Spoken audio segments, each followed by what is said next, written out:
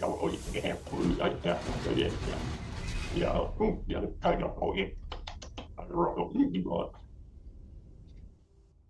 did we go to anywhere in freaking Star Wars universe?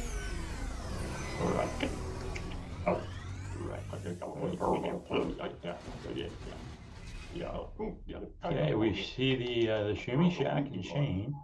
Hmm. Come on.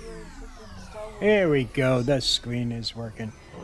Now I just have to find the audio that's repeating. Uh-oh. That's fine. It's just Krusty talking. We see the Shimmy. There we go. We got that killed. Hi, everybody. It wouldn't be a stream. Hey, I gotta do the bells and whistles. It keeps me entertained. Morning, chat. This isn't Star Wars.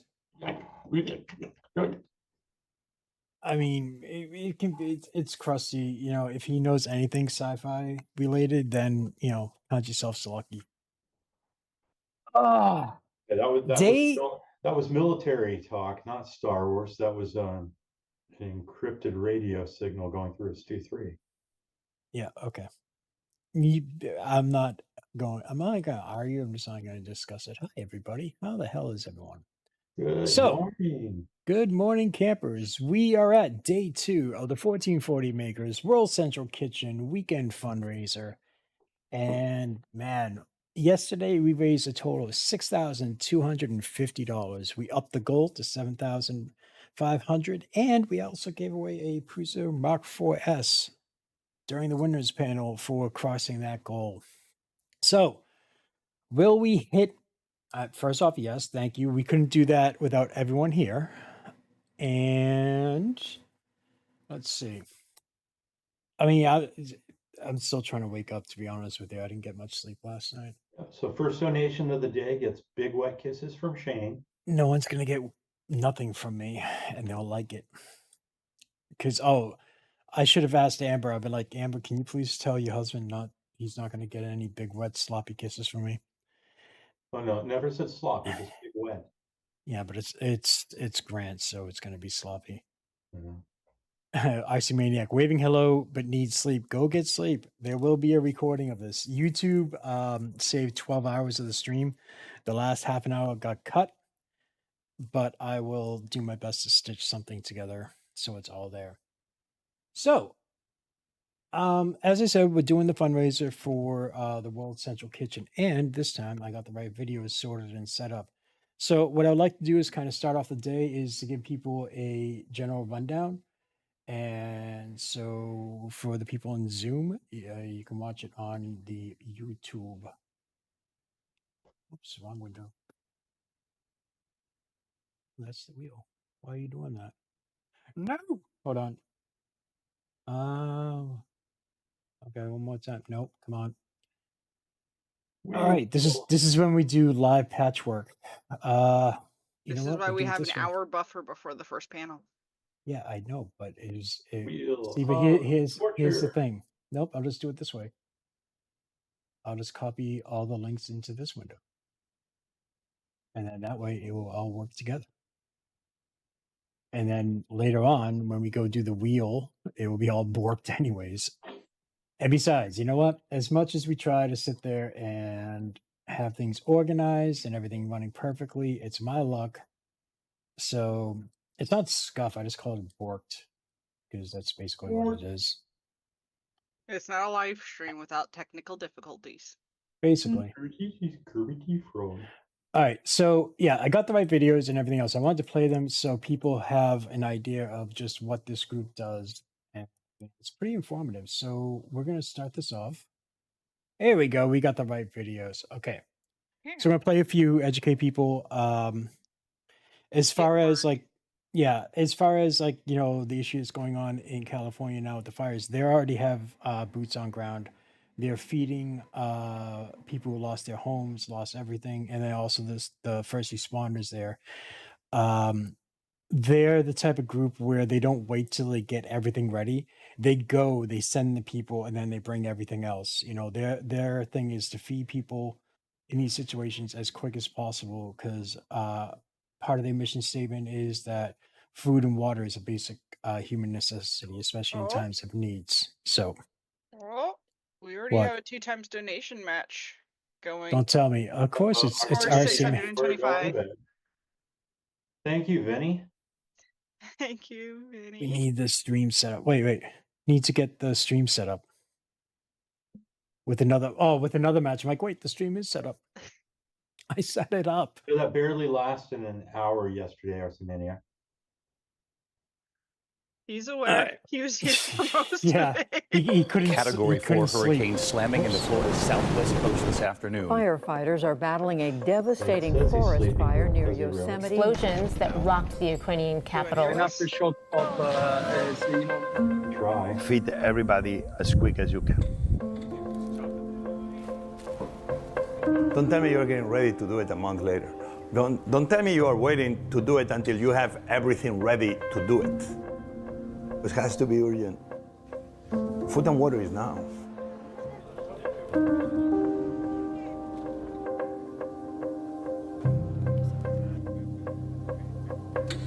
We didn't have enough trays, we didn't have enough plates, we didn't have enough knives, we didn't have enough hands. But we began. Anything else will take too much time. People can hear us. I don't think Shane can hear us.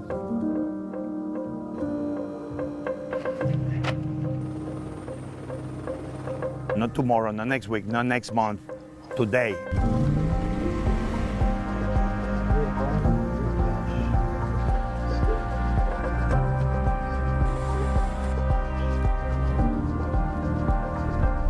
We do it with locals. We're not victims. We're just neighbors helping neighbors. We overcome every obstacle, and if we cannot overcome the obstacle, we go around.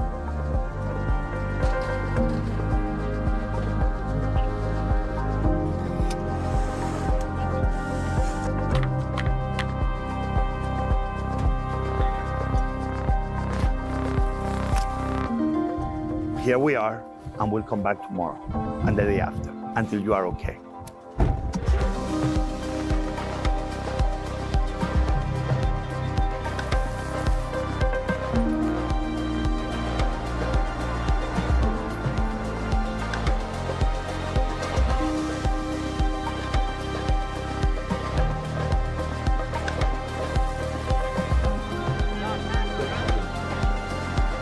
They make some really good food. لكن رغم كل اللي شفته في الحرب وهدم بيتي وتشريدي إلا إني كمان بازدياد قادرة إني أساعد وأعطي الناس مش بس في وجبات الطبيخ تعبي And they look like they're having وعرق fun. جبيني إني مساعدة كمان إني أساهم وأساعد في الناس. That's true. But getting videos. And that's what makes World Central Kitchen so special. It's not just going to be the We have to go. That's them actually at work. Yeah. All right, we're gonna do another one here. It's for basically a very quick wrap up of what they did in 2024. In 2024, we stepped up for the communities that needed us. Todo lo animales. The water was coming in, everybody was coming down, rescuing people. There is nothing on this island. A chuva bem forte, né? 2 hurricanes back to back. There we go. See you tomorrow, 4 p.m. We were faced with huge challenges, delivering to out-of-reach places. The cuisine of the. How is it that you were able to build a jetty before the U.S. government? In mid-March, they were the first to deliver aid by sea. To hand you a hot meal, let you know you're loved and you're not alone.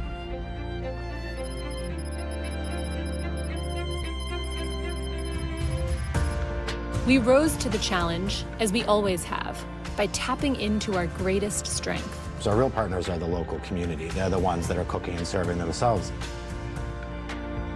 Cada que chega no meu portão diz, Cleo, tu tem arroz para me dar? Eu sempre tenho. Aí, ó. Because a comforting meal is a universal language, and food is a human right. Grilled chicken, vinaigrette vegetables, and the Causa Special chimichurri sauce. Vaya Valenciana. We have a box full of something called samosa. Is smoked sausage. We are cooking chicken here in all the field kitchens. We move fast cutting through red tape to bring families what they need with the urgency of now. We're now headed to one of our partner restaurants. We can do that because of your support. Thank you! Γεια σας και καλησπέρα σας από την Αθήνα της Ελλάδος. We lean into our core, being relentless, solving problems, Tenemos previsto quedarnos hasta que haga falta. persevering.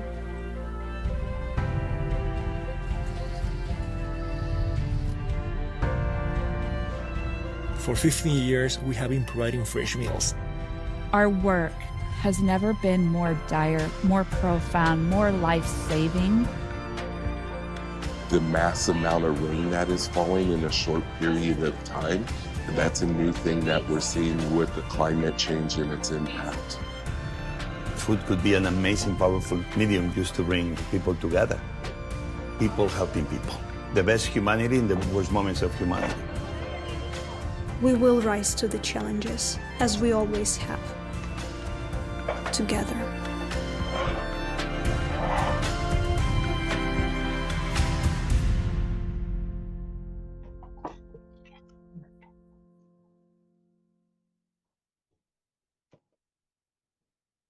All right, so that just gives you an idea of like who they are and what they do. But you guys have been commenting a little bit as far as the food goes, you know, and everything else.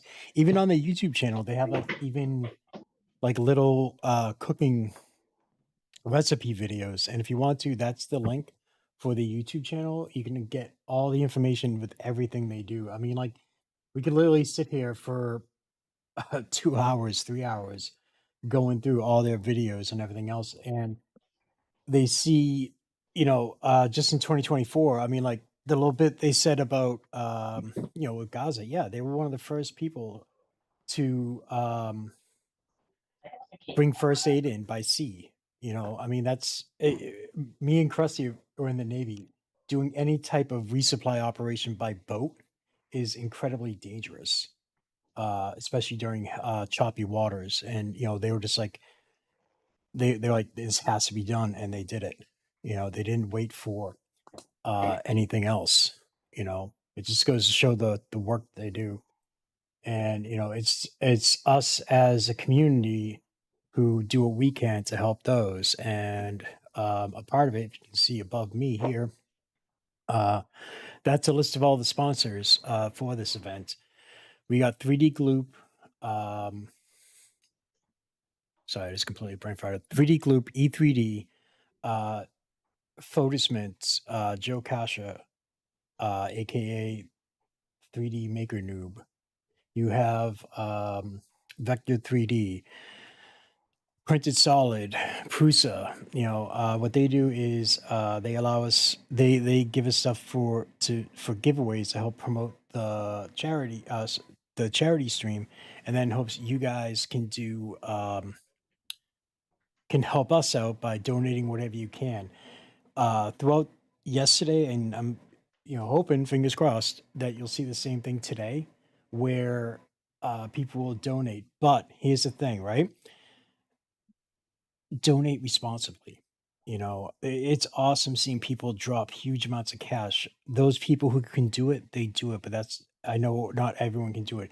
If you can drop a couple bucks, awesome. You know, because even if you don't think it's a lot, other people in that situation when they can only afford a couple of dollars, and they do, and then they combine it all, and next it's a nice sum. Also, special thanks to all the designers who donated models either from the Patreons or from custom made models, where we were able to offer like reward packs, for people who donate X amount of money towards the World Central Kitchen. We will send you a zip file that has all these files. The largest one we have is $100, and for that you get a total of 89 models. And just the amount of models in there alone is absolutely insane. But again, when you do donate, when you use the Tiltify link, the money goes directly from you through Tiltify into the WCK. the World Central Kitchens Fund. No one here at all has any access to it or anything else, which I absolutely love because you see some stories and everything else. But also, even if you're the type where you want to donate directly to the WCK, you don't want to go through us, that's fine. Or if you want more information, right there, I just posted the website for the WCK, and you can find out all the information that you want. See the different groups, different areas they support. On Tiltify, they have their own page with links to their different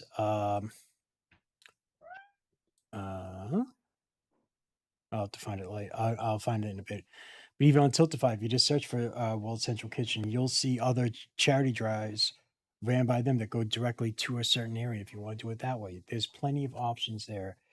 Even if you can't donate financially, share the links, get it out there on social media, bring people in. We put on these events and everything else to, hopefully entertain, but also help out others. And, it's even just staying here, interacting with us, with our guests, with chat, that's all that anyone can do, so I think I have it all covered from that point. I'd like to thank everybody that keeps you awake. Willingly and unwillingly awake. Hey, So- it's a group effort. Yeah, what's that saying? It takes a village to raise an idiot. So Mimsy, yes, you made it. DB, the donation tiers and rewards are amazing. Thank you. Such a nice gesture from all the designers involved. Yeah, it is a massive group effort because it's just one part. It's the people who contacting the content creators to bring them on board. It's people contacting the designers saying, "Hey, can you help us out?" Because the ones who create something custom made for us, it's their time and resources they're putting into it, and testing the models out, making sure they all work, sending it off to us to try to run around and quickly get some photos and post them up as hold it in front. There you go. Hold it in front of you because your green screen is going nuts. But if you can see Krusty now, he has The disappearing truck. Yes, it's a magical invisible truck. There you go. It's a truck designed by Fix'em Dude, and he made up one of his little toys, but he put the World Central Kitchen logo on. It's a little food truck. And also when I write to them, we're going to send them that STL model. So, maybe if they're in the area, they're doing local fundraising, they know someone who has a print farm, they can run those up and do that as well. It's blocking certain people. Wait. Napping requires blocking certain people on your phone. Yeah, I will definitely learn that next time. Yeah, this has not. He's gonna do that after stream today. That's for sure. But hold on, just let me put because I can't. There's been so many designers who helped us out. I want to make sure that I get everyone. So just give me a second, guys. Thank you, Lars, for starting off the day with your $10. Thank you. And $20 with RC Maniacs matching. Yeah.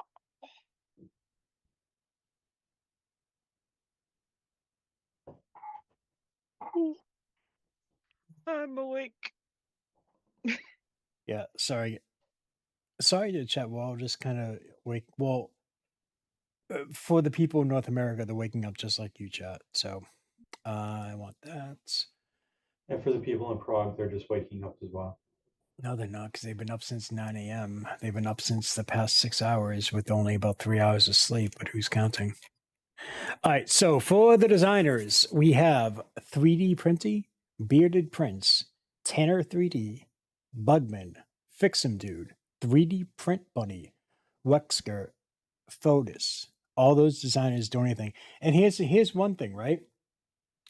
Even if you're like, well, I want to get a model, but I only have $1 or $2 or whatever.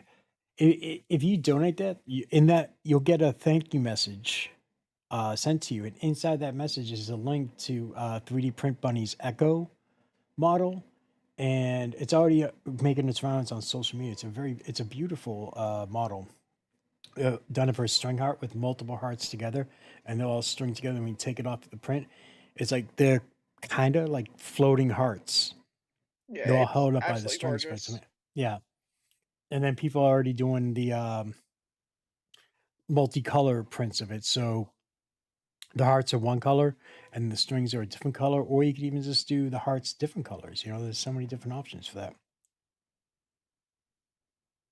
Congrats, Shane. All pronounced correctly. Yeah, well, see, House froze over. for Wexker, I can say his online name. For his real life name, I'm just like dot dot dot dot. Maurice kind of, hey Carson, that quest mount, did you design it or did you find it on the internet? If so, could you share the link? No clue. And when my husband wakes up, I will ask him because it's his office, so he's the one that did all that.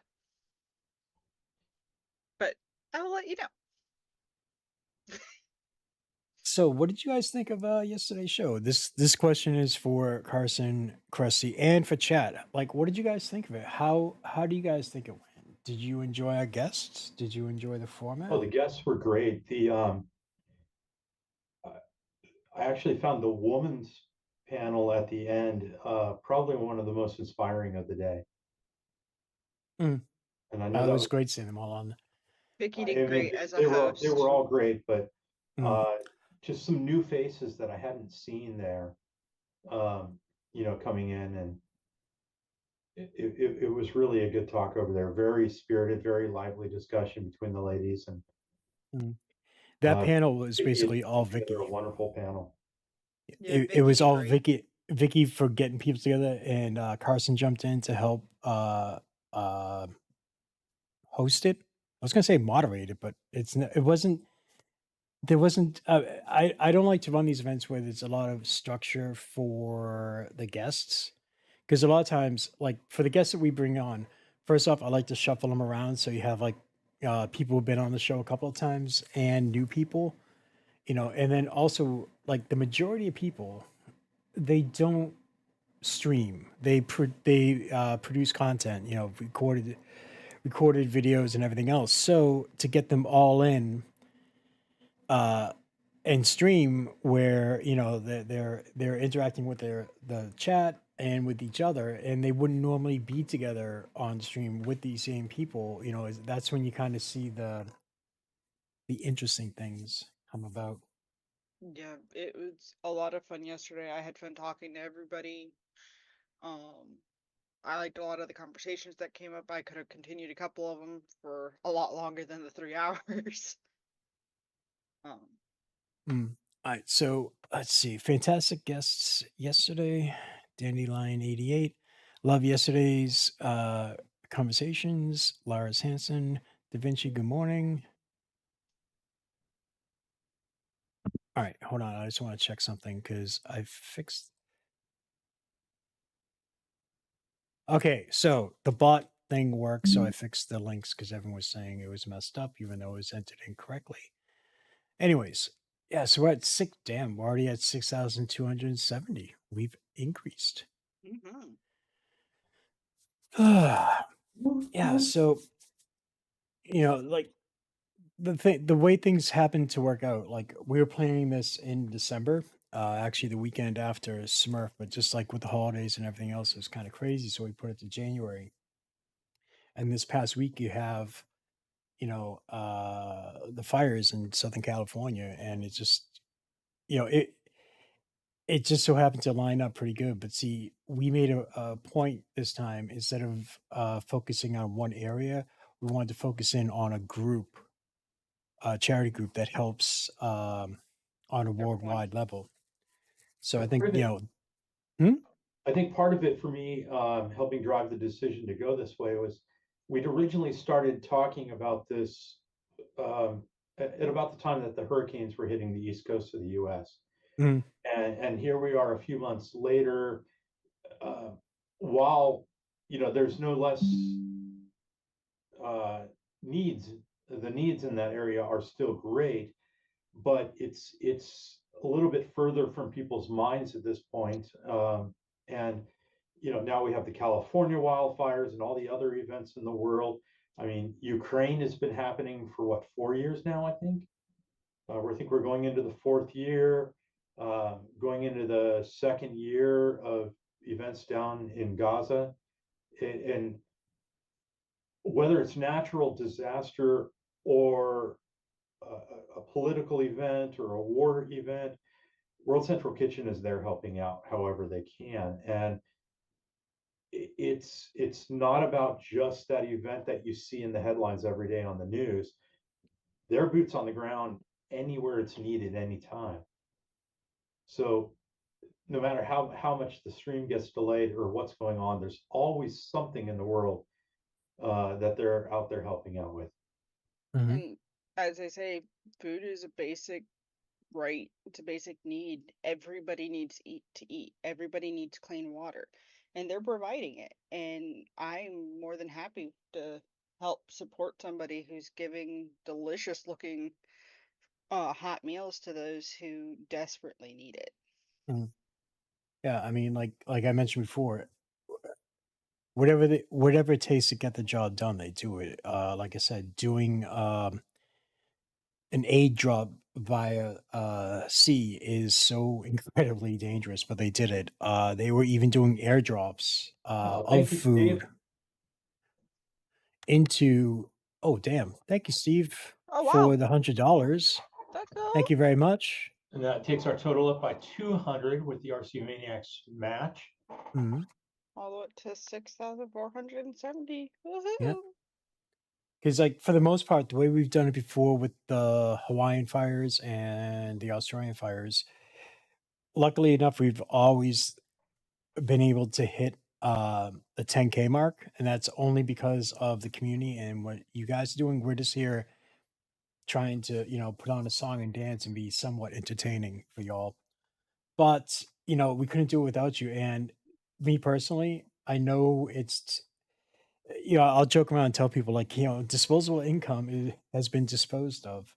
I know times are tough and everything else, but like when you guys do stuff like this, it kind of like, restores my faith in humanity. I turn into a blubbering crybaby for an hour or two.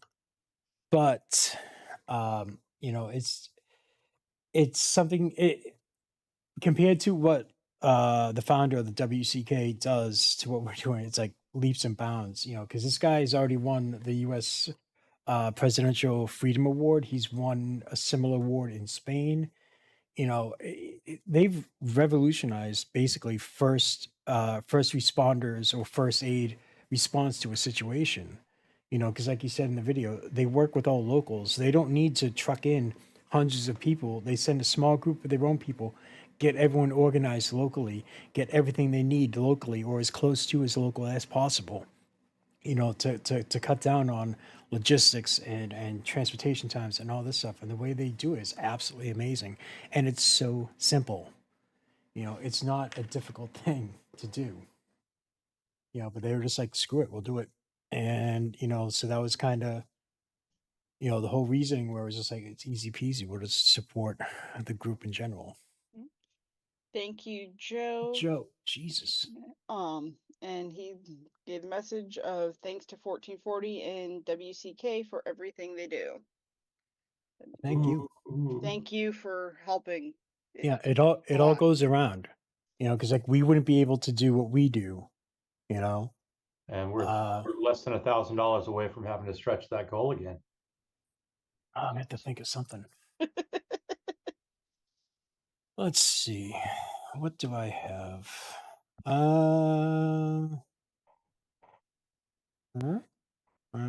Nope. Give me 1 second. I'm looking for something you guys can talk amongst yourselves. I want to find like old Saturday Night Live clips of Mike Myers with the coffee talk. Whenever they need just like he goes, talk amongst yourselves. I give you a topic and it was some crazy. Talk amongst yourselves. Doesn't make you half of you can't refuse. Liz just said in chat, it's been proven that people will give more when times are tough. Even if it's smaller amounts, people feel better when they give, and even a small amount adds up. Very Absolutely. true. We typically can't give anything monetarily, but I will happily give my time, whether it's doing streams. I have gone out and helped do cleanup in neighborhoods that I've gotten hit by a fire before. Um, I have time. I will happily give time when I can't give anything else. Boom, Maurice. Thank you, Maurice. Thank Another 100 you. in the kitty. Actually, that's a total of 600, which I think We're up to 6,870 already.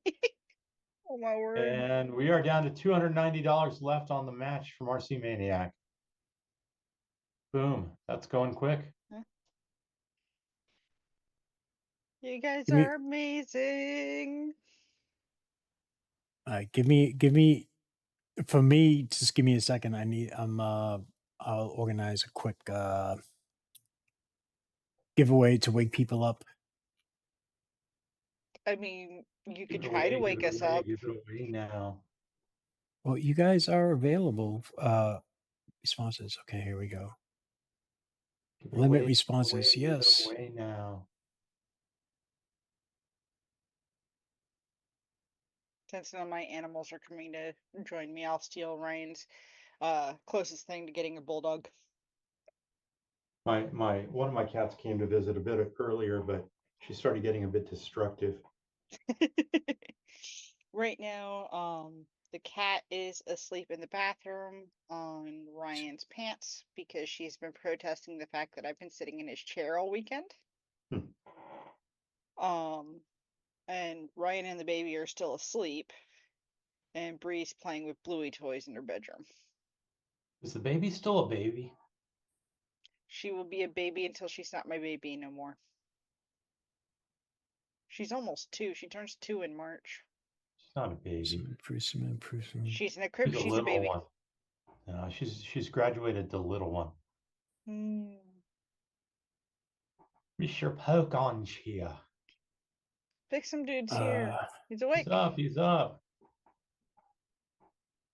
So while Shane is doing quietly things, we are up to 6870 out of the $7,500 stretch goal with roughly $280 left.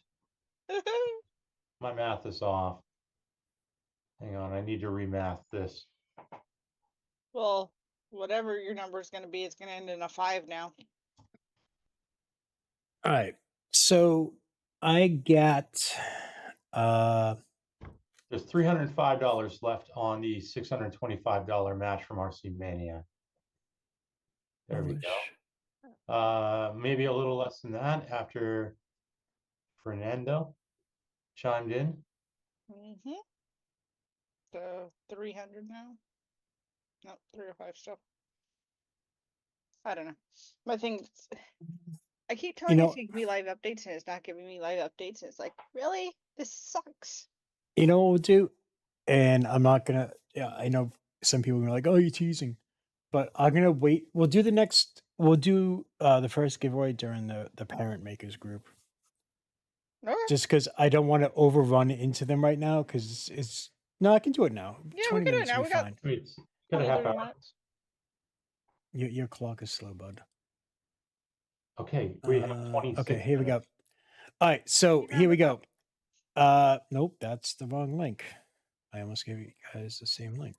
All right, copy Smarter's link, shorten URL, copy. Guys and gals, go here, fill out that form. Hey Google, set a 5-minute timer. I've been told by my husband to fill out all the forms this time. So basically, this is how it works. If you won previously yesterday, please do not enter, because for everyone who's entered and won, everyone who's entered and win, your name will be automatically added to the grand prize giveaway, which is a Prusa 2 Toolhead XL. That will be given away at the last hour of the event at some point. Now, for previous winners, if your name is drawn, you do not have to be there in order to claim it because you've already been you were already here at another time to claim your other one. And then also people joining in at the last hour can also enter that, but you have to be there. Okay, you can't just enter and split. And you must be present to win. Yes, you must be present to win. So what will happen is we're going to sit there. We'll call out your name. You have 60 seconds to say hi. And then also what we're going to do is so what we're going to do is we're going to give 3 packs of 3 Jesse PLA filament. It's for it's for the US only. All right. If you if you're chosen and you're outside of the US, you can choose 2 packs, 2 options for Proof Cement, and then a couple of digital licenses. So along with the printed solid filament, we're gonna have 3 packs of Proof Cement to give away, a digital license, a digital commercial license for one of 3D Maker Noob's models. He'll give you an option. You get to pick one. You can sell the 3D printed files, not the digital files. It's a lifetime license and it's non-transferable. And then we're also going to give away 3 calibration. It's called the Cauliflower. It's a Cauliflower Mark II. It's a calibration model that allows people to make sure that their printers are printing as dimensionally accurate. It's something really, really good for those into practical printing. So that way, if something's supposed to be 2 millimeters, you tune your machine using this tool, you will get a 2 millimeter part, for example. All right. I put the wrong link because it had gone off. What? You need to pin that link, please. Hold on. Yeah. I was saying it, forgetting I put my mic up. Yeah. Can we pin the form, please?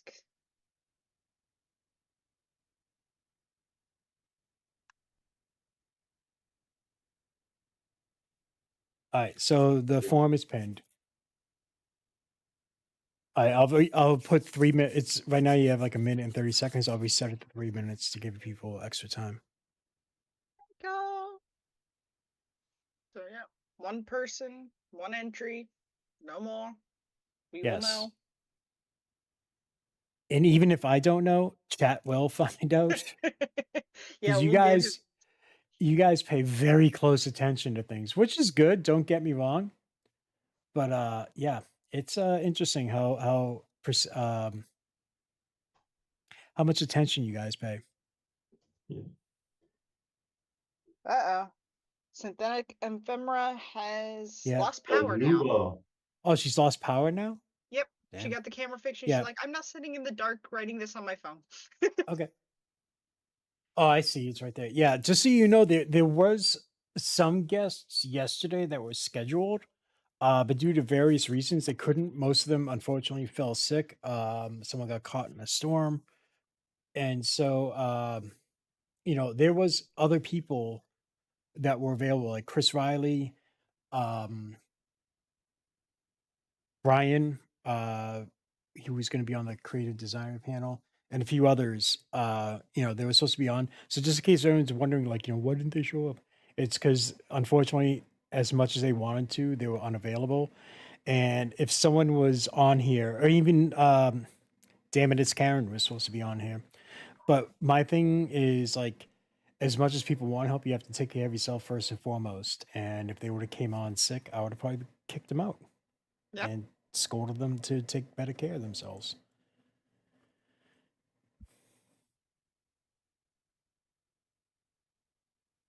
All right, you have 1 minute and 20 seconds. I think Squishy was nice enough to wake my husband up. Nice. Dude, how many people? Mm-hmm.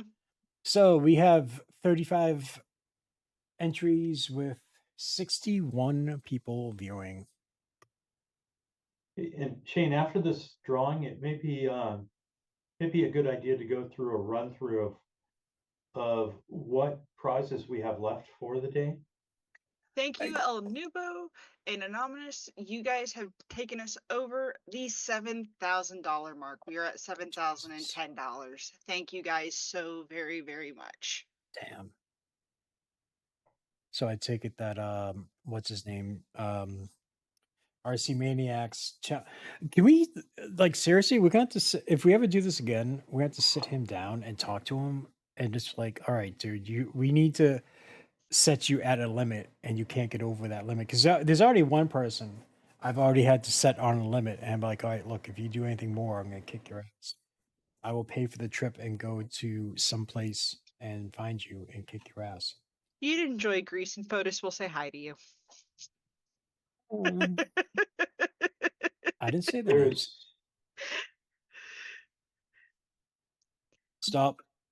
All right, so let me see here. Setting that published, accepting answers. No, I am not accepting anymore. There's All right. 245 left on the donation matching. Okay.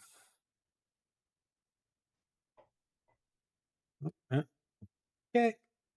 Now let's see how we're gonna do this. Which window? All right, let's have a fun bet. If I press the wheel button, which window is gonna pop up? Will it be the? Let me try this. Wheel of names. Wheel on. There we go. What do you know? Excuse me. 1 second. Let me get this set up. Morning. Good morning. Good morning. Oh, wait. So yesterday was cats. This is today all little ones. Just right now, because she Oh no, just got up for the day. It's absolutely fine. Nope, you can't have monster. Thinking.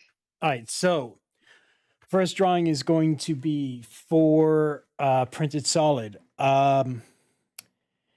I'm going to draw your name. You have 60 seconds. For this one, say hi and what country you're in, and then we'll take it from there, okay? So let me make sure you guys can see that. Good, you can. Okay, 1, 2.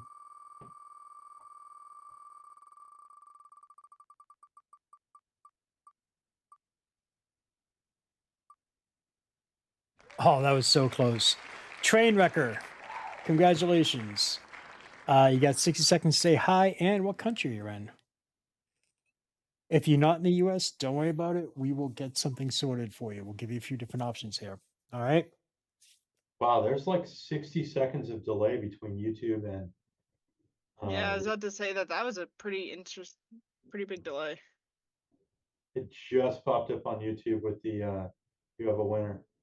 Okay. That's good to know. So we're gonna have to do 2 minutes. Like from when we draw, spin it. Trainwrecker is in the US. All right. Congratulations, Trainwrecker. You get a 3-pack of Jesse PLA from Printed Solid. Some amazing filming. And thank you, Andrew, for your donation. All right. Next up.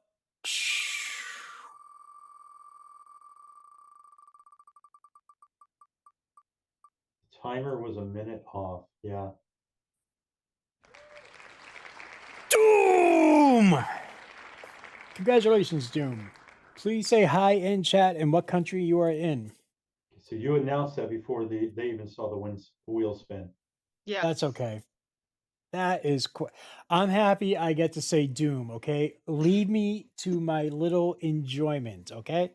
I'm wondering if you put what I put down. You did. Yay. Oh, I just copy it directly. I know. You'll know which one's me if you hit it. Pity the results can't go into chat. Yeah, but if I put the results into chat, then it's going to be like we have to try to figure out which one is person's responding to, unfortunately.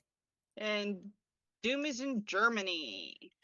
All right, so Doom, you have an option. Do you want a 3-pack of Prusament, digital commercial license from 3D Maker Noob, or a personal license for a model from a calibration model from Vector 3D? You have 3 choices.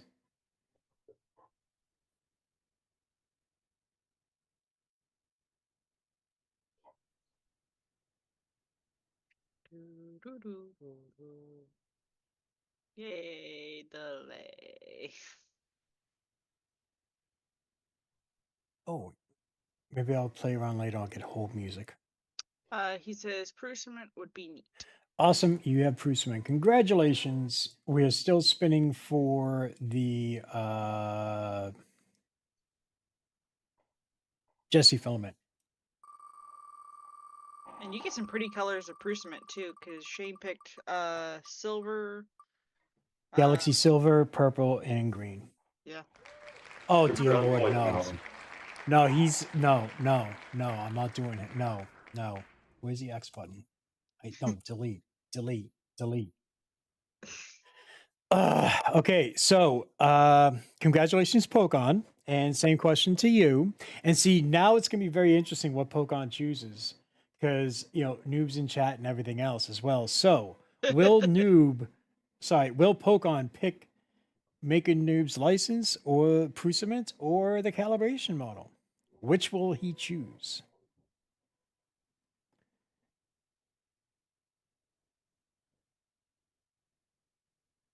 He's like, I'm here. Yes, We know. Yeah, we know. We get it. All right. Prusament, please. Oh, good choice. Wow. So someone's going to have a conversation with you later. All right. So here we go again. Still spinning for the printed solid Jesse PLA 3-pack. Now, did Dave clarify, is that a 3-pack that the person can pick the colors, or No, is no, it the 3-pack is it's they will decide what film it is. James the printer. James. Please say hi in chat, and also what country you're in, and we'll figure it out. I will say the 3-pack isn't likely to be 3 of the same color. No, I believe we've gotten one before from them. I just couldn't remember if it was like, hey, do you have a preference? Oh, or hug what? noob extra. He picked before you asked. That's Here, USA. USA. All right, congratulations, James. You get printed solid thing. All right, as far as the delay goes, guys, there's honestly nothing I can do about it. I'm sorry. With the crash of the stream yesterday, I am very reluctant to hit any buttons. All right. So unfortunately, we're gonna have to try to adjust to it. Maybe YouTube will hiccup or maybe refresh the page. Refreshing the page might be a good idea. You can try turning it off and on again. All right, here we go again. So printed solid Jesse PLA. If your name is called in chat, say hi and what country you're in. Westerly 1. Westerly, say hi. What country you're in? Yeah, I refreshed and the delay got worse. Okay, so it's not my fault. It's YouTube's fault. Don't look at me. All right. Hey, Google, turn on lights. Everybody's lights just turned on. That's okay. Hey, you know what? If they don't wear headphones, that's not on me. Westerly. They haven't spoken in chat yet, so I could not tag. Westerly 1. All right, 1 minute timer has started. Westerly on. You're gonna have to do like about a 2-minute timer though, Shane. Hi, USA. Nope. It's US. Because I don't have to, because the thing is, whenever I set the timer, they always pop up and say hi. And all right. By the time, oh yeah, because there's a delay. My brain's working. Okay. All right. So this is going to be for a commercial license from 3D Maker Noob. All right, I'm gonna butcher your name straight off the bat. Yina. Yina Situ. Jaina. Dude, my tongue is just about to go quit. Yeah, that's a fun spelling. I'm sorry. If you are in chat, please say hi. Jaina Situ. What Krusty said. E. O.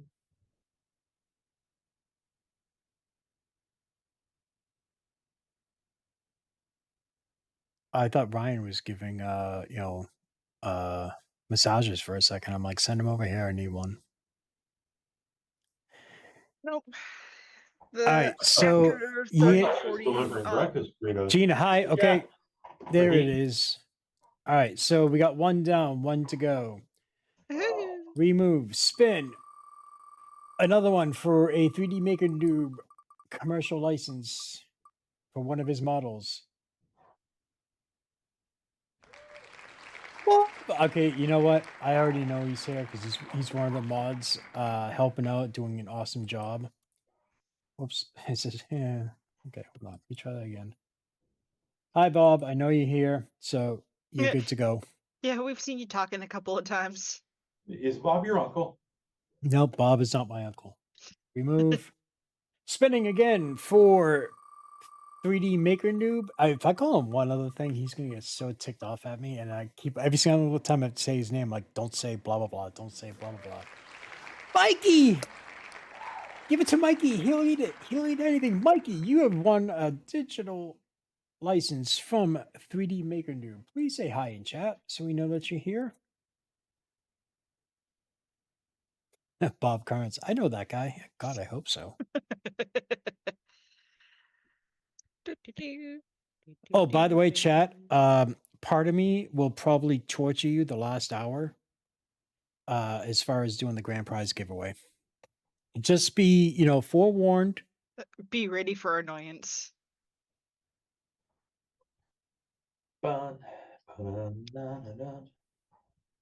Mikey, say hi. Do you guys remember like the old, I think it was like Czech cereal commercial? Life. Give it to Mikey. He likes it. He likes it. Mikey likes it. Yes. See, even Pezlos gets that one. Mikey. That brings back my dude. You know what I wanted to? I was, huh? Life cereal. Was it Life cereal? I thought it was. It doesn't matter. But we should just get like everyone from like the old school class of '73 and just like have like a members berry panel. Remember when? Oh yeah, that was so cool. Mikey, you have 1 minute to say hi. Hey Google, set a 1 minute timer. I do think we have enough people to do a 73 panel. Yeah. And you know what I really want to do is get a first person shooter that you can have up to like say 8 or 12 people, get all the old vets from the maker community in to just do some gaming.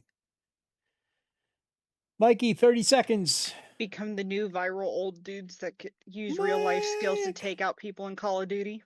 Mikey H. 25 seconds.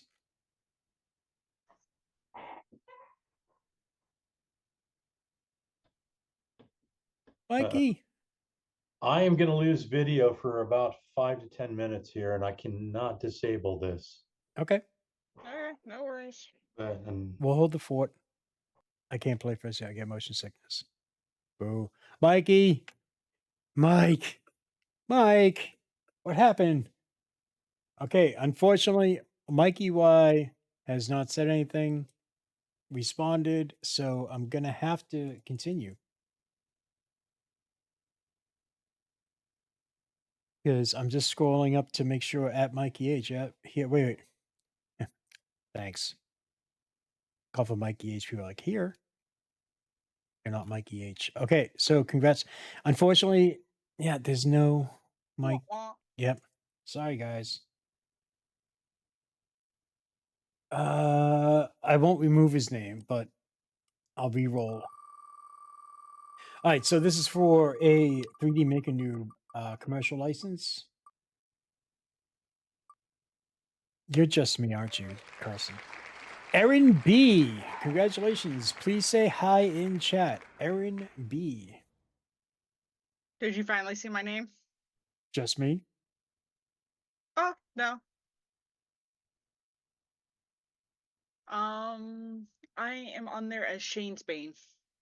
Change what? Bane. Okay. Well, technically, you're not using your name that's on the stream, so I don't have to honor But that. everybody knows who I am. Erin B, please say hi in chat before I start the timer. Hey, that's there. Yep. Okay, so congrats, awesome. You get a commercial digital license from Noob. So the last three that's on here are for Vector 3D's Cauliflower Mark II calibration model.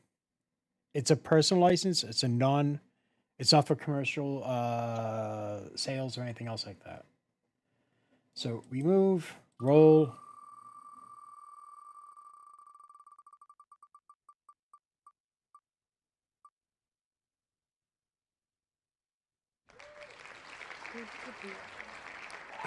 BG808S. BG808S. Are you in chat?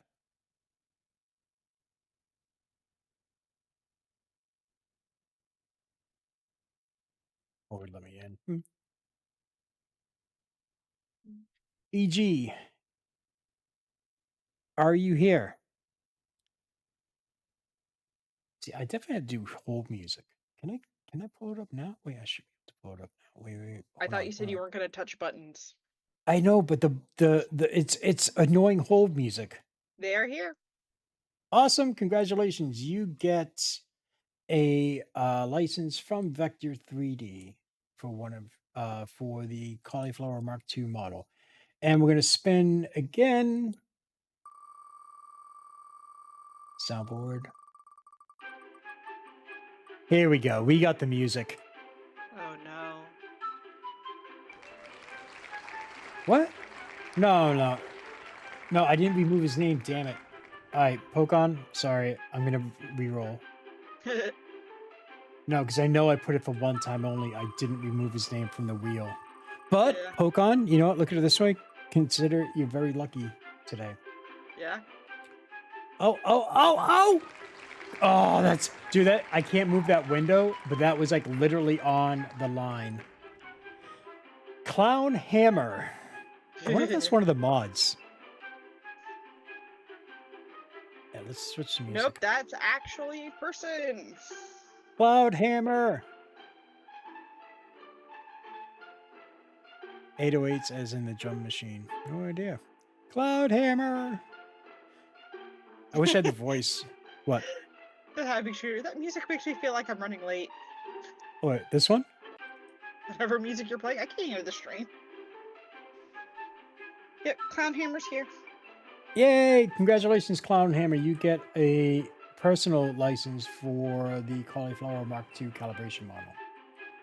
So close, Viking. Maybe next time. All right. Last one. Here we go. Remove.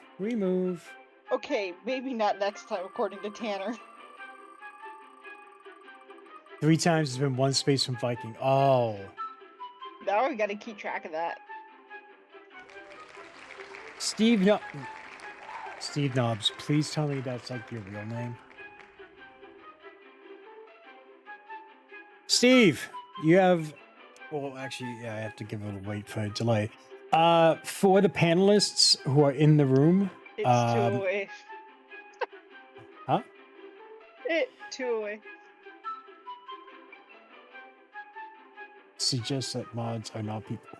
I didn't say that. Yeah, for the parent groups that are waiting, just let me take care of this and I'll get you right in. Steve Knobs. Steve Knobs, congratulations. It's my actual name. Okay. Nope, that's fine.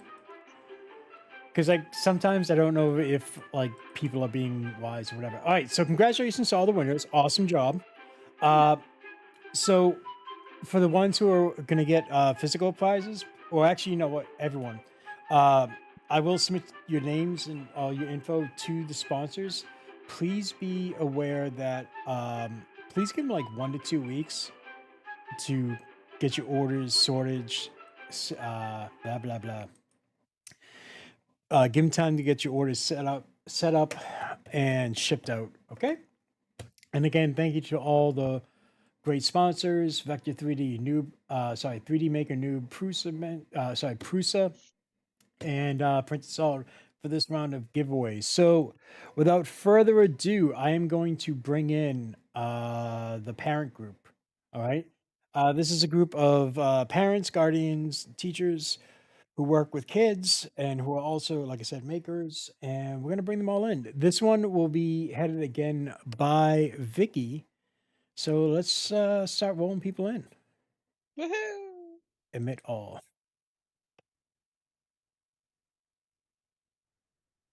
And we're going to scroll that down. We're going to scroll that down. And we're going to get rid of that window. There we go. That window's off.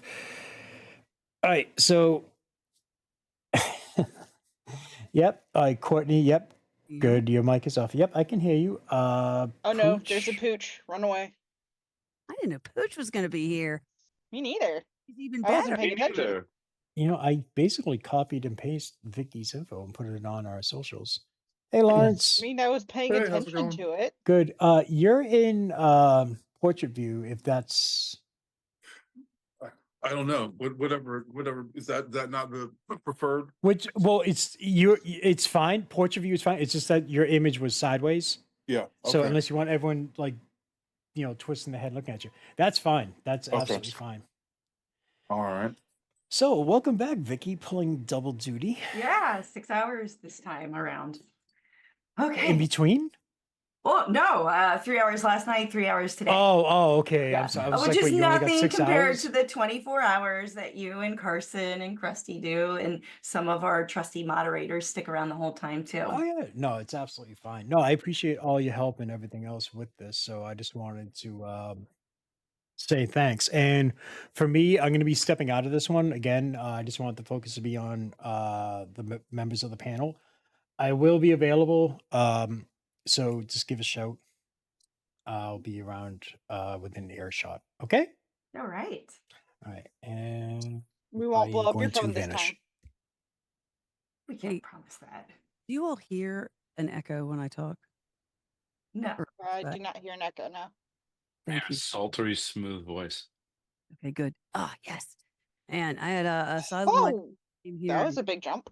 Did all kinds of adjusting on the audio, and my husband and I were at the end. We were like, it doesn't sound any different to us, but he's an audio guy, and so anyway, I'm like, he said it sounds much better. Okay. All right. So good morning. Good morning. All right. So good morning, everybody watching. Thank you for joining us for day 2 of the 1440 Makers charity live stream. We are raising money for the World Central Kitchen. At the opening of the show, Shane and Carson and Krusty showed a video, and one thing really stuck out to me was they were talking about going right away on the front lines and hitting obstacles and figuring out ways to approach those challenges. And to me, that absolutely sounds like a maker mentality. So it's entirely appropriate that we have our community of makers chipping in to help those people on the front lines, the World Central Kitchen, to provide food and comfort to people in times of disaster. The next 3 hours, we are going to be celebrating a group of people who know a lot about pivoting and running into challenges and having to figure out their ways around them. And they know a lot about juggling a lot of tasks. We are talking to parent makers today. And I thought we would start off by just giving all of the panelists the time to introduce themselves. And if you feel comfortable with it, panelists, tell us where in your parenting journey you are, how old your children are. And I can start. My name is Vicky Soma. You can find me on YouTube and the internet as Tegaw, T-G-A-W. You may also see me at the registration desk of the East Coast Rip Rap Festival or 3D Printopia, because I'm one of the organizers there. I still feel like I'm really early in my parenting journey, even though I have to admit, my kids, they're both in middle school now. So it feels like I should know what I'm doing by now, but I still feel like I'm juggling and learning every day. All right. Panelists, do you have a preference if I call on you or if you just want to kind of jump in? All right. You should call You on call on us. I'll call on Yeah. us for this. Yeah, I think it'll start to get a little more organic as we go. Carson, on YouTube, you appear to be first. Woohoo! Hi everyone, I'm Carson. Mrs. Geek Tech, part of Geek Tech Studios. We run our own little shop. We do big project thing called Games to Life for 3D Printopia every year. And yeah, I have 2 little ones and one that is now an adult, which is so weird to say. But yeah, I have no clue what the hell I'm doing as a parent, but I'm rolling with it. All right. Lawrence, I think you are next. Dr. Lawrence Nightingale. Hey, Vicky. Thanks so much for having me on the panel. I am probably the least techie of everybody here, but somehow that's happened. Apologize for filming with my phone. I have just one daughter, 11 years old. I also have a master's degree in counselor education, in which I paid money at the University of Virginia to find out about how children learn and child development and educating children and how to move them along. And so that gives me the illusion of at least knowing what I can possibly expect. I definitely can relate to the idea of we don't know what we're doing, but years ago I realized that everybody's going through the same thing the first time, no matter where they are in the equation of parenting, whether it's the children or the parents, we're all going through it for the same time, for the first time. And so, my what I like about 3D printing and about making is that I've been able to engage my daughter in a lot of different ways, in ways that are important to me that I think will help her as she gets to be an adult moving along in life. So thank you all so much for having me on this panel. And how am I involved with 3D printing? I run a 3D printing lab at the college that I work at, Northern Virginia Community College. I'm on a podcast about 3D printing.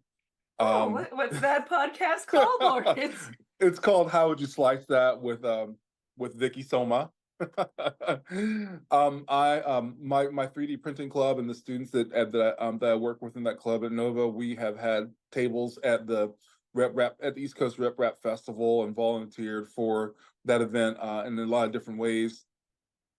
And also I volunteered and did work for the Nova Maker Fair this year as well. And so that's and then finally my PhD dissertation was on the effect that 3D printing has on college students. And why and I didn't do it for children under 18 because the paperwork is that much more intense, and some things you just don't want to take on. So Nobody wants more paperwork. Not on that level, definitely not. No way. All right. Alan Puccinelli. Pooch, we have you next. Hey everybody, thanks for having me on. My name is Alan Puccinelli, or everybody calls me Pooch. Been in 3D printing for about 10 years now, just under a decade. Been a parent for 15 years now. I've got three kids. One's a freshman in high school, so we're entering that whole realm of life. And to echo Lawrence's sentiment, it's very I've taken a very maker mentality of I don't know what I'm doing either. Luckily, their mother takes up the mantle in a big way for all of us. But it's been an amazing journey. And then I also have twin 12-year-olds. So they're in 6th grade. And I have really enjoyed involving my kids in what I do, sometimes to their chagrin. Since I started my company Repcord back in 2016, that's always a tough thing to juggle when you have young kids and wanting to be safe and not, overly expose them to the world of the internet and whatnot. But I think we've found a good way throughout it. I also, besides Repcord, which sells filament storage boxes and accessories and stuff, I also work for Prusa 3D Printing, which has been just under 2 years now. And I love that, working with creators, working with finding ways to get cool 3D printing projects into videos and content and whatnot. And I've worked with many of you guys over the years and seen many of you guys at events and whatnot. And I've been just really happy to be part of the community. Wonderful. And Courtney. Hi, I am I muted? Okay, I'm not muted. I'm Nope. Courtney. I am half of Filament Stories. There is another half who typically is not on screen. Sometimes he pops around. But let's see, I've been doing printing, oh my gosh, 7 years, 6 years, something like that. I'm trying to remember. And I got into 3D printing because, well, the story is that my husband said we should get a 3D printer. And this was years before we started. And I said, they're expensive. We don't know how to design models. I'll just buy whatever part's broken on Amazon, kind of thing, right? The little, I was like, eh.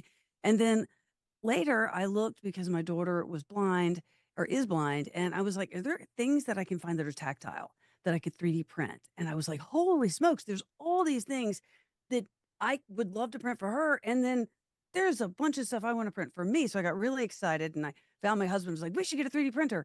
And of course he was nice and said, that sounds great. And so that just started the whole thing. But my children are in 8th grade and 7th grade now. So they're 11 months apart. And so for 1 month a year, I have the same age. So not twins, but Irish twins, I keep hearing people say. Anyway, and I feel like as far as knowledge with parents, so I have a 14-year-old now. So I will say to people, if you're having a conversation about children, I'll say, oh, well, I only know up to 14, right? Because really you think you know what's going on and then they get older and you realize no, you can't predict it. But it's been a wonderful journey and they're great. And I think we'll talk later about integrating how children in my life and probably yours too are interested or not interested and involved or not involved with your 3D printing life. Nice. Quick little fun fact. My sister's 11 months younger than me. So for 23 days each year, 24 on leap years, we're the same age. I just think it's cool. My son's like, oh, Jesus, I'm still older. I have a similar situation with me and my younger sister. My birthday's in January, hers is in December, so for like a month we're the same age as well. So it's hilarious. I think it's fun. And actually, Courtney. my older sister too, because she was born in April. Yeah, it's a fun stack. Wow. Courtney, to add to the challenge, it's always interesting when your kids start to surpass your maturity mental age where I am now, because I never progressed really past 12 or 13, and I'm well into uncharted territory at this point. I hear you. I feel very immature most of the time. But that's what keeps it fun half the time too. So. I know it does. Right. Why don't we start with something fun? And, real quick, we do have a list of potential questions and topics that came from Discord discussions.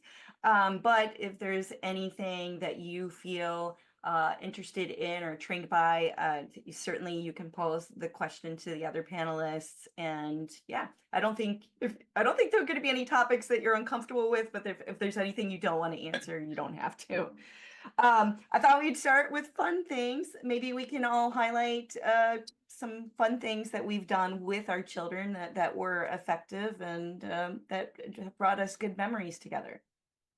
Anybody want to start? Dice towers. Dice towers. Okay, so apparently these have been a thing like for a while, and my D&D playing is not nearly what it was years ago when I had much more time in my life. But I saw one, and it actually was a Clock Spring one, and it was a stackable thing. And I was like, this is so great because my daughter wants to play games. We do have tactile dice. We would roll them, but they're off the table, right? Because she didn't have necessarily the concept of how much force. Yes. See, I love dice towers. So his was just a hexagon and you just stacked them up as high as you wanted. And then it rolled down and it caught it. And I was like, this is fun. It's a fun thing for children and it contains the dice. And so that was something that was really fun. And I actually mentioned it to her VI teachers at school and they said, can we have one? And then the middle school teacher said, can you print me one too? And I messaged it to Clock Spring about it. And he's such a gracious person. He went and he made it free. Wow. anymore. What I mean, how sweet. But then I realized later there is this amazing world of dice towers, and I would love to print them all, but you know, but that's been a lot of Fate's fun. End. Really useful. Fate's End has some amazing like compact dice towers. So Yes. they are some of my favorites. Okay, I'm going to take a note because I haven't been to Fate's End in a while, but I love Fate's End. Okay. They now have dice boxes as well that look like books, so you can store your dice in there. I love it. I love it. Love it. You know, one thing I wanted to mention, I'm sorry, I forgot your first name, Filament Stories. Oh, I'm Courtney. No, you're Courtney. fine. I probably should change Courtney. my husband would have to do it. I'm Courtney.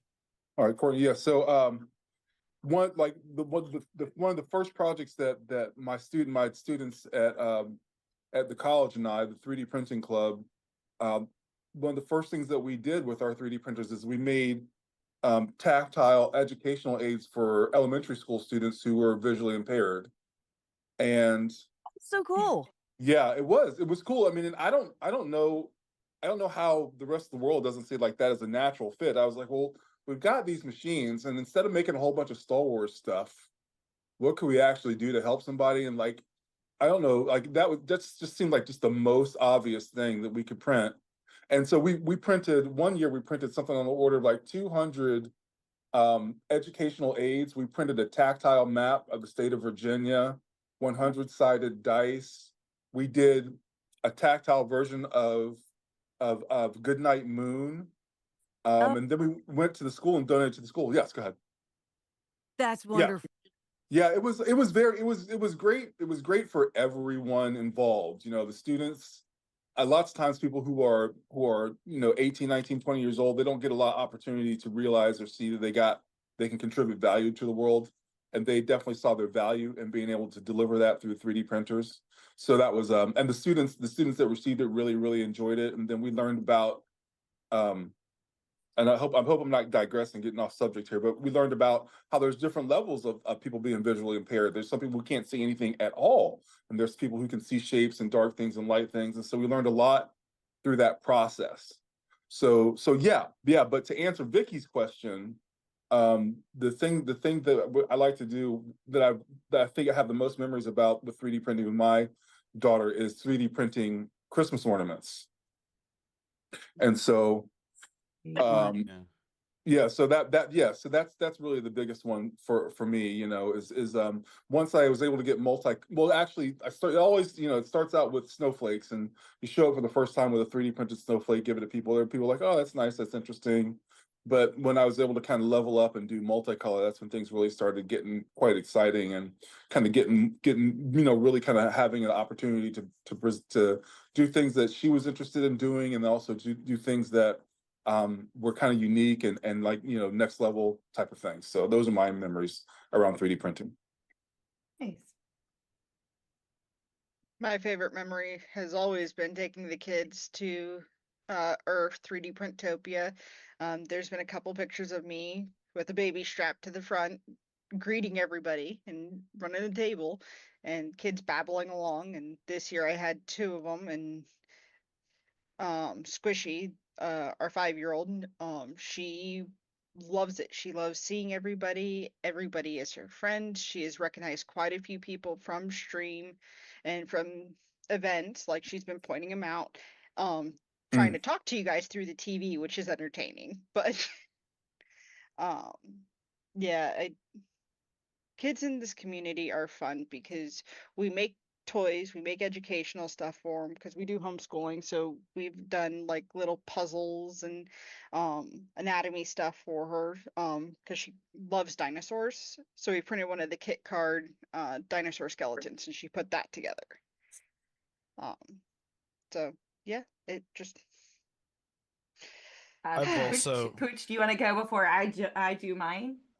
Yeah, sure. I was gonna say, I mean, over the year, it sounds like I've got some of the older kids in this, and so over the years, sorry, I switched mics. I hope, am I coming through okay? Do you guys sound great? Okay, good.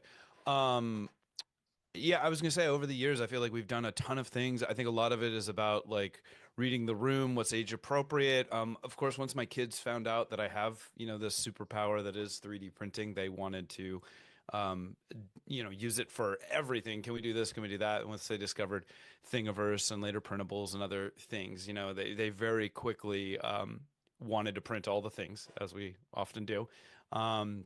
And I've also taken them to events. They've been parts of my live streams. We've done Christmas ornaments, just like Lawrence said. So holidays are always great application.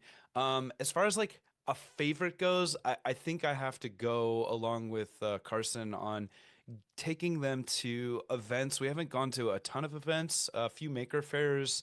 I don't think they've made it to a rep festival yet, but watching them in older age, especially, just roam free and discover, and then come back and tell me, what really cool thing that they saw, and then trying to remember how I felt, the first time that I was there, and just seeing that sense of wonder and discovery. That's always a really rewarding process. And sometimes challenging because I'm also there to work. And so it's a tough thing when you're juggling, kids and working at the same time. So we don't get to do a lot of it. But that's been good. Recently, my girls have been more willing and excited to be involved in some streams. So we did some, most recently, we did a enclosure build for their printers. They now, of course, have their own 3D printers because I don't want them touching mine anymore. So it was easier to get them their own. And Prusa was generous enough to donate some enclosures for their minis because I wasn't liking how much they would run those things all the time in their bedroom. So to have like better lighting and ventilation, and it's created a whole nother system of like, now they want to improve their space, which is just like, so cool how we see like the printing is rewarding us in multiple ways, whether it's them getting organized or using it as a tool to make things that are exciting and fun for them. Right. I'll wrap up the topic with my children. They've kind of grown up with 3D printing. I think when I first started, my youngest one was literally an infant, and a lot of my learning, TMI, was done while I was attached to a press pump with 3D modeling. So, and my youngest one, I think he was 3. So, I think what you said, Alan, about reading the room is, kind of crucial as we're going, and what their skill sets are. When they're young, they liked helping paint or pull off supports or even just play with failed prints or whatnot. I would try to involve them with designing. So, they could sit next to me, and even though I'm doing the 3D modeling, they can do feedback. So I don't know if we can see this very well. This was a Cthulhu airplane holder a long time ago that I made. I can't even remember. I think my son might have been 5 or 7 or whatnot. So he's just in there telling me what to do. And one of his main, it's a Cthulhu airplane holder. One of his main design ideas was to give it a butt crack. I want to say I love the belly button attention to detail. The You belly turn it button, around. which I never even thought about it, but someone in my alumni group, I went to a science and tech high school, they're pointing out that this means, this insinuates that it's a mammal. Like Cthulhu's a mammal because he has an umbilical cord to his belly button. So I think my favorite thing to do with my children is the 3D printed derby that started at the East Coast Rip Rap Festival and has continued at 3D Printopia. And so it's sort of kind of like our Christmas ornaments. Like every year, even if I'm doing the bulk of the designing, we are doing a snapshot or documenting what they're interested in at the time. And so it did start off with, they tell me what they want and I would make the designs, or maybe they'd sit next to me. And as they're getting older, they're dabbling in Tinkercad or whatnot. And so this past year, my oldest son, he designed his own and in Tinkercad. And I think Pooch mentioned that his kids have their own 3D printer. That's something that we did with my son. Is he's 13 and he has his own Bamboo Mini. So he printed it himself, and yeah, just love seeing it's like a scrapbook of what we were interested in at the time. All right. Yeah. Oh, hey, good timing, Abby. We have a new panelist joining us. This is Abby Brown, and she was, you might have seen her in the women's panel last night. Oh, I think we have a cameo coming. Abby, do you want to introduce yourself? And we're also kind of talking about fun projects that we have done with our kids. And speaking of kids, there's my son, the designer of this little derby card. Yay. Hi. My daughter was Hi, popping in and out bye. last night. Oh, excuse me. I rolled out of bed about 15 minutes ago. You're good. We understand. Go to joining. California. Yeah. Cameo number 2. Oh, yesterday we talked about having to count the cat cameos. Like maybe today we should start a child count. Oh, Mine still won't be up for I have a hours. sighting down the hall here, but she's not. She's still in her pajamas, so she wants to wait to pop in. I can't. So yeah, I wasn't initially planning to be on the parent panel. I was on the women's panel yesterday. I said, all right, well, when I get up, I'll pop in. And I saw all these amazing people. And I said, how often do I get to like hang out with Vicky and Courtney and Lawrence and Carson and Pooch? So, hey, Pooch, it's been a while since I see you. Abby, I know Hotcakes. it's been a hot minute. I know. Good to see Abby. So Pooch is my birthday buddy, by the way. Did you all know that? 24th? February. Wow. Yep. Yeah. Or is it just So- February? Or is it actual day? It's 24th February. Oh, man. That's amazing. What are we doing to party this year? I don't know. Last year was 50 for me, so I feel like this year just needs to fly. under the I'm radar. catching you. I'm gonna be there before I know it. Just stay there and I'll catch you. Yeah, that sounds like a good plan. Okay. Yeah, so I'm a parent. I have a 10-year-old and a 13-year-old, so I feel like they're going on 13 and 18. And I started printing in 2017, and pretty much when they were like preschool and kindergarten. So my kids have really grown up with the 3D printing. It sounds like similar to what's been with some of you. And it's I can tell I just woke up. I just wanted to make a quick comment, as I did yesterday, that it's real special to be part of the 1440 Makers this weekend. When I first signed on to be part of it, I was like, all right, we'll do that again. It sounds like fun. And what's this World Central Kitchen? I hadn't really kind of got my head around it all. And then this last week has been totally bonkers here in Southern California with the fires in LA. And I know, Pooch, you're in California as well, but you're a little further north. So the fires are about well clear that.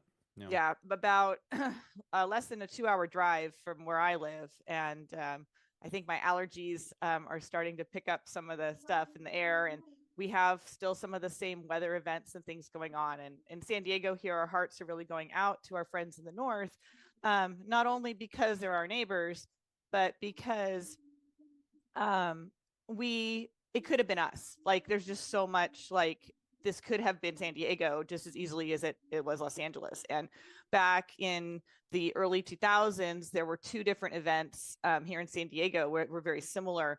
And I remember having school closures. I remember there being in one event, like I evacuated, our parents evacuated, spending the night on the floor of my now sister-in-law's house and not knowing when I wake up in the morning if our homes are going to be there or not.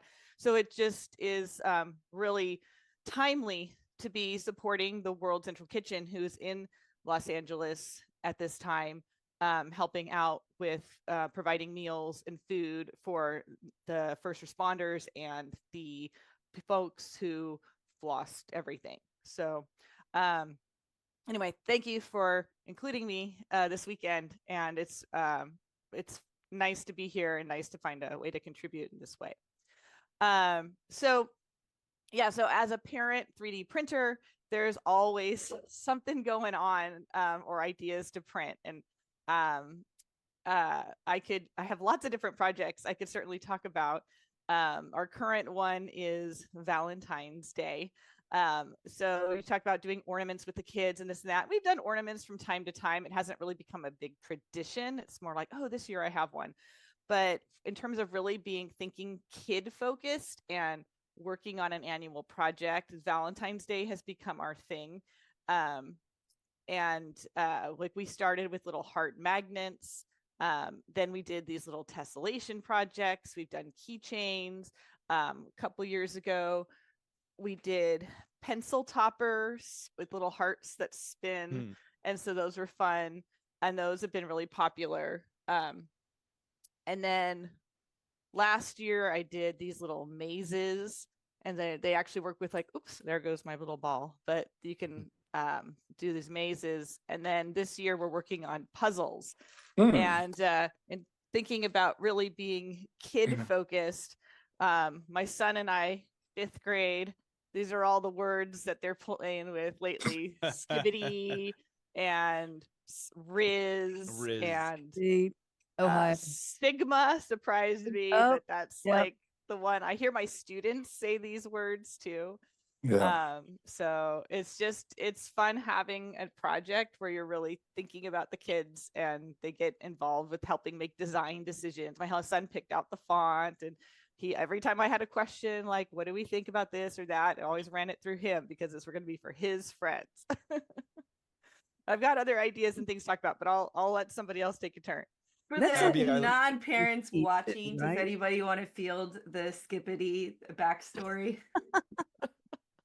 It's quite a phenomenon. It's if you're not familiar with it, it is a head in a toilet that sings. It has a very catchy song. I've been at water parks, and it's just a whole bunch of kids in a line for a water park, and just one of them starts singing the song. I'm not a very good singer, and then all of a sudden they all start choruses and everything. So I mean, if you've seen anything that's kind of like this, that's the Skippity toilet. I know, like, I've seen bewildered people post on Facebook, like, I see this ornament on Temu, like there must be some kind of backstory to it. What is it? And that's what it is. It's Skippity toilet.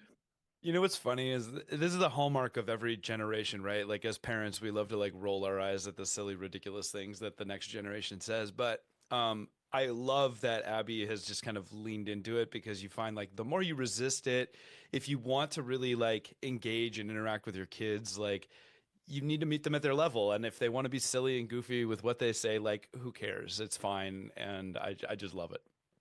Yeah, it's I was gonna say that's something that I think children are going to keep, right? Because you get a lot of junk for Valentine's, right? And candy, but then other things. But that's something I would keep. And then years later, you go back and you have this memory of this time, you know, because no one says Skippity now in 4 years. But that's great. I love the idea. Yeah.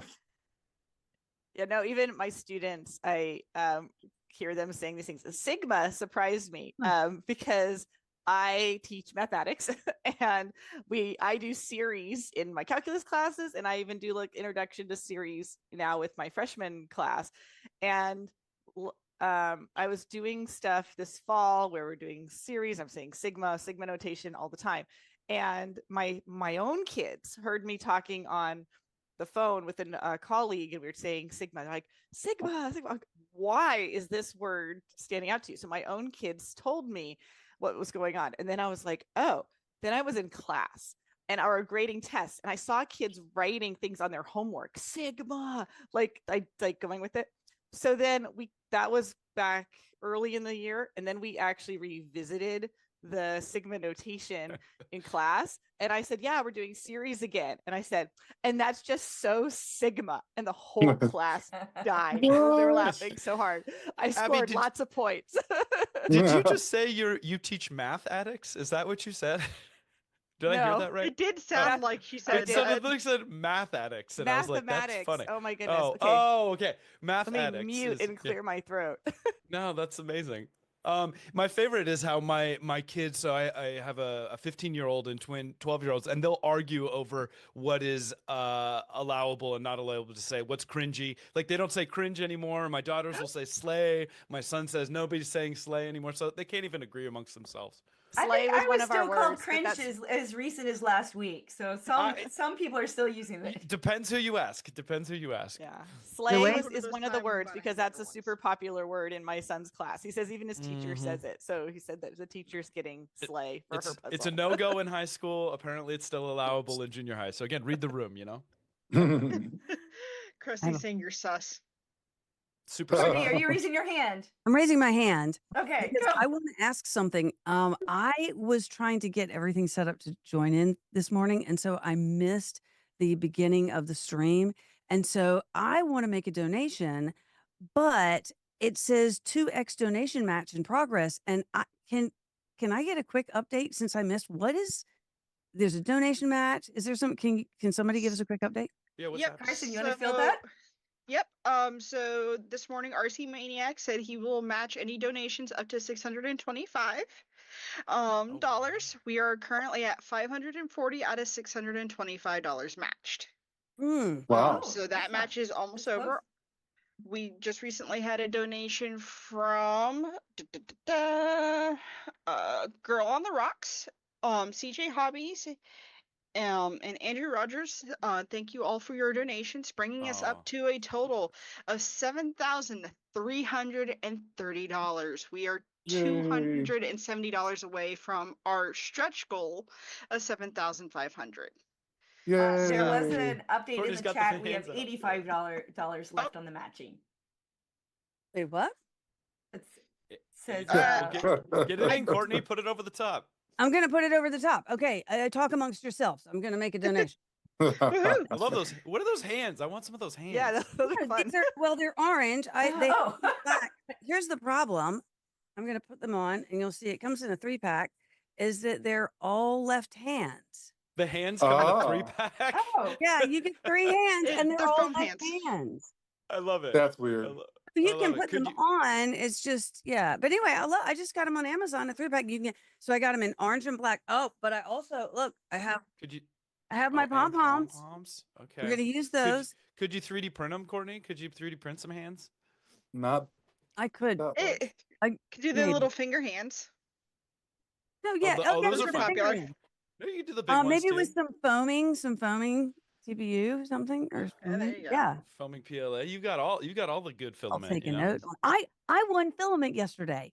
I didn't win anything. I won here. And so I was like, should I put my name in because I'm going to be a panelist, but I love it. And so I collect filament. I love it all. Yeah. Someday I want to have like the filament museum when we're all this is what I say to everybody last your week. closet is a good start, right? It's a good start, right? Don't know So she has someday an expansive closet. Yeah, when we're going to have matter compilers and we don't use filament and resin anymore, right? And then I'll have a museum and you guys can all visit me. Maybe it'll be a mobile museum and I'll bring it to 3D Printopia, to what is it? Matter Compilertopia, right? Right. That point in time, I have to make a donation. So I wanted to make sure I understood the two. We're going to do a match. Or somebody else jump in before me. Did everybody get to go on sharing fun projects with their kids? Oh, did you? I have another thought I wanted to share on that one note, yeah, but I'm not sure. We've got a lot of time, so yeah, we still have 2 hours and 22 minutes, I think. Not that I'm counting. So one of the other places that I feel like the 3D printing has become kid-centric is props for school plays. And so at least at my kids' elementary school, every grade at every year, they do a performance, and then they've done some summer programs. They like drama, so they've done these drama performances. And so stuff will come up, like they needed a skull, like something that they could kind of throw around and, play with that looks, didn't have to look super realistic, but anyway, so like we printed a skull, or they did this whole, when my daughter was younger, they did a whole thing that was like emoji themed. So that's what inspired way back my pop badges. Here, I've got them on the wall. And so like the different kids had their different emojis. And so then we made these into little badges that they wore. Or they needed one year they needed a necklace that was like magical that broke, but then they had to have a whole necklace. But so we made a pendant that was kind of large, and then we broke it in the slicer or in the design program and had like a broken version and a whole version so they could perform with it multiple times and it looked the same. So 3D printing, it became kind of this thing throughout like all these performances. Or a golden goblet, they needed something basic that we weren't going to worry about it breaking or somebody. I'm like, we can make a goblet. That's one revolution, we're good. And so that's just another aspect of where printing has been with our family and with kids as a parent, being able to find those little spaces where they need something, and then it's been fun. Abby, did you say, I apologize if I missed it, did you say what grades you're teaching? Grade or grades? Oh, generally? I teach high school. Most of my career, I've been teaching juniors and seniors with advanced math. I teach the real class. addicts, yeah. Yeah, that is true. Yeah, the students who'd finished AP Calculus. So I was teaching Calc 2, Calc 3, linear algebra, and then like another projects-based math class. And then with some shifting demographics and a change in our curriculum, which kind of shifted algebra from 8th grade back up to 9th grade, there's been fewer students in taking those classes. And a few years ago, I started teaching freshmen again. I had taught freshmen my early part of my career, and now I'm teaching the honors. We call it Integrated Math 1, but it's kind of like an Algebra 1 and Introduction to Geometry class. With 9th graders. So I have a lot of 9th graders right now, which is very interesting because my own daughter in 7th grade, I see her now just, doing the mathematics in our school district that leads to what I'm doing. And when they were in elementary school, it was like, oh yeah, you're doing fractions, you're doing this and that. And now it's like, I see you're doing things. I'm like, why am I teaching so hard this topic when they all just did it, in 7th grade? And so she's getting closer to where I'm teaching. And so things not just with the math, but with the vocabulary, as we were talking about before, the sigma, the skibbity and all that. Yeah. And then even like, or how she dresses, like I'm seeing like her get closer to my students. So that's the thing too. I think as, a parent, I heard when I was first signing on and listening and having a quick snack before joining you were talking about, how are we ready to be parents and how are we just trying to finding our own way? Yeah. And I mean, I've spent nearly 30 years teaching teenagers. So there's a part of me that's like, all right, I'm ready for this. But then as we're getting closer and closer, I'm like, Maybe not. it's a little different when they're your own. Yeah. I have to ask because my dad was also a math teacher in high school, although he didn't start doing it until after I got through college. But he always wanted to be a teacher, always wanted to be a math teacher. But I'm the oldest of 4, and he was a little bit more pragmatic about it. And he said, "Well, I can't raise a family of 4 on a teacher, on a teacher's salary." So anyway, he always wanted to be involved in teaching. And as a kid, and I want to know if this is true for you, Abby, will your daughter or any of your kids like actually ask you for help, or do they find they would rather avoid it because they don't want the full lesson? They just want to get their homework done. Oh, no, they'll ask. I think my son tends to shy away because he knows, like, he might have a question on this and he'll know that I see he did something else wrong and he doesn't want me to redirect him to fix his work. So I think there's some of that there. Whereas my daughter, she's very much wants to do it on her own, and but she will have questions, and I try to answer her questions directly and or help her get to her answer without necessarily getting into the whole spiel. I think we've found a pretty good balance. The hope I'm is glad to that hear that. they'll be in my classes in a couple of years. I And wonder what that'll so be like. a lot of my colleagues have taught their own kids, and they say it's a once in a lifetime experience. My children love one said math. that your own kids will be your harshest critic. You'll finish lessons and they'll tell you at home, like, what were you thinking?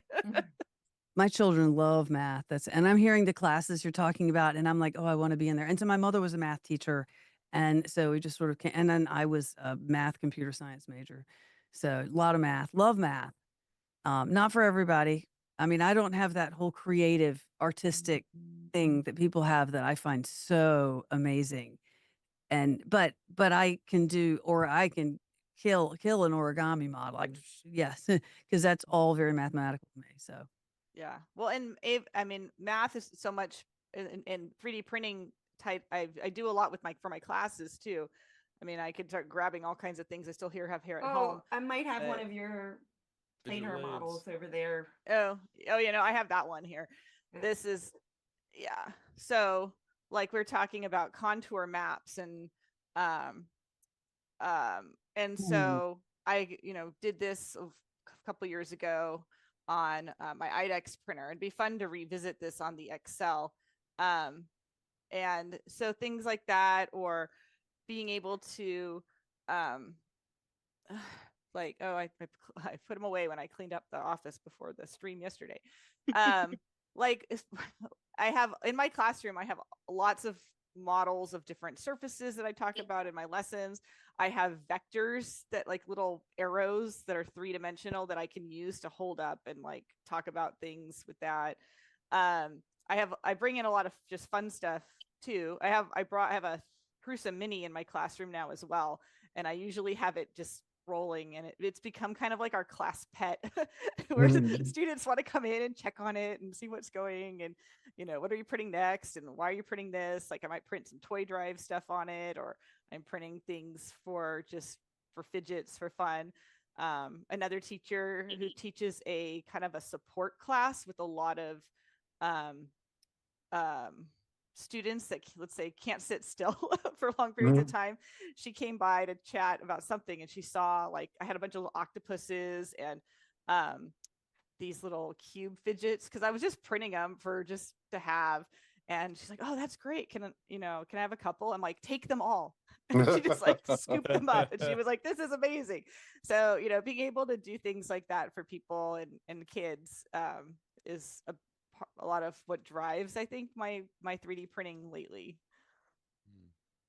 Just in the interest of panel bonding, I want to let you know that I also very much love mathematics, and it's kind of in my blood. My grandfather had his PhD in mathematics, and that's what my father studied in his university. And my kids know when it's SOL time. I just love helping them prepare. And my son's now, one of my oldest son is in algebra, so I have him photocopy his homework and I'll do it and he'll do it too. And I just can't wait. Like what they say, like you don't use it, you lose it. I took all of the engineering math courses in college and I don't remember. So I'm just so looking forward to like my son learning the calculus and multivariable calculus and linear algebra, so I can learn again.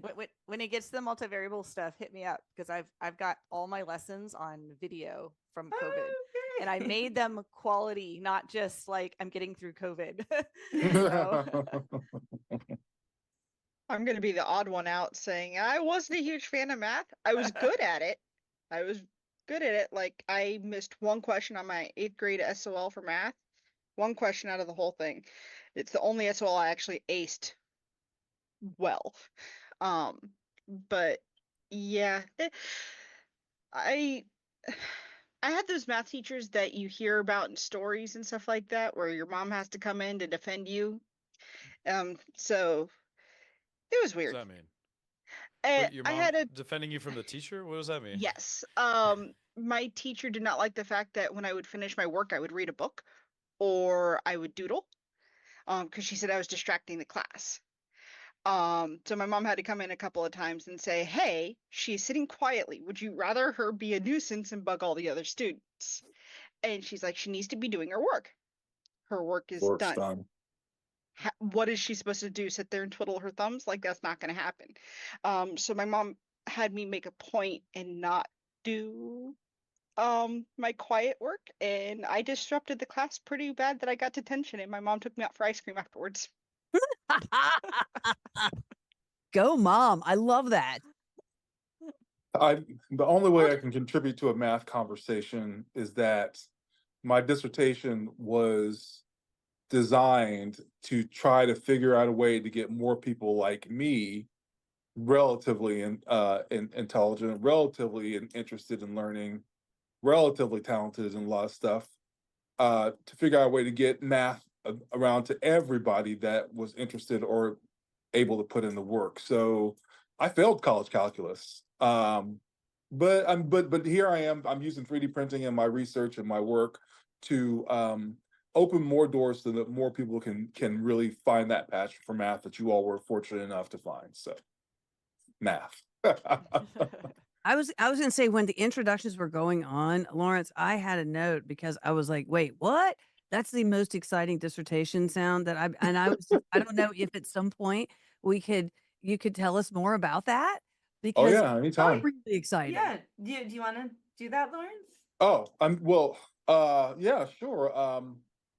Let's see here. How do I start? So the premise is this, is that like when we find ourselves doing stuff in life, right? So we find ourselves, I'm gonna start kind of on the lower level, like we find ourselves maybe being able to go from being somebody that doesn't have a driver's license to somebody that does have a driver's license. We see ourselves as different people. We see ourselves as more capable, and distances aren't as challenging or difficult as they could be.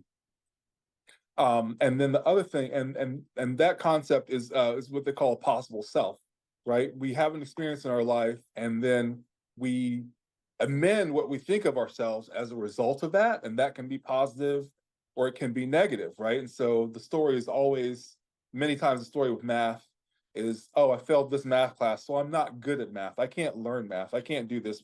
People change their idea of themselves because of the experiences that they have.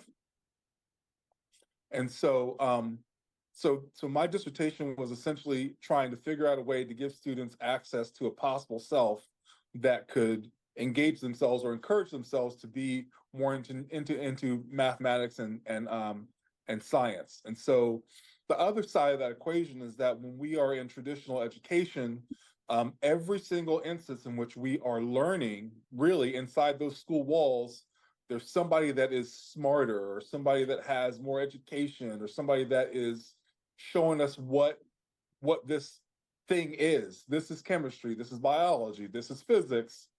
You are walking the path that person is laying out for you, and it's not self-directed. And furthermore, it's also high stakes. So if I was curious, if I just saw Neil deGrasse Tyson talking about orbits around the sun and talking about gravitational pull and talking about all kinds of ideas in physics, and I'm like, oh, I'm curious about physics. I think I might be. They offer that in my school. I'll take physics. But the problem with that is that if you take physics in high school and you don't do well, that's going to affect your future. It's a high stakes engagement. So what my dissertation was all about was using the platform of 3D printing. This is a technology that is obviously based on computers.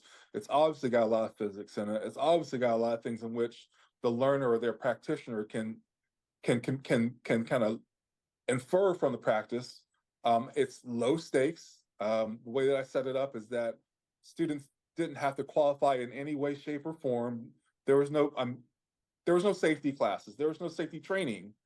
But there were students who were always 3D printing technicians who were there to make sure that students learn how to do it immediately. My policy was, first of all, people who are newbies, NOB, I call newbies. Anybody that walks in that doesn't know, you stop everything that you're doing. I don't care what you're working at, because you work for me. You work for me. If you want to keep working for me, somebody walks in that doesn't know what they're doing, you stop everything that you do and you show them how to 3D print immediately. That's the policy. I don't care what you're working on. You can do anything you want, but that is the essence of what we're doing here. And so and I demonstrated that for them when they walked in for the first day of work. Every single person that worked in my lab, the first thing, I made sure that they 3D printed something, they could walk out with something in their hand the first day. And so the result of that is that students who there are students who came into the lab who were surprised. They're like, wow, I'm not sure if I should be here, all this technical stuff, I'm not sure I'm smart enough, I don't know if I know enough. And then through the training of my 3D printing technicians and the experiences they were able to give them, showed them how to do these things, and gave them the opportunity to use 3D printing. And the dissertation essentially was when you take students and go through that experience, how do they feel about themselves when they first walk in versus how they feel about themselves when they finish. And the idea was to figure out if giving them this experience would change their possible self ideas, change the way they see themselves within the world of STEM or whatever. And so what essentially happened is that it was kind of overwhelming. The students reacted very, very, very strongly to the experience.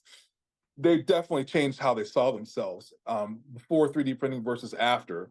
I would say more than half of the students told me that they were now considering doing lab science versus psychology or sociology. One student came in. She said that she wanted to be a social worker, and she said if things didn't go well at all, she would be a school counselor or do psychology. And she was one of my 3D printing technicians. I wound up putting her into an elementary school, and she taught 3D design in one of the local gifted and talented programs. And I ran into her at graduation, and she graduated with an associate's in architectural design. So the whole experience really just changed her direction. Awesome. So through a combination of, and then it kind of gets even crazier. Like there's one young woman who was wanting to be a biomedical science student. She was also a dreamer, which means that her parents came here undocumented. She was here undocumented as a young person, but she'd been in the States for a decade plus. And so she was a biomedical sciences student. She wanted to get into microbiology, that kind of thing. And she took a physics class, and the physics class used my 3D printing lab to populate a project for physics, right? And so she was a young, obviously not, it's not obvious, I said she several times, but she was a young woman. And her and her partner made a windmill together. And so when she came in, they were putting together the parts, and the windmill had parts that had support material and stuff like that. I said, okay, you're in here, you put on your PPE, you put on your gloves, and here's the tools. And now you are the one doing this, right? And so I don't know if you all are privy to this kind of thing, but lots of times when males see females struggling with something, whether it's a tool or whether it's a project, something like that, the natural instinct is to jump in. And I was very, very, very adamant with my 3D printing techs. I'm like, do not do that. You are to let her do that project on her own. This is her project. You're just making sure that the place doesn't burn down, okay? Or you're gonna call 911 if she cuts herself or something. But that's it. You step back and you let her do it. Well, that student, upon interviewing her, she said that was the very first time she'd been in education and in college for about 2.5 years at that point in time. That was the very first time that she knew and understood that the knowledge and the ability came from her, and not from the people who were teaching the classes, and not from the lab techs, and not from the coursework. It was her that was doing it. And so she benefited profoundly from the experience. And so sum total of it is that when you give students a low stakes, high technology opportunity to really kind of prove to themselves that they can be practitioners of that, they change their viewpoint of themselves, and oftentimes they pursue STEM in a way that I've never seen recapitulated in education. So yeah, that was my dissertation. Lawrence, go ahead. I just want to let the viewers know and the panelists that Lawrence did speak on his research at the East Coast Rip Rap Festival in 2018. Yes, and that video is on YouTube. I put the link in the chat. Thank you for doing that. Yeah. Go, Alan. I just wanted to say I absolutely love that for multiple reasons. I think whether in business or in education or with children, even, I look at it as, we want to build up their confidence. And so the time to win, TTW, I call it a lot of times, is super important. And I think 3D printing, excuse me, frog in the throat. 3D printing really enables that, because it's like this tool where for the first time in, I would say, modern history, we can think of something where most of the things that you throw at this, you can get a decent result pretty quickly. And that's evolved very rapidly over the last couple of years. Like when I got started, it was definitely a lot more painful than it is nowadays. Yes. And so to see and to hear how that's being used in education, and to think about how that correlates with my own business practices or my kids' experience with, oh, wow, I can have an idea, I can model it up, and then I can hold it in my hand, is so powerful to enhancing their confidence and then getting them more and more involved. So when I look at what Abby's doing, thinking about how do I take applications that are important to me, so whether it's just the things they say, or how do I make these mathematical concepts tangible in the real world, that's the real power behind this tool set. I was just at the Consumer Electronics Show with our good friend Joel Telling, and looking at some technology coming out in the world of desktop CNC. And I was having a conversation with Joel, and I said, why do you suppose that we haven't seen as much traction with desktop CNC adoption as we have with 3D printing? And it came back to the whole thing. It's like the learning curve and the time to win with something like CNC, which is traditionally rooted in very much more complicated, more the software is just not as developed Not and all that intuitive. stuff. So I found that really interesting, and it made me start thinking about the different tool sets that we use, and then how important it is to like get kids to a win, get to wins faster. Pooch, you make some really important points about getting kids to a win faster, and that was kind of like at the very heart of what I was doing in the initial stages every time. Like, I find that in education and in life in general, a lot of times those initial stages to kind of get things ready, people either don't have the time or don't have the attention to engage themselves to get past those first couple steps. So I wasn't interested in those first couple steps at all. I wanted to get right to the meat of it. But one thing I really want to make sure that I emphasize, well, not emphasize, it's part of the conversation. There's plenty of space for everybody in it. One of the things that you mentioned was modeling, and we in 3D printing, and we who have been in it for a while, really kind of, sometimes I've heard people use the idea that 3D printing is like just a photocopier. But let me tell you, man, when your photocopier can make something like a saber-toothed tiger skull, and you can hold it in your hands and you know what it is, regardless of whoever had made, whoever produced the design, that's powerful. And so, even though we're photocopying or just modeling stuff, or even photocopying and just taking things from the world and bringing them into our own house, it's still it's still very, very powerful. And people can take that idea of, wait a minute, I can make this with my computer and a machine at home, and then they can start thinking about things that they can do for themselves. So it's a yes, quick wins, getting to the wins.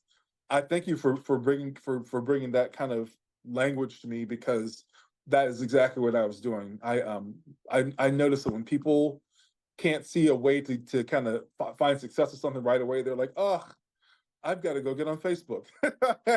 And you lost an opportunity, So, well, I would say this is, and I want to hear from other parents on this too. I think this is why these robust repositories that we have this day. I mean, I think when I got started 10 years ago, we had, Thingiverse was kind of the it thing and whatnot. It was it. And Yeah. and the sophistication that we've seen with the models that anybody can just go out and get. So now, a basic search, and now with AI tools and things starting to come online, where you don't have to have CAD knowledge to get to that win faster, is like, oh my gosh, it, like when you see that light bulb go off in the kid's mind, and they're like, wow, I can do this, and then that gets them more excited to learn the CAD and all that stuff. So we have a rule in my house that for everything that you download that somebody else made, you have to make something of your own, and I want you to contribute back, because I want them to get that full experience. But I do see the importance of them getting those wins and getting those things that are really exciting to them out, and that kind of keeps the ball rolling. Keeps them engaged. I agree. Yeah, I agree. yeah. Absolutely. Oh. I have an example of a newer tool that can get you an easy win, actually, and it's kid related too. Maker World has a whole bunch of Exciting to tools, them. and one of them is called Yeah. Make My Statue. Yeah. And this is a little humbling for me because I do a lot of designing and printing, but the coolest print that came out of our household in 2024 had nothing to do with me. My son ran up with his phone, got a picture of his father, went on Maker World, did that make that statue, and uploaded one picture, and then he got the resulting STL, he took it into Tinkercad, and he made like a statue that is recognizably my husband, you know, from the front. When you get to the Yes. side, it's not so much as much. Like, But yeah, Turned him it into just, it's a Borg. He's a Borg yeah, husband he made him now. like a nice Look at little that. cyborg. Yeah, He I painted love it it. and everything like that. So it was an easy Off of win. one It just picture, that's impressive. one Yeah. picture. Yes. What I'm I liking mean, about 3D printing as well, and with what you're talking about, is you're also helping those visual learners. Not everybody will go and sit Good there point. and read and can understand the instructions, and it has to be hands-on. So you're welcoming those, because that we are in a society that hands-on learning is still not quite where it No, needs it's to not the be. same level. Yeah, it's not the same level. Because I've read 3D printing for dummies. I've read all these books, and not everything clicks in my head, but I can sit there and go and put the work in, and my husband shows me, or I watch a YouTube video and I follow along, and that stands and clicks with me more. And it's what I'm trying to do with her as well. She obviously wants to be the center of attention. Um, but the visual learning is what they start out at. They don't know how to read. They don't know how to follow instructions like that. So hands-on visual learning is something that can be applied to the little ones as they grow up, and it can get into the advanced maths and stuff like that, because we now have models that we can do advanced math and show them what they're learning. good point. Absolutely. Yeah. And you know, modeling different concepts, mathematical concepts or biological concepts, or all chemistry is another one. Like um you're right, the hands-on learning is trailing far behind you know, people who are able to actually read and take the information in. I got another example from work about that. It's not about kids, and so we'll get back to children in a second, but since for the last 7 or 8 years, the chemistry department and I have been struggling to make multicolor, three-dimensional models of basic molecules: water, carbon, and like a few others. And I went to the East Coast Rep Festival in 2023, and saw a multicolor bamboo mini, and bought it, and then I wound up putting it in the lab at my college. And that machine can produce as many molecules as we possibly want for that school, even after at least 2 platforms, more of $2,500 or less, between $1,000 and $2,500, have come through that institution to try to get it done. So, you know, the technology is allowing for us to get better and better and better to support people's learning. So yes. Yeah, you know, you bring up multicolor, and I have to tell you, I think that's been a real unlock in terms of, like, you know, I remember back to the first days of like actually taking one of my first prints off of a print bed 10 years ago, and I'm like, oh my God, this is incredible. Yeah. And now what that does for kids in terms of like adding depth, and even when it's just like 3 or 4 colors, right? Like adding life to these prints and getting them excited in a different way. And so, you know, coming from the technical side, I think a lot of people are like, oh, well, like who cares about color? But it's actually really important in drawing them in. And you know, we're not at appliance level yet. It's not perfect, but man, is it so much easier now to get like just some really incredible results. Whereas just, you know, a few years ago, you know, in the early days of the Mosaic palette and some of the other, you know, little more clunky Two-color, multicolor, to go IDEX. on to AMS, to multi-tool heads and all sorts of other neat tools. Like again, getting us to more exciting application quicker, you know, faster wins. I also wanted Absolutely. to bring up AI tools. Have you guys played with any? Vicky mentioned, you know, the whole idea of like if we can take a snap and get to a model faster without having to know how to CAD it up, especially things that are like organic and difficult to CAD, like your husband, Vicky, I'm sure, is really compelling. And we've seen obviously stuff with photogrammetry and now things like backflip AI, where we're taking the world of image generation, we've seen in AI all the way to 3D and actually getting like, manifold printable results very, very quickly without having any CAD knowledge. I think that is going to be a massive unlock and continue to propel us into the future. Because I hate to say it, like CAD is a real barrier for a lot of people. And if we can just, again, bring more people in quicker, and then that will get people more excited. It reminds me like the PC world back when it's like you used to have to know how to program your computer, and then Dells and Compaqs and all that stuff. There was enough software and there was enough things out there where the everyday person didn't really need to have to know how to program anymore. I think we're going to see the same thing with 3D printing. I was yeah, Pooch, I really had thought that's what you're talking about, that dynamic right there as it relates to 3D printing. That's almost exactly, well, it's not exactly, that's one of the many reasons I got into 3D printing to begin with. I think that personally, the reason that I pursued my dissertation and why I'm so thankful that Vicky and I are doing a show together is that that 3D printing is a technology that it's possible that we can get a more diverse representation of what it means to be good at technology as well. So yeah. I'm really, really glad that we're having the conversation, here and now, because I had seen when I heard about 3D printing and I got one, I was like, wait a minute, there's nobody else out here that is doing this. It's an opportunity for technology to be more pluralistic as time goes by and open up more doors as computers have for a lot of people. So yeah. Absolutely. Yeah.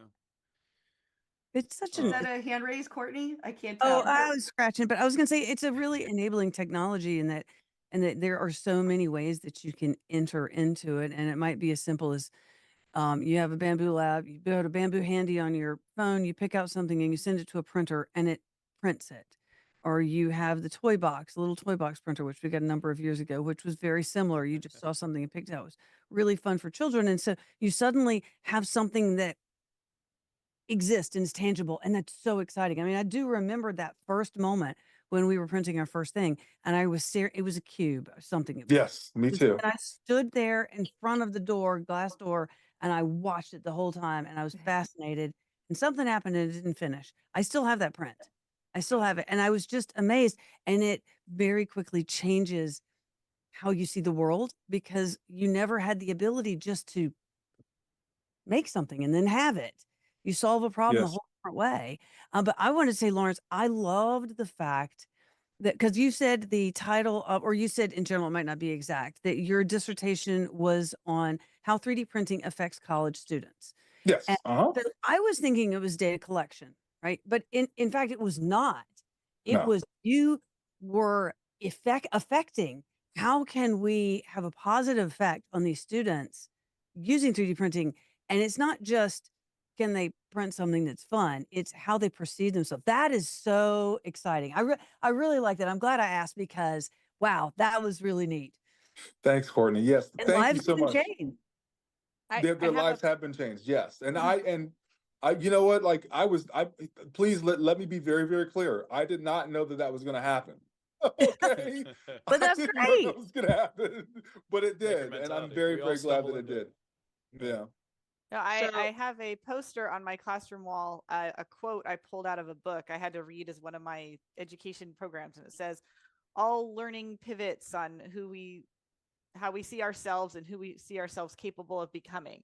And that's what your whole idea of a possible self, you know, and I hadn't really thought about it that way with the 3D printing. Like, it was just very interesting. But I do know that, like, as Courtney said, like, when I got my first 3D print wasn't actually me printing. I guess there was some students who were, because I learned from my students, because Oh. they unboxed a 3D printer with the engineering teacher, and they were figuring it out, and they were telling me about it, and I started learning a little bit more, and we designed, oh so exciting, hyperbolic paraboloid, the surface that my students could never really get their heads around. And we used Mathematica in an after school club and designed one.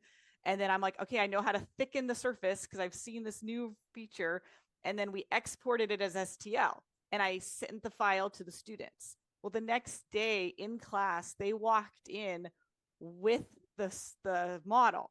Now that in some ways, my first, I almost burst into tears, because it was like I'd been teaching this topic for so many years, trying to draw these pictures or show them in Mathematica, the 3D picture, revolving on the screen. But to have it in my hands and be able to pass it around class, I still have it. It's in my classroom. Like, it just changed. Like, this is the new world for how we can deal with these things. And then my first actual print was also kind of a mathematical surface. It was from an example I do with volumes and triple integrals and stuff. And it's really clunky. I have that at school too, but like the edges are all rough. It had a raft on it, even though it totally didn't need one in today's standards. So it's all these like jagged edges. I still can pick at it and pull pieces off. And it's like, yeah. And even Lawrence had said something about just 3D printing, kind of the mechanics and mathematics of it. It's one of the things, especially in my multivariable class, we're teaching, I'm talking about, 3 dimensions primarily. And then the question always comes up, well, what's the 4th dimension?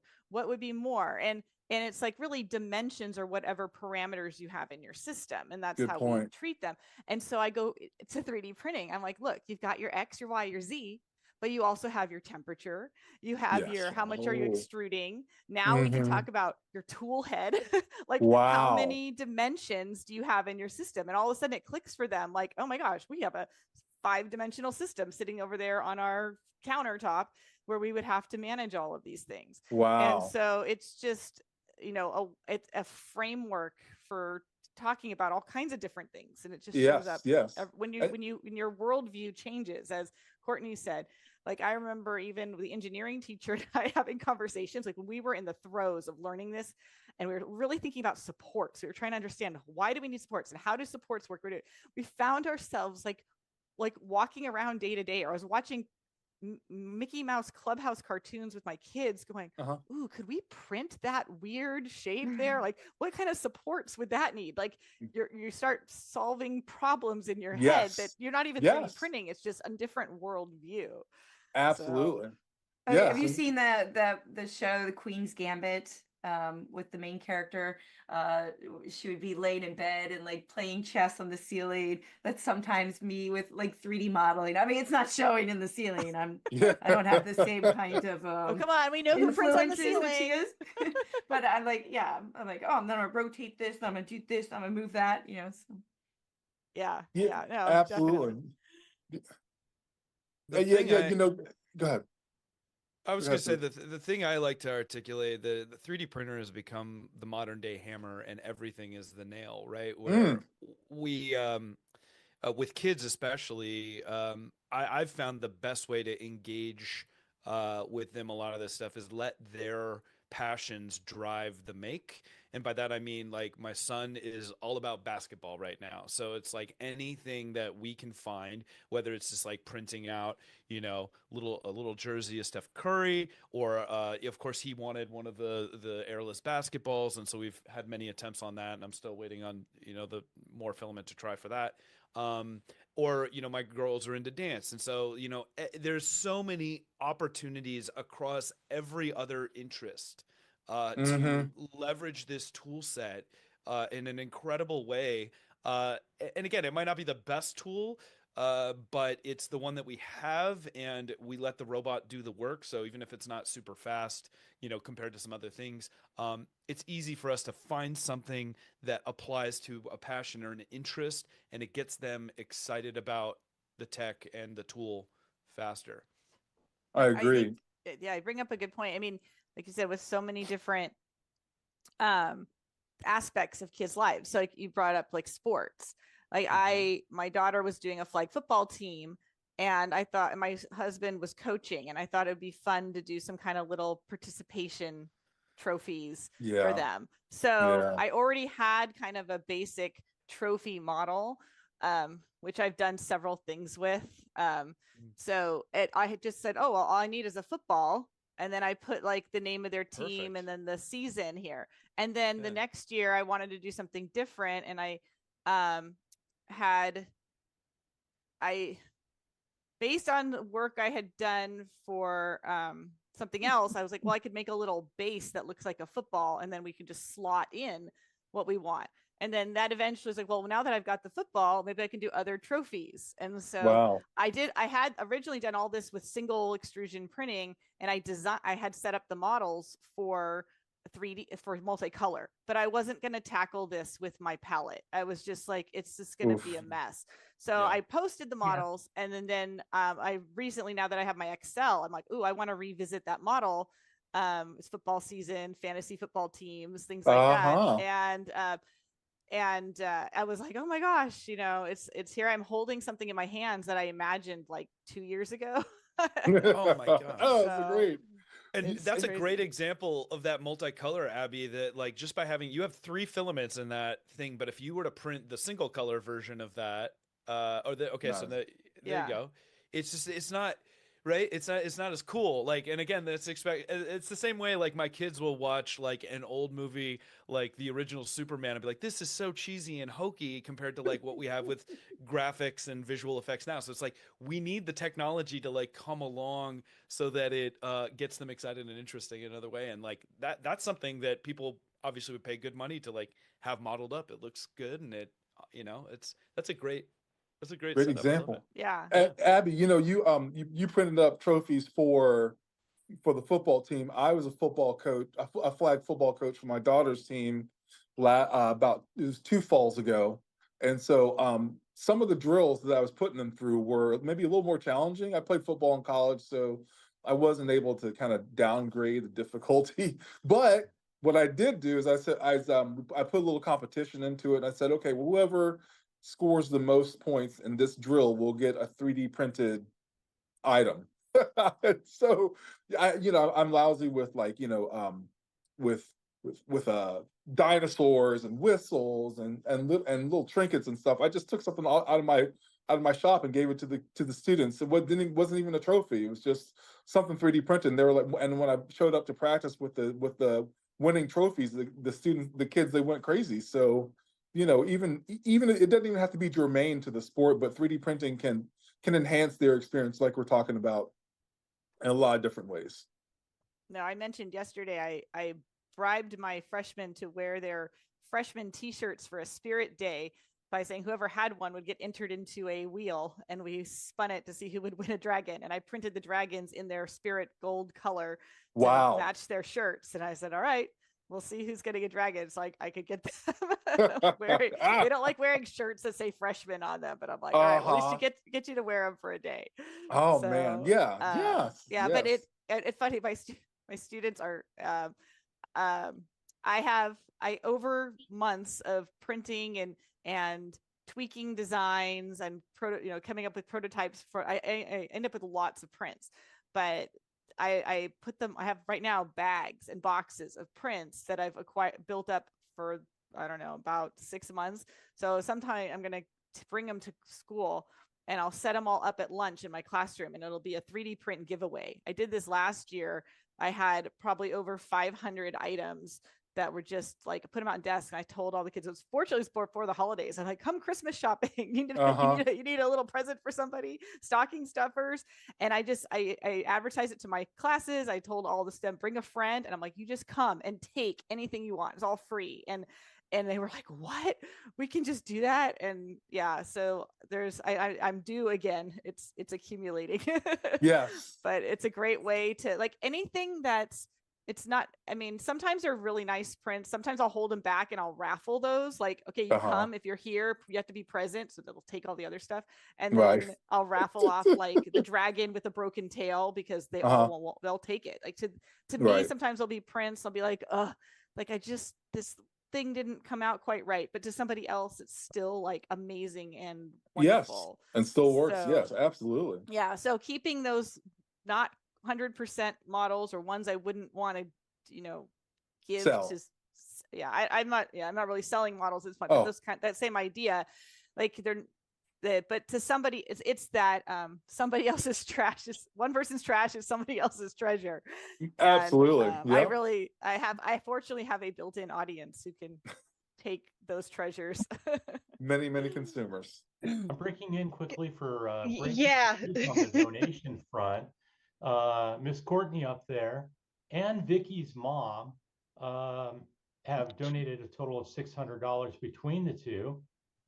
So thank you both. There's bringing us up to $8,015. We just blew our stretch goal away. Holy wonderful. crap.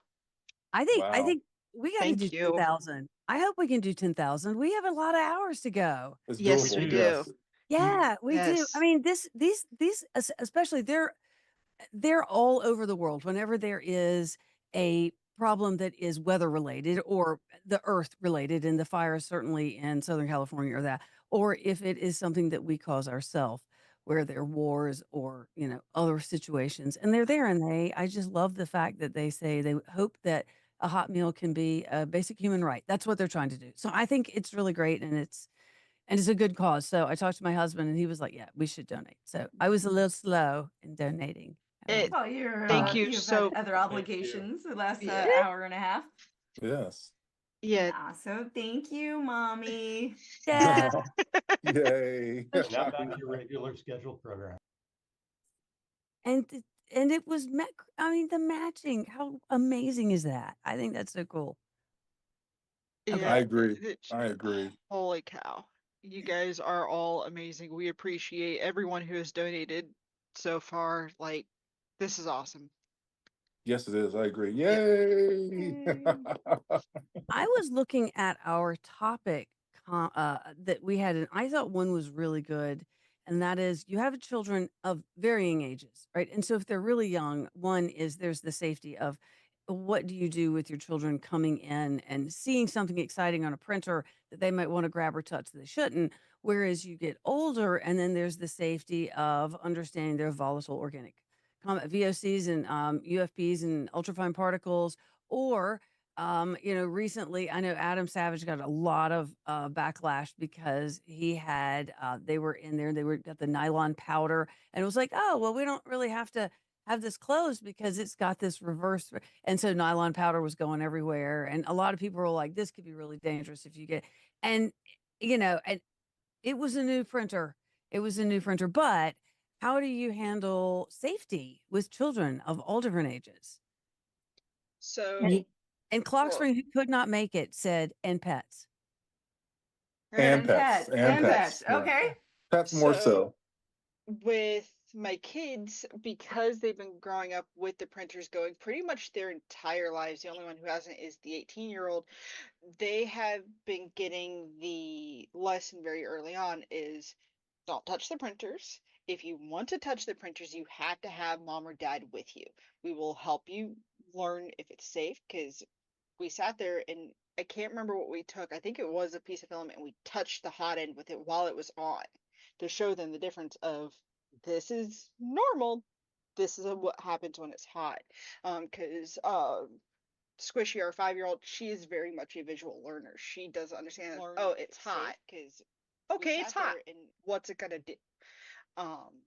So we have made it so they have to be with us to touch the printers. I don't let the kids into my office because I do have 3 or 4 resin printers in my office, and resin is a whole different beast. So mommy's office is a no-go zone. If you need something from me while I'm in my office, stand in the doorway and get my attention. Don't come in and come tap me on the shoulder, because I don't want them getting into that stuff. As for the cat, I have a picture of yesterday. The cat was amongst the printers and underneath the bed of the XL. So there's not much stopping a cat, unfortunately. Cats, I know. Yeah. Cats will be cat. Go ahead. Somebody else can talk. Go. Oh, I will say, that I don't know. I don't know if what the factor is on it or not. Like, everybody's different. You gotta let children be who they are. And so I say that, I preface my statement by saying that because, I was very keenly aware of the safety dynamics with 3D printing. And so, and I'm more of a 3D printer builder and practitioner. I was much more excited about the possibility of building these machines that could 3D print and amending them and making them faster and doing different materials and all those things like that. And so my daughter I wasn't really even keen on her being in my space to see the 3D printers, because there'd be screws on the floor, there's tools everywhere, and as a younger person, I just didn't. I was very, very concerned about her safety regarding that, and so she probably got less. She got exposed to 3D printing, but probably less so because of the way that I did it. So, I say all that to say that yes, safety is really, really important, but I don't even come close to being worried about safety anymore. I've gotten a bamboo P1S that's enclosed, right? And I can't, not that I can't imagine, but I have a hard time imagining how somebody is going to hurt themselves while the printer's running if you say don't open it until it's done running. So I think that the advancements in the technology makes it more accessible to young children. And if you're concerned about safety, just have a young person understand they can't open it if it's running. And then once everybody understands that, then then it's right back to the technology being kind of the forefront and what it can do. So With that's the my experience with it. enclosures, I'm going to jump in. Fairfax County Public Libraries, they actually sometimes put a little lock on their enclosures so it cannot be open, because they have a lot of their printers out in public spaces. They encourage the printers to be out in public spaces because it has a wow factor and Yes. brings people in. On my side, I don't really recall having much trouble with my kids wanting to touch the printers. It's just in recent times that I'll let prints run unattended or even overnight. But I do have a child lock on my door in case we have guests, that people can't get into my office if they don't need to. I think, Courtney, you mentioned ventilation a little bit. That is something that is on my mind, even though, I mostly just print in PLA. In the chat, we have Wow Ultimate Gamer, who's a middle schooler who just recently did his science fair project on with an air quality monitor, a Dyson fan monitor, and running different PLA prints in very small closet. His findings, he was seeing as the temperature of the PLA went up, because he did prints at 200, 210, all the way up to 240. He did see the particulate matter spikes going up, but it never reached a level where the Dyson fan would deem it unhealthy. It also measured VOCs and NO2s. There was a very potent odor when you open the closet after the print, so there's possibilities that the Dyson fan's not measuring something that's there. But that was kind of uplifting, but obviously there's a lot more testing, and the science is young on air quality and 3D printing. It'll be neat to see what comes from it. I loved Lost in Tech did a video, as well as The Next Layer. And Lost in Tech, whenever he deep dives on something, and he usually does, he's like a pit bull. He's going to hold on until he gets all the way to the bottom of it. And he just so interesting, the specifics that he found, which is a lot of times airflow is very important, right? So as long as you've got airflow that's getting to wherever you're collecting it, like your air purifier, that makes a big difference. And then The Next Layer was like, open a window. I think I'm getting confused. Open a window makes a big deal. Airflow, open a window. Might be hard in the winter, or I print with the windows open regularly, even in the summer and the winter. Can I mention one more thing about that air quality? I know it's not related to children, but one other interesting thing in that science, the 8th grade science experiment, was those peaks that we saw in the particulate matter that we saw, I was there too, is all at the very beginning when the print first starts up. So Mm. Isn't yeah, that wild? That's not yeah. what I would have expected it. No, Yeah. not at all. That's And to and others to have and found to the same. and to continue on the kind of the conversation about VOCs and safety for your family, right? Like when I first got into 3D printing, I'd read about this material, ABS. It's great, it's durable, it's recyclable, it's A1 prime. This is what you should be using. And I started printing with ABS, and my house smelled like an oil can. And I was like, there is no way I'm ever using this material again. So that ABS almost kicked me out of 3D printing. Then also, I I went through a difficult time, and I was like looking to kind of upgrade my practice in 3D printing, and I got a resin printer, two resin printers as a matter of fact, and I could not figure out a way to not have that stuff, not have the resin, whatever goes airborne. I couldn't figure out a way to keep it Contained. kind of isolated. I even bought one of those tents that has a HEPA filter on it with filtration, and it filtered the air inside of it. But guess what? You got to open it up to get everything in there, and that slurry is still there, and it still will evaporate at certain temperatures and stuff like that. So yeah, volatile. When I can smell it, and this is also heightened by the fact that I was coming off of COVID on that at that point in time. I had a HEPA filter for breathing, and so I was really sensitive to the fact that I could smell something. But if I could smell something, I pretty much immediately have to stop. So So yeah, I print with a lot of resin because I like the small detail stuff. I'm big into yes, D&D minis and stuff like that. So that's always been absolutely, something I am very conscious of because I do have young children. yeah, I have a HEPA filter. I have multiple charcoal filters that inside the printers, outside the printers. I don't usually print during the winter time because I can't open my window. Unfortunately, we rent, so I can't have the complex air filtration of pushing it outside. I can't do yeah. that, so I have to open my window and have just a manual fan blowing it out. It is too cold here for me to have a window open. I can't open a window Um, here. yeah, no, and resin doesn't like cold anyways, and it's too much cost-wise to run the heat to the temperatures that my printers Keep your will resin doing like it. it. Yeah, yeah, yeah. Now, mind you, there's hot boxes and stuff like that for resin printers. Wham Bam has a fantastic one. And I can mitigate a lot of the harsh smells and VOCs and stuff from the resin. What I actually have a bigger problem with is the Mm. IPA. The IPA hurts so much more, especially on the respiratory system. As soon as I open my wash station, I'm Wow, gagging, whether I have my PPE on or not. I wow. can't stand the IPA. So the resin is getting better. The companies are more aware that there are the VOCs and the bad smells and stuff like that when it comes to the resin, and they're Hmm. improving that.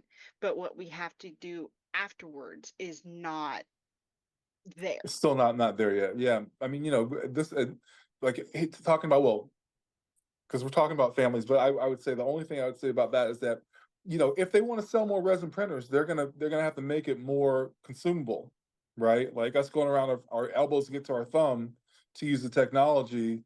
If they want more printers sold, they're gonna solve those problems, just like FDM has.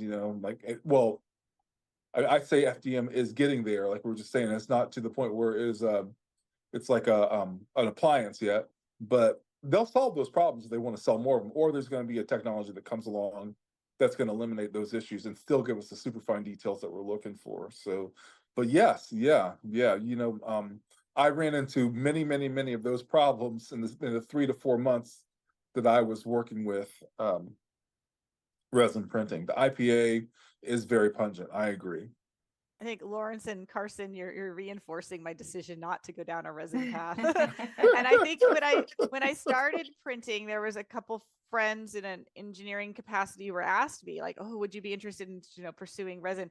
But I think my biggest reason not to go initially was with the kids, like not having those smells and liquids and the whole other layer of stuff with the kids. I mean, as we talked about earlier, I didn't have too many issues with my kids when they're young. They just sort of don't touch the printers. For us in our home, they're in the garage. So there's like a whole different, like they'd have to go into the garage to get there. So there wouldn't be much reason for them to want to wander in when they were younger. And they knew, and now they know how to read the temperatures and stuff on the printer to know if they're able to take a print off. I'd say we actually have had more injury. We haven't had much with them being older, because like my daughter was trying to help me with a clog or something, and I had that print on hot and it was trying to do it, and then she ended up moving her hand in a way that her thumb touched the hot nozzle. But now that she's actively involved with the printer, it's, I'd say, almost more likely we're going to have problems than when they were so little and you're just like, stay away.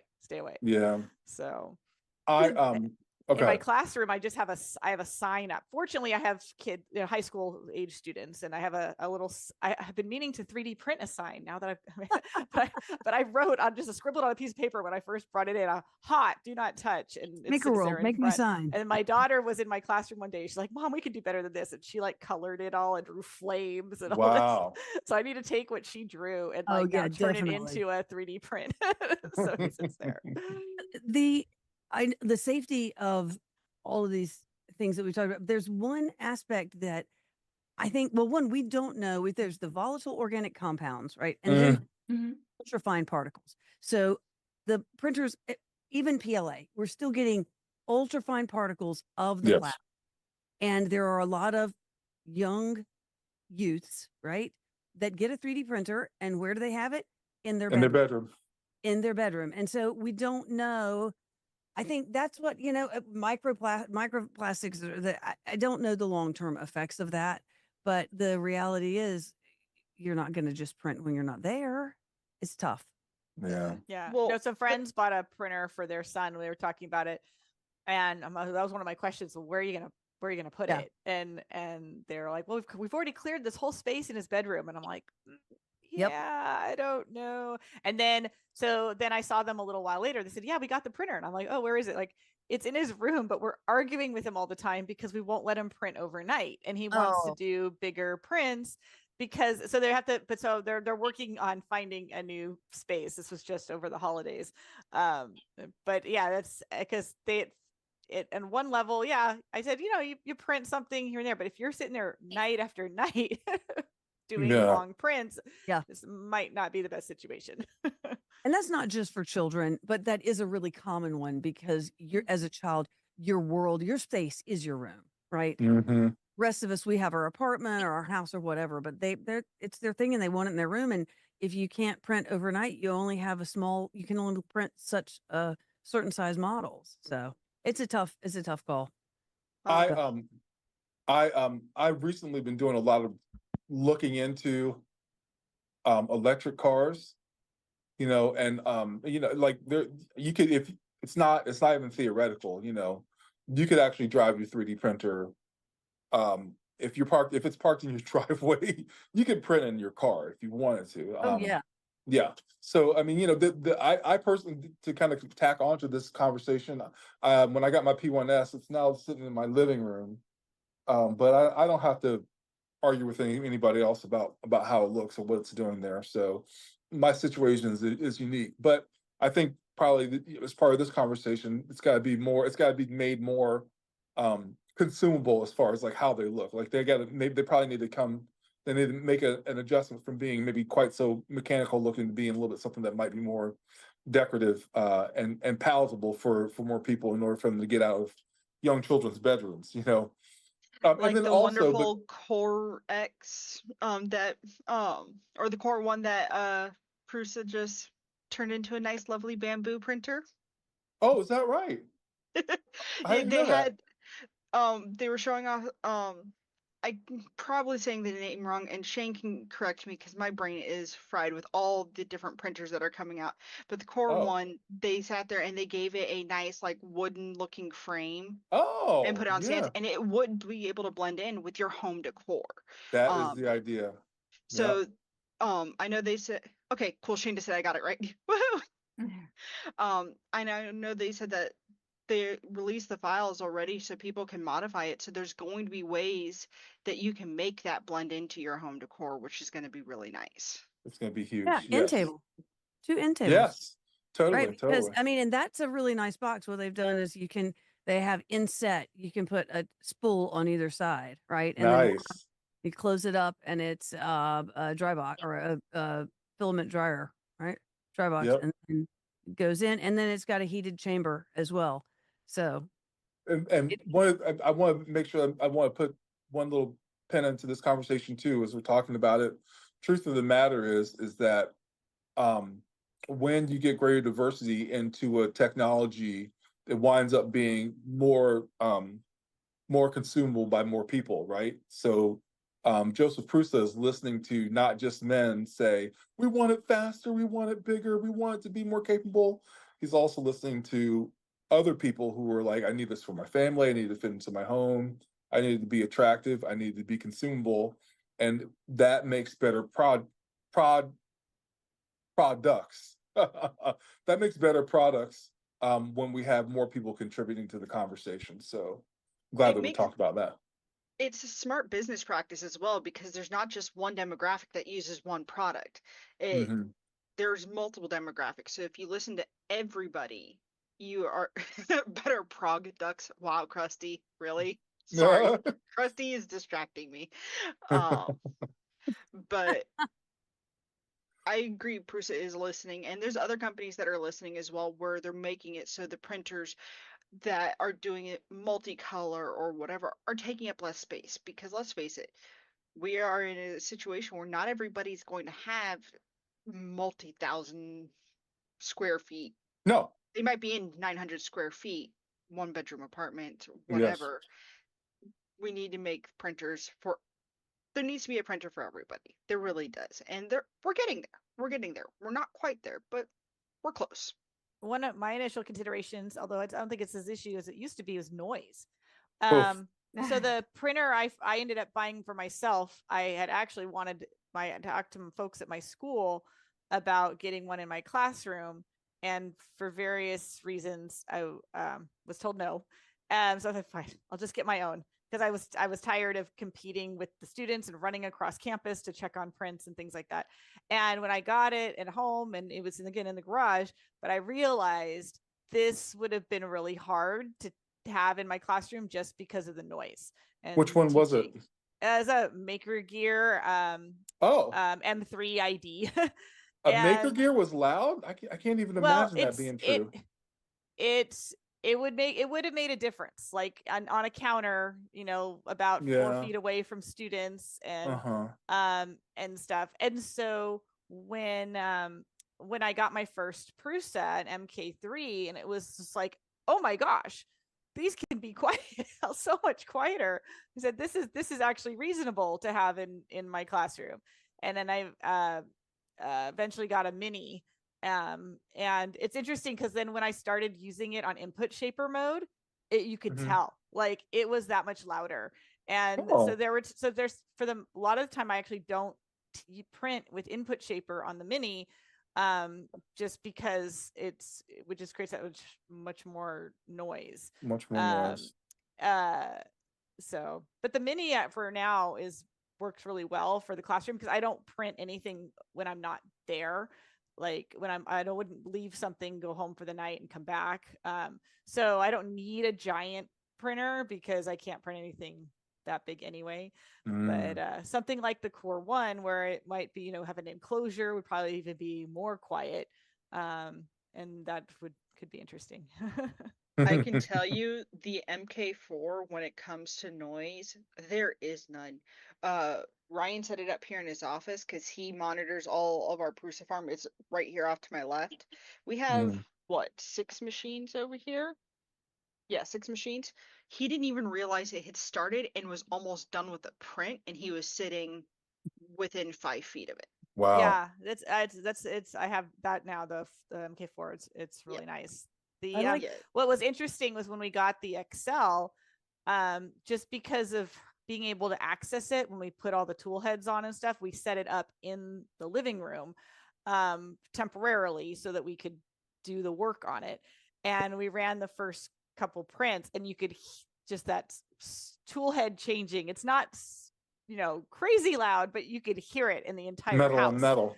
Yeah, and I mean, it was gonna go to like- its home in the garage anyway, but now it's nice. You shut the door, you can't hear it at all. Yeah, overnight, because we do run a lot of big prints with our projects. I had to make sure our bedroom doors are closed and his office door is closed because I can hear that printer throughout the entire house. The XL is noisy, but it is doing fantastic, Good work. fast, accurate work. So I'm Yeah. okay with the little bit of noise it makes. My XO was making a little bit of noise, and I was like, "This doesn't seem right." And finally, I like touched a panel somewhere, and I was like, "What?" And so I took a weight and set it on there, and it's now it's like super quiet in comparison. And so it was some resonance, and like I was trying to tighten the bolt, and some of the screws you could tighten because they were screwing into metal. Others were screwing directly into plastic, and so you could only go so far. So I don't know. I just built a 3-pound weight on it, and it's much quieter. It's I the had a tool friend changing. who got a I don't know, Mark III something, and he was complaining, "Oh, this is so much louder than my Ender 3s." And I'm like, "What?" Anyway, he was rearranging his printers like 6 months later, and he moved it, and he was like, "Oh my gosh, this is the quietest printer ever." It had some resonance going on with the table that it was on. Yep. He was like, "I am so sorry. This thing is so amazingly quiet." I do like how the Core One, it is because it's completely enclosed, and they have it so that you can out the back. So if you want to get all of what's happening in there and exhaust it, just like you would do so with a laser, Yeah. or laser, you can actually do that and send it out, right? I don't know all the details because it's not completely out, but I thought that was great, especially if someone needs to do ABS or other materials and they want to vent. So Yes. That's a big, huge. that's a nice feature. And I know sort of off the topic. Do we need to get back? Are we, Vicky? I don't know. It's fine. No, a lot of You guys- these panels are very free flowing. So, Okay. I want you all to have what your wonderful. time to shine and explore what's in your minds too. So go for it, Courtney. Well, no, I was going to say, as far as if we're parents, The noise matters. Yeah. Where the printers are matters Yeah. because Yeah. we have to have our kids around them. Well, we don't Yeah. have to, but we choose to have our kids around them. Yeah. Denise in the chat was saying that she finds the hum of the printers kind of soothing, and I'm wondering if there's any babies out there that's like they like lay How they next sleep. to and hear. So Pickle, our baby, she now has to sleep with some form of white noise because she's been listening to the printers in the other room or an AC console. She can't sleep in the quiet. So Wow. we have to have the white noise of something mechanical going for her to sleep. Otherwise, she'll be up every hour. And she's been a great sleeper since she was born. Like, I am one of those lucky moms that right out of the gate, 4 or 5 hours of sleep a night. Like, Wow. That's amazing. so we discovered our accidental sleep dependency when we had a power outage and she woke up screaming because there was not enough noise. Wow. Wow. One of the reasons that I wound up figuring out that 3D printing was something that people could understand themselves differently after they started doing it was because I was trying to figure out a way to get less noise out of my machine. So I was adjusting the amperage going to the motors through the firmware and changing those numbers and listening to what was happening. And that was the first time that I'd ever programmed a computer. So yeah, noise is a big, huge difference. It makes a big. And Record Alan Pooch, he's having network problems, but he's in the chat, and he pointed out like one thing about the noise is it's a different thing from one printer until when you have a printer farm, it's going to expand the noise situation. Yeah. I think I must be a jinx for Pooch on a live stream. When I was on Hot Makes with them, he had a network problem and he ended up driving somewhere so he could get back on in the middle of the stream. Oh, that's hilarious. Come back to us, Pooch. Hey, while we have a lull, there was another thing in chat that I liked. One great thing about live streams is you have the instant feedback, and we have a peer review on that PLA science project by cockatiels. So Robin Milne in the chat has 4 cockatiels, and I think to A1 through several years. And, you know, birds have a reputation of being pretty Yes, sensitive to air pollution. Yeah, absolutely. I knew as soon as I got resin printers and I was hooked to resin printers, I would never be able to own a bird. I knew that right out of the gate. So that that's a testament to the printers of, oh, hey, you got a couple of printers and you still have all your birds? Good job. Yeah. That's two hobbies that usually will not go together, or somebody wouldn't even be interested in trying. You know, too much risk. Yeah. Wow, cool. Ryan wants an African gray, and I keep telling him no because I don't want to have to sit there and find a home for it after I'm gone. I know they live so long. Amazing birds. Yeah. Okay. Going back to our questions, and this one I think we've kind of answered as we were talking, but I think this question actually originated from you, Lawrence, what do you think 3D printing can teach a child that other kinds of hardware cannot? Oh.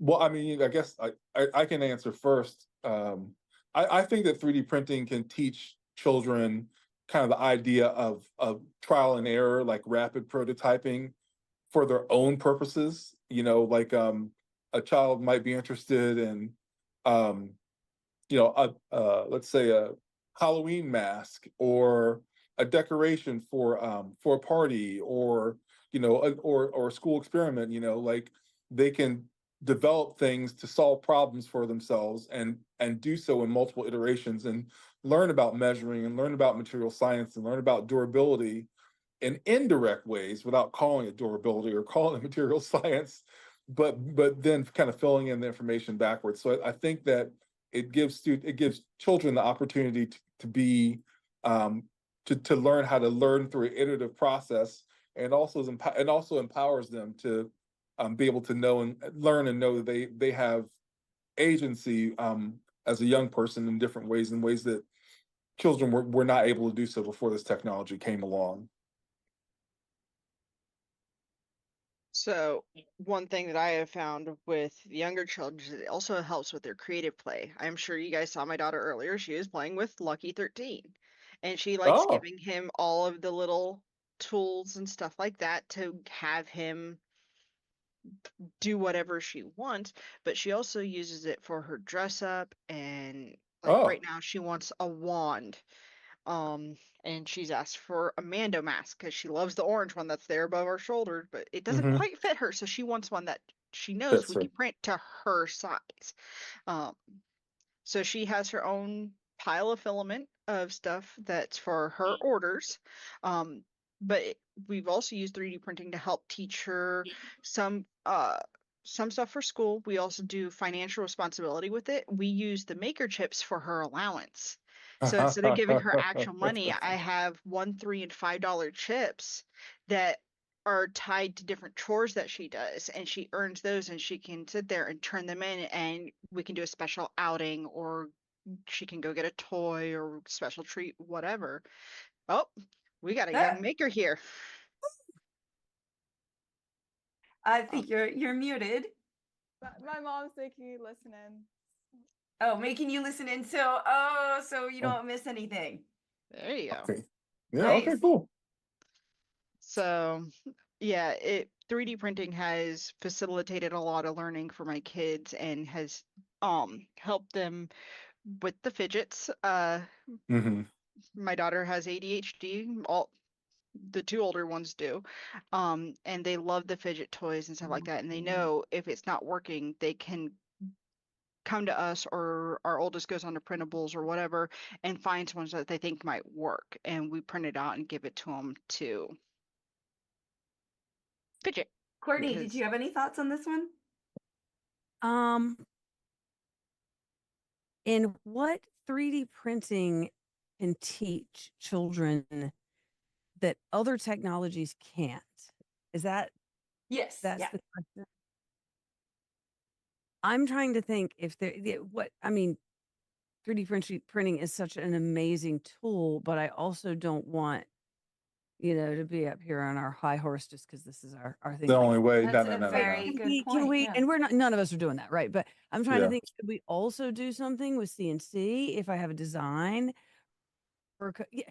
So it seems like they're like, if I am anyway. But I do think 3D printing has this allure to it because, well, one, we have with resin's not so many colors, but with FDM, you get to pick all the, you guys know I love filament, right? So, but you Filament get to stories.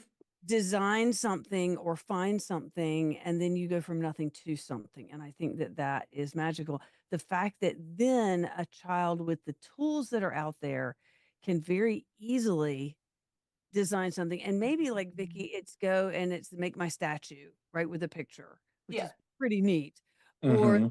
Or there is you go into Tinkercad, and my son made something. He was really young. He was fourth grade, and he made an entire. In Tinkercad goldfish. He made a look just like a Kit Kat bar and a bowl, and these were his teacher's favorite things. And he 3D printed them. He found filament that was similar, and there is just something about it, I think, that's magical. Probably it's the same in other things, but I don't know. I'm very biased. It's okay to be biased.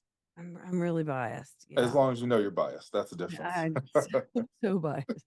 Well, I have to be at this point because I have so much filament, right? Good point. Yes, gotta use Big it. trouble if I don't. I have another question though that's on sort of the opposite direction, but has everyone had a chance to answer this?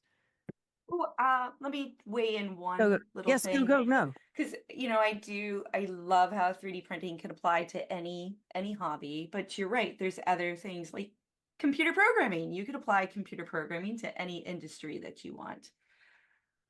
We've talked earlier about the importance of an easy win, and I agree with that. I also kind of hope that 3D printing would help children get a little desensitized to failure, or you just learn. I think we talked about iterative design process, so I would hope that that would help prepare them for setbacks and challenges when they grow up and get into their occupations and everything. That making a misstep or having to redesign something is not as scary because you practiced when you were little.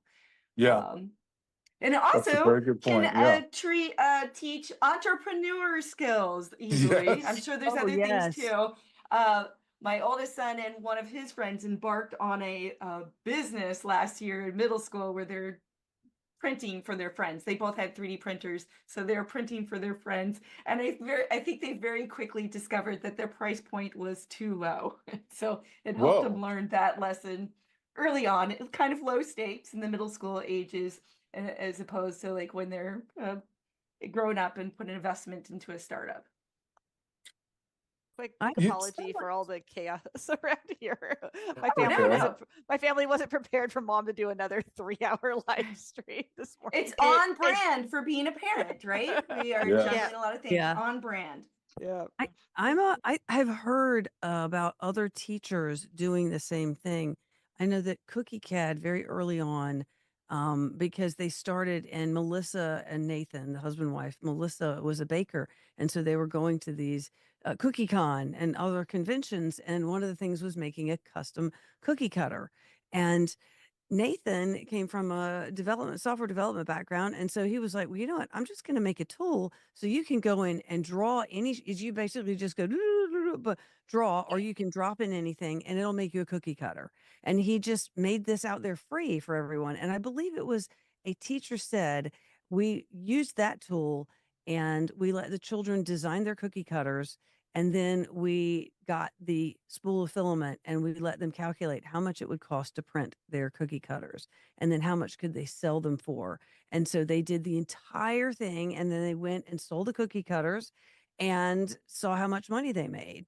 And it was a really interesting project. So I love how, it can do entrepreneurship. Yes. Yeah. You just reminded me. And then they could grow up and watch Maker That Money podcast with Pooch and Carson. Go ahead. Not quite that organized, but like my kids, as part of their second grade, they have to do a project, a marketplace thing where everybody has to make something and they bring it in and they sell it with these fake dollars to the 6th graders and stuff. And so, of course, we did something with 3D printing, and those models are now on my Cults 3D site. And my kids are literally still making money off of their little second Hey, grade whatever works. project. Whatever works. That's great. No, you just reminded me about Cookie Cats, where their origin was, because I spent a good chunk of Christmas trying to find clay cutters that were like Christmassy themed or snowflake themed, and there weren't really any that I really liked. And now I just remember that Cookie Cat exists, and I could have done it that way. So thank you. Nathan he's amazing. He's got a lot of skills. He's created cad.it, I think. Anyway, check that out. It's on the Cookie Cat site, but it is similar to Tinkercad in that you can do really easy and quick design. And we were at the first Rocky Mountain Rep Rap Festival, I think, and he came over and he said something Braille, and I was like, yeah, okay. And he went back and he added Braille as a font. And so he printed out something in Braille, Happy Valentine's or something for my daughter. I don't remember. It was really cute. And so now, he's like, I'm adding Braille as a font, and it's in there, which was great. He's amazing. And they're such a good team. And boy, do they have some beautiful filament. They really do. They really do. I wish I could have the entire line. Yes. Now, Courtney, did you say you had a question? Oh, sorry, I didn't mean to jump on you. Oh, I was going to say, one thing that we haven't talked about, and it's kind of controversial, I think, probably, or kind of controversial and really, really early on. But one of the earliest examples of 3D printing that any of us would be in touch with is the Enable project, the 3D printed hands and everything. And when I got when I first got into 3D printing, there were Boy Scout troops and young people 3D printing prosthetics for people across the country. Now, the operational ability of those prosthetics is a different story altogether. But I think that the technology uniquely gives children the opportunity to understand that they can help other people. That kids are not just, I'm gonna use the word takers. They're not just people who are consuming cartoons and eating candy. They can make a difference in the world too. So I think it's empowering for children uniquely as well. Yeah, our family, if you're familiar with, a few years back, I did this yellow ribbon keychain project to promote mental health and suicide awareness. Yes. And we, as a family, came up with the words we wanted on the keychains. And every year I talk about it with my own kids, and I talk about it with my students. And it's like how we ways that 3D printing can touch lives. It's certainly different than dealing with prosthetics. My kids' elementary school, they have a teacher who does some 3D printing, and for years they were involved with that project. And she got to a point where she was running out of time to print, and for the end of the school year, she's like, Abby, can you help? I'm like, sure, just send me STL files that the kids were making. And I was like the secondary printer, and we were printing them and bringing them to school and stuff. So yeah, there's lots of ways that, or PPE masks and things for COVID, like all of those my gosh, I can't think of the word. Shields, yes. And so ways that and toy drives. We talked about toy drives yesterday some with the women's panel and things too, that there's lots of ways that kids can get involved with printing and see that the printing is there to help other people and do things out in the world.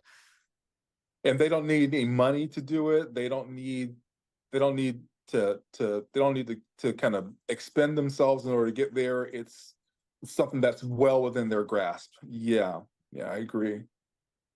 Hey everyone, I want to welcome in Denise Bertacci. She is joining us for the panel now. Denise, you want to take a moment and catch people up? You're muted as an FYI, but do you want to catch people up with who you are and your relationship with printing with your children? Okay, sure. I need to change my screen name. It's Estelle Denise, and you can find me online everywhere, Estelle Denise or Estelle Denise 3D. I actually review printers freelance for Tom's Hardware, so that's how I am involved in the community. But my youngest is in high school, and he's an artsy kid, and he is actually how we got into 3D printing because, and our school district, they do, I'm trying to think of the word for it, but it's like in science class, at like 4th or 5th grade, they had a science bus that would go around the district, and it had 3D printers in it.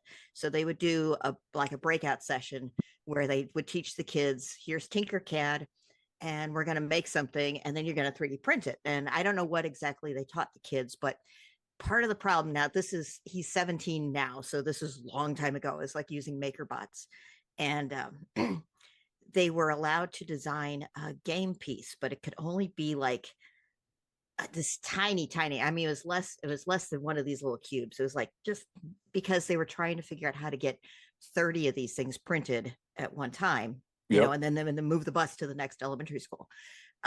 And he made this little tiny Jeep in Tinkercad. And I thought, oh my God, this is so cool. And I looked around, how could we get into 3D printing? And at the time, I just Googled, like MakerBot, because that was the printer that the schools used. And it's like, oh, well, that's $5,000. We're not doing that. And so years went by. And then I found out there's a children's museum in St. Louis, the Magic House, and they have a workshop area for kids. And they bought some printers. And for $5, you could, they would let you access it and print a small thing. And it's like, this is so cool. And and so we did that. I kept giving him $5 to make all these goofy things. And I think my first print was actually a Yoda cookie cutter, and also I was a mom blogger at the time, so we were like blogging about this cool new thing that we found. And then for my birthday in 2020, my husband was wandering through Micro Center picking up stuff to build a computer, and he saw Crealities were in stock at Micro Center, and he's like, oh, that looks like a good birthday present. Grabbed one, threw it in, and that's how we got started. So, but it all started with like a 4th grade science class. Wow. So, little did he know that one fateful day in Micro Center was going to create a Orange Storm Giga Bee in the living room. Yeah. or trips to Europe, schlepping layer connection prints around. Yeah. And it's like I've traveled all of the rip wraps now, so I've been to all 4. So the 3 in America and then the one in Britain, and got to do a tour of the factory over at Prusa. So might get to do some more travel this year. Jealous.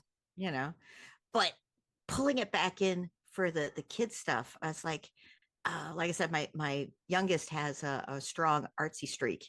And so I gave him the Prusa Mini to just do as he pleases with it. And all he has to do is come down and ask me for filament. And, and I think that really kind of opened up the door for him on 3D printing, because he was good with the software side. So he launched right into Tinkercad, and he's great with that.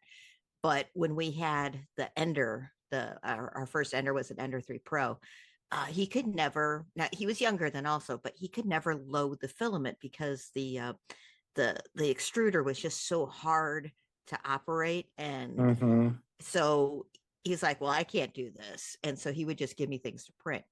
But now that printers are getting more easier to use, so he has no, I mean, obviously a 17-year-old could load anything, but if we had the auto feeding stuff that we've got now, when he was 10 or 12, he'd already be printing up a storm at that age. So I just think it's really cool how the printers have been getting easier to use, and that means the kids are easier to, and I'm seeing a lot of things on the Facebook groups I'm in, because I'm in a lot of women's groups. And so there's moms coming in saying, I want to get my kid a printer. What should I get? And then everybody's like, get him a Mini,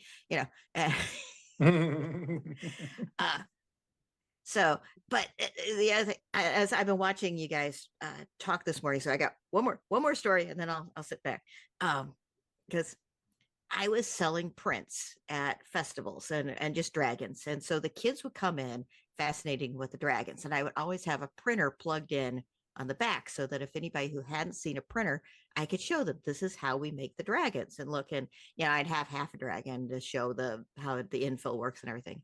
And a lot of times the kids would say, oh yeah, I know all about that, we got them at school.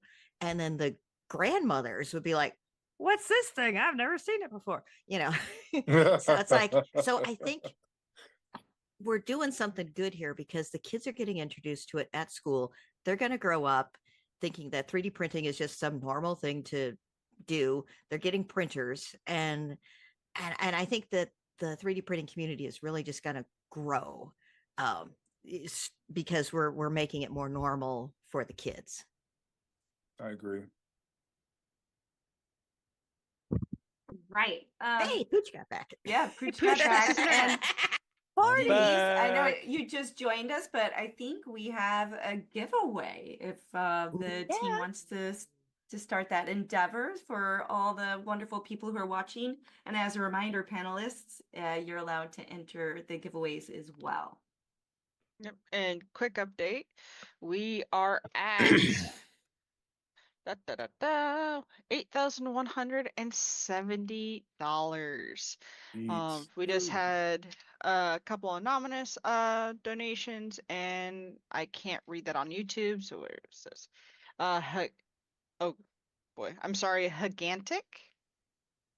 Oh, Thank you I thought it was guys. gonna be something off color. You made me look. No, I can't see. It's blurry, unfortunately, for me because I'm not wearing my glasses. I don't feel like going downstairs and grabbing them. So over here on YouTube, I can kind of see what it says on YouTube, but it's just slightly blurry enough. So I had to pull it up on the other screen. Sorry. Gigantic.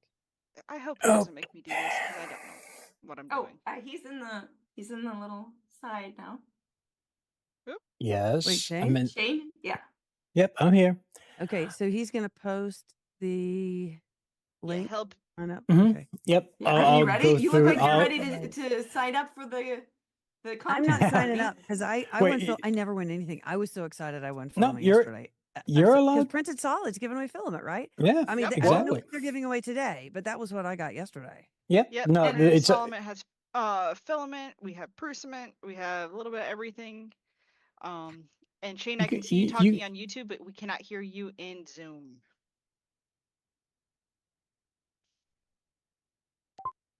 yeah, that might help. Okay, there you go. I was gonna be like, but you guys are doing my job. I mean, I can just sit there and just press a button. That's I was easy. just going to remind Courtney That's why we as couldn't hear. Oh, previous sorry. winner, she's automatically entered in the grand prize drawing too. That's right. That's right. A Prusa XL. Yep. It's a two-head Prusa XL, which was great. Yeah. Oh. Which can be expanded to 5 heads. All right. So what True we're gonna story. do this time around for the prizes, kind of do like a rapid fire one. But since we're talking about kids and getting them into making and everything else, I put together a few things. So first one's going to be for a Prusa Mini donated by Fotis. E3D Revo, some Gloop, an LDO box turtle, which is their new. Wait, I have to double check on that one. Sorry, and Printed Solids. So what I'm gonna do is paste the link. I had it. Thank you. There it is. Shorten URL. All right. So basically, as it was already said, I will post the link. You have 5 minutes to fill out the form. Okay. If you already won, please do not enter again. Because if you do and your name is drawn, I will remove you. If you also win, as Vicky said, you'll be entered in for the grand prize winning. Blah blah blah. Form is being posted now. I encourage even the panelists to join us and fill it out because it's open to everyone except for me because I'm the one who Working on it. Is I'm the this one who one copies and pastes. one Hmm? link for the series of the, or we're gonna have separate links Yes, for each one. item? If I did separate links, believe me, we'd be here forever. So unfortunately, the way it goes, it works out better this way because it's faster, and I don't want the giveaways to interrupt the panel discussions. So hold on. You know what? I'm just going to do it and set off everyone's Google again. Hey, Google, set a 5-minute timer. Hey Google, play Rick Astley. Hey, Does it Shane, work? can you add Pooch to the? I see him on Zoom, but I don't see him on YouTube. Oh, I see him. You see him? On YouTube? I don't see He's Pooch. there. He's there. I'm on He's the on the bottom. I'm bottom. on the bottom. You gotta scroll down. Oh. I don't want to scroll. So we had to figure out like a good name for that the upper left corner, because it just so happens, like, unfortunately, the way it works, because I'm very limited with the options that I have, Yeah. those alerts don't disappear. So they get no, just scoot down. You'll be all set. I see now, Pooch. Yeah, I'm Just don't back. forget to pin the link, Shane. Huh? I did. Pin the link. I All right, did. sorry, I disrupted. We gotta roll for stuff. Pin it again. Prizes. It's there. It's literally right there. Pin I it. can't Pin it one more time. I can't. I It's see already it. there. Pin it harder. Oh wait, Pooch is having technical difficulties again. Oh, that's a shame. Oops, he fell off. He fell off the stream again. I should do that one day. Just not particularly towards Pooch, but make it reward for happens. make it a reward, like, for a good amount of money. But like, say X amount of money, and we can remove a panelist for 5 minutes. Do it for, Put him in like put him in 150 bucks. timeout. I Yeah, get put on basically. timeout all the time. Do Yeah. that. Pay for penalty box. So speaking of parenting, my mother, I don't know if she patented the idea, but instead of putting us on timeout when we were bad, she would put herself on timeout. Like she would go to her room and close the door and be like, I am on timeout. And like just let us have run of the house. And honestly, I think it's a fantastic parenting technique. I think so wanna steal too. that. Yeah. Yeah, you should. absolutely. Thanks to the TV show Bluey, I don't know how many of you are familiar with it. I'm sure many parents are by now. Yeah. The episode where Chili, the mom, says, I just need 20 minutes. Whenever I say I need 20 minutes, my daughter knows to leave me alone. She doesn't come and bug me. She'll come beat the Oh. crap out of her dad who's Wow. working, but she'll leave me alone. But the opposite side of it is she'll sit there and tell me she just needs 20 minutes away from everybody. It was like Wow. this newest little attitude, which is hilarious. But she'll go upstairs and play with her toys in her room and just hang out. She has no concept of what 20 minutes is, but she understands I need the space. Time alone. Yeah. Wow. Cool. My siblings and I thought it was great. It was like Lord of the Flies. We had run of the house for that period of time. But my youngest sister would go lay in front of my mom's bedroom door, like curled up in the fetal position until she came out again. So like separation anxiety, I guess, for her. Wow. Safest place in the house at that point in time. Yeah. 1 minute 45 seconds. My son wanted to enter the giveaway. We'll see if he knows our address and his own email address in the next minute and 45 seconds. Oh, that was a good That's a good hack. I test. should get my son to enter. Vicky. I found out with Well, I technically, don't think he'll beat the timer, but we'll see. Oh, I forgot the whole music. Oh wait, no, I can do the whole music. That's not a hack. That's called proper parenting. I actually have found out with homeschooling because Pennsylvania has some pretty strict guidelines with it. One of the things that kids are supposed to know, like the basics of by like kindergarten, first grade, is their address and their phone number. I'm sitting here going, by first grade, I'm lucky I knew how to spell my name. Yeah. That's a lot. I think that's a lot. And also be able to know what they mean. Like they don't really even know numbers well until I think after first grade.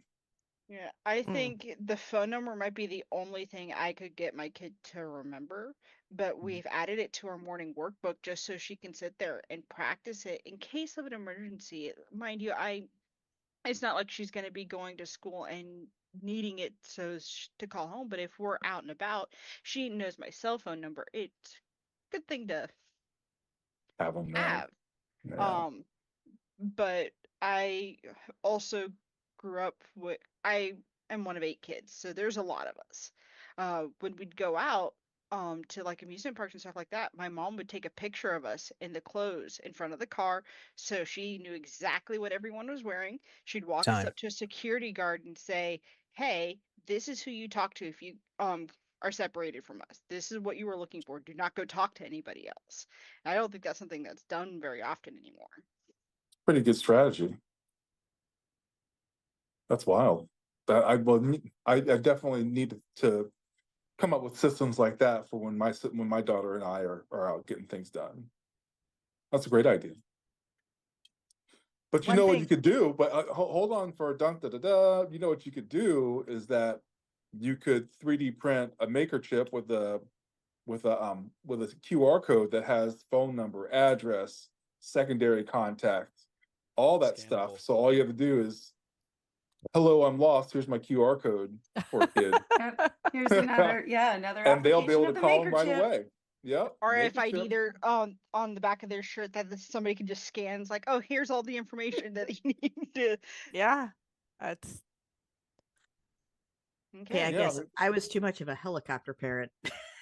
All right, You're ready to go, always guys? there. You're always there. One thing we've learned is that our kids know grandma and grandpa's phone numbers better than ours, because we'll be at home and we want them to practice, like, can you call grandma and tell her we're about to leave, we're on our way? So they've been practicing their numbers. And we also figure if there was, so when we've been someplace where we're like, wow, like we took a trip to Las Vegas and I was like, if there was an emergency or we got separated, they might remember their those numbers. So we're having another third contact. But this QR code idea is kind of brilliant. Yeah, I like that. Have you guys seen the? We have a timer. So sorry. No. 1 o'clock. I had a cramp. Sorry. All right. So wheel. Hopefully this will work. Nice. We know all those people in chat are chomping at the bit to get that Prusa Mini. There we go. All right. Donated by Fotis. How cool is that? Yeah. Fotis is Fotis is super cool. Fotis is great. Fotis, when are we going to see you again, man? Yeah. Let me see this. 1 second. Yeah, he's a fantastic parent. I know that's why he's been offline for a bit, is he's been taking care of his little one. So he's good people. Okay, so for this one, as it was already stated, this is for the Prusa Mini donated by Fotis. It has worldwide shipping on it. So here we go. What's happening? Do we drum roll? Is there a wheel somewhere? Am I not seeing something? If you look at the YouTube, It's on there's a YouTube, wheel, sorry. but there's a delay too. Oh, there's a delay. Pez Liz, you got a Prusa Mini. Pez Liz. Yay. We go Liz. All right. Go her. Yes. That's great. And we know Pez Liz, what's the Liz. first thing you're going to print with it? I know she's already in here, so just say hi, because I'm doing the same thing with everyone. You have 60 seconds to say hi, and I know there's a Come delay. on, Liz. So she's here. Do it. What happens if she doesn't respond in the 60 seconds? She might have gone for it. There she is. Awesome. She went for a coffee crisp. She came back. Okay, remove. All right, next up is a E3D Revo hot end of your choice. So they'll reach out to you. Ooh, Um, end of your choice. What would you choose? Don't know. Depends on You're your looking printer. at the diameter of the filament. Really, I think that's the one thing to choose. Baban Z. Yay. Baban Z. Congratulations. You are the winner of an E3D Revo hot end of your choice. If you say hi in chat. A fun fact, Lawrence, you can actually print at thicker extrusions than your filament. So if you're running 175, like if you go slow enough, you can extrude 2.2 maybe. Like it's weird. Don't necessarily recommend, but it is possible. No, I read about that. Is that what the like Zombie overdrive. Hedgehog was trying to come up with a good name for that? The hyper extrusion or hyper extrude, yeah, filament overdrive, yeah, I don't know, something like that. That's chunky. They're just trying to give a new name to old school spaghetti printing. Yeah. Bobbin, Go back and look through Filament Frenzy's account. say hi in chat, Well, please. there's Angel here spaghetti, and then there's like the extra thick spaghetti now. So you got all the different, Here there. Get some fettuccine out there. Yeah, linguine. I was one of the big things that I was trying to do. And there we go. Before the pandemic with my 3D printing practice. Oh, go ahead. Sorry. Huh? No, you're doing giveaways, right? Yeah. All right, next one is 120 milliliter bottle of Gloop worldwide shipping. Oh, got to get that Gloop. That is really useful. Love this stuff. It's literally right here on the table. Love it. I got mine. Oh, wait. Oh, Tech Jeeper. Tech Jeeper. You will And get they a literally just 120 spoke in chat. milliliter bottle of 3D Gloop if you say hi in chat, so I know that you're here. He's literally right there. Angel hair and linguini. Ah, there he is. Angel He was hair the linguini. last. He was the I'm last. gonna, I'm gonna take that as a hi. So I think that's all right. legit. No. Remove. I'm gonna spin again. Gloop is live. Gloop is live. I love that Gloop has become synonymous with they're like the Kleenex of 3D printing adhesive, right? It's like Yeah. you gloop things now. You don't. It's a verb. You know you've made it Right. into a verb, right? When you've arrived when you become a verb. I agree. That's right. The Andy first time, McCrab. Sorry. if you've Go never ahead. used 3D Gloop and then you use it, you understand. It You- takes you do. one You're like- time. You're like, oh, now I get it, Chemistry for the win. right? Because it Yeah. actually is not glue. It's doing melting. chemical bond, Right, it's molecular. chemical bonding. It's melting and then you smush together and then yeah, it's amazing. All right, next. It ain't coming apart. Andy, say hi in chat. Oh, what did Andy win? There he There he is. Andy won Gloop. Oh, Andy won the There you gloop. go. Andy won the Yep. gloop. Good job, All Andy. right. Remove. I was Last wondering bottle if of somebody was Gloop. going to say Mr. Krabs. If Andrew's listening, you should make ungloop. If you could actually undo the gloop, Oh, which I think wow, would just yeah. be like what, acetone, just dissolve everything. Jeff's Prince. You will get a 120 milliliter bottle of 3D Gloop if you say hi in chat. Gloop, gloop, Confirm. gloop. I'm waiting until it actually shows on YouTube before I. Well, they just said Gloop is awesome, so that's perfect. Can confirm. Can confirm. There. Whoops, that's way too loud. Okay, there we go. I need my hold music. Just Prince. All right, wait. Just Prince. Gloop is awesome. I'm gonna. All right, he said Gloop is awesome, so I'm gonna take that as a hi. Proof of life. He just said awesome. Yes. Awesome. All right, so the next one. Oh yeah, give me 1 second because I have to double check this one because I got distracted. But it's an easy thing. I want to give something away. Can I give something away? No, because I'll murder you. Okay. Because I had a strict I had a strict thing because like trying to do instant giveaways unscheduled turns into a crazy thing. But if you want to, we can talk after the stream. I can figure out something. Okay. No, it Well, doesn't not have to after be the like stream, it after doesn't the have to be panel. like immediately. I was just saying like you can add it to the pile for just the general, Okay. whenever. Okay, no, because before it was people would do it live, and then trying to edit everything live was not fun. And Doesn't figuring have out to the be that. logistics of it, it was poor Shane.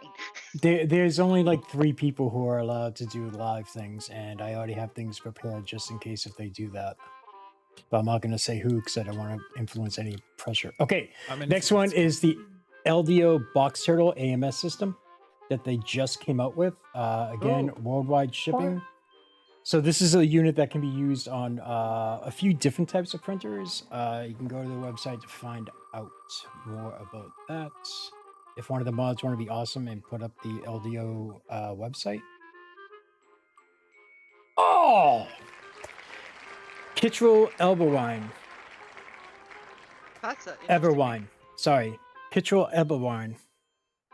Yay! Congratulations. You will get an LDO.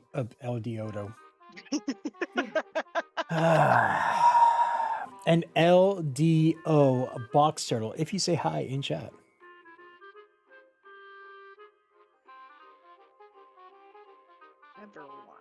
There you go. All right.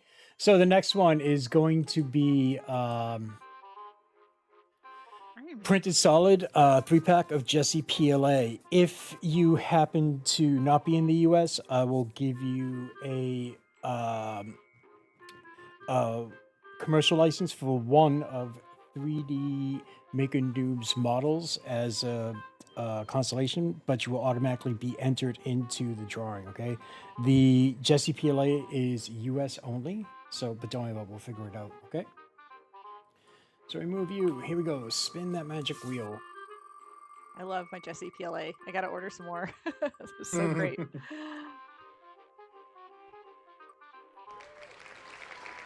Sissy Kid, congratulations. If you can say Yay. hi in chat and what country you were in, and then I'll tell you what you won. If you're in the US, you'll get the 3-pack of Jesse PLA. If you're outside of the US, I will get you a 3D Make a Noob license. Jesse is so good. Yes, it is. When I was stateside, that was my preferred brand. That is one of my 2 go-tos. That and Polymaker. Pretty much all I print with. Other than an occasional, like, cookie CAD pretty filament. Sissy Kid. Say hi in the state that you're in. Or, not the state, Country. sorry, the country. Is it 3 a.m. yet? Nope. Boo. It is somewhere. Yep, USA. Yep, cool. That makes things a lot easier. All right, so you get pasted in there. Okay. I have to remember this is the parents makers panel, so I'm like, okay, don't swear, don't swear, don't swear. Are you kidding? Parents swear more than anybody. Yeah. Oh, by the way, for the people who are messaging me about the music looping, it's supposed to loop. I want to torture you guys. We move. Yeah, Because I got 3 messages like, dude, the music. I'm like, yeah, I know. I will admit my child's first word past mom, dad. My coloring corner with Renee. I already know she is in the US and I know that she's been here. So, Renee, say hi. Just so I can keep it fair to everyone. Carson, what was your child's second name? Was it Carson? You were saying? Oh, I didn't first know word either. was shit. So proof that I curse enough We that my just wait kid picked it until up. we are the adults. I don't want to grow up. Renee. Into is a Toys R Us that I can play with? Oh my gosh, I don't want to grow up. It's a Toys R Us ad. I don't want to grow up. I'm a Toys R Us kid. Da, da, da, da, da, da, da, da. Renee. Renee. Jinx. There we go, Renee. You got it. You are the happy recipient of a 3-pack of Jesse PLA. And last but not least, we move. Roll.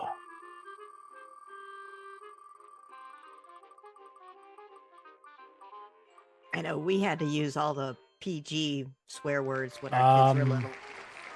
I gave up. I couldn't do it. I gave too much. Yeah, I couldn't do it. Who put their name as YouTube? Oh, that would be an autofill. I believe Renee. Somebody figured it out yesterday. Hold on, let me see. Nope. Is it that one? Let me see who it is.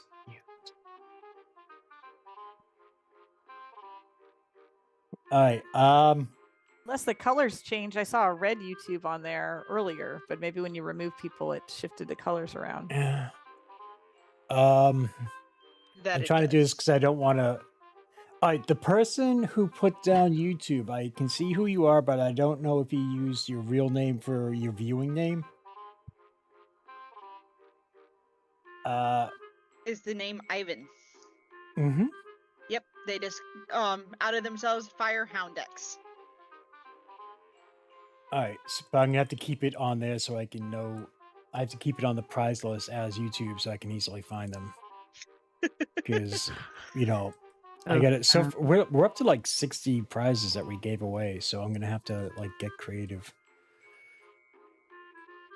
1 second. All right, Ivan, congratulations! You are the recipient of a 3-pack of Jesse PLA. Are they in the U.S.?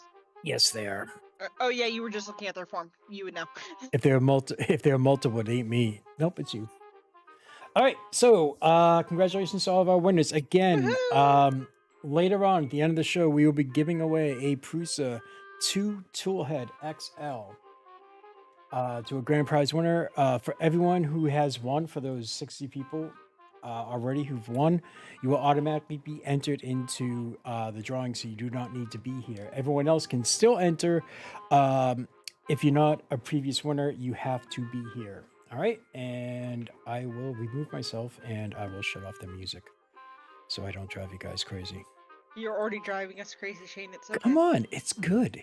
It's good stuff, and it's There's a reason. copyright free. There's a reason why I have YouTube muted. That's okay. It'll get stuck in your head. I'll put it on in Discord and pump it through there. All right. Anyways, let me see. I want to do something. What do I want to do? I want to get rid of the wheel. Wheel off. I'm going to remove myself, and you guys can Unpin the continue. form. Look, one hand, two hand. This is all I have, guys. I'm Relax helping with you the with your pinning. list. Relax Hey, Shane, with the unpin the pinning. form. I'm just Form's helping you still with your pinned. list. All right. Everybody be nice to Shane. Stop trolling Shane. Shane's working. No, I just put the. Shane's working the- really hard, okay? He I put hasn't the slept. camera off. Believe me, there's a certain particular finger that's going on right now. All right, I have a parent question. I think And he's officially gone. And So They panel, got him. yeah, we have, Good. I think, about 21 minutes left. There were a couple of questions on the Discord that are a common theme, and it's also kind of topical because we're just after the holiday season where people may have received their first 3D printer. So the question is about you have a child or your family and you're getting into 3D printing. Where some places that you can go locally or online to get information or ask for advice? And on the subject of advice, what advice would you give those families that are just starting in 3D printing? Stay away from Facebook groups. Yeah, as a no start. Facebook. Unless it's one run by moms. Those are Yeah, the women Facebook groups do seem to be very open with questions. So if you are a mother, search for women and girls in 3D printing. That seems to be a very uplifting and supportive group. There No, obviously, probably is parenting groups as well that are parents in printing or something like that. I'm sure they're out there. Just haven't found them, or we should make one. But yeah, between that and YouTube, find the big names in YouTube because they have a lot of the big tutorials and stuff like that where they have been here long enough where they know what they're talking about. Yeah, Okay, obviously I I'm want to throw being something in. Go If for you're it, man, go doing for it. if you're doing a search on YouTube, make sure you check for a date because 3D printing has moved so fast. I know like Brian Vines has done a really good tutorial on how to get started with like Cura or something, which is like he did it in the last year, so that one would be good. But if you found one from 3 years ago, it would be not Completely helpful different. at all. And Pooch, it sounded like you had something. Yeah, it's interesting because I was being facetious, obviously, with Facebook groups. I mean, not all are bad, but I mean, it brings up a really interesting sub question, right? Of like, where is a safe space for what level you're at? Because it's there's more people coming into the space on a daily basis that have different levels of expertise and whatnot, and so obviously going on to just a general like 3D printing Reddit thread is not gonna like glean great results. And I think it's a fantastic question. For as far as parenting goes, I honestly haven't seen a lot of specific out there. It's not to say that I haven't really researched it. But I do love it when people put up like their little lists of recommended things for their little sub niche of 3D printing, because what's good for the goose is not always good for the gander, as they say. Yeah. I would recommend contacting if you have any trouble or if you want to kind of find out more information. I would recommend contacting a local makerspace. Makerspaces are not always within 30, 40 miles of everybody in the world, but contact a local makerspace. Most of the time they're going to have a 3D printing group, and they'll have a 3D printing kind of a leader, and that person, generally speaking, is pretty responsible to new people trying their best to learn how to 3D print. So that would be my top recommendation. To stack on top of the makerspace, also check your local library because we don't have a makerspace around here, but one of our local libraries has somebody who's brought printers into the library for the kids programs to use and stuff like that, and they're one of the experts, and we've actually met them at 3D Printopia where they're like, oh hey, we brought our printer da da da da da da da da, and we found out they were literally the next town over. So that's another place where you can check. What about Twitch. I mean, I think there's people who do some streaming with kind of the intent of being able to answer questions and help folks out. I mean, that could be an interest. That could be a resource as well. Somebody found me once. I was in an article at my local college talking about a 3D printing lab, and next thing you know, somebody contacted me to try to help them with their 3D printer, and they became instrumental in my research and everything around 3D printing. So also lots of times there are local interest articles. If you are near a college or a university, lots of times they're going to have a maker lab that if you talk to the coordinator for that space, there'll be somebody to help you with that as well. Really get the hands-on experience too. I want to piggyback on the library thing real quick. If you are a family and you have someone interested in 3D printing, also check your local libraries. Around here, I'm in the Northern Virginia area near Washington, D.C., and we have library systems that do free 3D printing services for the public. And they also run events where they'll teach you Tinkercad, or they'll teach you about the printer as well. So that's something where you can print things, but not necessarily put the investment in the machine just yet, especially if you have safety concerns on the machine. So I have a printer, but I also am working with my child. And so it seems like a lot of this is I'm new to 3D printing and I need help or I need support, right? Where do we go to find that? In addition to just specifically, I'm new and I want to learn stuff, and I'm doing this with my child.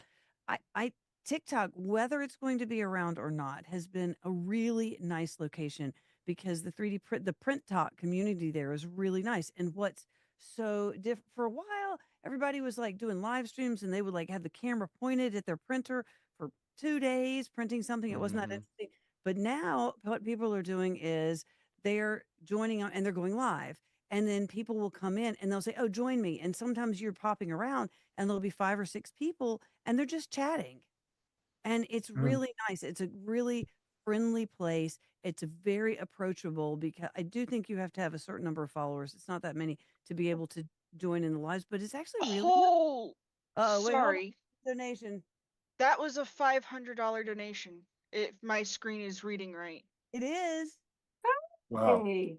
I cannot pronounce that name, but thank you, Alien. Ali and Nali. Alien Yala? Yeah. Wow. Holy cow, thank you so much. I'm sorry to derail you, Courtney, but that I just love shocked that you me. came prepared, it's a Courtney. fundraiser. It's alien as a palindrome. It is. Hey, good Good pattern call. recognition there, Abby. Say thank you. Thank you. Yay. Hey, oh my gosh, what's our total at? Our total is over here. Our total is at $8,705. We are almost to that $10,000 stretch goal, and we aren't even halfway through the day. There's many good panels coming up. Extra stretch. I have to get my clapping hands out. one thing I would add on to what Courtney was saying, and Lawrence, It's Josh from Alien 3D. It's Josh. Oh, that makes sense. Oh. Oh. Yeah. Hey, Awesome, Josh. Thank you. Did you just blow his cover? That was a hard thing to decipher. I did not. Bob is the one that blew his cover, and as soon as he said it, I realized it was him because I think his Twitch handle is something similar where it's the palindrome. I should have figured alien. Of course, it's Josh. Yeah, Josh is great. Okay, so Pooch, you were saying something. Oh, I was just going to say, to tack on to what you guys were saying, I think the important thing, especially if you're new, is to not get frustrated if you don't find a resource right away. I feel really bummed out that I've seen a lot of people's like energy sapped by just like, you know, they went down to their makerspace and they just didn't get the help they wanted, right? So it's gonna take a little shopping around sometimes. Like I've been into incredibly amazing maker spaces where everybody is just great and helpful, and I've been to other ones where it's just like you know, you're kind of on your own.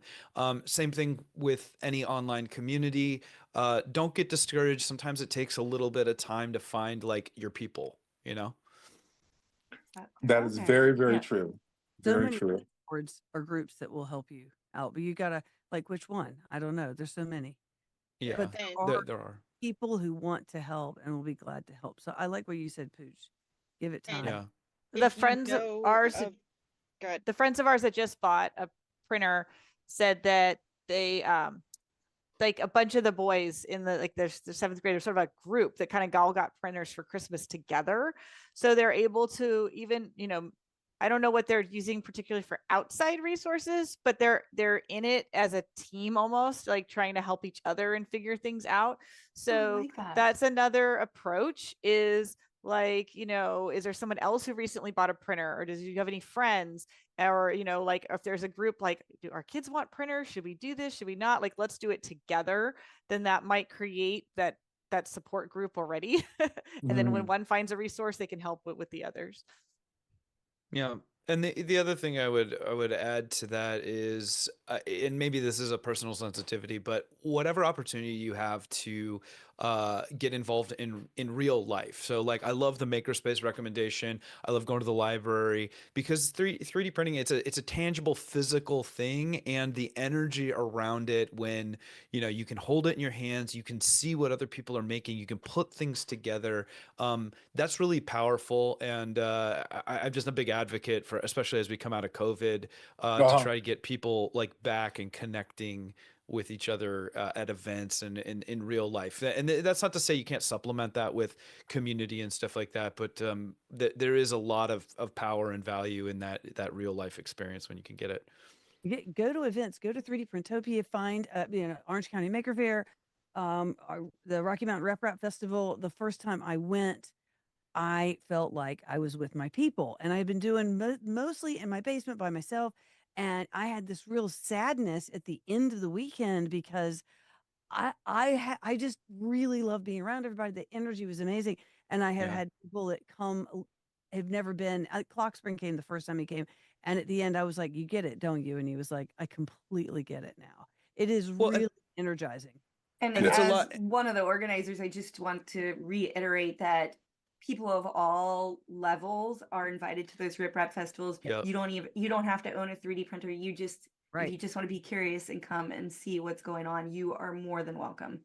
Well, Sorry, Pooch, it's a go. faster way to a win. It's a lot less toxic of an environment because you get away from the keyboard warriors, and people are like, the things that people are going to say to your face. It's like, you don't run into these clowns that are online that aren't going to like say that to your face. Right. So it's like, it's just a better way to just get happy and excited about it. And it's a completely different energy. So yes, and we're all go to there the to events. talk. We're all there to talk about it. We're all there to be passionate about it. So the people at the tables are there to help you learn and help you expand your horizon within the community. So it's a perfect place to go to learn more, or where to find some good resources as well.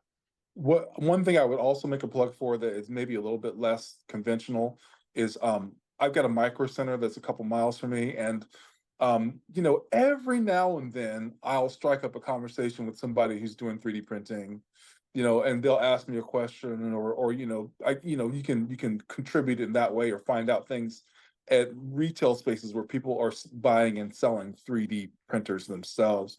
Also, the people who like the people who are at craft fairs or craft fairs that are selling their things, right? They're also very, very willing to talk to people about the process as well. Maybe give a few pointers to get people started. So there's in retail spaces where you're buying and selling stuff, those people are willing to talk as well. And when you talk to those people at the craft show, make sure you talk to the artist. In the preparing for the ladies panel, we heard multiple stories where the lady creator is there at the table, and someone goes up to the husband, and be like, "Hey," asking questions. Right. Well, that's terrible. Sexism.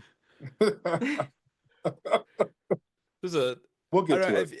This is a tangent, but if you guys haven't come across Nate Bargatze as a comedian, he's a very good comedian. Yes, He's super he is clean, and he's funny. got such a good bit about, when the guy comes to like fix the water heater, and he's like, my wife manages all that, but of course he walks up to me as the guy. He's like, man, I don't even know we had a water heater. Like, you need to, it's just like, why are we thinking this way still? It's 2025, guys. I just Talk to recently talk discovered to the Nate ladies. Bargatze. I'm Oh, he's catching so up on good, his. so good. Well, is there any more advice? Because I was thinking as we're in the final minutes, we can go around as a panel again and remind people of who we are, what's coming up next, where you can be found, what you're excited about, yada, yada, yada, the future. Only Any- last thing I want to note is technology is not a bad thing for kids to have these days. That's the only one. I keep seeing all these people that saying no tech for kids. They're growing up in it. They need it. They do need it. Teach them. Teach them. I would tether on that it's a balance thing, and it's funny because like we're actually having, this is the exception to the weekend, but we're having a no screens weekend, which my kids were not happy about. But I find that they get plenty of the tech. I'm not saying I don't agree. I love tech. I came up on it. But like anything, too much of anything isn't great for you. So striking a balance, and that's why I say, like, get out in real world. We're gonna get lots of tech whether we like it or not. So just be mindful of it. That's my take. At least having older kids Fair. and seeing him come up on it. Fair. My daughter taught herself how to read on her tablet, so she did better at learning off of that than I could have taught her. So Wow. And every kid is different, right? Yep. So some are better at moderating than others, and Right. some are more outdoorsy than others. But like we want to, as a parent, sometimes it's our job to take the unpopular stance, because I think that that's what's in the best interest of developing a well-rounded human for interaction in the world. I would say that even to piggyback on that more, like children being accustomed to be able to use technology is actually like a life skill anymore, right? Like my bank doesn't even want me to walk into the branch anymore, right? If you don't know how to set up, Don't come here. Yeah. yes, do not come here. I can't tell you how Yeah. many organizations want you to interact through that computer anymore. So technology, you need it for survival. I would say the only thing I want to say, that's not the only thing, something that's coming up in the future that I really, really, really want to encourage everybody to check out if you can. And it's not for personal reasons, it's because I think it's pretty dynamite what's happening. On How Would You Slice That, we're going to have a young man named Kaizen 3D, and he 3D prints designs onto mesh. He's making handbags. His stuff is amazing. Yes, it is. Love it. Yeah. So he's going to be on How Would You Slice That. Is the number February 11th or is it 13th, Vicky? February 11th. It's going to be February 11th, and this guy's going to be a lot of fun to talk to. And he's kind of merging art and science together in a way that I haven't seen. So that's something I think everybody would like to participate and see that conversation. And he wants to enable everyone. He's like, this is how I learned how to do it. I had him. He was on my live podcast as well, but I loved it because here's what you need to do this. Yeah.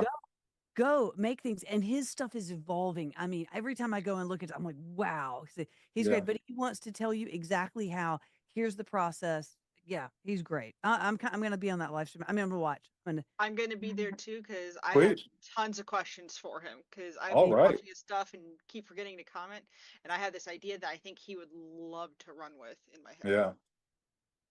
All right, noted. Are we supposed to give our goodbyes and say who we Yes, are? let's go ahead. We have 3 minutes. Yeah. Courtney, you want to go? I'll go. I'm Courtney. I changed my name. So Courtney, I'm Filament Stories, and we are Filament Stories everywhere.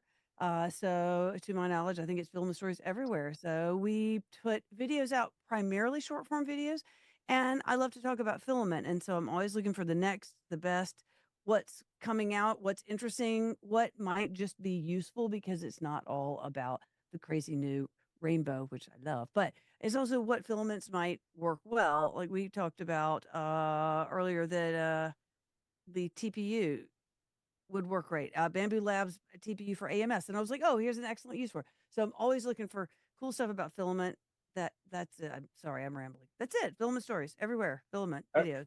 All right. Abby? Outro. Right. So I'm Abby Math. Pretty much you can find me on Twitter, Blue Sky, Instagram. On my stuff's on Cults 3D, and I have a whole collection that's labeled Kids and Toys. And I have a collection that's designs with my daughter and a collection designs with my son. So I definitely have a kid focused profile. And of course there's my math stuff and other stuff too. But if you're really just like, I want to look for more stuff for kids, you check it out on Cults 3D, Abby Math. It's not too hard to find me there. All right. And Denise? Oh, STL Denise, pretty much mainly Twitter and YouTube. I review printers on Tom's Hardware, which is just a website with words.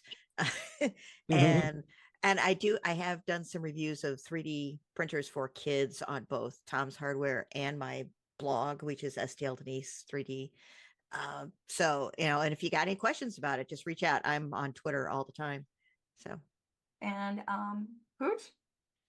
Pooch at Repcord on all the things. And I think my takeaway for parents would be listen to your kids, find what they're passionate about, and then figure out how 3D printing and making can enhance their passion for that to get them excited. Right. Did I miss anybody? All right. Well, thank you, panelists, particularly, well, thank you, all of you. But I do want to highlight that Denise and Abby Math did double duty. They were on the Yay. women's panel last night, and they were able to come and join us again today. So appreciate all of you for spending your time with us, and everybody for watching. Thank you for your donations for the World Central Kitchen. Yes. Thank All you, right. Yes. everyone. Thank you, Nice everybody. job, And thanks Vicky. to Good Vicky seeing everybody. for moderating Thanks here for today. moderating. Thank you so much, Vicky. Thank You're you. welcome. Thanks to all of you. As they fade out, just an update for everybody. We are currently up to 87.85 of the $10,000 stretch goal. Things are growing here a bit. Our most recent donations that have come in were from Alien Allen. I don't know how to pronounce that as one word, the palindrome. We had a $45 donation from Glenn Kaufman and a $35 donation from Reth. I believe it's Reth. So thank you to everybody. We are at about 87%, 87.85% of the way to the $10,000 stretch goal. Thanks to the math that I cheated out in Excel. Nice job. Because I don't have Abby's math powers. So thank you to all of you. All right, so ladies and Pooch. Yeah, since I have to perform, since it's the magical song and dance. Oops. Shane wanted to jump in with some. Yeah, since I have to do the magical song and dance, yeah, I can't do an audience with you guys here. I mean, I can do something online, but like with everyone watching me, so can you guys please leave? Oh, Shane, we love you guys. Please leave. Wasn't sure who was coming on next. All right. Yeah. Bye, It's everybody. Shane's song and dance time, so he wants the stage for himself. Yeah, but it's not for myself. I just have performance anxiety because there's a difference when I have to. I mean, because like Carson and Krusty, I can just easily mute and everything else and have them look away. But 1 second, I have to think of a good routine or something. You gonna do an Irish jig for us, or? Yeah, right. I don't 1 know if second. Courtney's trying to talk to us or not, but I don't know. looks like She's she's having muted. some Not be in issues. here. Well, Just for right now. Okay. Yeah. Okay. Shane I'll needs a come quiet back. audience. Shane needs to be put on the spot and just feel like an idiot so I can pretend I know what I'm doing. Let's see how good my stall skills are, because I'm going to have like 57 minutes now until I can. Okay. All right.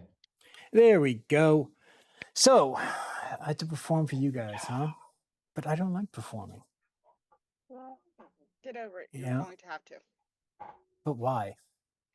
Because you promised everybody a good show and a surprise, and that surprise is obviously you performing for everybody. Got my dollar bills. I don't know if you heard him. I What? hope you did not hear him. Oh, we heard him. What? I didn't hear him. Brian said he's got his dollar bills. Well, I was going to say, I mean, Ryan can always get dressed up in his tutu and join. I mean, that would be very interesting. If he's got those dollar bills, can you get them into his PayPal account and send them to Tiltify? No, yeah. So Shane doesn't need his garter belt filled. No, because Shane's just standing still, so no one makes a clip of him or a meme or anything else like that, or you know, we are 4 hours into the stream, Shane. It might be a good time to take just a minute to show one of the videos that you showed at the very beginning to catch the people waking up and coming in. Yeah, let's do real quick. We're gonna do let's do the one that gives what they're about and everything else. Good idea. Yeah. We're gonna do that video, and then be 3 minutes, and then we'll pop back, and I'll figure out what I'm doing. Sounds good. I'm probably going to pop off to go eat some lunch. Category 4 hurricane slamming into Florida's southwest coast this afternoon. Firefighters are battling a devastating forest fire near Yosemite. Explosions that rocked the Ukrainian capital. An aftershock of, Feed everybody as quick as you can. Don't tell me you're getting ready to do it a month later. Don't tell me you are waiting to do it until you have everything ready to do it. It has to be urgent. Food and water is now.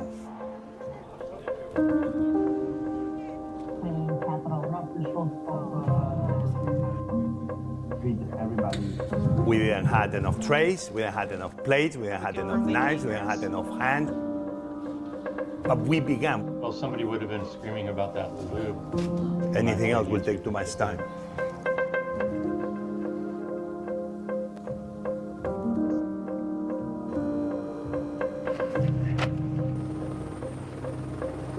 Not tomorrow, not next week, not next month, today. Well, you have access to the green room. I have access to the green room. I can see Vicky's ready. We do it with locals. We're not victims. We're just neighbors helping neighbors. We overcome every obstacle, and if we cannot overcome the obstacle, we go around.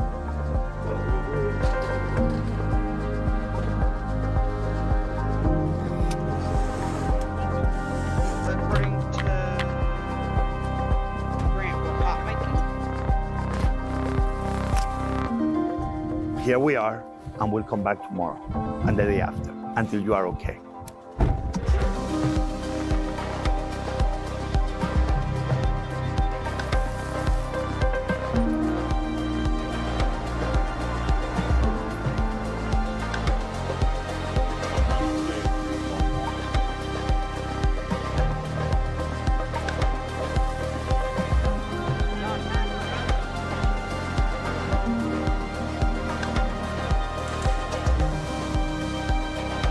لكن رغم كل اللي شفته في الحرب وهدم بيتي وتشريدي إلا إني كمان بازدياد قادرة إني أساعد وأعطي الناس، مش بس في وجبات الطبيخ، تعبي وعرق جبيني إني مساعدة كمان إني أساهم وأساعد في الناس. And that's what makes World Central Kitchen so special. We have to go.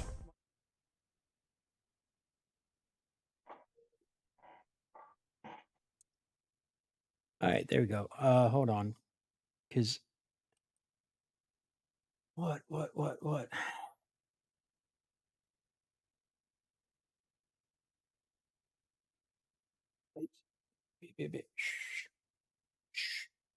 Okay, so yeah, like I said, we're here to help support the World Central Kitchen. As you saw in that video, they do a lot of work worldwide. They're one of the first groups with boots on the ground for any type of disaster, whether it be natural, man-made. Sorry, I can't talk. So,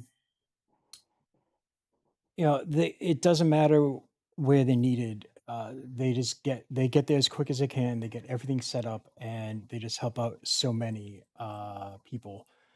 Thanks to the generosity of you guys, so far we raised 8,009. Oh wait, I'm sorry, $8,820. And that's just absolutely amazing because that's going to go to a lot of people. Not only are they in the U.S. right now, but they're wrapping up operations in Spain. They're in the Ukraine and a lot of other places. We just had another donation come in from Eddie.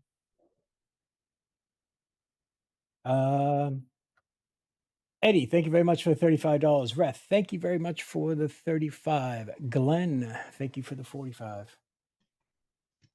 Let's see. 1 second. And apologize if we're not seeing every single donation come in. I know it's popping up on the YouTube screen, but we don't necessarily see it on the backside on the Zoom call. So if we miss you, you are noticed, and it's appreciated. Yeah, believe me, we are very, very thankful for everyone's generosity. For those of you who chose the rewards packs, those will be shipped out or emailed out, probably either Monday or Tuesday. You just have to give us a little bit of time to Starting tomorrow after morning appointments. yeah, we just need some time, but we'll get it all shipped out and emailed and everything else. So sorry, I'm just breathing. Breathing's good. Yeah, let's see.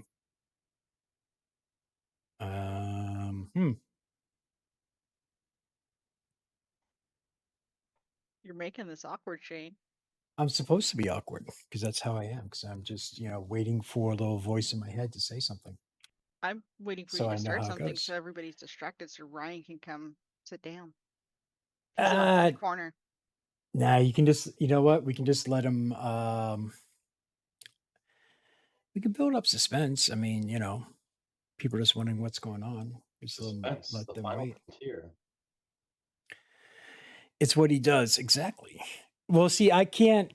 In all honesty, like I really can't. I have a lot of respect for Eddie. He's a very nice guy, very generous and everything else. The first 1440 show, I was joking around and I accidentally booted him. Hold on a second. Grant's calling for a dance. It says dance.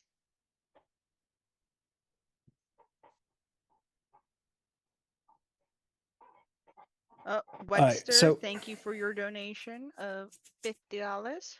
We appreciate it. I think that brings us to just under $100 for hitting 9,000. Sweet. If my math is doing me right. All right, so 870. I don't know. I'm gonna 130. Yep. Got 130 to go to 9,000. Since I'm horrible with doing this solo, and everything else, I'm gonna bring someone in who's gonna give me a hand with all this stuff. Someone who's used to talking to large groups of people, very personal, great in front of a camera too. So let's see, what can we do here? Go. That's my drum roll, even though you guys probably can't hear it. So whenever they pop in, I mean the name's already there. Yeah. Doesn't mean everybody's reading. That's okay. okay. Listening. But whenever he pops in, or they pop in, or a representation of whoever. Hello. Hello. I hear a voice. You know the webcam that works the whole time, no problem, and the second you connect, it stops working? Yeah, that's the one. I have no idea what you're talking about because the stream did not crash in the middle of the donathon yesterday at all, and I did not freak out at all. How you doing, Mickey? I'm good. How are you? We're doing great, man. I'm actually, it's been a great weekend. Had a lot of, good people on and raising money for a good cause. And it seems to be going rather well, I would say. Yeah, we're already at $8,870. We started off with a $5,000 goal, crushed that yesterday.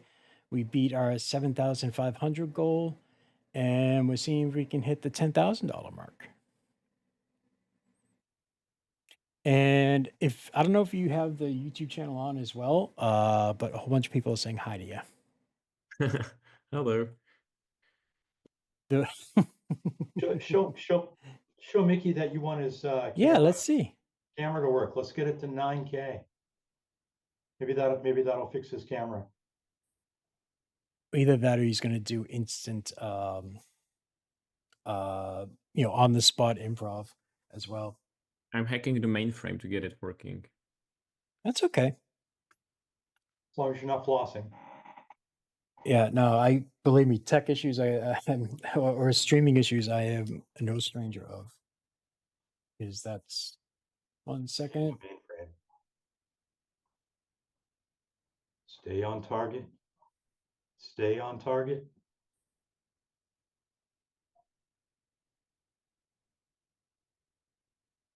Awkward I'm silence. sending the other person the link to join in as well, Shane, just so you know. Okay. Yep. I already. I'm sure you did 5 times, but Me over prepare. Being a pain in the ass. Never. Yeah, Shane sent it to him. I've sent it to him. Almost. This is what I get for wanting I went over and I connected my mirrorless Fuji, so I have an extra good webcam. This is what I get for. That's all right. Yesterday, I flipped on the camera so you can see it both in Zoom and YouTube. It lasted for 2 hours, and then my PC completely crashed during the live stream.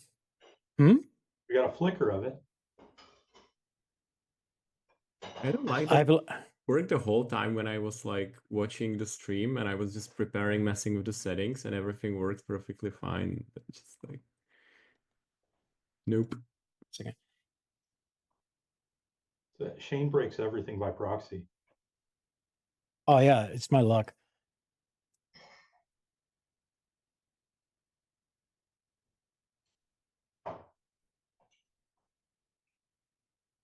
All right, so well, Mickey is. Oh sure. Hold on, we got some more Hold on, let me see here. Hold on, I just want to thank the people who have been donating and helping us reach this goal. Refresh. Nope, a few seconds ago. And chat just $5,000. You gotta fix that webcam, Mickey. Yeah. Justin, thank you so much for the $35. Glenn Kaufman, thank you very much for the $45. Joseph, thank you for the $35. OG Maker, thank you for the $50. Wexker, thank you for the $50. Eddie Mosier, thank you again for the 35. And I'm all caught up.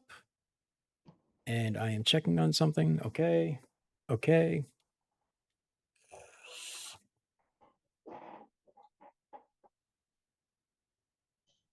I don't know, man. It's weird. It's okay. You don't have to use the camera if you don't want to. I have a few other people popping in later who are just voice only, so you're fine. Let me try to rejoin, and if it doesn't work, I'm just gonna let it be off. Okay. Well, let's see. We got one down. Let's 1 second. Hold on. Let me just warn someone first. 1 second, guys. I think you might be surprised and you'll understand why I'm acting like an idiot right now. 1 second. I will. Shane might be in a little bit of no. Panic mode? Never. All right, so while Mickey is trying to turn it off and on again, let's bring in his partner in crime. Actually, we'll bring them both in, see what happens. BV3D with $100. Thank you so much. Hey, Joseph. Hey, Mickey. Both of you, your mics are muted, so that's the only thing. Hello, everyone. Hey. Are we live? Yes, you are absolutely live on the 1440 Maker stream. Greetings to the both of you. Good to see you. Good to see you too. Thank you very much for joining us in the secret Prusa location. Oh, another $100 donation just came in from Brian Vines. Yeah. Oh, no plugs attached. Yeah, we're doing.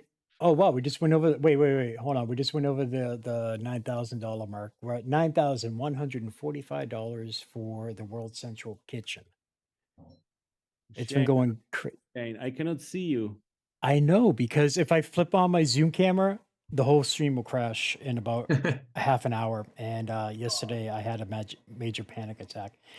Oh. I know you can't do it, but if you were in the our YouTube stream, I am actually in that video somewhere. And do we have a chat somewhere? YouTube chat.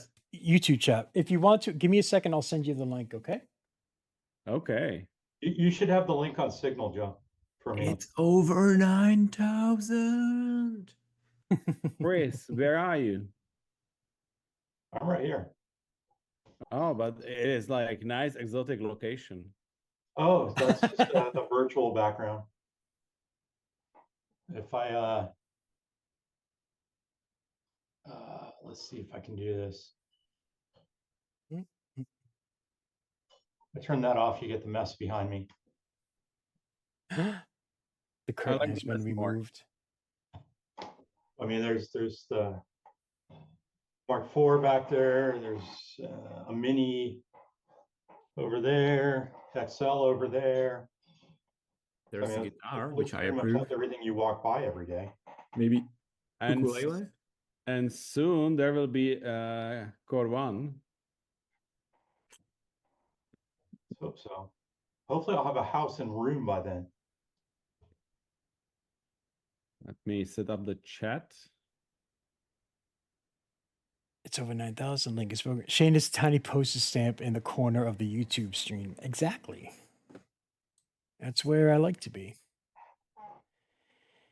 Hey, Mickey and Joseph, welcome. What's up, everyone? Yeah, you got a lot of people saying hey. Good. How many viewers do we have now? We have 136 viewers currently right now. It's been sitting good. This is the first. Usually when we do these streams, they're 24 hours straight. This time we broke it up into 2 12-hour streams, and it's been going very good. Yeah, very reasonable, Shane, to break it into 2 streams. Yeah. Shane, because you people should have seen Shane after he does this. He's like half the size,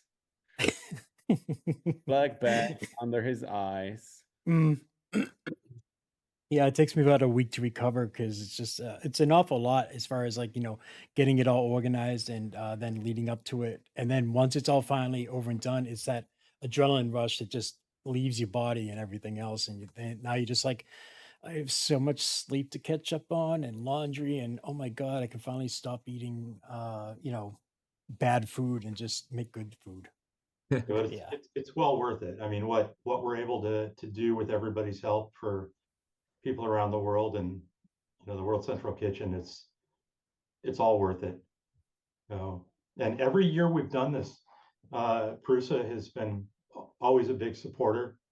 You've joined us, I think, every stream, Joe. Mickey, I think you've been on at least 2 of them with us, and you guys have donated prizes for us every time to incentivize people to donate. I'm not sure about the last year because I had a fresh screaming Christmas present last year. Oh, that's right. No, you jumped on because we had David on with you. Oh, it's possible. I mean, because the first couple of weeks it just sleeps. Yeah. Feeds. After that it starts to cry. Yeah. And Couple more months, she'll be talking back. So what should we do? I have roughly 20 minutes before I have to go. So should we answer some questions? Should we do Ask Prusa live? We can answer whatever, and it doesn't even have to really be work related. Yes. Whatever is happening in everyone's lives. Well, I'm going to put you on the spot then, Nicholas. When are you going to put a ring on that girl that's doing all that wonderful cooking inside your printers for you? I did already. Happened. I mean, the pre-ring, she gets the starter, and the full package comes later. Congratulations. Thank you. Yeah. It is not about the rings. It is not about. I don't know if you've seen it, Joe, but we were making our first svíčková together. So basically, a beef tenderloin with a dumpling. But for raising the dough of the dumpling, you need a chamber with an elevated temperature, ideally like 30 degrees. So what I do is, like, when Jofe found out that I have a mark for an enclosure and I can semi-control the temperature in it, she was very excited. So we are now raising the dough in the printer always, every time. But I'm basically doing the PID loop in the chamber manually by checking on it every few minutes and then raising the heat bed temperature up and down. So yeah, I'm not sure who is more excited about the core one, if it's me or my girl, because being able to set the chamber temperature will be great for raising of the dough, because usually you need quite low temperature, but you need it somewhat stable, and that's pretty hard to do normally in the Mark IV. I will be right back. I forgot I left the car running to defrost the windows. Yeah, and actually that gives me time to introduce Ryan. He's one of our. He actually helps us out since last year's Hawaiian Fires. Both him and his wife are always help us out with everything behind the scenes. Yeah. So my are we allowed to share screen? Yeah, you can. You should be able to. In the meantime, I see a first question from 3D Maker Noob. Oh, So, dear Lord. Is that wood cabin he is in available to rent? It is not available to rent, but it is a company cabin. So when you come to Prague, you can have a stay here. Okay, so now I have to make a That's note. interesting. So a little HR window. Let's see. Is that a painting behind Joe or a moss wall? No, it is very cringy moss wall. I am not a fan. It almost looks like an aquarium. Only thing you see is a couple of fish going around. No. It is like shishka. It's like from the pine tree or something. They produce like a little wooden. How do you call it, Mikolas, in English? What do you mean, the tree, like pine tree or something? No, shishka ze stromu. Damn. Hey, Siri. Are you talking about from the bark of the tree? No. Like not the fruit. Cone. Fruit. Yeah. It's cone. Tree cones, not fish. Joseph, message from Wexker. I'm bringing some people into Prague. I'm bringing some people to Prague in May. Just saying. So I think we might have to have like a emergency closing of the facilities in May. I'm just saying. Yeah, I mean, if you work for Prusa, there are some perks. We like to take a good care of everyone. So we have some facilities where people can go and the teams can work together and have a good time. So everyone has fresh and cool ideas. I mean, that's how the alpacas were born, right? That during COVID, you couldn't really go see anyone. So to be able to get some, I don't know, quality time off, you guys got the alpacas so we can go pet them, cheer up a little bit. And after that, as everyone brightened up after the alpacas, we realized that we can have an office away from Prague, where we can go even during the lockdowns. Because back then we've been testing the whole company 2 times a week with PCR tests, so it was safer at the office than at home.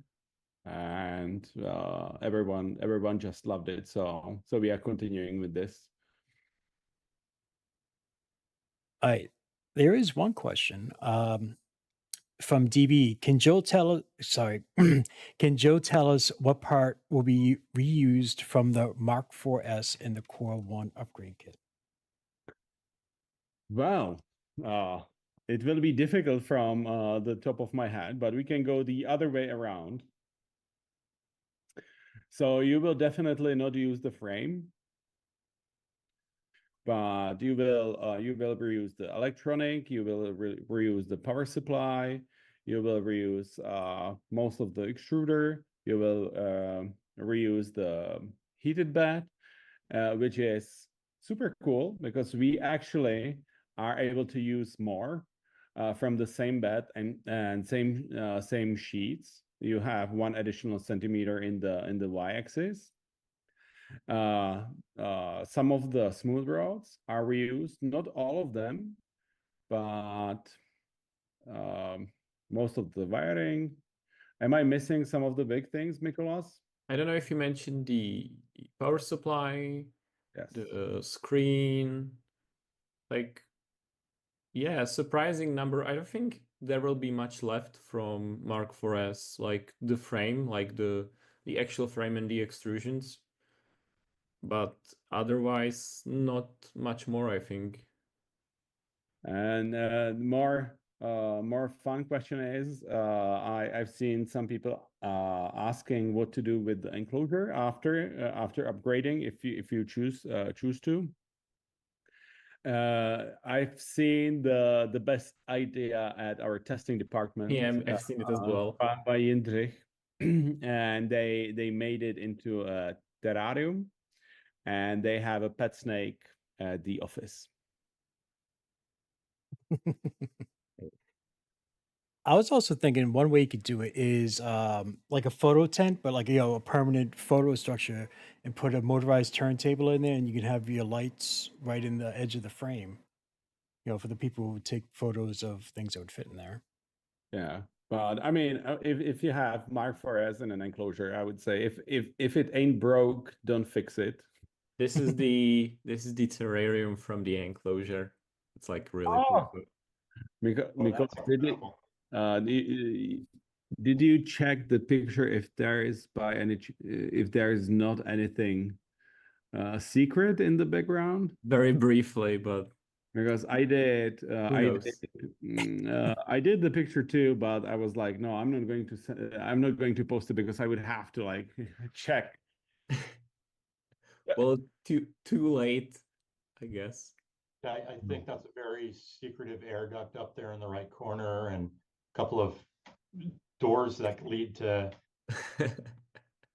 secretive places. Exactly. I was today at the office checking how everything is, and everything looks wonderful. So I think the review units are being shipped out the next week, and the normal units are the last week of January. So 2 questions that came up from the chat over here. The first one, and I believe that I'm assuming it's mostly Europe driven, but there's a question about fire suppression add-on for the Core 1. Yeah, I think we have we already talked it over, and I think the blaze cut currently is calculated for the volume of the Mark IV enclosure. and I think it's quite important because it kind of explodes to extinguish the fire. And we did a lot of testing with the enclosure, because if the volume is smaller, you turn the enclosure into like a grenade, which you really do not want to do. So I think we just need a smaller tube calculated for the right volume, and then I think it should work exactly the same as on the Mark IV enclosure. Or I think we saw other extinguisher which doesn't produce a shockwave, and I think we are also investigating that. But it would be good if it didn't blow out your eardrums in the process. Yeah. But I mean, hopefully, if you are in the room with a burning printer, you don't have to wait for the self-extinguisher to blow up, right? I think it is like last ditch thing if something goes a wall and you are not at home. But I must say that we did not have basically any close calls on machines which were not modified, and we did have one case which was interesting, because there was 5 printers, 4 were modified, but everyone swore to God that one was not modified. And we later found out that it was modified. I think I remember that one. Another question from chat was it's been talked about, but are there any plans for any official support of a Clipper implementation? Even if it was a kind of a hacker type mod that here's your bootloader, have fun. From our standpoint, if we publish it, I think it would create immense pressure on our customer support. But I think if community publishes, because if you ask us, it is not that hard. We can like sanction it. But I think the main blocker right now is that if we publish the Clipper config, then we will have thousands upon thousands of people coming to our chat, and we would have to debug it, which is, I would say, quite challenging. It would be costly and kind of counterproductive to focusing on getting your own software. But I think we can, with the core one, Mikolas can talk more about the appendix. Oh yeah, that's cool. And with that, it's easier to flush that in. Yeah, like with the core one, we made a change that flashing firmware keeps warranty.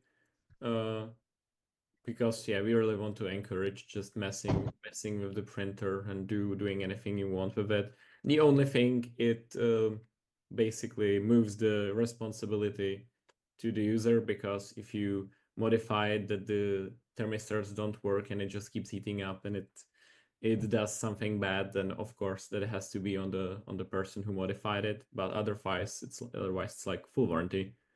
I think that's common sense. So I think it would be cool to see some. I'm especially looking for some quirky mods of like turning it into a robot that talks to you when the print finishes, or when the filament runs out. He's like, need more filament, help me. It's not very useful, but I think it would be hilarious to see. But I must say that we have a printer with Clipper, the HT90. Mainly because the data kinematics, it's simpler with Clipper, but to ship it is. Yeah, there was surprising number of things which are pretty crude still in Clipper, and that you just really need to polish for a shipping machine. Yeah, and some things are just not plain not available, like power panics and stuff. Yeah. Because I mean, our Power Panic like remembers the part of the G code line you are at, and you can go back in to the exact spot after that. And you need to have everything basically in one processor. I think Clipper is awesome for like Tinker's machine. Like I know our devs like very often just like when we have a machine and there's something to debug, we just slap a Clipper on it to kind of test something else before going back to our firmware. Just like little zombie Prusa run by custom electronics. Yeah, because the body firmware right now, I mean, the processors are so packed that it is difficult to just do little like proof of concepts, because you have to like already optimize it so it fits into the memory. But also our platform has great advantages for cybersecurity, because there's not much more power to run anything nefarious while the printer is printing. Yeah. And you know where my day job is, so that's really important consideration for me. One of the other questions that came up in chat that's kind of scrolled by was regarding AI and model generation, and how you both think that's going to impact repositories like printables. Yeah, we talk about that quite often.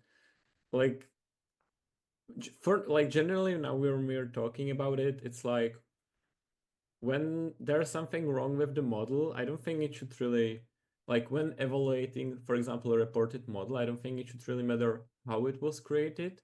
Like there are really great creators on printables who use AI, and I feel like it's the same with all AI, whether it's ChatGPT or Midjourney or something, where like you can use it like as an artist and it might accelerate your creation process, or you might just misuse it and just upload the garbage straight to the platform. So I think, yeah, it's the wave of how to say it nicely, low quality content is coming. It is called AI slop. Yeah, but at the same time, it's like it doesn't really change much, because you could upload spam garbage with like 5 minutes in Tinkercad when a 6-year-old child joins printables, and they're very excited, and then they find out that they get points and they start spamming. So we very often have to reach out to them and be like, we don't want to ban you, so please like behave a bit responsibly. And 99% of the time they're like, oh yeah, sorry, I was just very excited to get started. So yeah, if something bad happens, I don't think it matters whether it's because of AI. Like for example, when a model doesn't match the thumbnail image, like that's bad. But whether that's because of AI or not, I don't think it makes a huge difference. It can be because of AI, can be without it, but could that be mitigated a little bit by requiring the uploading of not just a render, but a photo of an actual print? It could be, but there's also cool creators who don't even own a printer, and they're for some reason not even interested in owning a printer, and yet they create cool models. So at this, it would like gatekeep some legit, really talented creators. So I don't know. Yeah, but from the other side, for example, for us, I don't think it makes sense to start like training models or do anything like that. I mean, there are multiple services who are doing that, but as AI is a little bit of my hobby, I know that, I mean, we would spend a year on doing something special, but by that time, the generalistic models, which are trained by trillion-dollar companies, will do this. Will do the same thing, but it is generalized. So with AI, in most of the things, it just makes sense to wait for the general models to get better. But I mean, I think when Cat like, or technical models are solved, then it will start to make sense, because I don't think you need to have like 10 trillion cute houses or Pikachus or something like that. I kind of look at AI as almost like a CNC machine, in the fact that 10 years ago, 20 years ago, or whatever, we could make an object out of wood. I mean, it used to be hand tools, and then it went to power tools, but we had the ability to just take a block of wood and a knife or a chisel and carve it and shape it into whatever we wanted. Now we can do that with a CNC machine. Just we program in our model and say go, and it does its thing.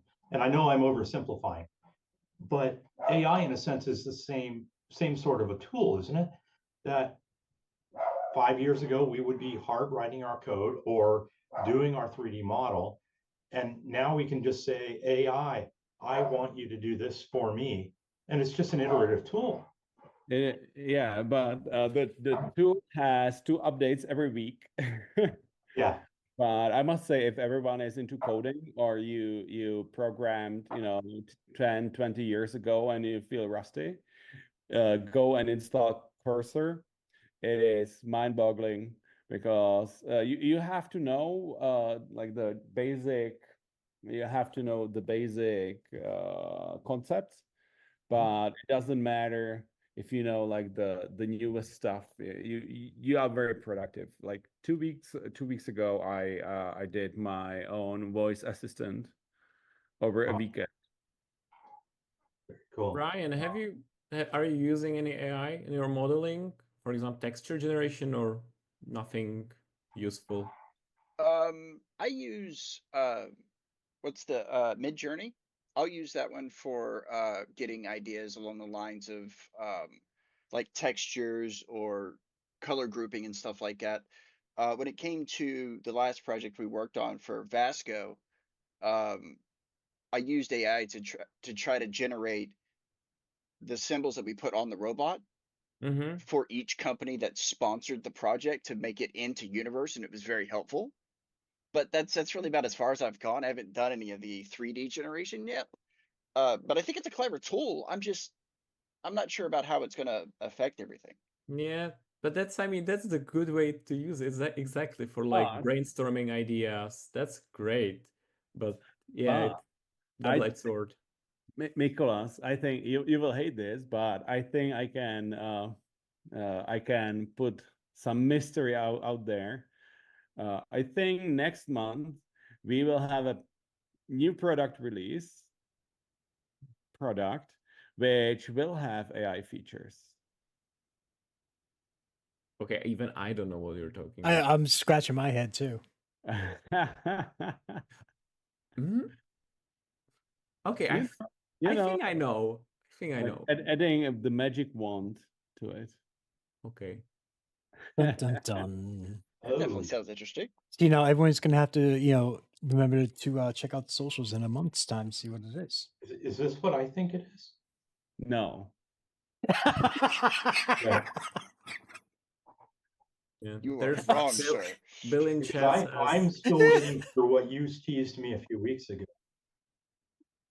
There's still the question if the AI creates the art, who owns the copyright. Like, you should still create the art. That's my point. Like, the output from the AI shouldn't be that's it. It should be like inspiration, or like a texture that you put on the model you create, or like, I don't know, you somehow create the generated thing.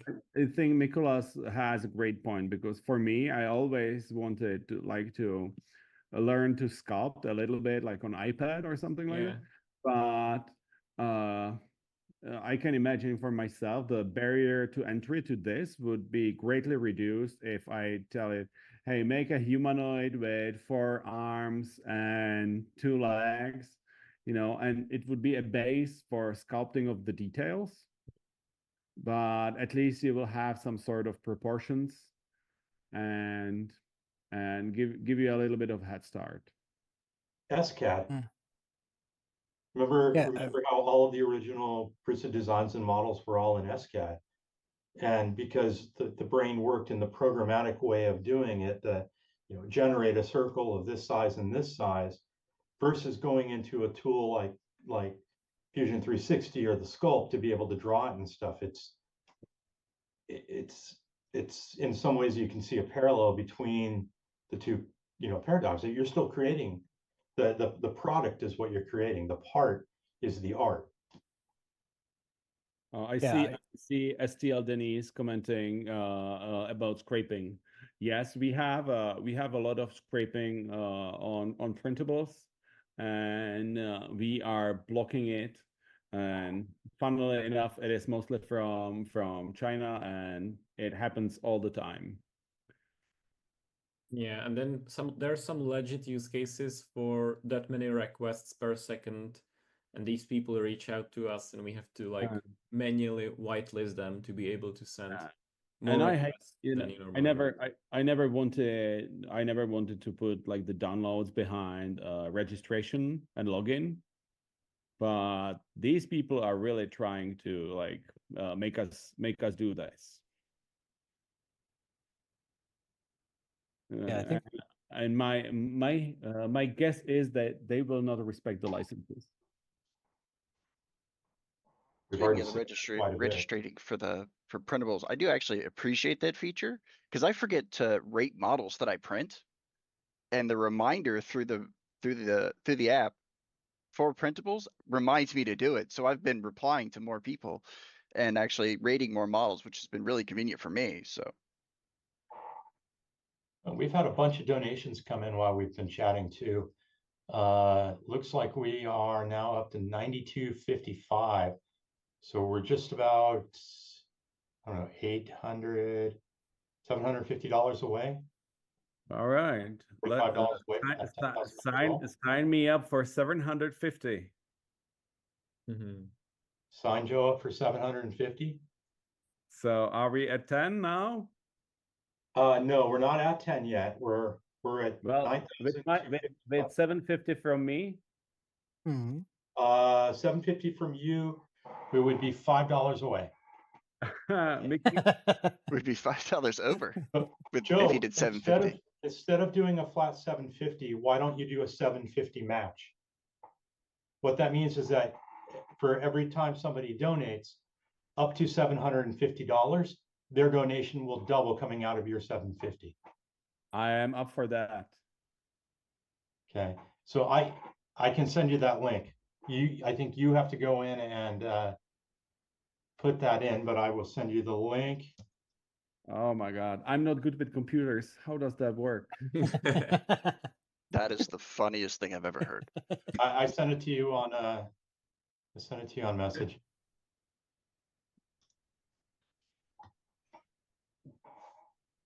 So I will click donate now. Or what should I click? Help. When you click donate now, there's an option after you go to skip checkout, there's an option to do it as a matching. Yeah, it's amplify this campaign, I think. Wait, I think we need challenge. Huh. Yep. So, and Abby, can you please, if you're still in chat, can you please grade Krusty's math skills?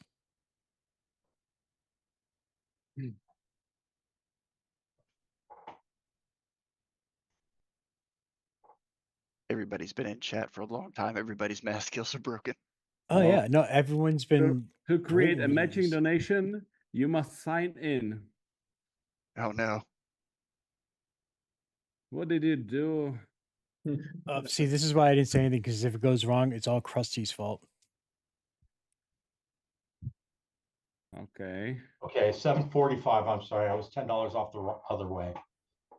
Now next. Other 750. Donate the difference immediately if the match amount is not met. Length of the match. For how much longer are we going? We're going to be going until 3 a.m. Central European time. So I will do 8 hours or 4 hours. You can do You can do 4 There's hours. 7 8 hours it's up left to in you. the stream. So let's do 4. So there's some sense of urgency. Okay. Donate the difference immediately if match. I guess. I mean, it's not like we're putting you on the spot or anything. The 3D Musketeers, I mean, it's a good thing I didn't do that over under yesterday, the way the Chargers played. I'd be broke. Yeah. Carson, which is Ryan's wife's. And thank you both, Mickey and Joe, for joining us in this campaign. We love seeing you guys on stream. Yeah, thank you. Let me do this.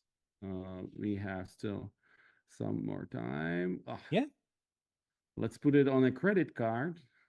And then you immediately cancel the credit card, right? Oh, wait 4 hours. Yeah, then after 4 hours. Did I hear 10K thanks to Joseph Prusa? That's from Pooch. Yeah. Joe, did you already are we doubling now? Or did So as soon as that goes through, we'll be matching. So every donation will get matched up to $750. Yeah, Pooch, he's not So when gonna Pooch throws donate in 10K. $750, Yeah, we'll match it. well, never mind.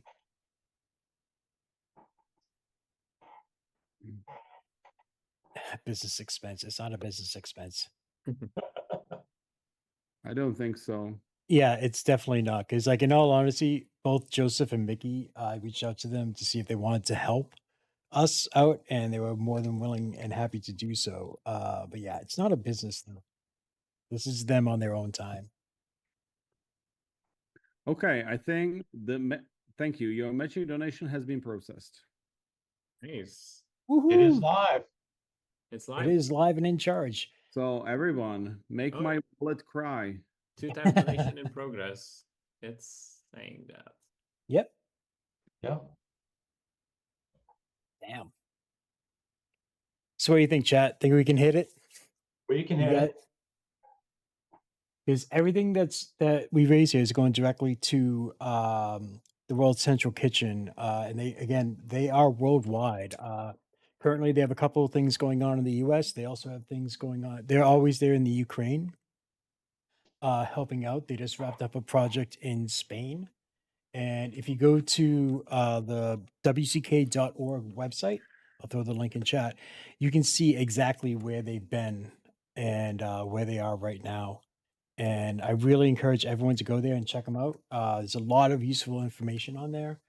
And then also on their YouTube page as well, there's a lot. They do very quick little update videos about where they go and what they do. Boom. We just had our first donation with the match from Peekaboo. Wait, what? Wait, hold on. Yeah, Peekaboo's for $10 and Bob Carnes for $500. Oh, are you kidding me? We already hit 10. We just crossed the $10,000 bar at $10,265.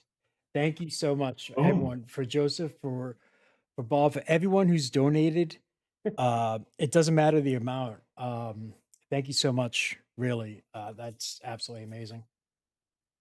Glenn Kaufman with $50. Awesome. Thank you. And there's still $200 left on Joseph's matching. Steve Builds.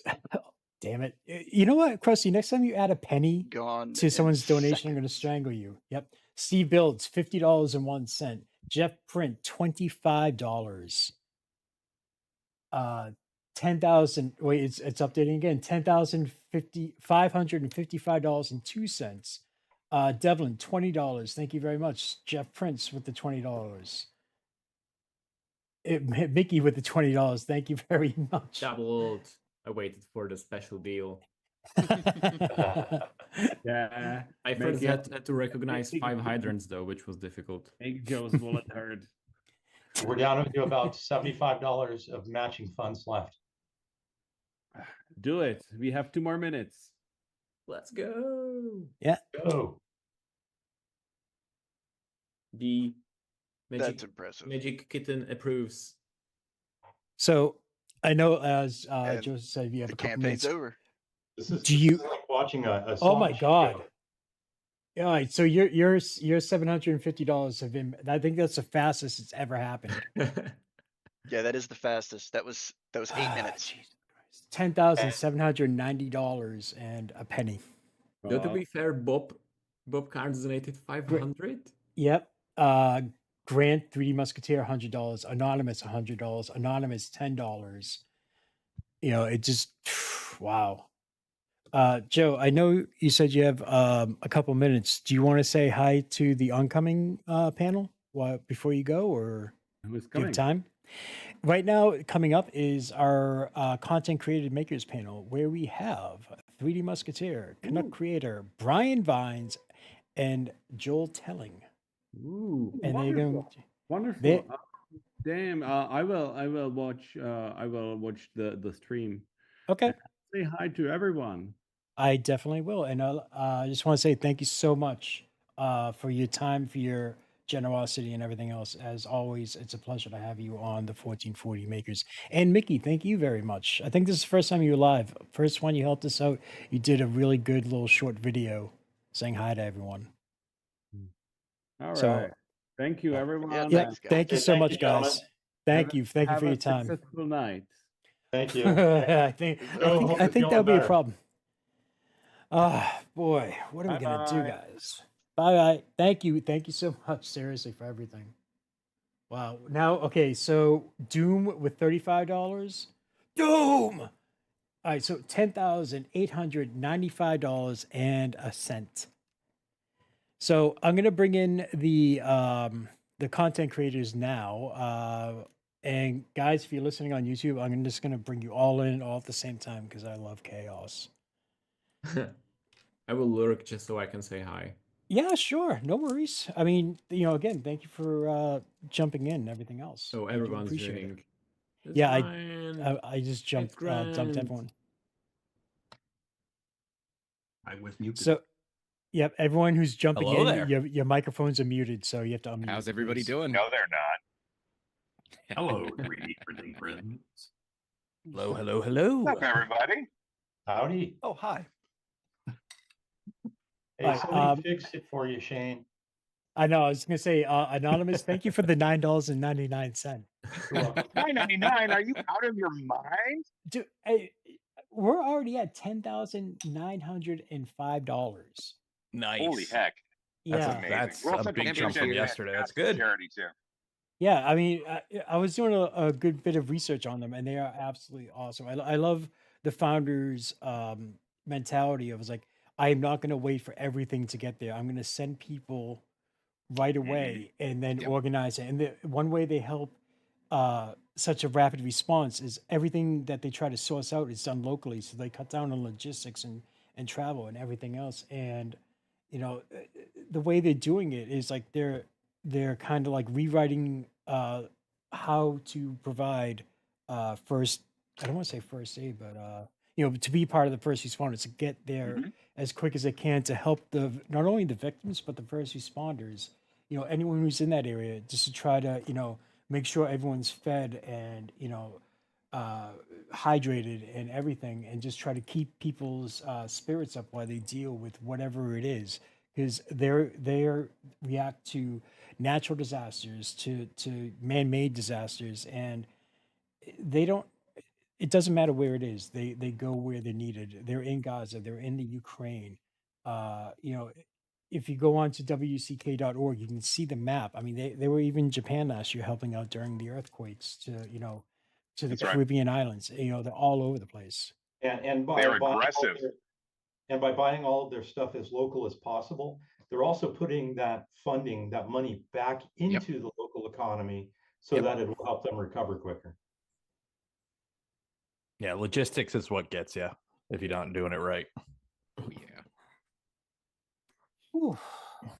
Hey, can I say something here? Of course. Mandic is eating on stream, and I love it. That's okay. Mandic I roll was out of eating bed just 30 before. minutes Never eat ago. on So. stream. I've always been told don't eat on stream. Wait, And here's what are you Mandic just- eating? You can't be Cereal. eating on stream and not tell us. Just cereal? Okay. All right. Yeah. Bran cereal, blueberry bran cereal. Mm. That's so Good thing I- generic. Good thing I ate my croissant in the waiting room before getting called out by Joel. And Joel, what are you Wow. what are you drinking? Because you This- got something there. This is a McDonald's caramel iced coffee Ooh. medium. And now the reason I say that is because it was 99 cents. That's not bad. No, No, it's I not think bad you at all. need to- Here's the thing. Go ahead, sorry. I was gonna say, I think you need to chime in and tell people why you couldn't get coffee from your favorite coffee place. Do I? Do I? Sure. Okay. We're not public yet, so Do we? Okay. So We're live. I don't know. Do we have time? Do we have time for a story? We got 3 hours. So my local coffee shop at one point was closed, and I drove by. There was a sign in the window, not open, whatever. So the next day, I drove by, also closed. I was like, huh, something weird is going on. So in some local Facebook groups, people started talking about it, and it turns out there was on Brown Paper Tickets, a website to sell, tickets to events and stuff. Someone had rented out the coffee shop and listed a very adults only sort of close the window shades gathering to be held at the coffee shop. And it was in effect, I'm paraphrasing things here because it was kind of terrible, but it was mentioned to bring your own towels to clean up after yourself. And this was at a coffee shop. And this is where kids play. Do you remember the video I did where we 3D printed the hand and foot of the child who had lost its life for the mother to remember them? Same coffee shop. Like this is so they came back and it was all over the news. They said that someone had rented out the place and they whatever, but it kind of hit the ick factor just a little bit, and I wasn't too worried about it. But then I remembered I was spending $5 to $6 every time I went there, at least, to get a coffee. And through the McDonald's app, which is on the way to the studio, I could get this for 99 cents. And the frugality in me won out. And I just haven't been there in a long time, but I've also saved a lot of money. I'd buy that for $1. I've got a Mr. Coffee and a Black & Decker grinder. My entire coffee setup is like $20, and that is all I need. I just want to point out the obvious for a second. The better half of Three Musketeers, Better 3/4, sir. Better 3/4. I Thank you. apologize. Is also joining us in, and I'm also. Does she have a chair, or is she just leaning over? Get her a seat, Grant. I was just popping in to say hi. And then also, Hi. I kind of with the parent makers groups, I was kind of panicking, and I was trying to get like the room cleared. So I removed a whole bunch of people, and I might have accidentally banned a few people. So I would like to publicly apologize, and I'm working on removing the ban so you can jump back in. I apologize. And with that note, we have another $100 donation from SpiceGate. Whoa, $100. $11,005.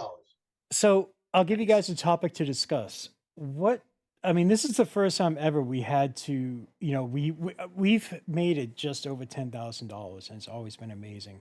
Do we set another goal, or do we just let it ride? You just let it ride. Just throw a stretch goal, maybe. But let it ride. 1440? I propose 1440. I could. Yeah, 1440 works. I like that If idea. we we're at 10 now. If we hit 15 while I'm on, I'll give away an A1 Mini. How about that? That works. Whatever you want to do. Is that possible? I mean, do we have the convention? to Joel, do that? let's do the 1440 though, because that for the 24 14 hours. So 14, 14,400. Yeah, 14,400. There we go. Okay, 14,400, and I'll put up an A1 Mini to give away. Okay, I can do that. Thank you very much. Oh, just give me a second. I'm That's trying to get reserved people on three-quarters bank. the real estate, Amber. I'll leave you I'm gonna guys drop to it. off for a while and let I you just guys wanted enjoy to yourselves. see some of my favorite people, and now that I did that, I can happily jump off. Have Bye, fun, Mickey. guys. See you later, Mickey. Thank you very much, Mickey. You I'm gonna you do- better post the updated speech off for a for while. us on Twitter there, boss. Please. I will. All right, cool. I love Amber. She's like, please, hello manners. Rant. Look, did you want this? Do you just want Amber on the show? I'm happy to give her the headphones and the mic You, and you know, everything. By all you, means. you be. I wouldn't ask that because you might be surprised. I mean, we could put it to Look here, No. come on. I am. I'm not. Oh, hello. See, I try and she just doesn't want to do it. What are you working on over there? What'd you just pull off the printer? Reaper parts. So Reaper ducts, grill, and a wristwatch G2. Toolhead parts, Joel. Yeah, Toolhead. Voron Okay, toolhead. toolhead. Sorry. I I don't know the Voron stuff. So good that you're here. Actually, I can see my Voron. It's right there. I got to start printing the new parts for the Death Racer. I got to get going on that. I remembered that today. Yeah, me too. I saw that the files were just released, right? Like not that long ago. So I got to take all the stuff that I printed in a really nice glass-filled nylon and chuck them in the garbage and reprint them. That's how it rolls. It's going to be one of those things where as we start to evolve the Death Racers and other kits, and with the advent of machine second print in these extremely high temp engineering grade materials coming down in price, like we're going to see peak and ultimate Death Racers. Like we're going to see 3D printed aluminum Death Racers. Like it's only a matter of time before they start to rival like actual cars. Just make it out of end canal. it'll waste. I might have a contact at niobium. Velo. I might have a Velo email somewhere I can hit somebody up. Maybe are they still around? You might want to get that done pretty quickly. I know. I don't know if you saw the news on that one. They've been. Oh, yeah. Yeah. Hey, we had fun at Velo when we were there, so I'll say at least that. Yep. Okay. It would be I fun can to give you start guys. seeing I can more show you powder. some fun stuff going on here. Let's see. Yeah, we're mobile. Oh, you're mobile. Oh, fancy. Oh yeah. I'm streaming from my video game setup, so it's just. Whoop, whoop. Well, hi everybody. I got the big monitor with the camera on it. There we go. Oh, you got the farm. There's my wife Vicky, and we're running the farm. Look at that. Look at that. You got TV in there and everything.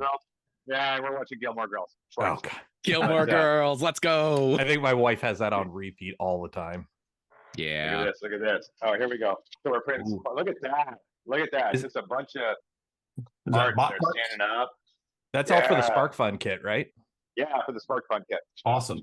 That's right. And then let's see. Here's a bunch of. There we go. Just boxes and boxes. Just of a few parts. pieces. Jeez. And all of these boxes are just full of parts, and yeah, we're having fun. That's all in PLA, right? Yeah, we've got printed solid Jesse PLA for these. Yep. And we're using the gunmetal gray.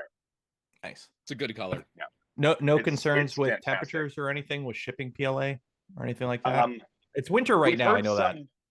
Yeah, winter right now is good, but we've had discussions about using other materials with a higher glass transition temperature, and that might be something we do in the future. But for now, everything that they need for this little robot, PLA has been good. We've heard from some who've done outdoor workshops in the summer, and it didn't work out so well. But I think we can handle those on a case-by-case basis. Yeah. Right now, we have an order for 10,000 kits, so we're getting that out. Got a little bit of work to do. Just a few pieces. My wife has a little bit of work to do. She runs the farm. Another day on the farm. Another day on the farm. Hey, Jim. Hey, how's it going, everybody? Look at that dramatic lighting, man. Dun dun dun. Cool. But there should be another light right here. But the problem is I didn't put it on a smart switch, and I buried this area with boxes because I'm moving the studio, and I can't reach the outlet to plug it in. So we're going dramatic today. Did you get it? Wait, moving the studio to where? I am moving the studio to another location. I mean, across Spill the beans, Jim. What? Ironically, it's literally kitty corner across the street from where I'm at now. Okay. The difference is instead of being in the basement, if Chris was here, it'd be Chris's basement, But instead of being in the basement with 3 separate rooms, all kind of like narrow, longer rooms, I have a storefront where I'm going, and then office space where I'll have the studio set up. So Oh, nice. Oh, it's gonna be storefront. It's That's what I'm cool. trying to say is much bigger open space, and it's actually out of the basement where it's, you know, not so dark and dingy and well, the the dungeon. building Basement here was D. built in the 1800s. It was a roller mill, and it still runs a wheel off the river in the back, and they sell electric back to the electric company. Oh, okay. So Okay, it's that's a really super cool. old building that was turned into office space in the 70s or 80s, and yeah, it's been awesome. But it's time to opportunity knocked, and I took it. But Yeah, that's how you do it, man. Congrats. hey, by the way, I've been watching for a bit. Congrats, over $10,000. That's awesome. Yeah, definitely. It's the first time we ever really. Before, it's always been right towards the end, we'll hit that, and it's absolutely amazing. This is the first time. It's just like, okay, how many hours do we have left now? What can we do more? It's awesome. So That's great. Yeah, 10 grand. Did anybody else print the coasters? Not handy, sorry. Nope, not yet. The what? Well, sorry, I didn't know these existed. So there was a somebody's sweet, out of the sweet Discord coaster server. print, and I had a 5-color print going on the Prusa XL, and I had my first not docking failure, and so I changed gears and printed them all in green real fast before I jumped on. We have an underwater benchy now too. Yeah. Joel, if you're gonna print the coaster, it needs to be upsized for a bucket. Yeah, okay, that's fair. That's fair. Make a dinner Lawson plate Tech size has with some wet mashed filament. potatoes on it. Yeah. And Brian, I'll hit you up after. I think I saw Brian's on. I got cubes to talk to Brian about with the Magneto. Ooh. So, yeah. Ooh. So My if you're Magneto's over moving- there. If you're moving Mine- offices, we've got an mine's office there. tour video coming up, right? We definitely will. We'll probably, you know, do I have to? Here's a good question for everybody on this panel. Do I have to do one of those like it's over videos because I'm moving? Like, is that? Oh yeah, a thing? you got to clickbait that. Yeah, You I gotta mean, clickbait that. Clickbaity and everything. Yeah.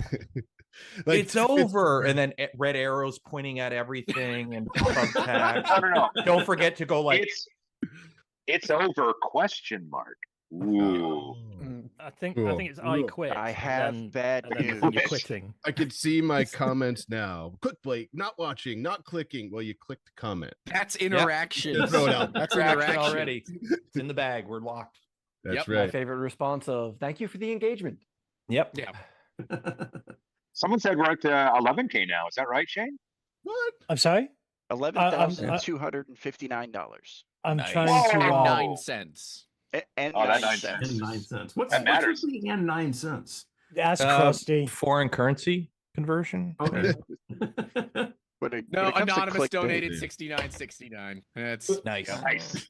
There's a psychological aspect behind that for donation. If you keep it at an odd number like that, it's going to trigger somebody's OCD so that they have to donate just to get it back to a round number. Oh. That's true. Hey, Yeah. that's probably That does happen. I can buy that because I was tempted. You're falling for it. I just It put the worked goal on me, to curses. $14,400. Okay, so we're 3,200 away from the goal. Mm-hmm. Nice. Okay, Yeah. we can do this. Remember, I okay. see- If we get the I see it. goal, I'll give away an A1 Mini. Who else has got stuff to give away? Come on. Ooh. Oh man, I got a Damn. studio of stuff I don't want to take with me. Shipping in Canada Look sucks. at that. You could win a box of crap from Jim. Pickup only. Yeah. Dan was over here a couple weeks ago. Make Your Nexus now, right? Not DB Dan. Maker's Mind Nexus. Make Your Mind Nexus. Yeah. And I sent him home with 9 printers, a laser, an enclosure, and a Palette 2 Pro or something like that. I was like, see ya. Take it. Take it. I tell you what, I have a Palette 3 Pro I ordered from Repcord, paid for it myself, never unboxed it because it took so long to get here. My X1 Carbon showed up. The test X1 Carbon showed up in April or the end of April and May, and I didn't get that till September. So no offense to the pallet team, but there's no reason for me to ever go backwards. In my opinion, I will give that away too if we hit 1440. Whoa! There you go. There we go. Someone, I don't. It's like was it $750 or $800 or whatever it was when you had to order them. The pallet threes, yeah. It's a pallet 3 Pro. Is it 8 colors? I think Joel did a stream on it before it was fully cooked. Yep. Is it still? It's still incompatible with Clipper, though, if I remember correctly, with the pallet 3. Right. So there you go. I'll throw that in. If we hit the 1440, I'll send it to whoever. All right. There we go. Awesome. And just in case, because I just threw him in here, I'm trying to work on getting people unbanned by accident. So you guys mentioned, hey, it's a. Just so you guys know. Oh. See, this is my mic actually working? Yes, we can hear you. Oh, cool. We got you. I was just sitting here watching, so chilling. Yeah, I know you were too quiet, so I wanted to bring it to everyone's attention. So it's very tranquil. It's nice. Also, how did you get it to sync? Is it a solid Normally printed they just bed float sheet? upside down. Yeah. No, it's actually because the first couple of things I printed did float, but if you print enough infill, I think you don't have to go that high, about 60%, and it will sync. Plus, it'll probably get waterlogged after a while, right? Oh, God knows what's going on inside there. I hate unless you print it in like PETG, they're not really waterproof. No, even PETG gets real soft over time. It'll absorb over a while. Yeah. It's fine. I could just print another. And if it's in PLA, well, that's biodegradable. So 10,000 years from now, it might crumble. Bio-ish degradable. That's why I gave it that time frame. we could test, can't we? I should have weighed it before I put it in. Yeah. I mean, to be fair, I have Joel. Me and Joel. Who else has a Cocoa Presses? Are biodegradable printers, right? So yeah, they are bioconsumable. I have one that the Choco Magic. I am very sad to say has not been built yet, but I have one. I bought it at Rocky Mountain last year. Well, okay, if you haven't built it, then this is going to be great. It's going to be a prize for next year's stream. Cocoa Press 14 will be out, and I'll be like, I have this Cocoa Press first gen. Let's give that away. It's retro. It's classic. Yeah, it's classic. I mean, the all the way two's already around. out. Yep, it's true. Limited edition. Well, what are we at here? Are we almost at 12? I can't see the screen. I should pop the screen up on my other screen here. We're at 11,372.46. 11,372.46. Great.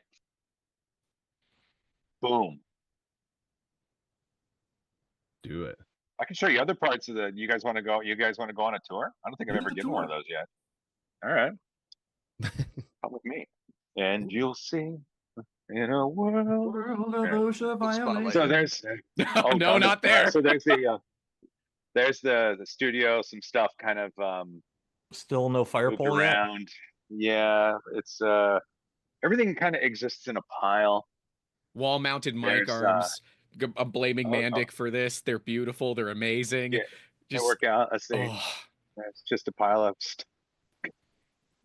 Yeah, that's what we have. The stuff. Let's see.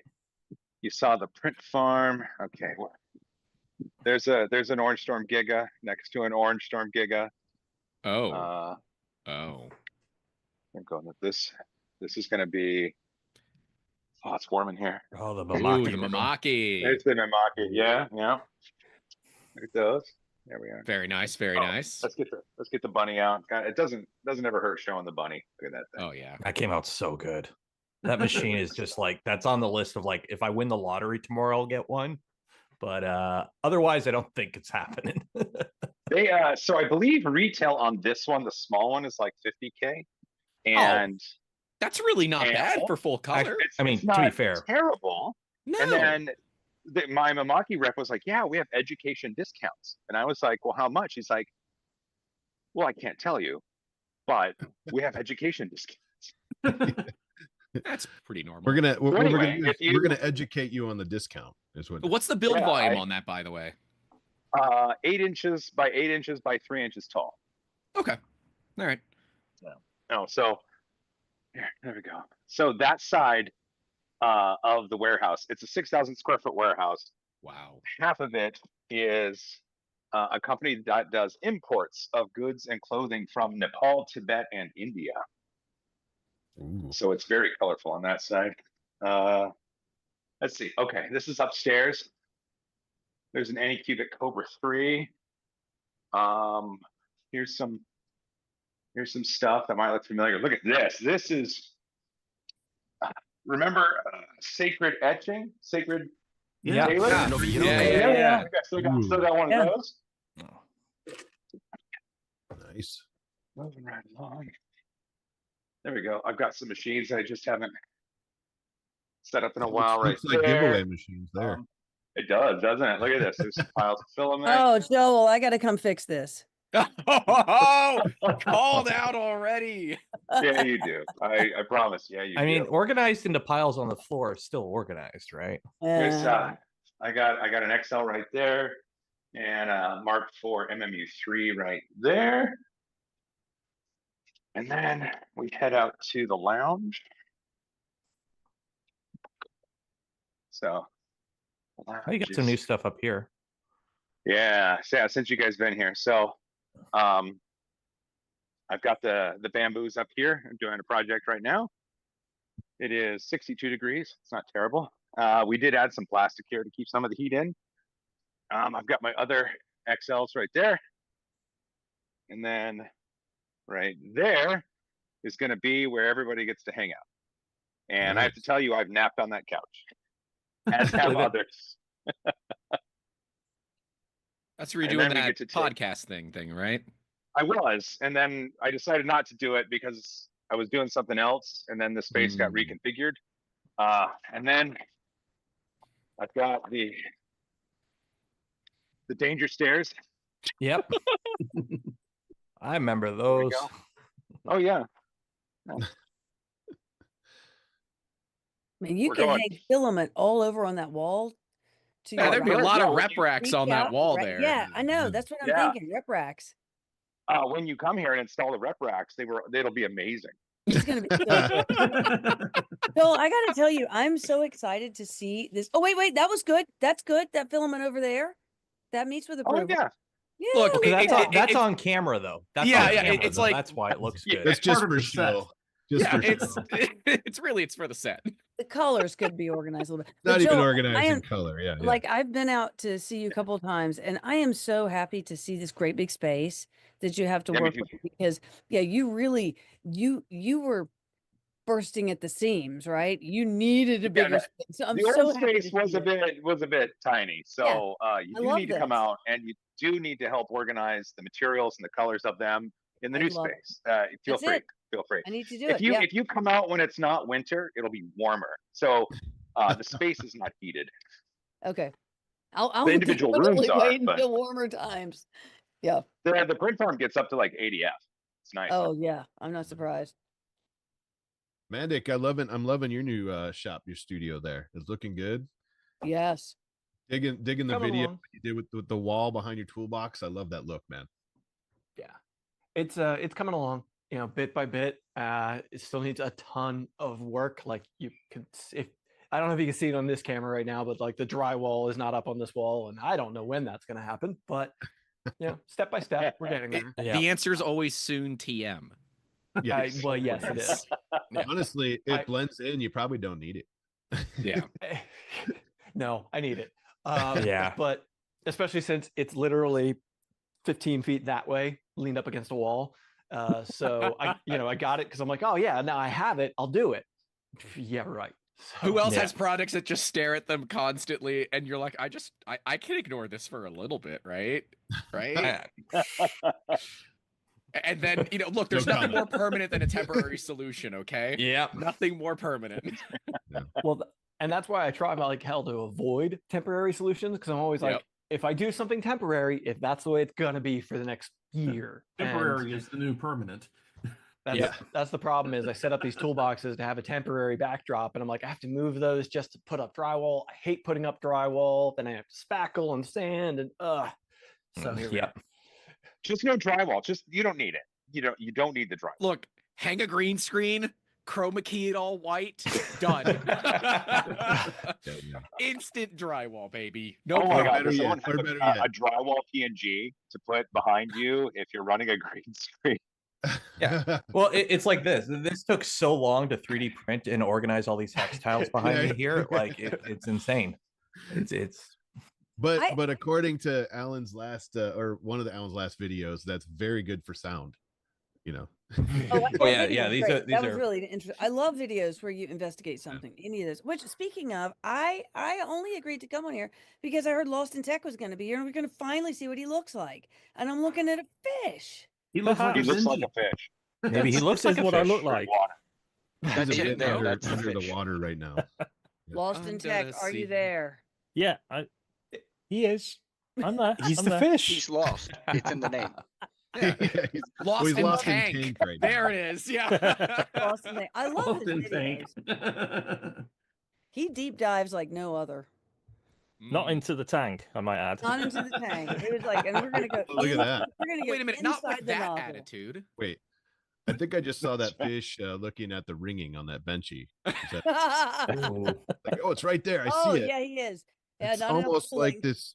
It's almost like this Voron cube that came off the Magneto, right, Brian? Oh. All right, anybody else? Okay, what is it with the cubes? What's going on with the cubes? Well, They're wavy. They're wavy? Did yours turn out wavy, Jim? Yeah. Okay. The second one with that fix, it was better. But let's see if I can. I don't know if I can actually show this on. No, it's not gonna. Yeah, I don't think we're I gonna. have my I need to Zoom. check mine now. I haven't. So haven't done a I cube had that Brian send me the STL he used, and there is some Actually, serious. they did. See if I can. Yeah. let me see. What's the backstory here? The Magneto Focus. X. There you go. Oh, Voron cube. Okay. Focus. Whoa, Oh, I see it. Focus. You gotta put your hand behind it, right? The Yeah, standard. I like see it. Oh Yeah, yeah, right yeah, there, yeah. right there. We got the rigging. Yeah. Oh yeah. Let me ask you, what speed was this printed at? Brian, Well, you one of sliced them it. was done with whatever speed the Yep. the 0.16 That's what millimeter that is. optimal runs at, which I think is 200 to 300 millimeters a second. That's The really- other that's one, really Yeah. pretty bad. the slightly better one, is one where they suggested setting the minimum speed ever to not let it go below 150 millimeters a second. Yeah, because that's where I was headed with that's that. this Is the fundamental design of the Magneto X is it's meant to go fast, and if you slow it down, print quality will actually go down. As so Really? if it's dipping down in there. Well, it's because the linear motors they're using are not they're not low quality linear motors, but they're budget linear motors. Sure. You Well, I mean, actually you're not going to get the Magneto at price without budget linear motors, right? right. So a regular linear motor would cost more than the Magneto. So Yeah. if you can actually feel it if you move the tool head around manually, you can feel the step between magnets. The magnets. Yeah. The magnets that are actually driving the tool head around. So what you'll get is it looks like belt cogging on a belt machine where we'll see the tooth profile as it goes around the pulley. It looks like that on the Magneto X, but it's a step between magnet drivers. Not whatever. Yeah, the step between Is the that a magnets. guinea So pig? Okay. you have to. It's genius. Yes, there's a guinea pig, and Ellie, Coco Press just donated $751. What? What? Ellie! Way to go, Ellie. So way to go, Ellie. We had some other ones, but yeah, Ellie at $751. We're at 12, 1, 2, 3, and 46 cents. She said she had to be $1 above Joe. So.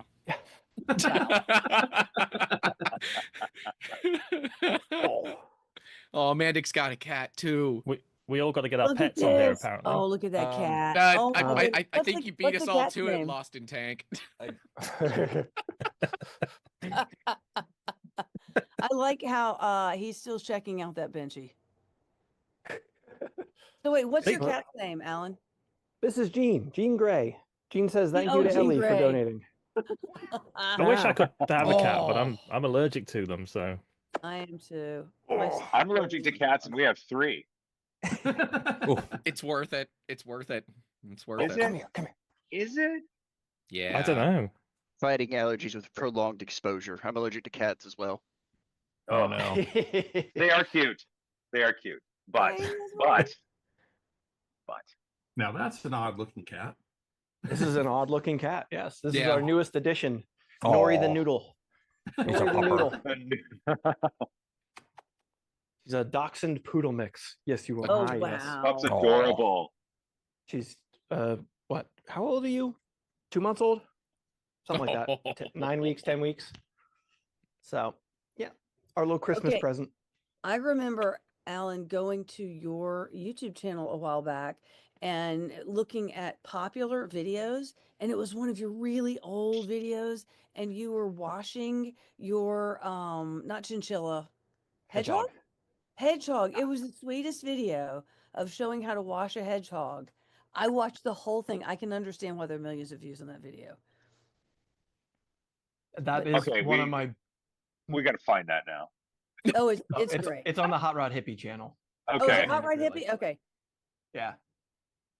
Yeah, that was my first viral video, I guess you could say. Back in the it's only got like 2 million views or something, but back in the day, that was Only. something. Yeah, only. Come on, man. That's pretty darn good. Pretty good. Well, that video is like 10 years old at this point, at least. I forget, 11, 12. That makes the number even better. I know, right? 10 Hello years everyone, ago so for today in this 2 video million views. I'm going Well, to that's show what I mean. how For the to time, it was viral. And also, it's a sad reminder of I was actually invited to join the YouTube partner program because of that video. So that was back before you just when you had to be invited to become monetized, for anybody who doesn't understand partner program. So you had to be invited to be part of that program. So I was invited because of that video. And back in that day, that couple million view video was paying like bills at the time. So like looking at how much YouTube pays now versus how much YouTube paid then, it is. Oh yeah, the ROI metrics have changed so much over the years, especially now with like shorts and live streaming and whatnot. Like everything, like a view isn't what it used to be. Essentially, like Not it's at so all. hard to judge stuff off just view count anymore. I've got some shorts that have earned $3 or $4. Oh yeah. Same. Pennies. Wow. Pennies. So, wait. So your shorts have hit 3 million views? Billions and billions. I was just checking. We have a short that's almost at 1 million views, and I think it did just under $200 so far, which is decent. But gosh, it's sad. Oh, like yeah. It's I'm trying to find. YouTube doesn't pay the bills anymore. Well, it I mean, depends on the bill. Depends Huh? how you do it. A Depends how small you do bill. it. Yeah. I've been full time YouTube since I had 30,000 subs. It depends on what kind of content you're doing. Live streaming, for example, ROI on live streaming is much different than ROI on VOD content relying on videos. So like, especially with the right audience. Yeah, because you're not relying on the platform itself. It's like Twitch streaming, right? People stream on Twitch to a couple hundred people, and they're making jobs off of that. I'm basically doing that on YouTube. Steve, we get to stream together. I know. Hey, There we are. many a Hey, day. Steve. Hello. I would. So I just went and looked at the short that I have the most views on is when I made a snow ducky. It has Yes. 23.4 million views, and my total revenue on that short is $183. I made Wow. more than that on Okay. my last live stream. Hold That's on. wild. Now Let me check mine. I'm gonna check. I'm gonna check I that. just Yeah. looked. I'm my- interested in how you made that much money because we've never made that much money on a short with that Yeah, many. the most I've made on a short is $9.38. I'm actually shocked. I'm checking now. My highest viewed short is my LTT screwdriver like quickie review thing I did forever ago. 1.2 million views, $48.57. Woo! Ooh, you hit a good demographic with that one. See? Well, here's Yeah. here's mine. It's an El Camino. It was a part for an El Camino that we were working on for a client. 706,000 views, $165.81. So nice. it So- must really depend on the target audience for that. Oh, it does. Yeah. But Yeah. that's Everything telling does. me that That's telling me that after I got out of the car and tool industry side of the market is when everything went up on that side. Because for those that don't understand, we don't all get the same ads on YouTube. Different videos get different ads that pay different amounts. So that's why you can't go, oh, you've got 100,000 views on a video, you made this much money, because it's a range. Right. Some ads pay more than others. So if you're doing like stuff, that's why like stuff targeted towards kids and tech tends to pay better, because they get ads that pay better versus like some other content where it's like you get an ad for like, I don't know, boring stuff. It's why business bros are such a thing, because Yes. the business side of the market, yes. financial, The tech bros. that's the highest Oh paying my portion God. of YouTube. So all they have to do is just spout BS into a camera over and over and over again, and they just make bank off of that. Get that SEO going. And now with some of this like his CPM was like $40 or something on the financial side, and I was like, It's ridiculous. Jesus. Yep. Yeah, the things we would all do for a $40 CPM. Can someone explain the CPM for those that don't know what CPM even means? Revenue per It's bill. cost per mile, right, or something like that. It's cost per mile. I thought it was milli. Is it mile or milli? Well, it's milli, which is 1,000. Yeah, it's 1,000. It's amount of money you make per 1,000 views. Yeah. It's not a lot. Yeah. Where do you see That's your certainly I know you can different see it for per long video. form versus short form. Grant, I'm looking at our biggest short was 29.5 million, and we've made $201 on that. Right? Paying That's bills. 29.5 million. Yep, it was a short. A short. It was one I was just like, let's throw some old stuff together and put a song to it. It was just like this fluke video we just did. Isn't that always what happens though? You just put some random crap Yeah. together in an Yes. editor, you put some music on it, and then Yeah. you get I know. invited to the partner program. Yeah, and Yeah. time lapse time, because it was just grabbing some nice time lapses, and it was a couple articulated things. And this was back early on when people were like, "Ooh, look at that!" It wasn't even a dragon, and yeah, people look. Oh, are you ready to go home? He's ready to go home. Like to go home. So it's funny because I do live streams, and the reason I live stream on Twitch, because a lot of people live stream on Twitch, but on Twitch, VODs basically don't exist. Nobody really watches older content on Twitch. My most profitable thing I've ever done on YouTube ever was a random live stream I did in 2022 that YouTube decided, yeah, we're just going to promote this random 3.5 hour live, or actually 4 hour live stream to 200,000 people. And it had like normal views. And then like a year ago, YouTube just yoinked it, threw it into the algorithm, and it just like spiked up to 200,000 views in like a month. I had this same thing. It's the most profitable thing I ever done was just a random live stream from 3 years ago that just the algorithm grabbed it. So think about it. It's 4 hours. The average view time on it is like 3 minutes. Yeah. No. Ooh. 1 second here. Of course, YouTube decides to not load. At watch time, it has almost 300,000 hours of watch time. Average view duration 1 hour 24 minutes. Wow. That's why they're pushing it. People start watching and don't stop.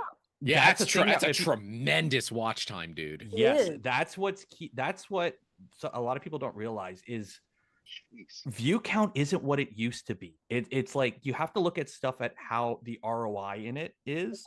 So like a live stream, yeah, people donate during a live stream and whatnot, and that's a good chunk of my income. But like after that stream's done, I have so many people in my community that just like they put it on as second monitor stuff. And the way the YouTube is, every 10 minutes it throws an ad in there, and it's like that adds up. So when you stream, like I have almost, I think I'm gonna hit, what am I at right now? Last I checked, I had like 475 live streams on my channel times 3 hours each.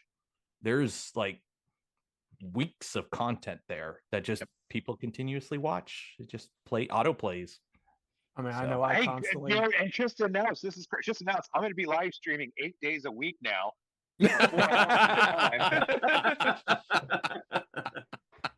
No, it's like if you've noticed, a lot of channels do this now.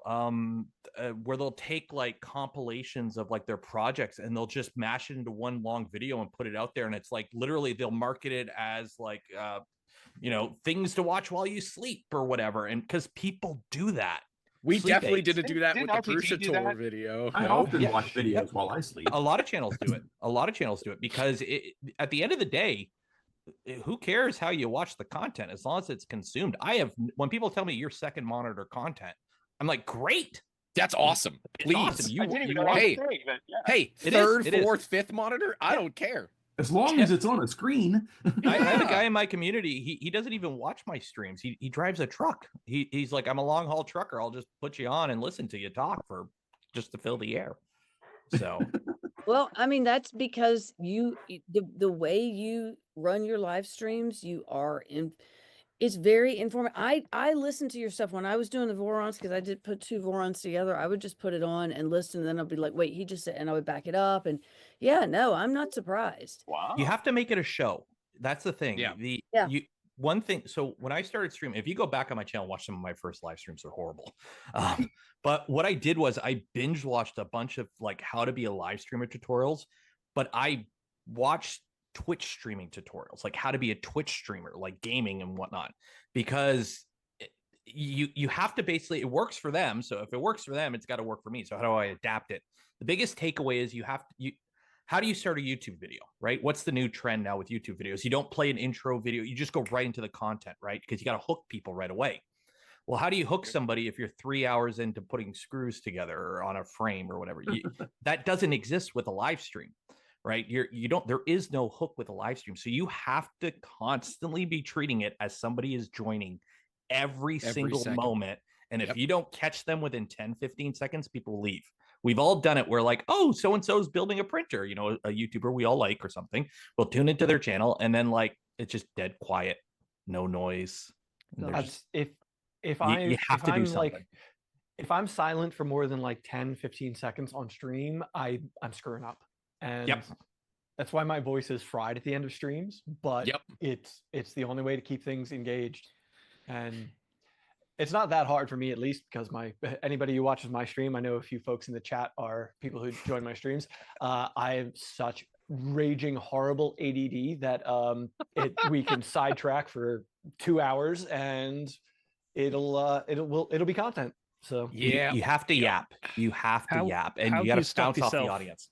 How do you stop yourself saying like stupid stuff though? Because if I live stream, I know. No, you don't. You just say the stupid stuff. Yeah, you just say it. You just let it flow, and that's engagement. It's very much That's an the thing. effort. We'll do it live kind of thing, and Yes. you just go. I think the hardest thing is not just the talking, but making sure the stream can see what you're doing, and like also having to be conscious of the camera angles. That to me is probably the toughest thing about like streaming with a multi-camera setup. It's like, oh, exactly. How do you make sure that everybody you gotta have can see? you gotta have all the buttons set up and all that stuff and whatnot. Like it's you get used to it after a while, but it's one of the reasons why like I have 2 dedicated streaming setups. Like the one in the basement is much simpler now, but it's because like you get everything set up and I don't want to tear stuff down because it just gets annoying. So it's like you gotta get the whole setup set up right. It takes time to find your groove. That's the thing. Once you find your groove, it's not too bad. Like now when I go live for a stream, I literally walk into my garage like 2 minutes before I go live. It's all hooked up to a Google Home. So I can just, okay, Google, turn the cameras on, and boom, everything turns on and off I go. So it takes me like 2 minutes to get ready for a live stream, but it used to take me a while because the camera that I would use would be the camera I recorded videos with. So I'd have to put it back on its mount and make sure the framing is all right. No, just dedicated equipment, lock it all off and leave it. And then it makes it a lot easier I'm just going to live stream today and just go turn on a live stream and have some fun. But the reducing the downside, friction is key, right? oh, it is. But the problem you run into is if you live stream a lot, your videos will suffer because you will get to the point, like I noticed on my channel, I've had it where it's like a company will send me a printer, like, are you going to build it in a video? I'm like, I'm going to do it on a live stream. Like, why? I'm like, I could spend the next week building this printer, recording all the footage for it, spending however long editing all the footage, and put it out in a video that might get no views, or it could pop off and I could make all the views. Or I could just say, F it, do it live, have people to hang out, chat with, have some fun while we build the printer over the next 2, 3, 4 weeks, months, whatever, how long it takes. And during that whole time, it's content and people see the entire build. So it's like, it's hard to sit down and like, for example, like I'm working on this stuff for the power armor. Oop. Did we lose audio there? I don't know, got crunchy. Yep, I'm working on a set of power armor and I'm doing it dedicated on videos. And so many times it's like, I just want to work on this on a live stream. I don't want to sit in my garage by myself and paint. Right? You're like, all right, I gotta wait a couple of days to do it. Yeah, it's like, no, it's a different. Find what works for you. This has always been my thing with YouTube. If you find what you like doing and it works for you, just stick with it. Don't bother. Don't chase the meta unless you absolutely have to. But like, don't chase the meta if you don't like chasing it. Like, if the meta is something you don't like, don't bother with it. Just stick with what you like doing. You'll have more fun doing it. And if you have more fun doing it, it'll show as more passion in what you're doing. Because people could tell fake.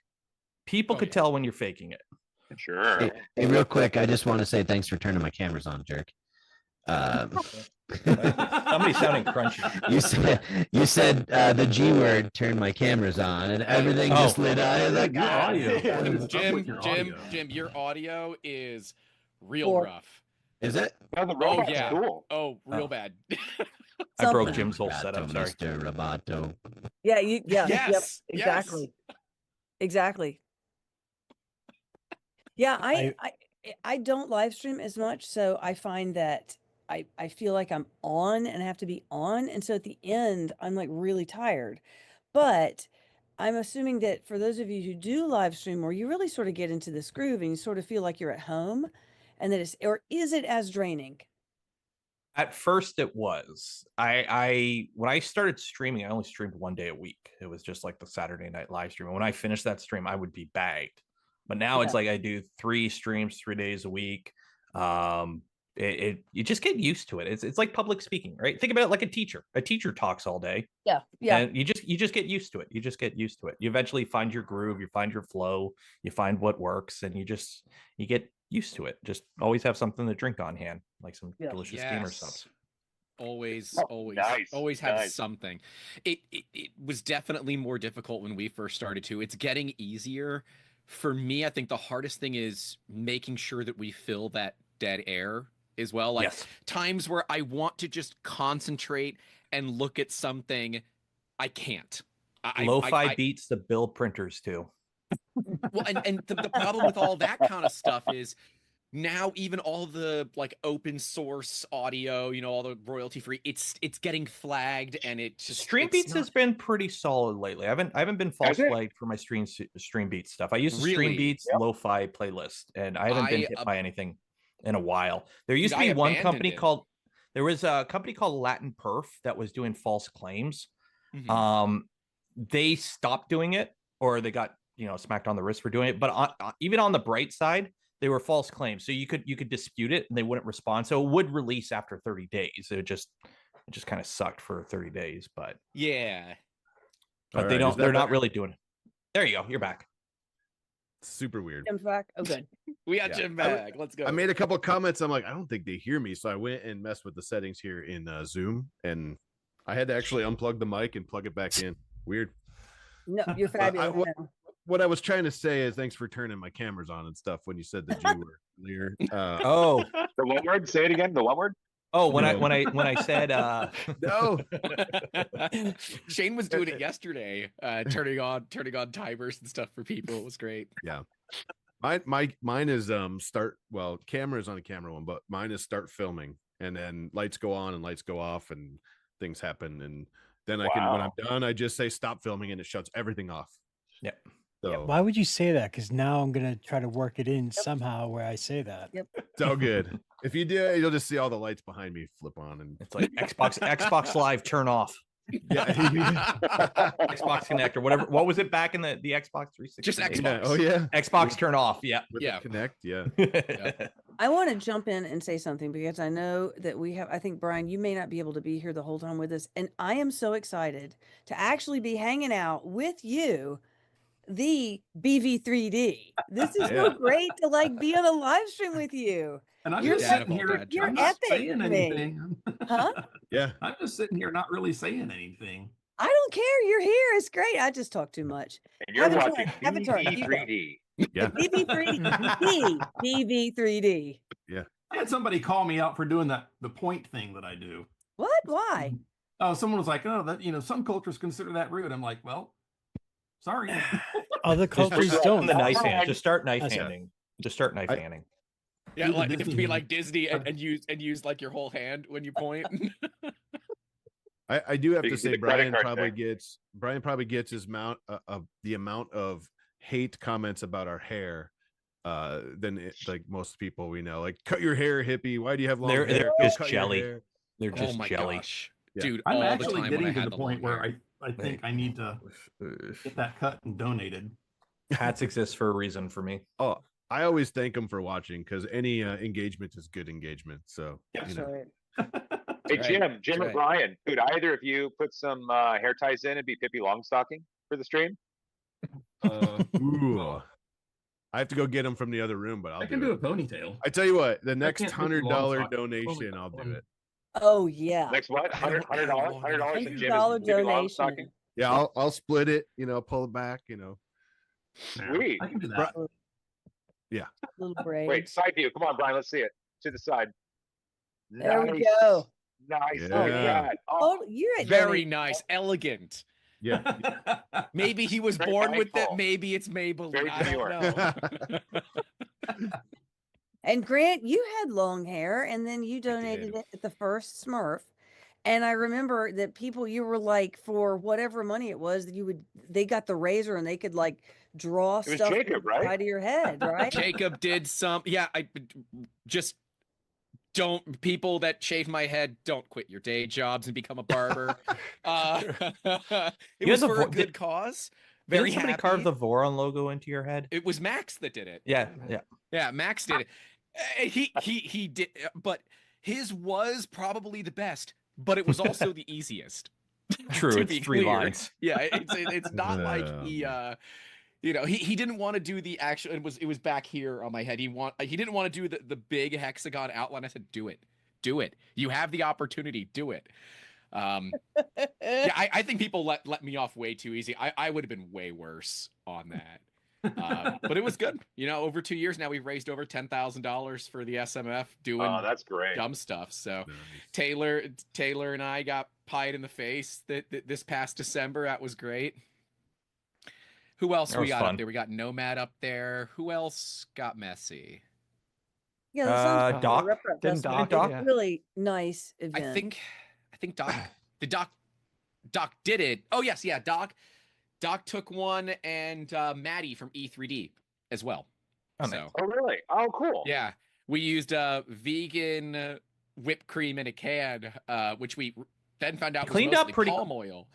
So our skin was Oh, just so beautifully. It was smooth. so soft. The beard. My was beard soft. was just. Yeah, because using dairy would have gotten real smelly real fast. So yeah, it was awesome. Okay. It was Is your just a Phoenix skincare online, treatment, Steve? That's all. Your Phoenix is online, right, Steve? Jim, go ahead and go get those. Go get those hair Oh. ties. The final layer with $100. Oh, yeah. The final layer. There we go. Final layer. All right. All right. I'll be Wait, is right this back. the Jim's next talking. layer? Yes, be and right just back. so I can just update a few people. I think that's So, Jeremy. Yeah. David Tobin with $50. Thank you, David. Yo, producer Keep doing David. the Cheers, good David. work. Bucks. Mad Cat USA with $10. Final layer, as you mentioned, Sweet, Mad Cat. $100. We are now up to $12,383.46. Nice. We're Thank almost you at so $2 much. grand from the goal. We're almost just $2,000 to the goal with Mhm. a I'm bunch so of giveaways. excited. This is Hippie Jim's talking, giving away a Palette 3 Pro. I've got an A1 Mini to give away once we hit that goal. Yeah, $2,000 more for World Central Kitchen. Nice. Yeah, we can do it. Fantastic. And this is the highest we've ever done so far as the 1440. So I mean, Let's it's go. absolutely amazing. Was last year 1 day or 2 days? I can't remember. Oh, all right, so Ryan's got it. This is oh my dear lord! I'm gonna have Yes! nightmares. See, I would, Yeah. but yeah, there's no. There Can ain't we enough not up there. ever ever? We could try. No. Oh my God, that's beautiful. Look at that. Hold on. Jay, could you full screen him for just a moment to show off Yeah, how incredible I that think is? so. I have to give you a round of applause. Spotlight for everyone.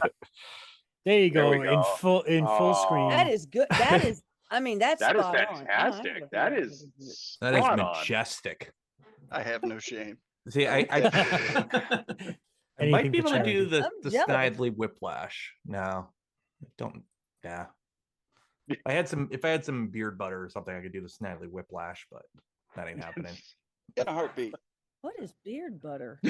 Well, it's like beard grease or whatever. Here we the go. what you grease your Okay, face Jim is with. fulfilling his obligations. Huh? Can you screen up Jim for us? All right, pin Jim. I guess I have to unmute myself. All right, wait, hold on. I'm trying. Spotlight for There everyone. we go. Let's get it going. Thank you, Jeremy, for this. I appreciate it. This is great. Hey, speaking of Jeremy, man, you guys rocked it on the new Death Racer files. And there you go. Look at that. Oh, that is, look at that. Oh, Yeah. God. It's business I- up front, but a double Yeah. party in the back. Here's the deal.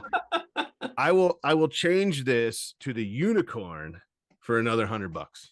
Oh man. Huh? All right, there we go. The gauntlet has been thrown. You can't even. Yeah, we need to 3D print something that contains this. Anyway, Lost in Tech, what are you willing to offer up? We're trying. he's going to put two fish in a tank. Yeah, the fish. I think I don't. Need No, you can't give away the fish. Yeah, the next donation gets the fish, and if you donate even more, it comes with water. Nice. Yeah, well, not great, but it's there. You know, We're gonna we're join trying. There you go. There you go. What in the Everybody's heck doing. is Everybody's going doing on? something. Thank you, Amber B. my Note to self, my never have long hairstylist. hair. Hi, Courtney. SNL Denise. She wore a side pony in the 80s. Yeah, side pony. I remember those. Ooh, side pony. Love that. Very nice. Oh my Love God, it. who's old enough to? Oh yeah, Steve, we who was in the need 80s the here? beard. You Yeah. got to do it to the beard. Oh, you gotta the beard. Yes. Yes. How much? $50 for the For beard? a donation. 150? Yeah. For a donation. Let's see the beard. Steve, are you muted, Steve? I think Damn, so. I do look like Bart from was muted. Spaceballs. Oh my gosh, you do, Grant. Aaron F is right. Wait. Can you guys hear me now? Yeah, we can hear you, Steve. Spotlight for Okay. everyone. So I don't have any you hairstyles here. gotta, Steve, you have zip ties. Well, Rubber I've got. bands. You're muted, Grant. I've got Velcro. There you go. Okay. Velcro. Oh, The Velcro gosh. ties. By the way, Bearded printer donation? Did we get? Steve, just Yep, get some there it GT2 is. belts, man. Yes, bearded printer donation. From one beard to another, I guess, right? do the things and accomplish stuff. Let me see here. We are very, very close to who gave the next $2,500. Who was that? Velcro might work, but Bearded it would hurt printer. coming off. Yep. Bearded printer. Nice. Yep. Love that dude. What are we doing? You're Pure putting chaos? pigtails in your beard. Use zip ties if you got them. 50 long stockings, pigtails, beard tails. Yeah, beard tails. Oh man, I'm So gonna if we have. got the hundo, it means Jim is doing the unicorn now, right? Oh, I didn't know if someone was after me, Jim but is? I'm Oh, in. that's right. I would like to say that one of my favorite things about Yes. him is the maturity level. It's the best. Oh, we're very mature here. So Very. mature. I This love is it. for Steve, this is for that's charity. great. It's for Okay. charity. Yeah. This We're is going to willing be. to. Oh look my at gosh, that has to exist at the next Rep Rap show. This is the most normal stream I've ever been on, but it's, Honestly, yeah. it's the only one. That's pretty So awful. I'm getting techno Viking vibes going on here. Yeah. Yes. So I will since Bearded printed bearded printer did another 100. You call what you want to see. Is it the unicorn on my side, or everybody just did their hairs in different ways, right? Like without donations. So I'm not Hey, sure check what you out want to Brian. see. Yeah. But Oh, look Brian at is Brian. killing it, killing the We got the unicorn. BB3 unicorn over here. Yes. Wasn't it? Wasn't it? There you go. Oh, there you go. Oh, look at that. Oh man, I can't That's I can't wait for the next We're almost intro at the with that. full beehive, man. Come Yeah. on. oh, look at Yeah. that. And Oh, I'm that's crazy. and this Yes, is you Beehive 3D. I think I like this look the best. Yeah. Your good side. That's good. The cousin it. So I saw The dramatic hair flip. I saw an Addams Family Lego kit. It was a meme, but it was a funny one where it had the Addams Family. It had like Wednesday and stuff, and then it had Thing, the hand, and it was Yeah. literally just a Lego hand, and it was just a Lego in it.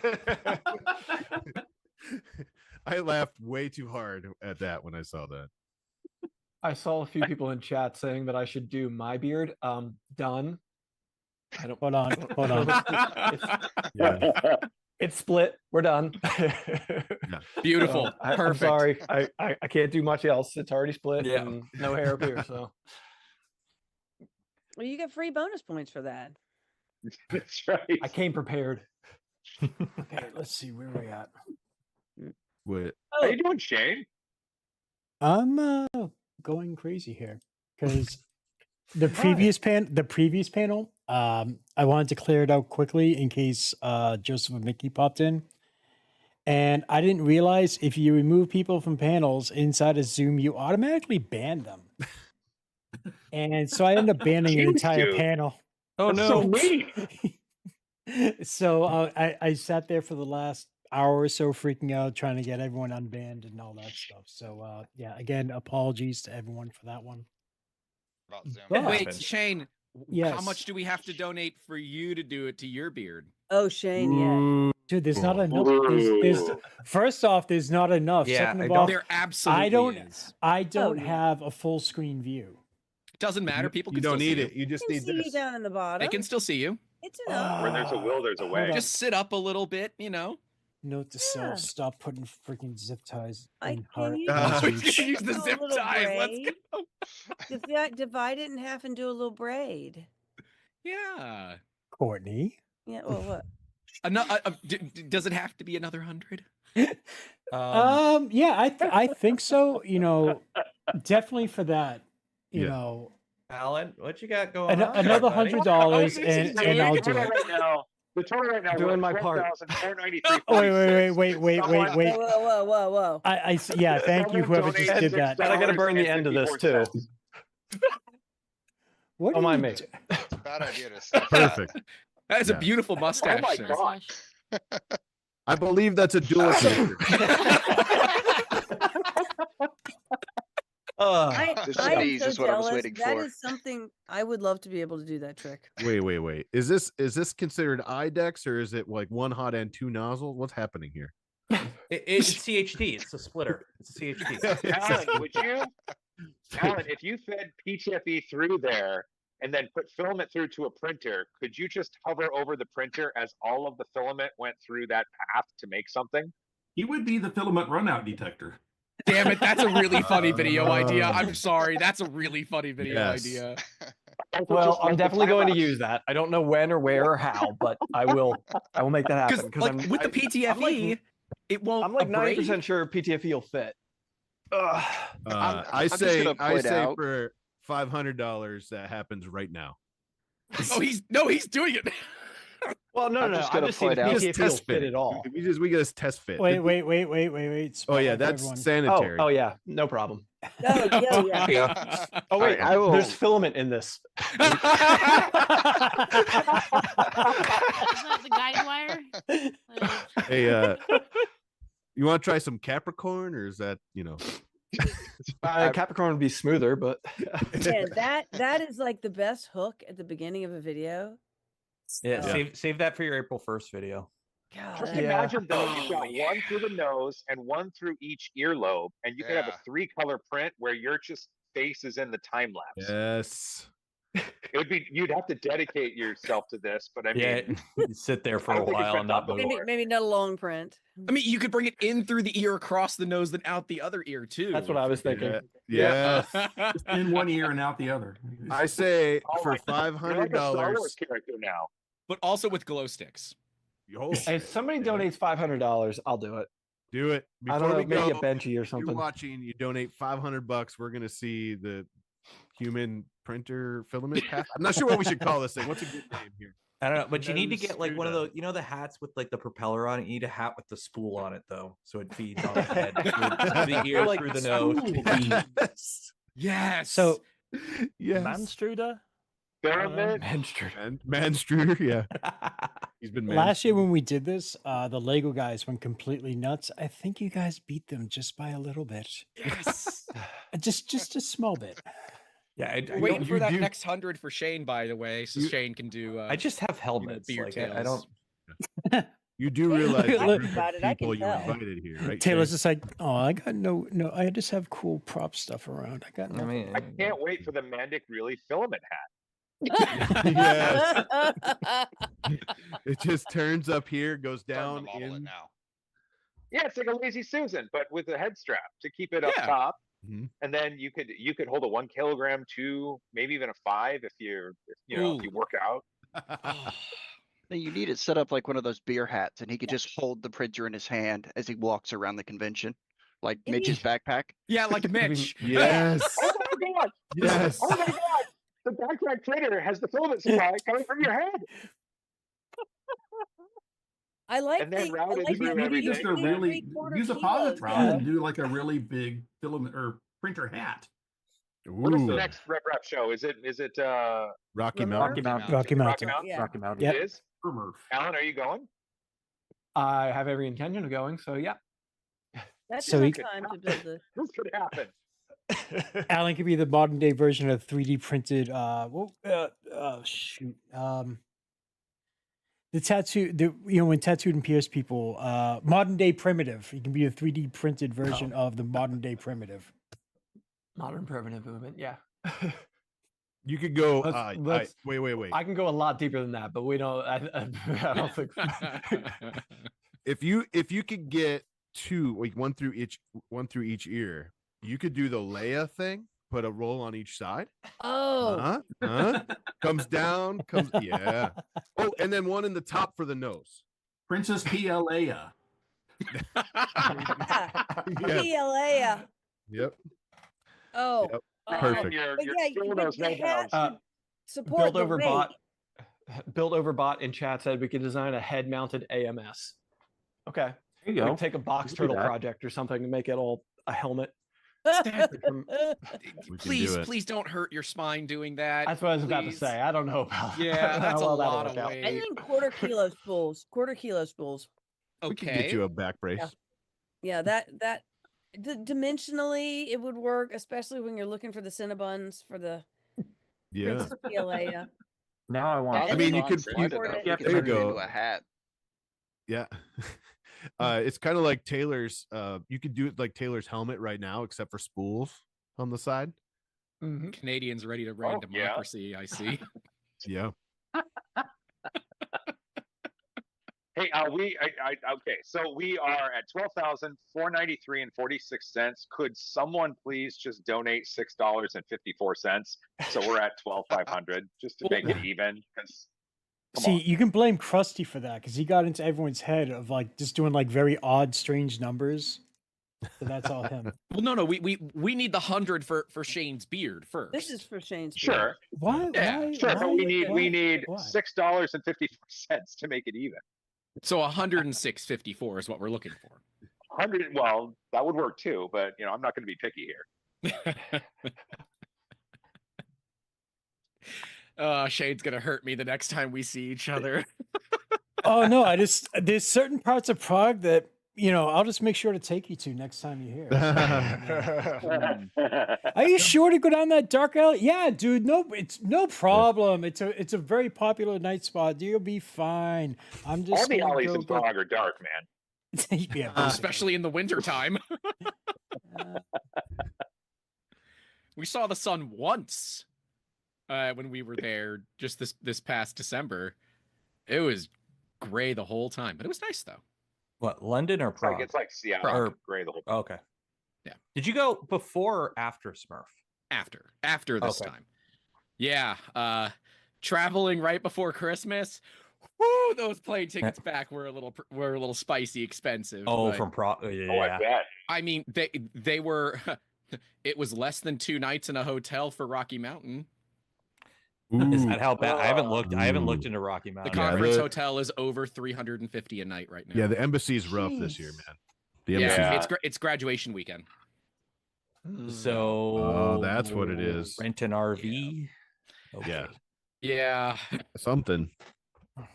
And That's, it's just because we had to push, spicy. or they had to push it back a month. Yeah, I know. I was speaking with them. That's rough. On the bright side, there's only instead of like a 90% chance of snow for the death racers and drag racers, there's only an 85% chance. It's May, you know. Next, It is going to be May. Yeah. I expect that from Brian. It won't be a total downpour of snow when we're trying to film the 3D printed McLaren, Joel. Oh God, that was. I remember trying to film that and we had to take breaks because my hands were freezing. It was. It was so freaking cold. And then he's like, "Here, try to smash this panel." And I was like, "Joel, let me borrow your hammer." He's like, "No, we need to use this tomorrow. Use a sledgehammer that he had." And then we're hitting this panel that's it was PETG wrapped in carbon fiber that he's using for his, I think it was PETG, or was it nylon? I can't remember now which panel. I thought he was still using PLA. No, it was the new car. So the new car. Oh, the new wasn't car. The new PLA. car was PETG. Yeah. And he's like, "Here, try to break this." And I'm like, hit it, because I'm like, that's just, it's not mine, you know? Yeah. And he grabs that thing and just wham, he smashes it, and it didn't break the carbon fiber. It split the end where it was attached to the print. And I was like, my hands are frozen. Let's go inside for a minute. Maybe he'll bring that out. I need to get going because I gotta get ready to take my kid to a rehearsal thing. So. Take care. All right. Ryan, so good to see you. Yeah, it was great to see you, everybody. And thank you so Give us much your for send joining off. us. Bye, everybody. You're watching PB3D. I'm just gonna go. Okay. We love you, Brian. Have a great one. We are over 12,500 now. A couple people Nice. did the $3 Yes. or the whatever. Up. It just went up again. we're at 12,000. 10s. Up, and now we're up again. 12,556, Odd 54. number. Tanner 3D. We were at an with even 26, number for a 54. second. Yeah. See, it's. Oh wait, hold on. So they're like behind the scenes. I made up a little rule that Krusty and Brian Vines could not be online at the same time, because the only thing would be like hours of just bad dad jokes and everything else. So yes, you're allowed to come back in now. Oh, there he is. Look at that. We don't like the rules. It's for my own sanity. Can you sit there and for 2 hours and listen to nothing but dad jokes? Absolutely, Yeah. yes. Especially if it's for charity. I mean, you don't get dad jokes from me anymore. They're granddad jokes now. Okay, Gramps. I mean, I think the average age of this panel is pretty up there already, so send it. It's pretty up there. Is Oh. it? I don't know. I'm- The fish are only 9 months old. Wait, Oh. Mandic, are you and I Lost in Tech? Do you have kids? I have kid, just the one. I have Alan, kid. you don't have kid, right? Nope, Okay, so you no and I are children. the only two without kids. I don't have any, but thanks for asking. Oh. Wow. Until you show your beard, it doesn't count. Yeah.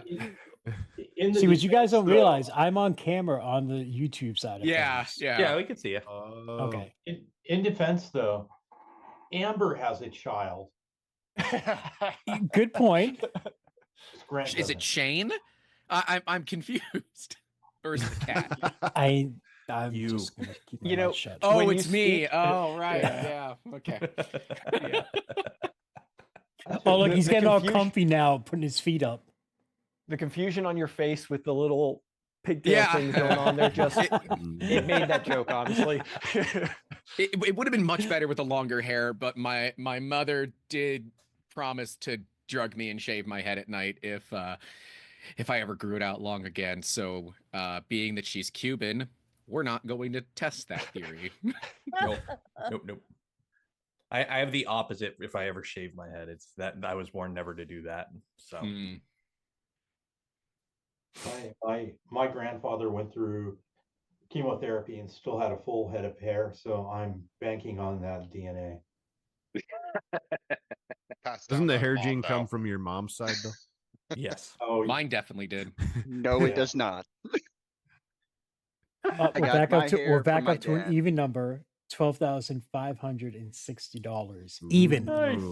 Yeah, I do like Thank that. you, Andrew Rogers, for doing that. Thank you for Ricky Tanner, Andrew Rogers again, OG Maker, Buggo, Brad. Thank you all for donating. Andrew Rogers with the win. Andrew Rogers, good people, man. Every stream he always throws me a bit and he says like, "This is for the beer fund." I'm like, "Thank you." Yeah. I believe this is a genuine Andrew Rogers print here. Very nice. It's a Murph print, and it holds red Solo shot glasses. Oh, Nuka-Cola. Nice. Oh, nice. Nuka-Cola. So he brings a different one. The last couple Murphs, he's brought a couple different ones, and then he hands out Kool-Aid to put in them. That's what's in them. Is it Kool-Aid or is it Kool-Aid? Yeah, that's what It's I was adult like. Kool-Aid. It's Kool-Aid. Straight from the bucket. Yeah, it's right. Worm removed. Andrew Rogers and I have some history going back to childhood, so I'll leave that up to him if he wants to share that in chat. Jeez. Uh-oh. Yep, chat. There is a stretch reward at 14,400. It is a A1 Mini from Joel. That's right. A Palette 3 Pro from Jim from Edutech. Yeah, we didn't really imagine we would hit over 10K, so it's like, okay, now we have to be creative very quickly. Makes sense to be creative. Let's bring it back. Yeah. To be creative, let's bring it back. If anybody donates 500, I will run filament through my nose while we run a print. Apparently. Oh yes, thank you so much. And Alan will be the human filament sensor. Can you send them the print? Sure. Oh yeah, the absolutely. PTFE or... There it is. The PTFE. How am I going to put that down the right? prize list? It's like, okay, human PTFE to filament path. I don't. Filament guide. Human print and Oh, mead. you know what? Alan is a filament Sherpa because he's guiding the filament to the machine. So Mandic, the filament Sherpa, really? Yeah. Rebrand. I don't want to be nosy here, but what will Nice. what will the print be though? Yeah. A benchy, I think. Can it be a Bodhi? Wait, can it be a well- benchy on an Ender 3 original? We should be able to get a nose. It'll only take you like 3 hours. That long. Yeah, we're not trying to torture him, Jim. Oh, Lost in Text doesn't knows. I'm looking. I think I'm looking it'll- for a nose. Okay. There's It'll be noses, on there's the. noses. I think it'll be on the SVO6 Ace, as that's the only machine that I think I can grab and bring over here right now. Okay, so. that's fair. That's fair. Yeah. No, we To need it be on the fair, Excel. We need- if he does it, we need to also scan his head in the process so that we can then turn that into a print. Yeah. Or you Print take of it up his head helping a print. Whoa. Whoa. and you make that the This is new Printception. benchmark print. Printception. You do have to include the hot end boogers though as you clean them off.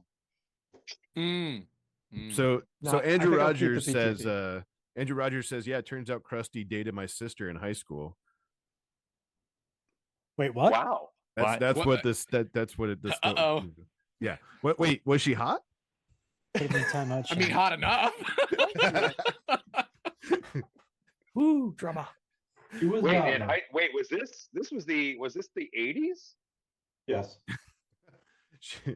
I don't know how to share this link. I know. All of a sudden, got very wanna see quiet Krusty and in the awkward. 80s.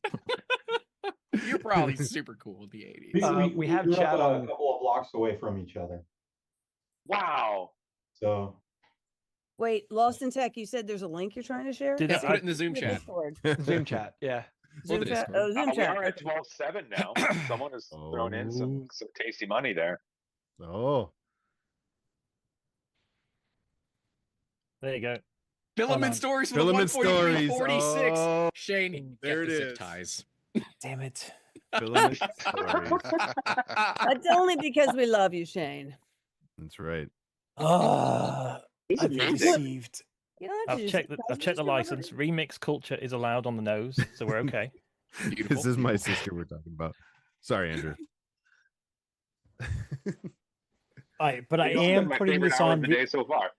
I'm putting the zip tie on reverse so I can easily take it out, so I don't have to Yeah, snip everything. you should do that. We are back to an odd number again. So we Damn are it! now. Did I mess it up? I thought I was trying to. No, you're fine. You're fine. It's Krusty's fault. Oh, it's We're at Krusty. 12, 7, 13, 36. Oh my gosh! All right, there you go. I tried to Okay. round it out. $696.64. A lot of people are trying to fix the uneven because the same numbers keep popping up. I can't do it like that. I have to do it the Human other way. nose plus keychain. Psychological genius. That 1 cent does this. There you For, go. for, I think for the other content. Shane, creator that's people one. here. We need two. What? It's beard tails. Look at at Steve. Yeah. Oh. For the other Double content tails creator in my- people here, don't you love it when you get DuckTales? Ooh. Yeah, I'm gonna have that stuck in my head for the rest of the day. But yeah, for all the content creator people here, don't you love it when you get the email that a shipping notification and you're like, I have no idea clue. what that is. Because for those that don't know, most companies overseas use like their actual company name is different than their brand name that you know them by. And it's like, something just shipped from, those are letters from Shenzhen. Okay, cool. We'll find out in a couple weeks, I guess. And then you're like, just what out of is this? curiosity, and you jump in and look, and it's like 30 kilograms, and you're like, oh, You're like, is that a printer? It must be a Is that printer. a printer? Is that a bunch of It's filament? the blender you ordered off Temu for your wife for Christmas. Oh God! See, Timo. then there's the thought of not looking at all and waiting till it shows Oh, up. yeah. It's like content creator Christmas. How many other people here get all the Temu emails? Do you guys all get the Temu emails to try and advertise on your channels? Oh, they want to advertise. So with annoying. it. Shane, it They go- looks good. Shane. Yeah. We love it. Oh yeah, Shane, so I happy. love it. Oh, you're getting the pom poms too. Oh, look at that. Yeah, I'll turn the camera on for you Nice. guys Absolutely real quick. beautiful. go. Absolutely beautiful. Thank Perfect. you. Thank you. With the zip ties still intact. Just make sure you Perfect. trim the zip ties right at the base. Never always flush cut zip ties. Yeah, because you If don't have to worry you about want to things. know how to get out of zip ties, Naomi Wood, a really good video where she showed you how to get out of being captured by zip ties. It was quite interesting. Well, it depends if they're in front of you or behind you. Right. She was, yes. I'm not going anywhere near that one. Nope. There's way too much. In I'm another just gonna note, shut up. I genuinely hope she's okay, and if you're I do watching, I hope too. you're Yeah, okay. seriously. Yeah, I do yeah. too. Yeah. I did. Oh, I talked to somebody. Oh, Wait. with Anchor Make, the lady with Anchor Make. This was at Open Sauce this year, and she had said she knew her and she was okay. But that That's was good. That's good to hear. Yeah. Very good to hear. Oh, from Anchor Make. That was Cindy, right? Yes, Cindy. She was great. That Anchor wait, Mate, was that they open still source? make printers? They were at Open Sauce, or was it just they were there? She was there and she was Okay. trying to convince them not to rush to market. And it would be better to wait and release something that was well tested and worked and everything. And you're speaking about No way. every printer company. Yeah. like this, right? It's Keep encouraging them, yeah. It seems like they're doing less and less and less testing, unfortunately, and it's getting pretty. Unfortunately, it's left upon the content creators to find the problems, and it's not Or worth get it. blamed, yeah. Then they get I mad mean, at it's us. always been that way, right? I mean, for Yeah. the longest time. Yeah, in the but before now- time, right? You know, before the line in the sand, right? Before when everything was slower and it was basically minimum viable products being sent out. It was up to the content creator. Like when we started, well, I guess when I started this, the content creator would get a machine, you would review it, they would take the feedback from the review and put out a new product 3 months later, and then they would wash, rinse, and repeat. It was like the circle of life back then, right? And so then I don't get as many new machines now just because I don't have time to take them in. But for those that do, are we back to that? The problem is with that, there is a couple companies that are putting out printers that are absolute bangers at very competitive prices. And it's very hard to justify some printers from other companies right now when it's like, yeah, this is okay, but this is better and cheaper. So why would you go with this? But does better and cheaper come out of the box, come with the parts, the support? It depends on the user. For some people, that's why I always say when somebody asks me what printer should I buy, I'm like, I cannot answer that question because I don't know what you need your printer for. For some people, a Bamboo A1 makes sense. For some people, a Prusa makes sense. For some people, a DIY machine makes sense. There is no best printer for everyone. There are some printers that are good in a lot of aspects for a lot of people, but they are not the printer for everyone. You have to look at the use case, what the person needs before you recommend. I think we all agree that the best printer you have is the one that you bought that's in front of you printing right now. Yep. I mean, or has the filament already in it. I mean, Or has the filament already loaded? Yes. Yep. Yeah. I got a message. I mean, go. I was just gonna say, I think to answer Joel's question, absolutely.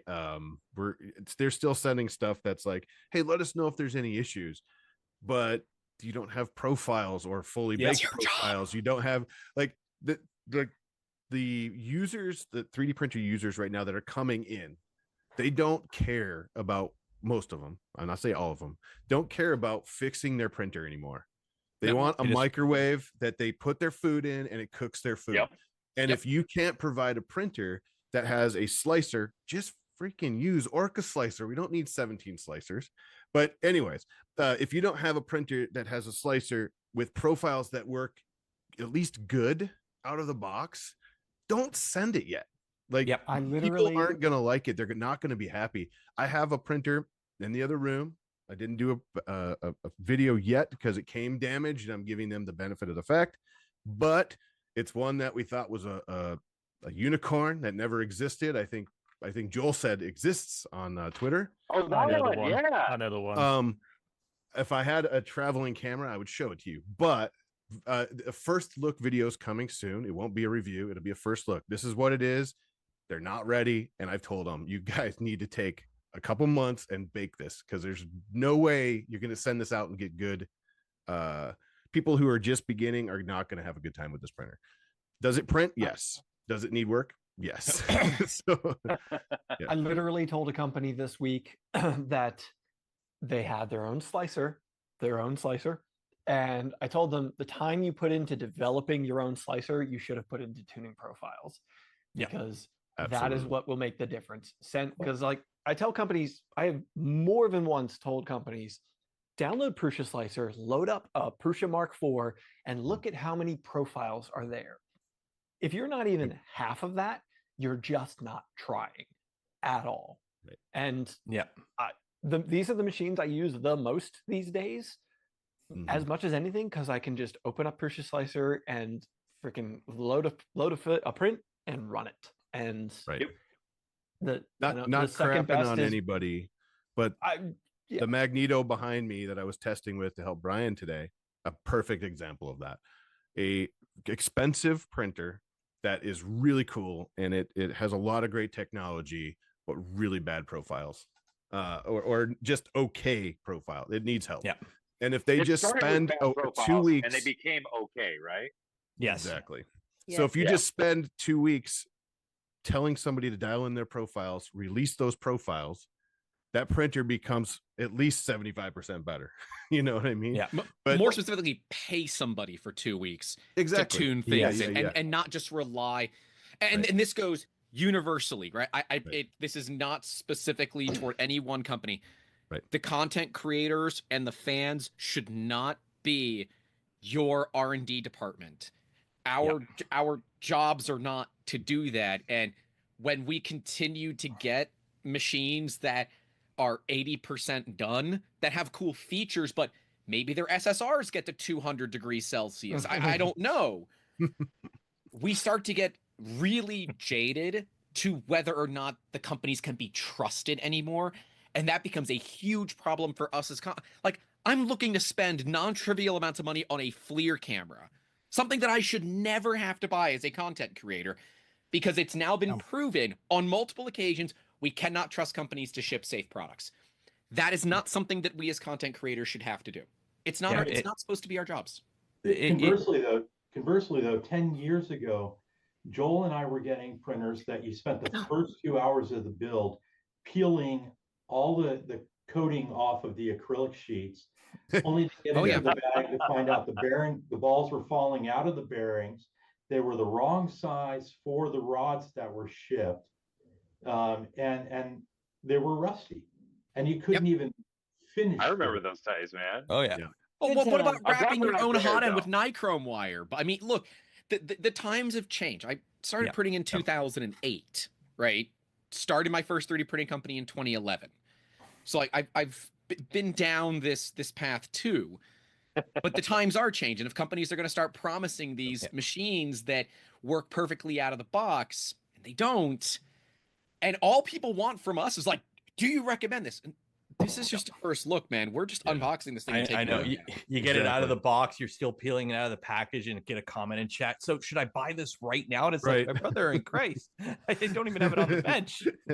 But yeah, that's something I've been like personally, like when it comes to like, I don't do a lot of printer reviews. I personally, it's not something I enjoy doing, but it's like, we gotta like, you got to stop giving companies the gimme that we've had. Like, it's been a thing. Oh, we could fix it after. You could just print a duct mod and it'll cool better. And oh, use Bob's profiles off the Facebook community. It's like, no, we are well beyond that, because the problem is for the companies that still do that, Bamboo makes a knockout product for freaking $199. For $199. Prusa makes a printer, you know, when you buy it, you'll be getting software updates in 8 flipping years. So when you're competing against those two, and you got your clapped out Ender version 34585 beta alternative Pro Delta, Max, whatever they're called, but you're a different company than Ender, so it's like Red or something. It's like, what are you doing here? Come on, like, get with the times. This isn't 2018. You can't be doing this anymore. Taylor, you did a really good video a while back where you said, and it was not just necessarily to content creators, but anybody who was working in the space.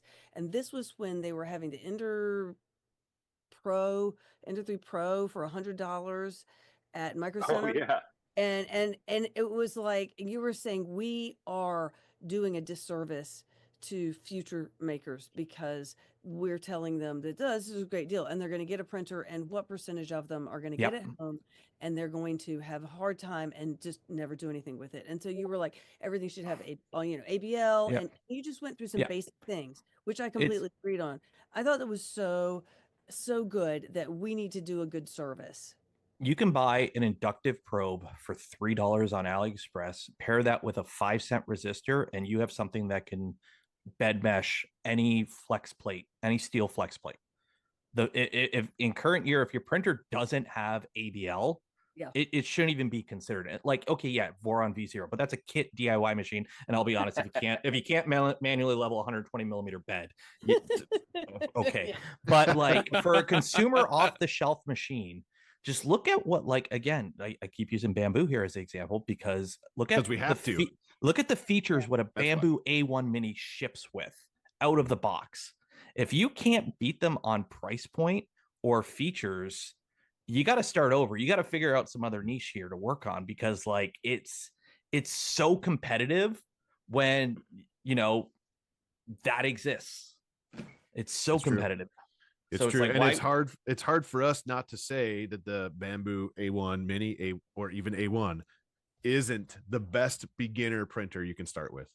No, because I have for $199, if you just want a printer that prints, for $199, you're a 7-year-old kid, you don't care about the build area or any of that, you just want to hit print, and your dad doesn't have $500 to spend, he has $250, so you can get a couple rolls of filament too. And you it has everything you need. Everything you need. From your phone. Yeah, I agree. The build volume of a printer should not be the deciding factor on your first printer. Right. And yet it is for a lot of people. It is for a lot of people. Yeah. I recommend. Go ahead. Okay. Have anyone actually put out a very good review of the Orange Storm Giga yet? I haven't filmed mine yet. It's not hard to build a big printer. It's hard to build a big printer that's good because things, when you scale it, you still want to be cheap. It don't work that way. It don't work that way. Well, I But gotta yeah, say, they did send updated parts to me. Really? And I Where'd you installed get? those. I installed those updated parts. It was updated memory, or I'm sorry, I think you it buy was from hard Luke? drive space. Not yet. Actually, Luke lives like an hour north of me. So we're working on the Jolf treatment here.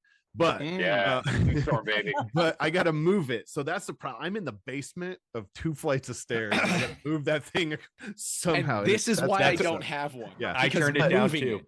but I do turned have to down- say this. They never asked me. I put the updated stuff that they sent, to be fair, on the printer, and it was much better. Hey, hang on. That's good. That's good to hear. The people who have them are getting them working. Oh, and, geez. and but they know what That's they're doing. massive. Whoa, That's big. that's beautiful. How many kilos is that, Jim? Yes. It's under 1. It's base mode, No kidding. but damn it, it's too late. 980 millimeters Jim, tall. hold it back up again because you're big screen now. I'm always big screen. Look, He's living large. Oh, Bum. Wow. it is massive. That's great. Courtney just That's nailed great. it, though. She said people are getting them working. They're That's getting the them problem. working. You But spend but that no, much there are money, people but like us who get it know what we're working. doing. Not only that, let's see if I still have it. It's not You broke. shouldn't have to put effort into a machine that costs that much, though. Sorry. Yes. Right. Yeah, Where we are you're now right. with printers, That's if I have to hear the term "people are getting it working," that company's already failed. Right. This that? it's hard to see, but I was working with 3D Print Bunny. Bridge Is that test. a bridging test? We did some stringing. Son of a gun. What? So the longest one I have, I broke it. It's actually sitting No. right here, which sucks because I have to reprint it if I ever film that video. The Wow. longest part on this is diagonal, which is this string right here, 800 millimeters. Oh, Nice. my Sweet. word. Okay, And it's hard to see really because it's good. not going to focus on me, but that came off of the stock Orange Storm Giga, and she released a model a while back because it broke right before I was going to print this thing, and I told her just release the regular size model. So she did, but she sent me 4 or 5 different full Giga scale sliced for the Giga string prints, and we'll see if I can get that done. But 800 millimeters, that thing's strong, and it was really It cool. makes sense though. The cooling on the original hot end is not deficient. The way that they have the fans configured, it hits it from many sides, and Right. it's efficient in how it does it. In fact, the Blue Storm Terra modifications that Luke and I did, it was the brain, the extruder, the leveling probe, and the hot end. But the cooling setup is still the same because they did a good job with that. They did a good job, yeah. Yeah. And the new hot end they sent is much better. I mean, it did this Really? vase. The first vase I did wouldn't stay together. I have it in the other room. I have about 6 kilograms of fails from that printer. Also one print. Well, and that brings us to a thing where someone said bigger is not always better. You got to remember, you can't just scale up something tiny to full size Giga strength or size and expect it to be perfect. Your walls are going to be like this thick if you do that. You need the slice. You need the slice things I know. for the Giga. I know. Plus Yeah, a there lot you of go. geometry. Yeah. We Plus were a lot of talking about geometry in design. Yeah, What about exactly. profiles? Oh, go ahead, Joel. That one. So I just scaled that up for Giga size, and for the most part, it worked. But people, I think the main thing that we have to remember is when scaling parts, not only do the parts scale, but the space between the parts scales. Mhm. Yeah. Square Your cube law is tolerances are just. yeah. Square cube law is a thing. What were you saying, Alan? Sorry. Oh, there's also just a sheer fact of not all models scale in the same way. Like I know the one that immediately comes to mind is the Cali Dragon by MacGyver. Oh. The Cali Dragon at its default size prints beautifully. The second you scale it up, the chin becomes a massive overhang that requires support. Yep. And it's just one of those things that like you don't think about when people are like, oh yeah, just 300% and print the thing. There's a whole, I've been meaning for like years to do a video about large printing because it's a whole different animal of like your slicer settings, your considerations that are going in. Temperature. Temperature planes, like is a massive your thing. from the bottom of your print to the top of your print will vary quite a bit. And Right. yeah, there's a lot that factors into it. And I think people see a giant printer and they're like, I can print huge things. You can print huge things. Yes, you can. I but mean, it's not that easy. You know, it's to take this cube, the properties of this cube are going to change so much when you scale this thing 2000%. And then you're going to waste so much filament because you didn't need 4-inch walls, you know. Well, and a good example. Yeah, a good example is like right now I'm doing my my power armor suit, right? And there are parts on that suit that are like the size of my chest. But like even for the helmet, like yeah, I have a printer that can print, you know, helmets like this in one piece. But like you have to think about it. It's like it's not always the optimal solution to print everything as one giant chunk, because like the way geometry works, if you split it in half, well, now I can print both halves without support, and the layer lines work great. Yeah, like when I got into 3D printing, my first printer was a Monoprice Select Mini. That's 120 millimeters cubed. What the heck is that? What was that supposed to be? It's supposed to be the base of a swan's neck. So this is like the like where the swan's chest goes to the neck. What printer was that on? You will find out sometime in the future. Okay. Ooh, one of those. But yeah, when you're printing something big in one piece, well, the head turned out okay. Yeah. Good. I got it worked out, one. but That's the new Ender 3 Pro Max Ultra. Yeah, Ultra plus V2. 2 V2.1. Neo. There you go. Yeah. Neo. Yeah, when you print something big in one piece, you have to worry about extra support. You have to worry about geometry of things. As like when you take just a generic file, yeah, this might work this way, but now you're printing this vertically where you're going to get crap layer adhesion. So why not slice that off and print it separately? Also, how long does it take to print that full print volume on an Orange Storm Giga or any other super large format printer like that? Yeah. So, 38 hours into this print, you get a minor clog, and it's like, well, that's it. Chuck it all out. Or your power blips. Or your power. Or anything can happen that'll just like ruin a print, or even just like, especially if you're printing enclosed or whatever. Like my printers are in the garage.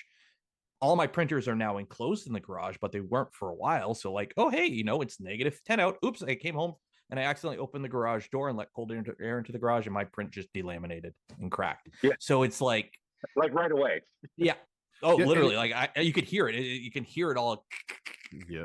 But when I got into 3D printing, my first printer was a Monoprice Select Mini in 120 millimeters cubed, and I'm like, within 3 weeks, I'm looking up bigger printers, mods, and whatnot. Ended up finding Voron. First Voron I built 300 by 300 by 400. I'm like, yeah. And then I went back to building a 250 Voron right after that, because I'm like, I don't need a printer this big.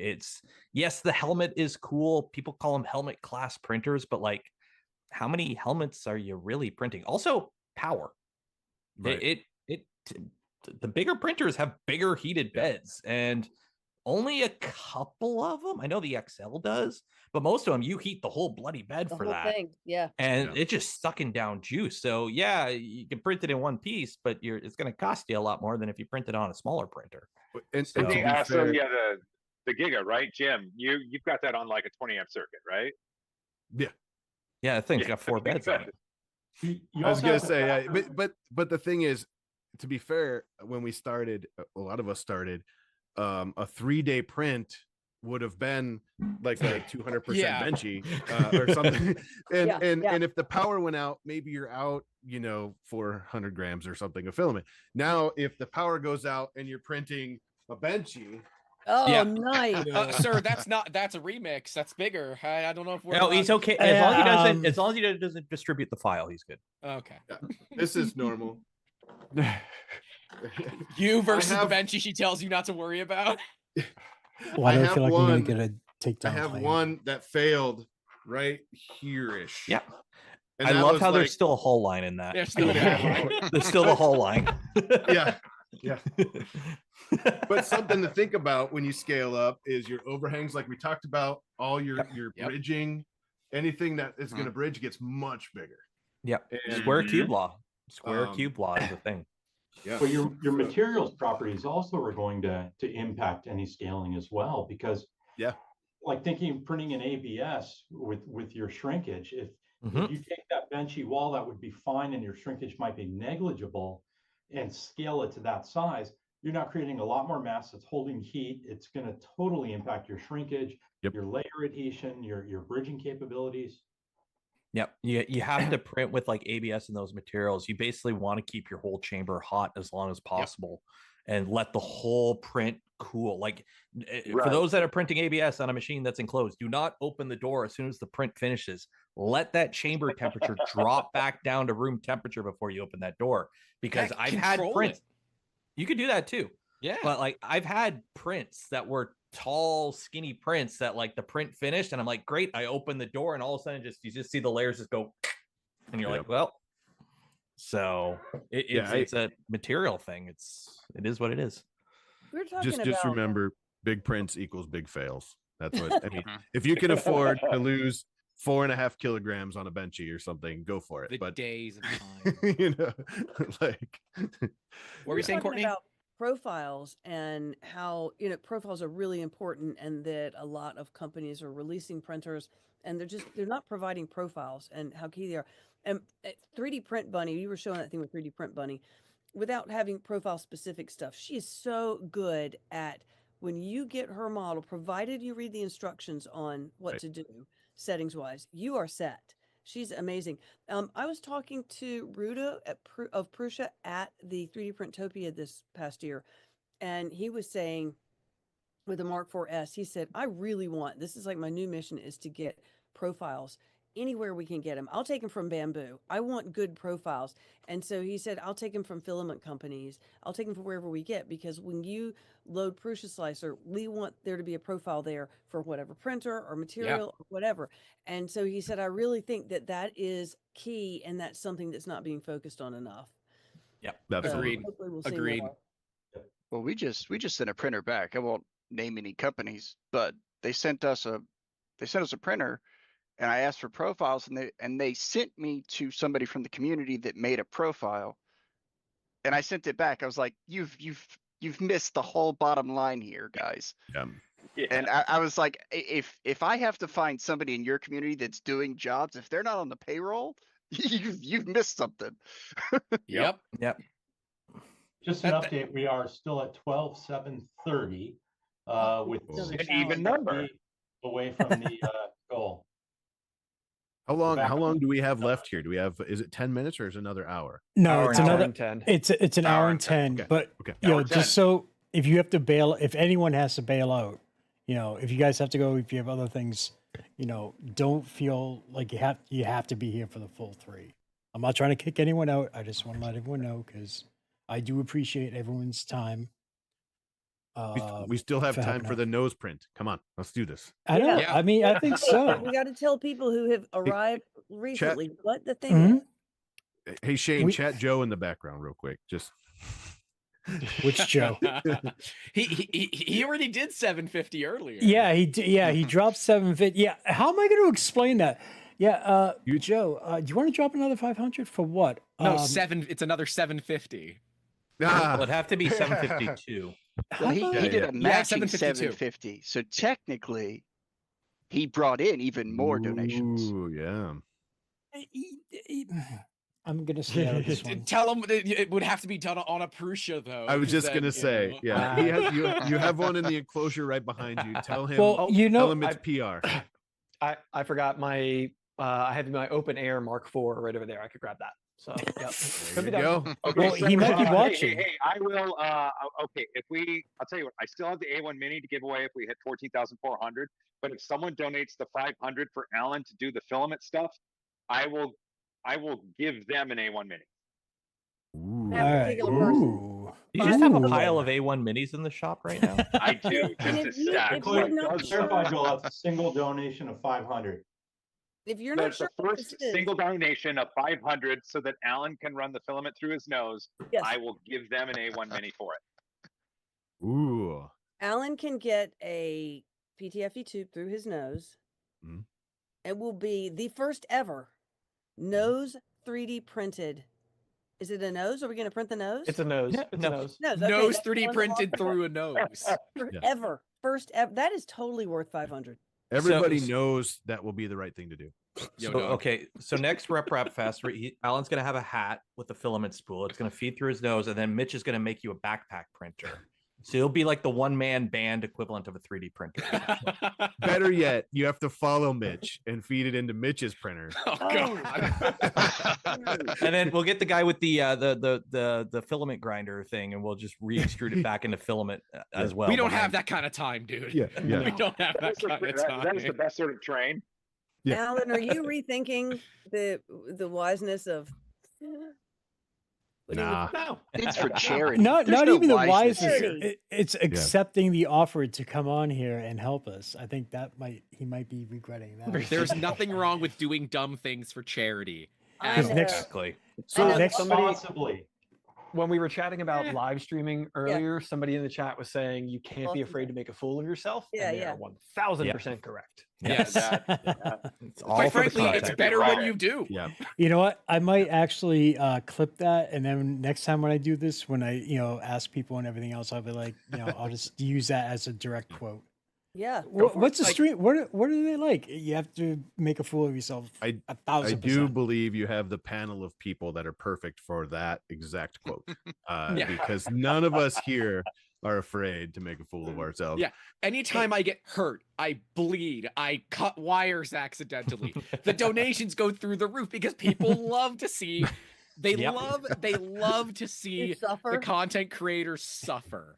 Even just a little bit. Yeah, we found that out last. So what you're saying is I should text Amber and tell her she needs to bring you a knife? Ooh. Well, it's not that kind of a stream, my good sir. Hey, do you guys want to do something a little bit out of the blue? Sure. Yeah. All right. So as you guys know, through previous years, David Hewlett always popped in and everything else. This year, unfortunately, he wasn't able to, but he is watching. So if you guys want to sit there and say hi, and if someone from chat can actually clip it and post it for me, I'd greatly appreciate it. But if you guys all want to sit there and say hi to David Hewlett, because he is watching. You guys want to do that for me? Hi, David. David, who how you doing? Hey. Hi, David. My name's Jim, and I'm a closet David Hewlett fan. No. David is an amazing soul, awesome personality, and his energy is huge. The first time I ever had him on, actually the first 1440, he's like, I don't know if I can make it. I'm like, hey, if you can, 15 minutes would be awesome, whatever. He came in, started asking all these great questions and everything else, stayed for like 6 hours, took like a 1 to 2 hour dinner break, and then came back for another like 2 or 3 hours. And then he sends me a message. He's like, I'm so sorry I took over and everything else. I'm like, are you crazy? That was awesome. I'm like, you have to come back and do it again. It was great. Hey, Mac That's Todd, called thank you very much for the dedication and 100. someone that actually cares. Yeah. He's such a good Hey, guy. it looks like someone gave $100. Yep. Yeah. Nice. Ooh. We got Macite, maybe? Macite? Yeah. $100. So wait, what's the going rate for the A1 Mini? Is it? It's 500. Well, Oh, we're no, at no, 12,800 right now. If we get to For that 1440. one. Okay. Yeah, but so you're getting a value. 14,400. They get the A1. We'll do a giveaway for the A1 Mini and the Palette 3 Pro, and then whatever other random things we can find. And then it's if someone throws the first person to throw 500 in to get Alan to run filament through his nose, they also get an A1 Mini. Well, that's what I'm saying. I mean, the A1 Mini is $199, so it's really only costing $300 to see Alan print through his nose. And it goes to charity. And the great thing, that 500 they give is tax deductible. And it's tax deductible. There you go. And it goes to How can charity. you not donate? Joel's like, you get a mini, and you get a mini, and you get a mini. I'm gonna be the Oprah here. Yeah, it's Oprah Winfrey with the minis. So I got a question for the panel that's going to be spicy. Do we think the loop is real? The loop? filament grinder. Okay. Winder. It's real. It's real, but it's I think they think it's real. Is it realistic? Yeah. Yeah. This No, I is think what it's real. the And it's ninth or tenth. $1,500. No way it works. Yeah. No There way. is other companies that have made this exact thing in a slightly different format for a lot more money. Illustrator. Yeah, exactly. Yeah. So this isn't anything new. It's just all of a sudden it's a much more compact, clean looking desktop thing that's cheaper than everyone else. So they've managed to miniaturize it more than anyone else and sell it cheaper than more than anyone else. Well, so what is it? The ArtMe or whatever filament grinder red thing flags. that Josh shows off. Like they did a comparison of different parts of the machine to the stuff that their open source project has, and it's a 1-to-1 copy. Oh crap. So they're copying an open source project. It's real. looking that way. And I'm not saying for sure, but it looks to be like they're borrowing heavily on some things that are already out there. I don't think that there's so many variables that happen. Pitchforks, get your pitchforks. Well, filament production in general is difficult. I used to make my own filament back when PLA was $60 a kilo, back in the big day before the war. I used to make my own filament. It would take 2 days to make a kilo of PLA. You can now go through a kilo of PLA in less than 24 hours with decent high-speed printers. And, oh yeah, we were happy when we got, diameter tolerances of 0.1. 0.1, not 0.01. Right. 0.1. Back in my day. Yeah, exactly. Right? I still have my fill extruder. It collects dust because I think it's cool and I don't want to get rid of it. But like, why? You're going to make a lot of brown filament from recycling bamboo poop. Yep. That's and you're going to have issues with contaminants. The first time you accidentally contaminate PLA with PETG, it's over. Yep. You're going to have a real bad time. Right. But But no. But devil's advocate, is it a game changer if it works? No. Not at 1,500. You don't it's think not. so? No. It's not- How it's many not spools of fast enough, filaments can you buy efficient for $1,500? A lot. At But retail or on sale. but That's what I mean. That's what I I've mean. seen- For I've seen people It that really- have buckets and trash cans of bamboo poop. Which And is if you could get yeah. anything out of that, is that a big enough market to support the company though? That's the thing, because those that are going to be making a lot of filament are Right. going to drop at the minimum 85 grand for a filament production line made in India, because that's how you can buy a that if you want to make your own filament and start your own filament company, it's about 85 grand US for a filament line out of a company in India. I've seen it in action. It works and it makes accurate filament. That's what you're buying if you want to start your own production. If you're a hobbyist, how much you can buy a lot of filament for $1,500 and it's a lot less headache too at the end of the day running that in your production farm. So it's like there's a very narrow window from people that need to make their own filament but aren't making so much of it where it makes sense to make their own line. It's a very small market. Just from an ecological offset point, does the amount of electricity that the unit consumes balance out the damage to the environment that recycling the filament and other means or disposing of the filament? Let's say the energy used to produce 1 kilogram versus putting that 1 kilogram, into waste and dealing with it or recycling or other. Is there a zero, a net zero offset there? Depends on how you're getting your energy, right? Yeah. If you're using solar or wind or something like that, where you're using, renewable energy sources, maybe. But even a fill extruder, which love my fill extruder, it was great for the time. They only drew like 250 to 300 watts max, if I remember correctly. Like it used a laptop charger, so it probably wasn't even that much. For how many hours though? Oh yeah. You were running this thing for 48 hours at, let's call it 200 watts. So it does add up. So you what? have to factor That's a kilowatt, right? So you call it a kilowatt to make a roll of filament. I'm paying about 16 cents a kilowatt hour. Right. Versus what's it? Dr. D-Flow did Is an that good, Beth? No, it's amazing 10 video. kilowatts. Huh?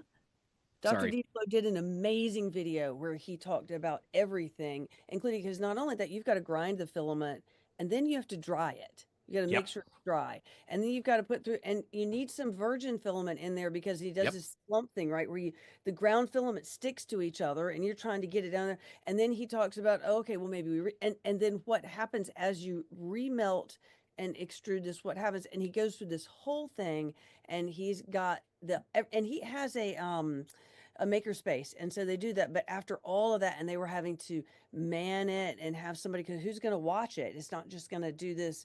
And it was Right. like 8 spools a day or something, and how long it would take to make back that cost, even working in a makerspace. And it's non-trivial. There's Put it so this many way. factors, and he talked about them all. I was really impressed with that video. Labor. I Labor, used to yeah. work. I used to work in a tool and mold shop, so I built plastic injection molds. We had a tryout facility. I pretty much had, if I wanted, unlimited access to as much free ABS resin as I wanted. The pellets. Now, granted, this is resin for injection molding, so it wouldn't be the greatest for filament production, but it would work. So even with free resin, free filament, or the free raw material to make the filament, I did the math at the time when I was doing Voron printed Ford, which is the most I've ever printed ever, where I had printers running continuously. And it still didn't make sense for me to buy a Phillistrudor. And that's with free raw material. Free raw material. You didn't even have to prep it. All Because you had to do was extrude it. because of the output of the machine wouldn't be able to basically even keep up with production. It Yep. would be like it wouldn't be able to.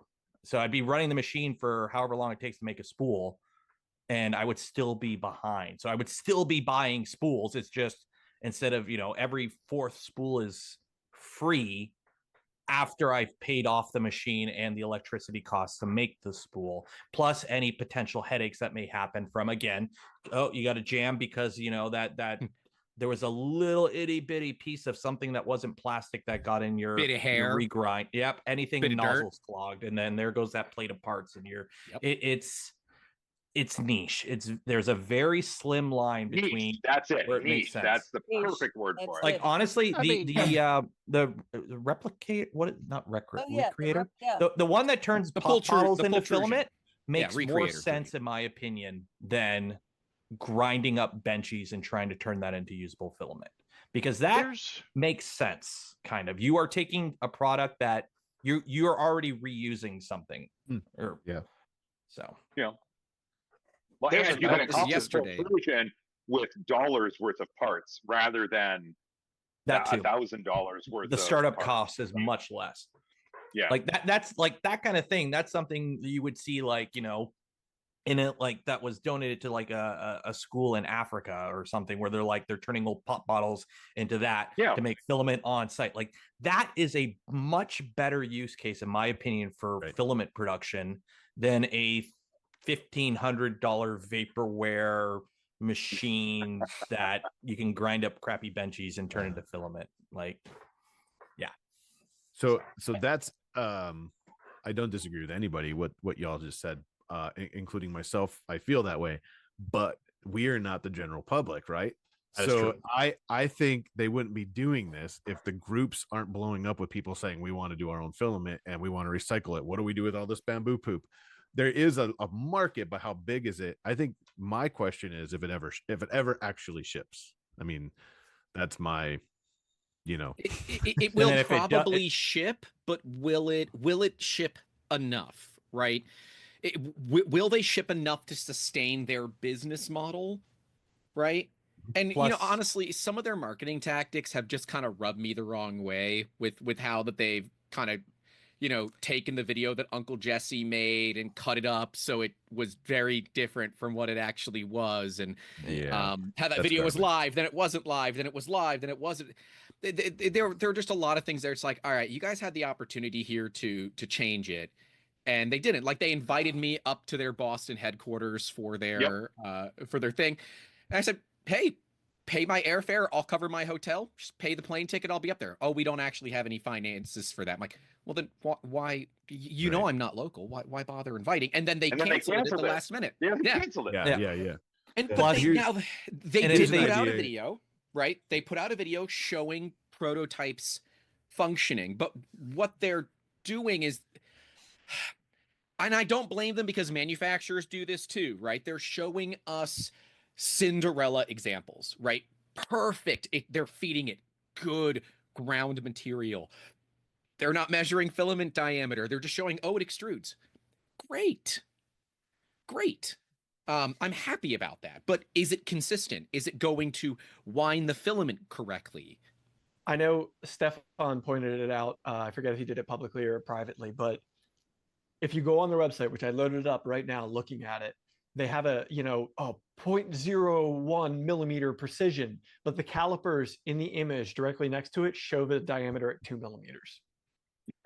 There's no way a machine that doesn't have a method of monitoring diameter and adjusting for it is going to hit 0.01. But industrial grade machinery will struggle to hit those tolerances with somewhat decent, tolerance checking, right? Like, I'm sorry, it's unrealistic. It's the same way that 3D scanning companies, say these crazy numbers and they almost never hit it. Yeah. I mean, I absolutely want to make my own filament.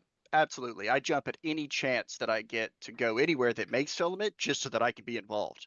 One of my favorite videos that Joe's done was when you went to have filament made. Or were there when they were making filament. I mean, I really enjoy seeing stuff like that, but I don't think the machine's in the right place yet. And I don't think it's worth the cost.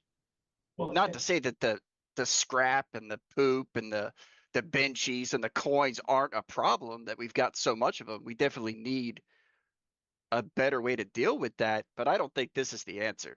But also, let's be clear too. It is a very different thing extruding virgin materials to make film versus trying to run old prints through a coffee grinder and extrude that when you have no idea what additives or other chemicals are existing in that mixture. Oh yeah, especially with all these non-pure PLA pros and hyper PLAs. It's talc, which have fun extruding that. You're gonna have a real tough time extruding that. And yeah, the claims would be a lot more realistic if it was, here's a filament extruder for this price that using the materials that we provide you. It's like a Mr. Beer kit, right? They give you all the different stuff, you throw it into their machine, follow their directions for 2 months, and you've got some decent beer. But in this case, they're not starting off with clean, monitored materials, following a specific recipe. It's, hey, throw in whatever your bamboo pooped out, throw it in the coffee grinder, grind it up, dump it in, and let's extrude it. And so don't work that way. So let me pose this to the group, the panel. Would it be better that someone created a printer, maybe a larger format, because it might have to be, that just had everything built into the top of the extruder? You could throw your stuff in, it would grind it, it would drop it down, it would melt pellet it, extruder. and You then just get a pellet extruder. Yeah, just buy a pellet extruder. Except for recycled material. So you wouldn't have to. You'd want to do it separate. You have to sift it. You can't just rely 100% on the grinder and trust that it does its job. I'm just saying, what if it was all contained? It'd be and too then heavy. You wouldn't matter with your diameter and all that stuff because it would push it through your nozzle and you would print something with it. Maybe if you're trying to feed that through the Park Daddy. Yeah. It would have it would be where large. it has the vacuum. It would be better to have an offsite, like a not on the tool head grinder with some sort of like vacuum hose or something to suck the filament or the resin. But what if no matter where you ground it, you tossed it in the top like a pellet extruder? Then you wouldn't care about all of the other stuff. It would just extrude it right into printing, and it just printed with whatever. If you had a big enough nozzle, who cares? Yeah, that's the point. Yeah, like Dr. making, D-Flow used pellet extruder on his. Right, like if you're making chairs and tables and ladders for the WWE or something, I don't know, right? Sure, by all means, have fun. But it's unrealistic for the average person to even, like, if you want to mess around and have fun, that is one thing. If you are looking at it from a business perspective, stop. Right. Stop. Wait, You're not going to hit your ROI. As someone that I've been running 3D printing businesses. Yeah, Alan's gone off to go grab a printer. There it is. Oh yeah, What? Aaron B. Got it. Oh, we got Aaron my B. daughter Wait, you got it? donated. Oh my gosh, my daughter donated. Yes. Yeah, your daughter donated $10. She donated 10, but Aaron B. Aaron $500. B has won. All right. Aaron B, is that right? Yeah, look Dude, at that. donated I'm $500. trying to scroll. I can't scroll very well here. Yeah, can we get some nose emojis in the chat? Aaron B, please text Joel your shipping information. And Well, by actually, the way, they get- I know Grant, I'm sorry to interrupt your rant, but I was just No. really excited about the 500. That is the perfect No, reason. that's perfect. That is Yeah. amazing. Okay, Aaron. So Aaron B, I need an email address, and so if you can coordinate with Shane or Yeah, they can DM me coordinate on through some me. sort of social platform and confirm you're it. It'd be just Everybody Hey, named Shane, Aaron can B you, is can now we chatting. figure No, this somehow? because I think they already entered into the contest before, which is fine. I might let me see if I already have their information. And Yeah, we see can if pull I'm it from on- there and give it to you. Great. No, Yeah. I've got a code for it. So as soon as I have the information, I can send them the code. They can order it straight away. Perfect. Nice. I'm so excited. And hey, and I don't know That's if my great. daughter is watching, but thank you for donating, Yeah. Reese. That's really sweet. Yeah, I already Oh, have. Oh yeah, do we Aaron's have a information. booger green? Like what color? Aaron, if Aaron's in the He's chat, what laughing. color is his nose gotta be? Yeah. That's so good. Thank you so much, Aaron. Thank you. Thank you, seriously. Aaron.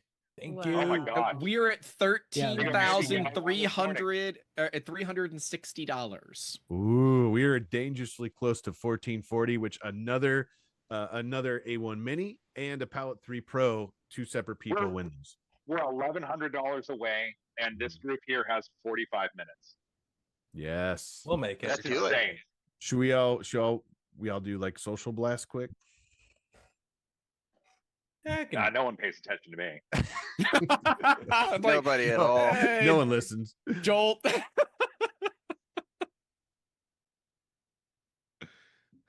We This could is we could amazing. title it Bamboo News Printer Spoiler, and then they'll look. Yeah.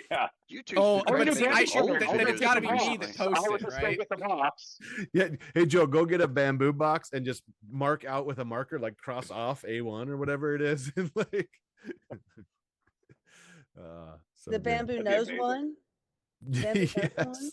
It's the nose. Speaking of nose, YouTube's been recommending old videos to me, and it recommended me Joel's coin sorter that used to be named coin Oh, the snorter coin video. snorter. Ooh. That video still That's makes good me times. laugh when you were talking about it. Those are good times. And that one popped off for some reason. I think because everybody thought it said coin snorter.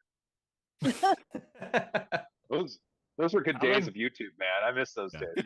Alan, you got any glow in the dark? I think. Ah, Oh, glow in the yeah. dark, yes. Yes, I you don't know, definitely I have to now abrasive. because We've got Lost the in Tank abrasive is going. watching you. Turn on a I UV light definitely- with some glow in the dark. I definitely have glow in the dark, but do I have an Yeah, obsidian green, nozzle maybe? is the question. Not abrasive on his nose. Well, Well, no, it's he's going gonna for put PTFE through. Okay. Yeah. Don't worry, it What won't are you- abrade his. It's a Boston. Or better yet, we need bride vines back here. better yet, straight through the nose with some cleaner filament. You know, just shoot it through there. I'd have to actually have cleaner filament at this point. Yeah. It's the stuff that's re-extruded, right? Oh God. I can't believe we're actually doing this, but I'm so happy we are. Yes. Oh man, I love it. Did we get a consensus on what color other than Green. or Green. Green. the only Do you green have any of the Jesse green slime? Wait, is that Cookie Cat I Yes. saw there? that's what I was thinking Yeah, is yeah. mermaid cookie cats. the Anything closest that'll one I had stand in out. hand. That'll work. That stands out. You got Yeah, I think- anything this color? No, I do, but it's all ABS or ASA and it's open air machine. So I'd say this Oh, green, blood but of it's my enemies. see you need this. Oh wait, it's chroma keyed. It's only a small nose, and it's Ah. not like you're anywhere near the machine while it's printing, is it? Yeah. Can we get Here's the cookie cat you can use. Alan pinned here? Oh yeah. A green apple let me get elixir. We will. let yeah. me take one quick look for if wait, I've got some, but I don't know Might- how might this is take gonna a bit go to 'cause show it's not up, you know. cute. I love forgot. it. So if you had Alan Prince through his Yeah, that one. nose on your Oh, bingo yeah. card, you win today. Yeah. Bingo. Yeah. What filament is that? This wait, is not- Airy One standard green PLA, Whoa. and it's Okay. a good color. It's a good Uh, nose. Oh, I've yeah. not tuned it in on Yeah. this machine, but so we're just going to be throwing some throw random the- profile at it. You haven't even tuned it into your nose. Let's just full send. Yeah. It's a nose tune. Okay, it's the nose tune. Yeah, something smells fishy about this, Alan. Is it going through the ears too? Should I? Is that too many on the bends? nose. Will you still be able to hear us if Oh. you go through the ears? Yeah, because my ears are. Yeah. Okay. I Speaking I of, don't have my lobes, so. Yeah. Speaking of Arion, I think I still have like 4 of those smelly filaments that smelly they came ones. out with that one time. Yep. Nice. That literally didn't smell Yep, until you were none of them printing with did. them. But you know what would be good? The coffee filament, Joel. Ooh. Yeah, that would be a good. I could go for a coffee right now. Yeah, I was thinking the same thing. Oh, me, I you. picked up I have a Mandarin Doritos. That's what I went for. I've got which one is this? This is lemonade gamer subs. Are you prolonging the inevitable here? What's happening? It's you though. It's mental preparation. Yeah. Well, I was mostly checking chat to see what people were saying about whether I should go through the ears or. Oh, that's got to be. I would go through the. Well, no. I was going through the nose, but should I go through ear then nose? Yeah, I would go through ear nose. through nose just so it's got a little bit more support. And then loop back around, back And through just the nose don't into forget the other. that you are attached to the printer now. Please don't walk away. That's my number one concern. Is I'm gonna, If my number one concern is I'm Check your DM gonna. real quick. Shane, check your DM real quick. Yeah. Okay, one second. Check One your second. DMs. I'm looking. So just ear me out here. Oh wait, there's filament stuck in this tube. Oh, This one's not that's gonna the work. worst. So it's going to be amazing if your doorbell rings. Yeah, well. Your puppy runs by and knocks everything over behind you. It's not food. No, that's snot food. How much Steve. clogged PTFE tube do you have trying stuck to- in that drawer? He's trying to eat my That's the question. You might need some solder emergency cleaner. clippers or something. Oh, geez. What, your cat? Yeah. Oh, jeez. Sorry. that'll- I was talking to the cat. why toy shaped? Oh, wait. Wait. Okay. Nice. Oh, he's not even going to pull it back. He's just going dirty here. I think. Oh, I'll be nice since I'm going to be sending the print to somebody. else. the first layer doesn't stick. I think there's but it's not a problem. It's okay. All right. Oh man. Is anybody else screenshotting this right now? I'm just Oh, absolutely. throw it out. I yes. mean, I'm it's- sure that's happening. Screenshot clip.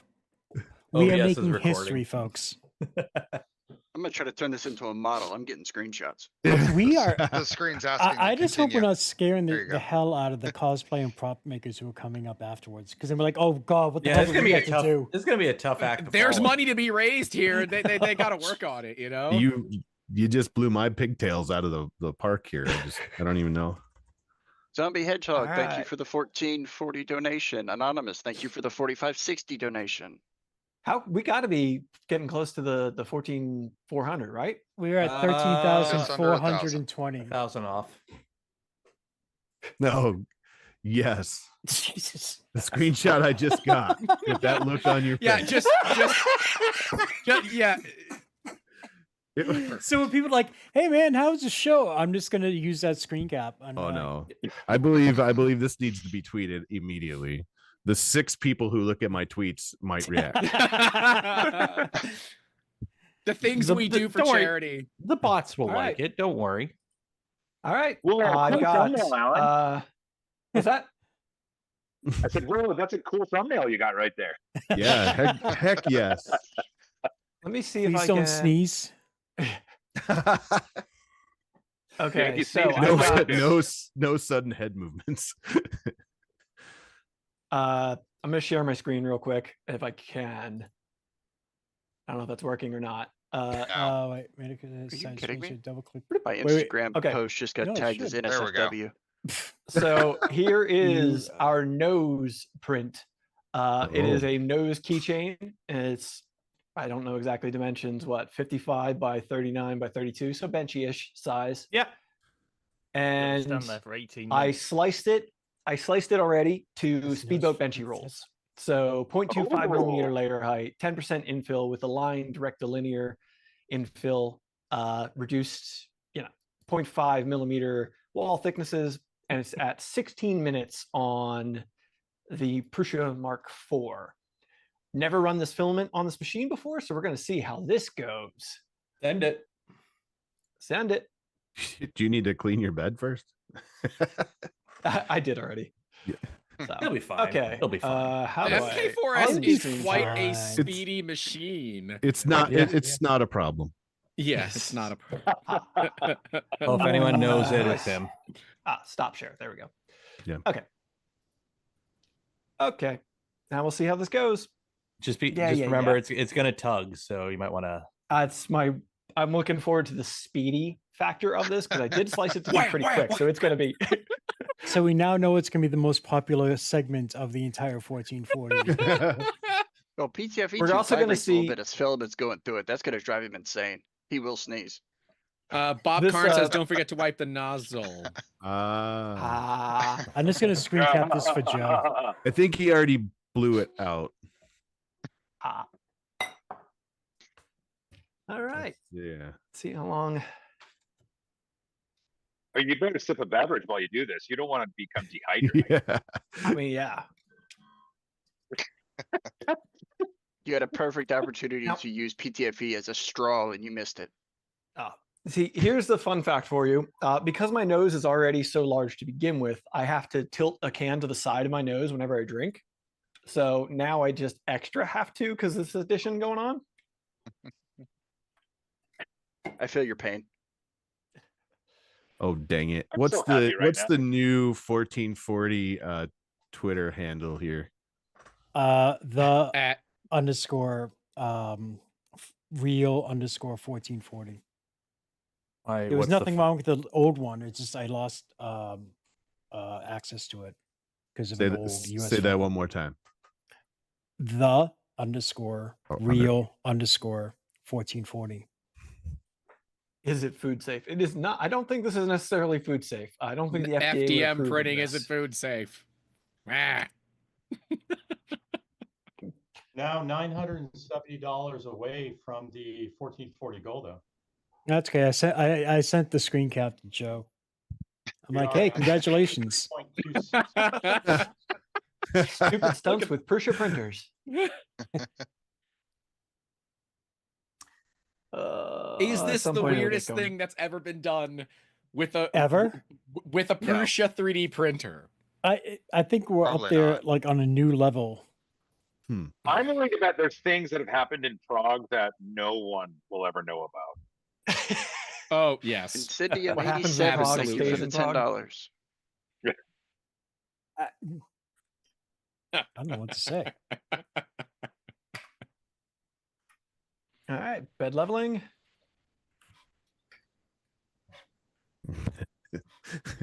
Oh, I can We're already all feel the just tug. like silently. Oh my waiting. god, you guys are posting it on. Oh, Yeah. there's multiple screen caps now. Oh yeah. Oh, yeah. We Yeah. we wait. Aren't we supposed to be filling the dead air here? Yeah. This is We're beyond very that. bad live streamers at the moment. Filling the dead air with the sound of Alan being dragged towards the printer. No, please no. Mind you, I did dial up accelerations pretty hard, so this is going to be interesting. He'll be fine. Whistle as it He'll be goes through. fine. Can't wait. I All definitely right, think we're this is a heating up first, now. though. Sweet. Yeah, Mark for us, right? Mark for us. Mark 4S. Yep. Okay. Yep. Mark 4S with the, that E3D high flow CHT nozzle in there. That's So, right, baby. Gotta love it. This is Such a amazing. covenant in Oh all my machines. god. I love my Mark 13,440 4S. There is goes. now $1,000 away. Wait. All right, first layer going down of our nose. I've had some weird streams in my day. This has got to be Yeah. up there. Mandic knows it's a new show. I'm just trying to figure out at what point did we lose I can't say control, but just sanity plot. or When Yeah, you for invited the when plot. you invited this group to be here. Yeah. That's- You say that like we that's ever the- had it. Yeah. Well, are we flagged as safe for children or? Yeah, unfortunately, yeah. Which I might Not according try to Instagram. YouTube. No.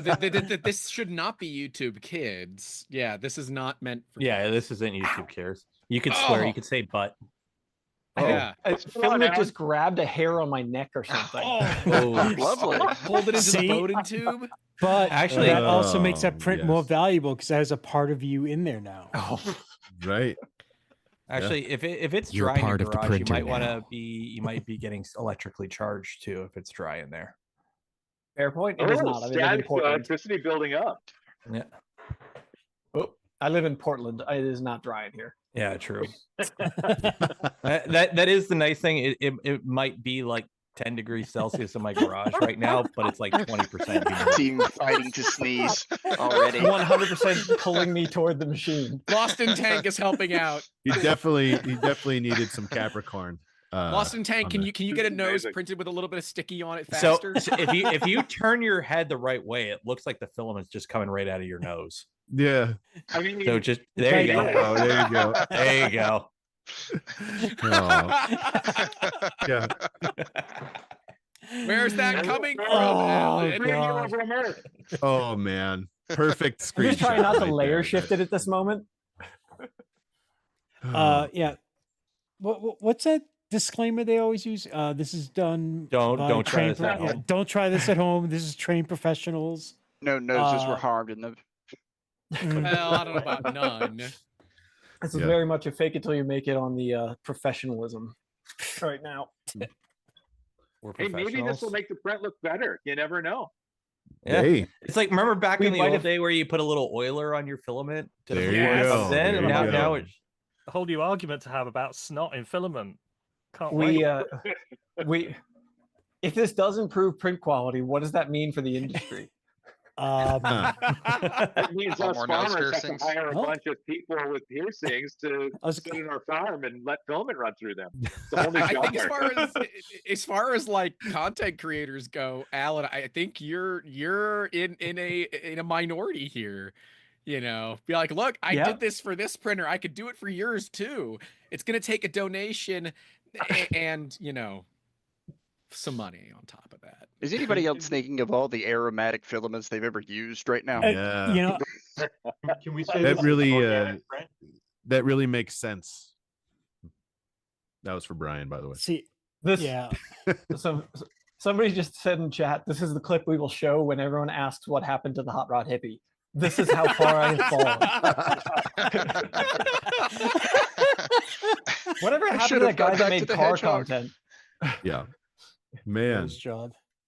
Hey, by the way, we are exactly $1,000 away, it looks like, from 1440. Mm-hmm. That is correct. I've got us less than And- 1,000. Oh, Yeah, let me plus I refresh. see 13,440 right now. Yeah. Yep. So $1,000 away, right? No, No, 940. 400. 60. So You know for sure that if you ever do an interview anywhere, they're gonna ask you Oh, about God. this. Oh yeah, no, this is So yeah, if Either anybody they that- searched sees your you- name and what we found. yeah, so it's not feeding well from what we can see. No. No. it probably And feels this Oh. filament, whoa, did it just? Oh no! Oh dear this God! filament's Please don't be a brittle. tangle. That's well, no, this filament's brittle. I thought it broke, but it didn't. It just popped off the spool. he gets a tangle. That would be amazing. Just like how long just is the print time? 16 minutes. We're at 30% right now. I was gonna say if you just like take a couple of wines off of that and snip it, it should be fine. Yeah. Could you imagine? I Like, don't know about that. could Yeah, you it's imagine if this goes viral? fair. And that, it's like I'm gonna have like everyone's like, "Hey, I want to be on the 1440. I'll do," and they're just gonna try to Yes. one up it. Yeah, sorry, I mean, I cosplayers, you got a tough one to follow. Oh my God! I feel so bad Yeah. for the cosplayers. I'm trying to And like it- jam it. we need to make a pact Against- that next time we see Alan, I think the next one is Rocky Mountain. We all interview him and only talk about this. We just Like, like the randomly only- hand him. Do we just like try to sneak pieces of Bowden tube into his pockets? Yeah. Speaking with of bright cosplayers, green. Uh-oh. Are you okay? Oh, so wait, tangle, I think. Wait, It did. Oh no. Oh no. It did tangle at the back of the boat. And I'm like, why can't I pull it through? It was like 90'd at the back of the boat. are we? Wait, can we work with Capricorn to get a custom, like Yes. limited edition, slightly translucent green PTFE just for you? Wait. Let's back it up for a second. We want to work with Capricorn to get a specific piece of jewelry that has the ID of a coupler. Yeah, right? you need to put goes the into coupler the in that. jewelry and Oh, it there actually we go. goes in his ear. And then, it runs out. So it actually works through all of his piercings, but it has couplers, that keep everything locked in place. Well, the tube has to transition from clear to a flummy green as it gets closer. I just Oh, don't they also make that thermal filament? They do. We can They do. warm it up Oh, as it goes yeah. through. Yeah. nose ring Bowden tube. The happy extruder saying, "Here now, everyone's amending printing manuals. Please don't stick Bowden tube through appendages." Bringing this full circle, we're gonna need a profile for this, by the way. Yeah. Someone tag apparently favorite it's stuff. We're nodding gonna need again up this in there. Orca. Yeah. We can Oh, probably the Orca edition where there's eight tubes coming off the back end of Allen, and they're Take all the in spool off and untangle it.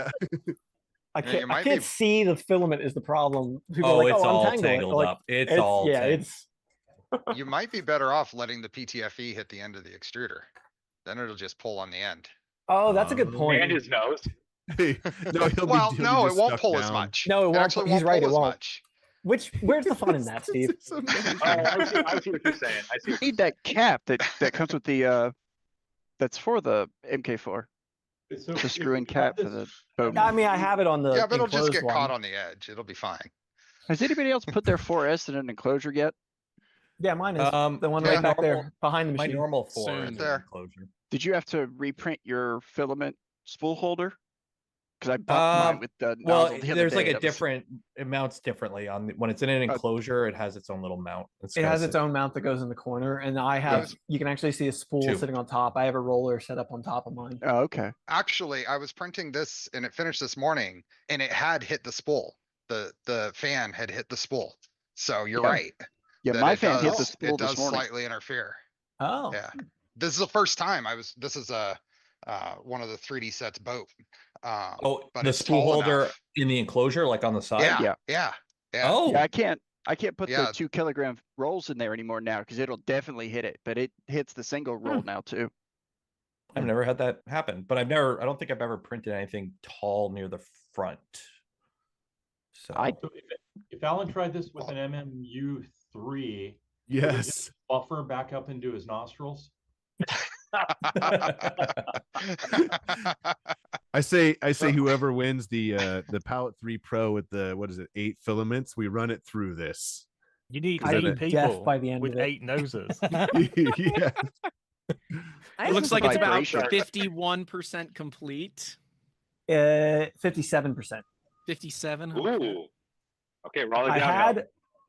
I had a Palette 3 Pro, and I would be deaf if I had to be this close to that machine all the time. Hey, the Mark IV is a pretty quiet machine, all things considered. Oh, this one's lovely. yeah. It's one of the reasons I use it. Yeah. Oh, Yeah, I man. often have to look back and be like, okay, it's still moving. Good. Okay. We're almost to the point where the PTFE is hitting the housing. So maybe you it'll need stop tugging on me a bit. So you just need a nose rest right there on the edge there, and This I is have this little light absolutely bar. the weirdest Yeah. thing that's ever happened with I don't know what to Yeah, say, the Mark man. 4 is stupid quiet. yeah. It is. Oh yeah, can you feel the filament moving through the tube? I can't feel it moving through the tube, but I certainly feel the tug. Can you feel the filament? Yeah, when I pulled my Mark 4 out of the box and set it up to do the test print, I wandered off and completely forgot about it. I never heard it the whole time. I was sure it failed because I wasn't paying attention. But no, it's really quiet. It's You all rotate the twisted up printer, behind my head. I let have to yourself keep like, in you for need all to your take the.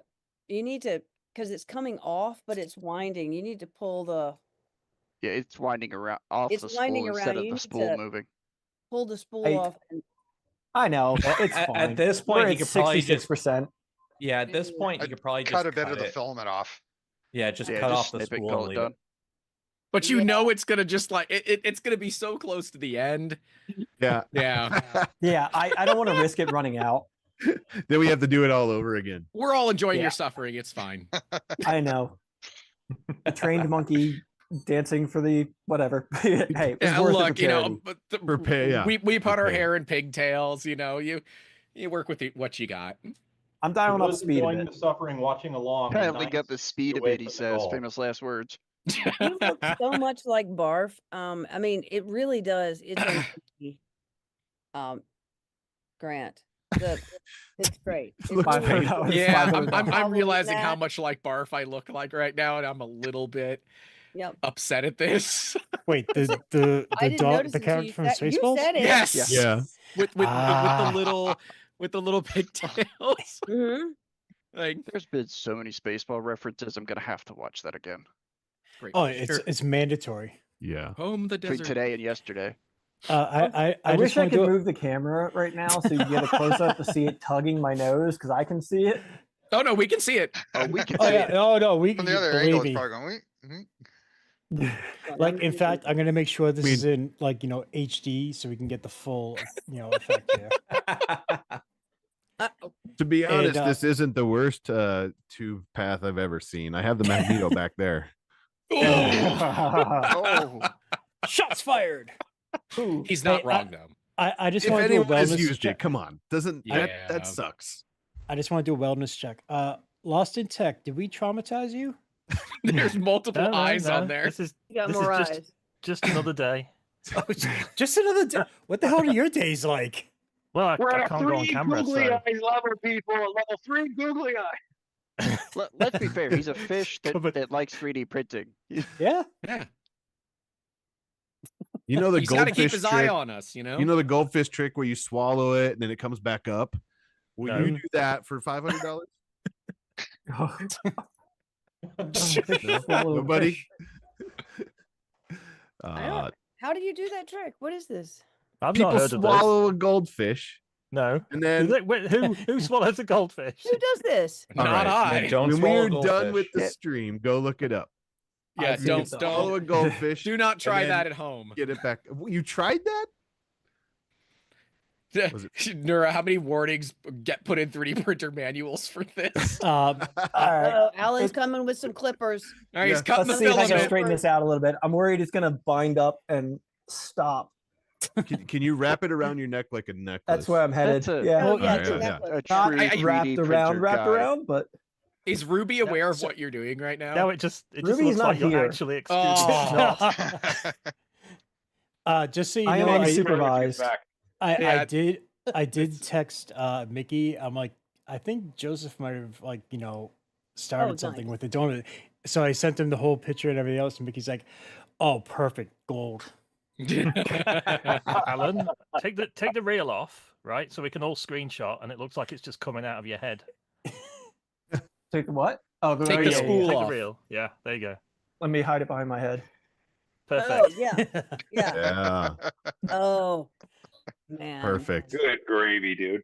I mean, okay, Lost in Tech, you were saying, what do we do, like, to worry about making a fool of ourselves? It actually, once you're okay with making a fool of yourself, it actually becomes a lot of fun. Yeah, just I have fun. am Really Just does. have fun. absolutely okay with Yeah. Alan making a fool of himself. I'm gonna drag the conversation back to what we were talking about before this started. The whole If I had filament, piercings, make I'd be there. yourself. Yeah. I'm doing it too. As Brought to you long by as nobody gets Mucinex. hurt with No, well, we don't have to go back to that conversation because we were watching live in action the Allen Right. Struder. Yeah, that's exactly it. Wait, how much does the Allen Struder cost? I need to know.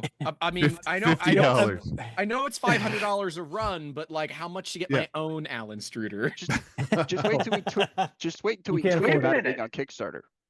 Wait a minute, It's a Alan, we kick- can have you go to Protopasta on the main line as Oh, they're throwing that no. filament through really fast. And Yes. it could be Alan Oh. blessed. We could have That's Alan really blessed. dangerous. Ooh. I'm sorry. There's enough like OSHA warnings in my head right now that no. We'll call it. We we'll definitely call hit it a put a slime. snag. We definitely hit a snag point in there. Now that I can actually see the print. We definitely hit a snag point in there where it come on out of there. Where it must have been dragging pretty good because there's like a under extrusion line Oh, there. wait, pose Yeah, right good. there. With, Still good. Oh, go back. That's good. That's good. Yeah, pose with the. Pose. That's it. Move it. Move it. Work Give the us your camera, YouTube work the thumbnail. camera. Come on.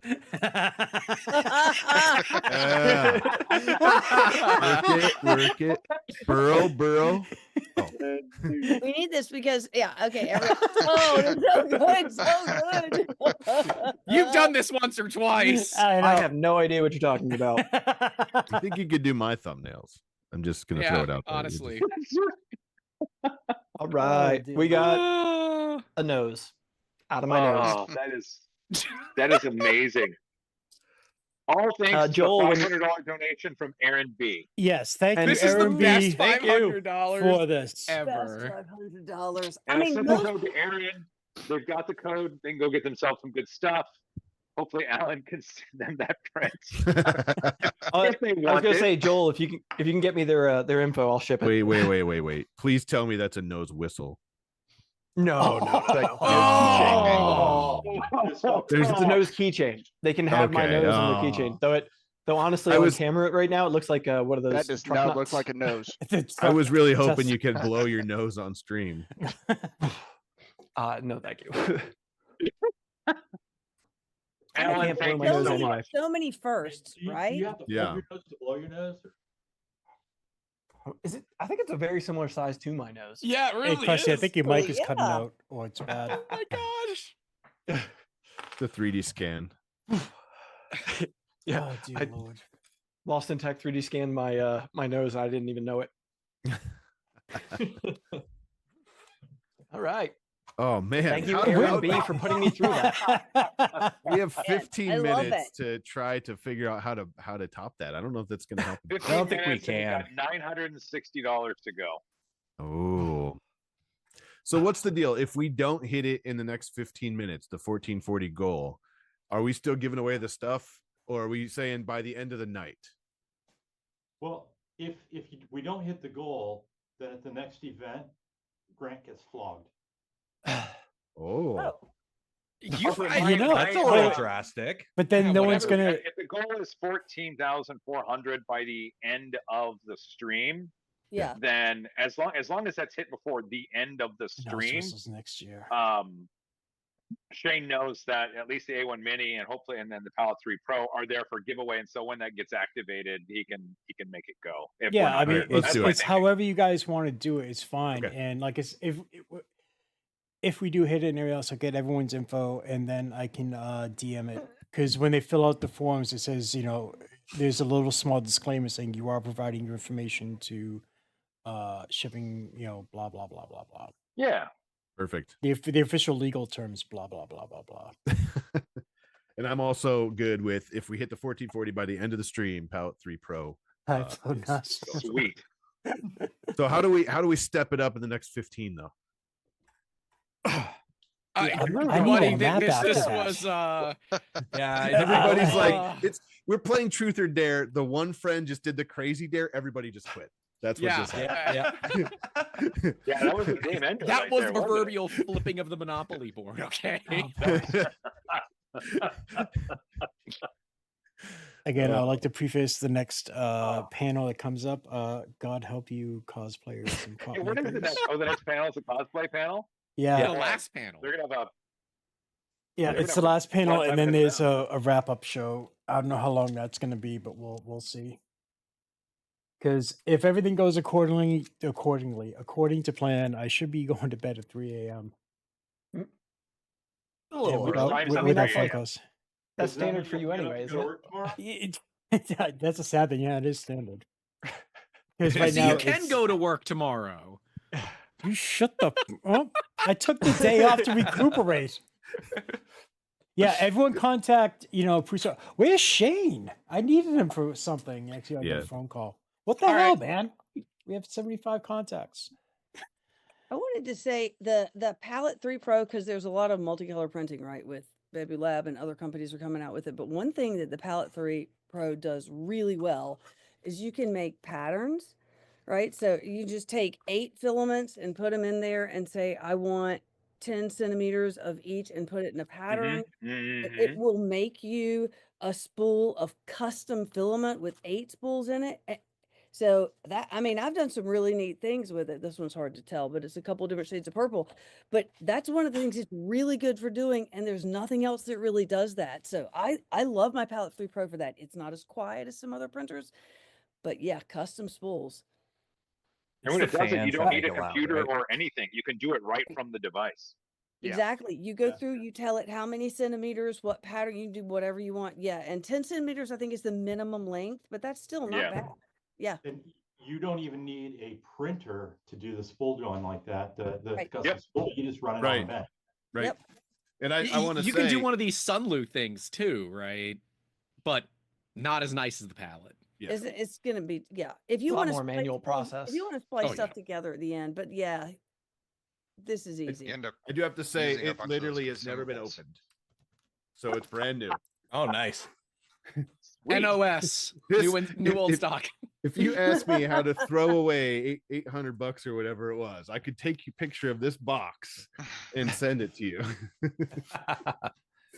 Just real quick, a couple thanks. Alan Mendick, obviously. Thank you very much for your $10 donation. Joe Scallion, thank you very much for $35. Anonymous, $100. Thank you very much. Spartan Downs, $50. Thank you very much. Brings us to 13,000. Wow, $13,635. Yes. Thank you so much, guys. Seriously. It looks like there might be some some chatter that Aaron B could actually be Ruby in disguise. It's not, but that'd be very funny if it was. That gets us 765 away from goal. Nice. Ooh, Jeez. we can do math there. Good job, So Aaron. wait, the math first- right that time. So, Yeah. This will be our fourth goal. And we That's never good. hit, we never went over. Yeah. We- What happens after this one? What do you mean? Well, you just keep raising money. Well, I mean, what's the next goal? I don't know. Sleep. Out Bed. of the 14, you mean? No. I mean, look, That's my goal. The No, cosplay he's talking event is about the last. what goal we aim for once we hit 14,400. No, I know what he's talking I think about. we I'm go just trying to discourage it. 15,000 next for a nice round number. 15,136 cents. Hold on, Alan, you doing okay there? I saw you wiping your eyes. I'm fine. I literally woke up, rolled into stream, so like. Oh. So that I'm still waking explains up it. live Me on too. camera. none of us know what that's like. This is where we find out that PTFE tubing causes rashes when it goes through your nose. Yeah, because all of a sudden I'm like, do I need to write a disclaimer for the 1440 Yeah. real quick? Well, We do not encourage it. Yeah, the core we one do not comes with a promote it. whole disclaimer about putting PTFE, through holes in your body. Trained professional. Yes. Trained, Yes. Do not yes. try it at home. Again, trained professional. Right. This was Kids, do not do this with, do not ask your parents' permission. This was an AI stunt. Yes. Yeah. It was a deep fake. It wasn't me. Wow, We AI ripped is zip really tie. good. We Something Rip smells. the zip ties Something off. smells here. what? I love it. Well, we got 10 minutes. Can you tell us, Shane, a little Yes. more about what everybody's donating to? Yeah, sure. Especially with the events that occurred in the west side of the US here. They've been pretty big in that as well. Yep, they were one of the first groups to get boots on the ground in Southern California, and we are talking about the World Central Kitchen. It's a nonprofit group. Their goal, their mission, is to make sure that people in disaster areas get proper food and water during times of needs. Because with them, and it is the truth, food and water is a basic human need. They immediately dispatch people right away. They get things set up and they feed victims of the disaster plus first responders. And if you go to www.wck.org, there is a map and it shows everywhere that they've been. They've been literally all over the world. And it doesn't matter, the situation. They are there to help people out. It doesn't matter any of the usual stuff that could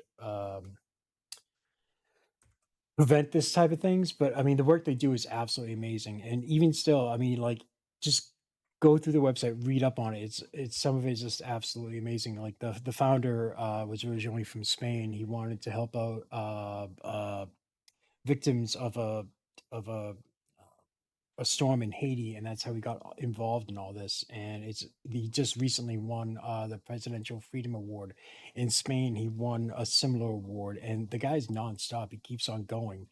He does update, little videos on Twitter, but his whole thing is like he doesn't want to do it. He just wants to help people out. He just dives in deep and just keeps on going, doesn't stop. And it's a worthwhile cause when you see his videos, when you see the foundation's videos and all the work they do and the people they impact. It's absolutely amazing. And so, we've all been sitting there having a lot of fun and laughs and everything else, but like all this money here goes directly to them. Their overhead costs are one of the lowest around. It's for everything they raise, it's only 2% goes to their overhead. And then when you sit there and you think about just the things that they do, they were one of the first organizations to do a first aid drop via boat. And if you've ever been on a boat, even in a little bit of choppy water, it's not the safest thing. They did a full-on first aid drop in Gaza. The things that they do is absolutely amazing, and I know that all this money will go to a worthwhile cause. And I want to thank each and every person involved, from our panel guests to the moderators, people behind the scene, and even to chat. If it wasn't for the printing community, we wouldn't be able to do this. And all the support is deeply, deeply appreciated. Yes, Mandic, Awesome. thank you for That's it. donating your holes to the stream. Yeah, I don't think I'm way to go- bring it up a level there. Wait. Had another donation come in while Shane was giving a speech where it's $714.99. Wait, what? What? Wait, do we make it? What? No, we just No. No, not yet. $714.99 left. Oh, yeah. Donated Oh. about any over Oh. an even number. Okay. Yeah, we Got did it. get a donation from Anonymous for $50 and 1 penny. And one penny. And So then- wait, does Aaron RC Spaceport $10? Does Thank Aaron you. B get the nose model? Yes. Yeah. Yes. Signed? I'll send it to him. Yeah, sign it. Sign it. Yeah. Yeah. Let's go. Can you wipe it on your note just for And when you like send it, throw in some stickers too. I will do that. I Yeah. always send in stickers and stuff. So, yep. There we go. Aaron B. Hold on. I'll have Shane. You want to connect them? Huh? Shane, you can send send them. I don't. Can you Yeah, send yeah. information to Alan? Yeah. Yeah, I will. We got some donations from Aaron, reminder. RC Spaceport, both for $10, and then Canuck Creator with the 50. Right. Is that a Canadian 50? No, it's an American, No, so it's that's real a money. US 50. That's like Oh. 300 Canadian, man. Yeah. I will say, I'm very grateful for the fact that Google pays an American. Because What is the the exchange Canadian, rate right now? pitiful. I think we're at 63 cents right now. Oh. Oh. Yeah, it's not good. It's not good. 69 cents. No, not even the funny It does number. change. No, it's worse Us than in that. Seattle, it is nice because we go north and we get a discount. I know. Mm. Did you know your $1.50 Costco hot dog? If you go to Canada, it's still $1.50. So it's like $1.04 US. Damn right, it's $1.50. That's amazing. Wow. Yeah. We're now $644.99. All right. We got 5 minutes. Richard If Crook, minutes. $50. Thank you very Those much. math 5 skills. minutes. Yes. If you're watching, we got 5 minutes left on this panel. Let's make this happen. And If everybody watching right now donated $1, we'd have $209. That's right. Ooh. Richard Crook with the 50. Thank you very much. Thank you, Richard. If everybody watching donated $2, we would have $418. So we could get to that 14,400 pretty quick. But again, I can just imagine Joel going over the border to get the Canadian dollar hot dog. Just to save that. Come back like, hey, here for your hot dog. Yep. All righty. Thanks for your passport. Have a nice day. Yeah. So how much would your my wife's a 99 big cent? fan of the candy, so we go north to get candy. How much would your 99-cent McDonald's coffee cost north of the border? I don't Oh, know. jeez, it's okay. Put it That this way: sounds a like big math. with tax and everything, like a Big Mac combos up here is like $16. Damn. It sucks. Like if we go to me, the wife, and the little guy go to fast food somewhere, it's like we're talking like $40 for dinner. It's We are at 13,877. 13,877. We are so close. We're so close. I know. Jeez. Can we do it? I'm not trying to get rid of anyone. I'm just going to bring in the start of the cosplay prop makers panel. It's Saturday morning props and Dustin, aka the next decade. So bring them two in. Right. Quality people. And Get them in. I want to call something out. Bob Carnes there in chat. No, you don't go to Canada for McDonald's. You go to Timmy's. So this is is now the litmus test for those that don't know how you could tell real Canadians, because real Canadians now don't like Timmy's. I've heard that. It's the meme that like Canadians love Timmy. No, we deal with Timmy's because they're bloody everywhere. But we don't like Timmy's anymore. Timmy's is a shallow shell of what it used to be. It is not what it used to be. They advertise it. They still advertise, we're Tim Hortons, we're part of Canada. It's like, yeah. But it's like you guys have betrayed us. Timmy's is he stabbed us in the heart. Well, it's not even Canadian. It's owned by RBI. It's owned by Restaurant Brands International. It's owned by a Brazilian company. And like the first thing they did was like the coffee sucks because they canceled the contract with the old company because it cost too much. Everything's been costed down. They try to sell because you can only make so much money selling coffee and donuts. So now they have stuff like pizzas and like burgers and it's all horrible because they don't have ovens. So they sell like oven cooked this, and it's like you don't have ovens. It's all microwaved. So yeah, that's the litmus test to tell who a real Canadian is, because they know Timmy sucks. For all the new people. For all the new people who just joined chat, welcome to Restaurant Talk with Taylor. Yeah. Can you tell I'm hungry? I'm making cat soup pork. Hey, we hit it. We got to Holy shit. 14,000. We're over 14,000. No. 14,482. I agree, Nero. Wait. And a minute spare. Wait, we did? Oh, man, we did make it West. Oh, man. Oh, it keeps on going up. 492. There we go. What do we do? Sorry, so just for the next panel that's rolling in, 14,592. we went over our $10,000 goal, and then we set up. But then we went to set up for a new goal, and we made it $14,400, and we just hit that goal. And so that's why. Mandic printed through his nose. Yeah, I saw that. I don't know if you guys caught that. Yeah. So you guys got to figure out how to top that. Yeah. All right, Yeah. so I got a really cool trick for y'all, but we got to blur my lower half before we start. Jesus Christ. All right, let's see. But seriously, just hold on. Give me a few. So, Steve Noobs, thank you very much for $5. Incendium87, thank you for the $100. Yes. MMB Trumpet, thank you for the $100. Trevor, thank you for the $10. Sorry, I'm going to skip on your name. Steve Builds, why? $25.21. West 3D, damn, $400. From the amazing from the amazing customers at 3D West. Thanks for what you do in the community. Taco Supreme, $50. Ray, wait, how much is a Taco Supreme?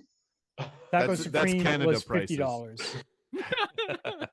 Raver, $10. Thank you very much. 3D and T printing. I gotta hand it to you, $20. Courtney.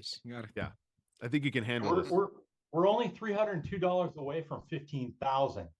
Nice. And you can got about 30 seconds left. All right. I'm waiting. So for Joel and Jim, more than likely, what's probably going to happen is like my wrap up hour is just going to turn into one big, long giveaway up until the grand prize. Are you guys good with that, or do you want me to do something else? It's up to you guys. You can if you want to throw the A1 Mini and during that, that's fine with me. Are you sure? Yep. Yeah, same here. Right. Just let me know who I need to send it to in the I can Wisconsin definitely area do that. No, I'm Hey, just Shane, joking. why don't we do that as a package deal? That way they can print in color from the A1 Mini. Ooh. It wouldn't connect. That would be a Yeah, I don't think so. That would be a downgrade. Ooh. Oh, damn! Ow! I don't know if I need a fire actually, department or first aid right now. I mean, So it's Yeah. actually an A1. It's not an A1 mini I'm giving. It's a $300 gift card. So I mean, they could get an A1 mini and some filament, or put it towards an A1, or they could get an A1 mini and then get partway towards an AMS Lite. They got options here. Oh yeah. All right, but I'll tell you what, Joel and Jim. How about if you guys, do you think we should set another goal, and if so, what should it be? Ooh. Well, we're almost. Let's see. What are we at here? 14,698. $302 away from 15K. I like what Reth 17.5. 17.5. So Reth put something 17.5. in the chat that I actually really liked, and I'll commit to it. They said, once we hit the next thing, someone on the panel's got to take somebody out to dinner, or take the winner out to dinner at the next rep event that those people are at. So I will go ahead and commit to that for the next winner at No. It's supposed to be a prize, like a reward, not punishment. I will be there too. Not torture. Can you please not torture the community any further than you already have? We could do. We could do. For any of us that go to Rocky Mountain, we could do a dinner with a winner. Like all of us get together and do a dinner with a winner, or a couple winners, 10 winners. I don't know, something. We'll figure it out. But if they're all For whatever we can make work, I like that's that idea. fantastic. Yeah, I like All that right, idea. so someone name the goal and the reward, just so everyone's on the same page. What's the dollar amount? I think the for goal is next goal? 17.5. Seems Yeah, to be let's do 17.5. 17.5. And then I'm happy to. If other people want to jump in on that, they're welcome to as well. But yeah, All right. Thanks, Shane. 17.5. 17. Shane will be there too. Why do I always? I'm not like a puppy dog. It's like, oh, we'll bring the pet too. We'll bring the dog. Come on, go for. Also, won't be there. Speaking of dinner, though, I gotta go make dinner. Validating the fact that I mean, Yeah. yeah. Okay. 17.500 goal dinner with grants. And Well, I was for dinner with creators. Dinner with Grant and friends. Yeah. And Grant friends, and yeah. dinner Yeah, with because There you it's go. someone Grant who's gonna and attend. friends at Yeah. a do convention. 17%. I heard a cuddle time with Grant and Jim. Are we aiming I for mean, Rocky Mountain for this? Yes. Yeah. If we can Let's make it go out there, Rocky yes. Yeah, that would Hey, be. and if you want to donate not to go to dinner with us, we're good with that too. I mean, whatever Yeah, you want to that's- Just donate in general. We don't. If you want to be like, here's $1,000 if Jim doesn't show up. Hey, I'm in. Just Yep, just let same. me know. Yep, 100%. All right. All I think right. I think Yeah, I I gotta gotta get head out. going too. But Yeah, I think we got to Yep. give Thank you, Shane, give all for these putting people this the room on. here. Shane, there's this is Thanks, amazing. Shane. Yeah, the I mean, next y'all can panel's stay gonna in be the No corner. problem, guys. Having Thank you us. thank you for Talk to them all everyone who day. joined us Bye, and bye. traumatizing the next panel. I appreciate it, and they appreciate it as well. But seriously, thank you very much, all the content creators, for joining us. As always, it's been very memorable. And I'll send Grant the therapy build I'm going to need. Wait, after Shane, this. is it noseworthy? Get you know what? You're about to get banned. No, yeah, no. Listen. No, I can't ban him because then he won't be able to come back in. Yes, Amber, take the trash out. Go ahead. All right. Yep. All yeah, right. he said, "Give me the Alright, people's see you elbow." guys. Thank you, Shane. Thanks, guys. Thank you, everyone. Seriously, Next thank time we you. got more time. Thank you to everyone who donated too. Thank you guys. Have a Yes, good night. seriously, thank you guys. Yeah. Thank you so much, Big Aaron thanks to B, for everybody. helping me make a fool of myself. This is not nearly as bad as Alan. I don't know. I'm just going to throw it out there. See you guys. Have a good night. See you. Amen. Bye, everybody. Have a wonderful panel. See you later. Thank you. Thank you, everybody. Bye, Joel. Yeah, so I don't know if you guys saw the message in the Discord. I kind of tried to warn you that it might be a little bit crazy. And hopefully, I don't know if you guys saw the last panel, if we need to explain a few things or not, or it would probably be best not to at this point. There's I VODs saw and it. clips. Yeah. I had people So, posting on my Discord what happened, so I yeah, saw it. it was interesting to say the least.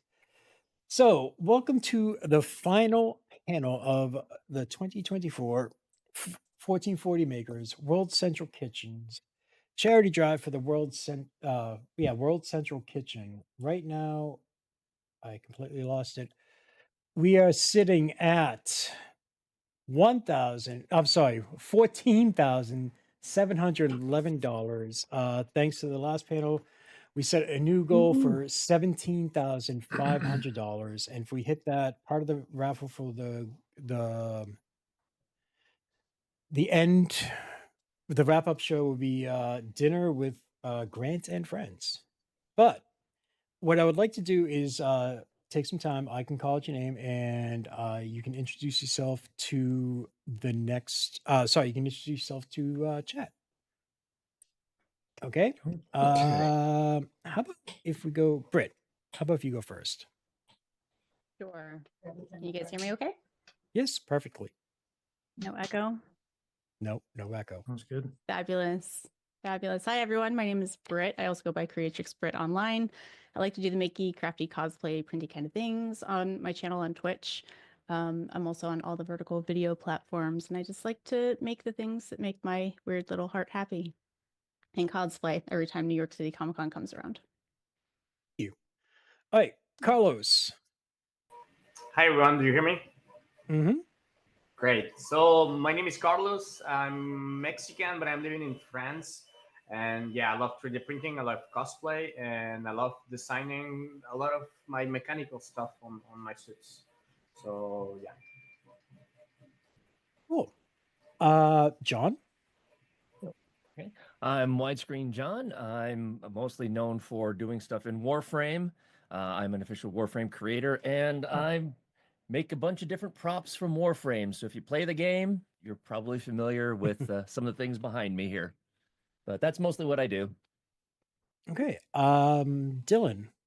Hey, I'm Dylan. I run Saturday Morning Props on all platforms. I teach beginners how to get into 3D printing, all things from tips and tricks to full cosplays. I've been Iron Man suit and stuff like that. Awesome. And Dustin. Hey, I'm Dusty. I go by the Next Decade here online. Mostly known for tokusatsu props and costumes. So think Godzilla, Ultraman, Kamen Rider, Power Rangers, or Super Sentai. Or other way around, Super Sentai, Power Rangers, better known here in the States. So sorry, I'm completely distracted. I saw some Beetleborg helmets in the back, and it's like, yeah, dude. Like, hey, if you need the red file, I got you. I got it. It's over there, just outside of the screen cool. here. Hey, if you need, yeah, hell yeah. All right, I'm sorry. I'm actually friends with the Japanese actor that played Blue. So like, heck yeah. I'm about to send him a message, be like, dude, Daichi, come check this out. He was actually shocked. He didn't know he was a blonde boy in the American show, so that was fun explaining that to him. Yeah. Anyways, I'm super deep into tokusatsu. I love it. It's like my favorite thing. I make props and costumes based on it, and I like to teach people how to do this kind of stuff too. And it's not just all 3D printing. I do other things too. EVA foam. We just got a laser that's handling a lot of that for me now, and I can't wait to show off some of the stuff we're working on with that. Not on this stream, but in the future. All right, and Ryan, you can introduce yourself. Hi guys, I'm Geek Tech. We do a lot of big prints every year. Me and my wife do a big project for 3D Printopia called Games to Life. I model up a bunch of stuff from the games, and they end up at life size scale. I've done a full suit of Nuka-Cola Power Armor, and last year we did Vasco from Starfield. And it sounds like this year we're gonna be reaching out to Widescreen John because I might be doing a necromech. Ooh, nice. Nice. I'm here. Let me know. Yep. All right, and there was 2 panel members that were supposed to be joining us, but unfortunately they're not able to. But they wanted to pass along their greetings. It is Daryl, Offer 3D, and Willow. Unfortunately, they're not going to be able to join us tonight. But doesn't matter. They're here with us in spirit, and they're here to help us raise money for the World Central Kitchen. It is a incredible charity. What they do is they're one of the first groups with boots on the ground for any type of disaster, whether it be natural or man-made. Their ideology is food and water is a basic human right, especially during times of disaster. And the work that they do is absolutely amazing. As I mentioned the last time I just spoke about not too long ago, highly recommend people going to their website to check out the work they do, because it's just what they do and how they're able to do is absolutely amazing. Because the organizer just won the U.S. Presidential Freedom Award.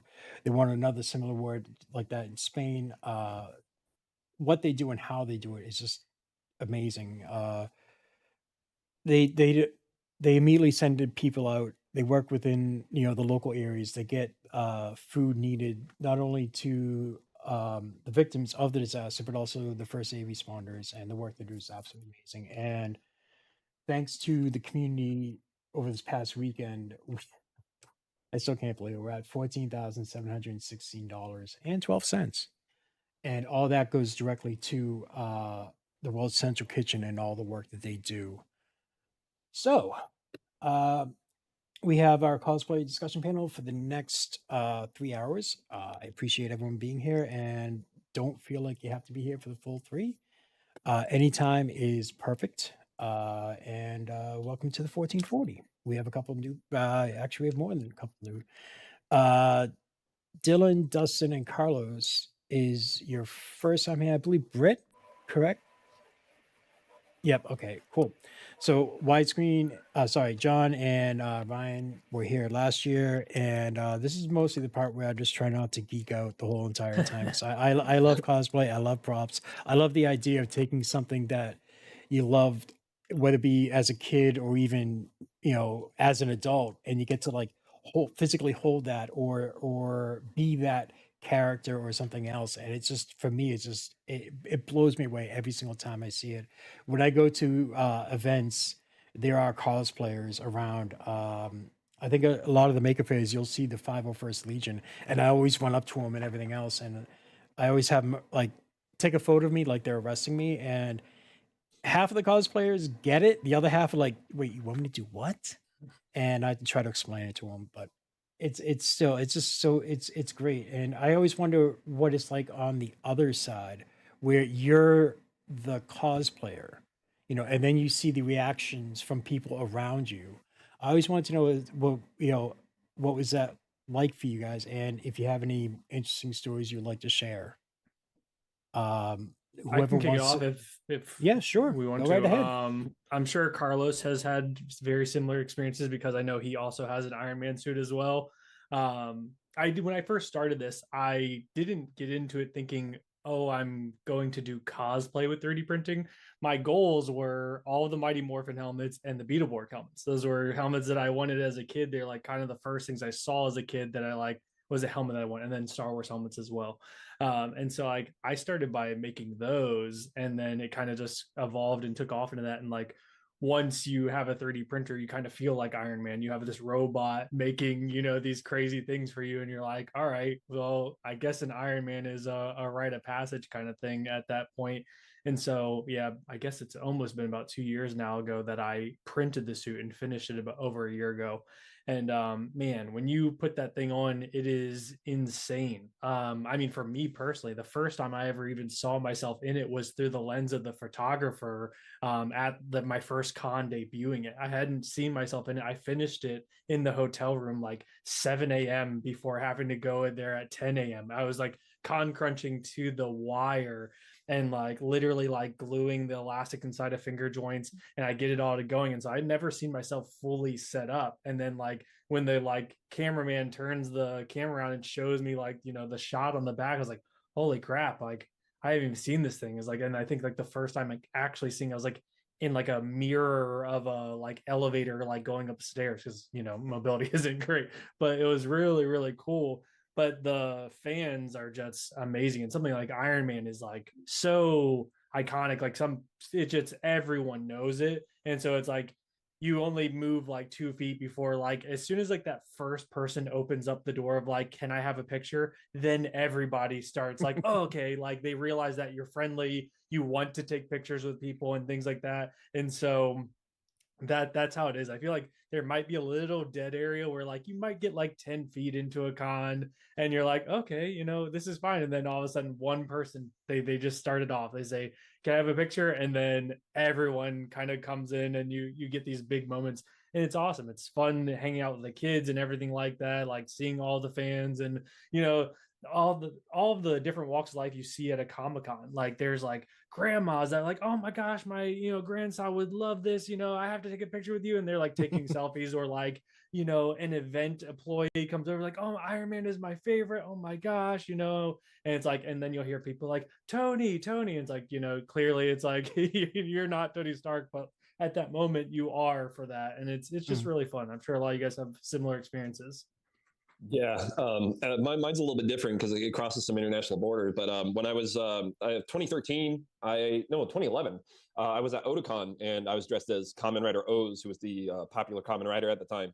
And there was a Japanese guest there with his son, and his son bolted across a busy Baltimore street to run over to me and grab my leg. And I'm mortified, but the dad came over, that took pictures with me, and I was able to communicate like, it's so cool that he knows what I was, but this is also like my second cosplay ever, and it wasn't that close, but he's also a really little kid, so to him I was what he wanted me to be. And yeah, no, those moments when you finally get them they're special, because it's not just special for you, but it's more special for that kid, because in that moment, like you said, you are that person. So if you can give that to somebody else even for a minute, I think that's pretty cool. The Santa effect, I guess. Yeah. Yeah. Anybody else? For me, there are really two instances that did it for me. All Warframe related, of course. My very first prop was an in-game weapon called the Vacor Heck, which is this big quad barrel shotgun, and it was the favorite of one of the community directors at the time, Megan Everett, who works up at Digital Extremes. And so I went to TennoCon, which is the big Warframe conference that they have every year. And I brought it up there so that, I could show her, because she was freaking out that I was bringing that up because it was her favorite shotgun at the time. Not letting her know that I was actually going to give it to her at the end of TennoCon. And so I found her at the end of TennoCon. I dropped down on one knee and lifted it up to her and just said, "It's yours."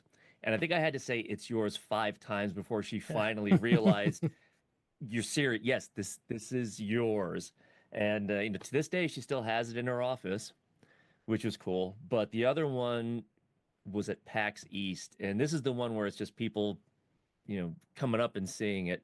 That it was this big monstrosity right here, and I was walking along PAX East because, well, PAX East is also my stress test. Because if I can carry any of my weapons for 4 days and it doesn't break, it's okay.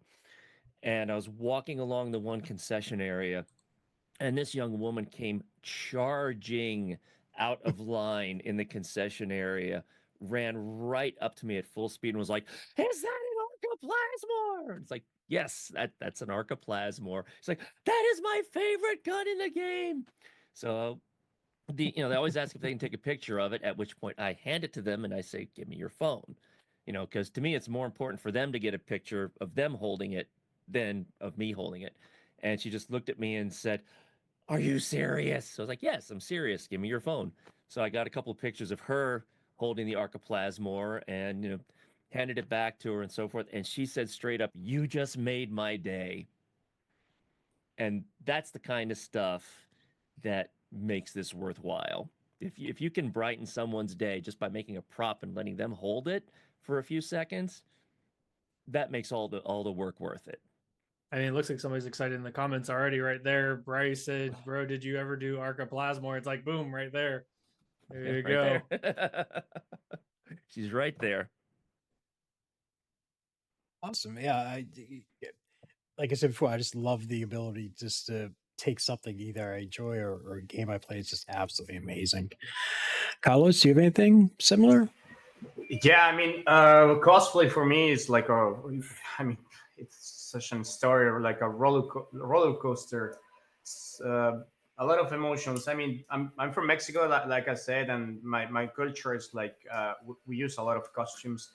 So back in the day when I was a really young child in Mexico, my mom did a lot of costumes for Halloween or for the party we have, like El Dia de los Muertos. So for us, like dressing up, also I forgot to say, living in the border town between Texas and Mexico. So I was a lot of influence with the American culture and Marvel and superheroes, wrestling, things like that. So yeah, cosplay for me was something natural.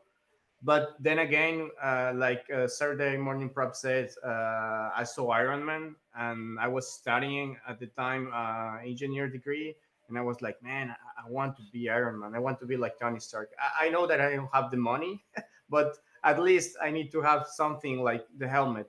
So I found Pipakura in 2012, something like that. So a lot of cosplayers will know about this.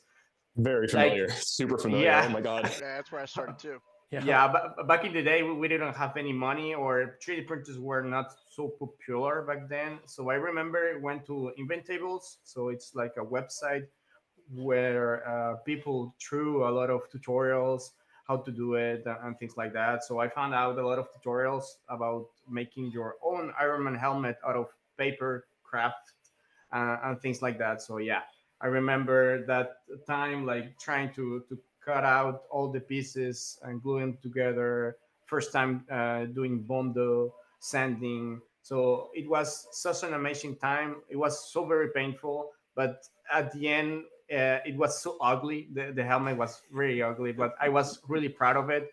And I was like, yeah, I think I can continue. And then I started with the helmet, and I went for the arm, the shoulder, and at the end of 1.5 years, something like that, I had my first Iron Man shoot in 2013.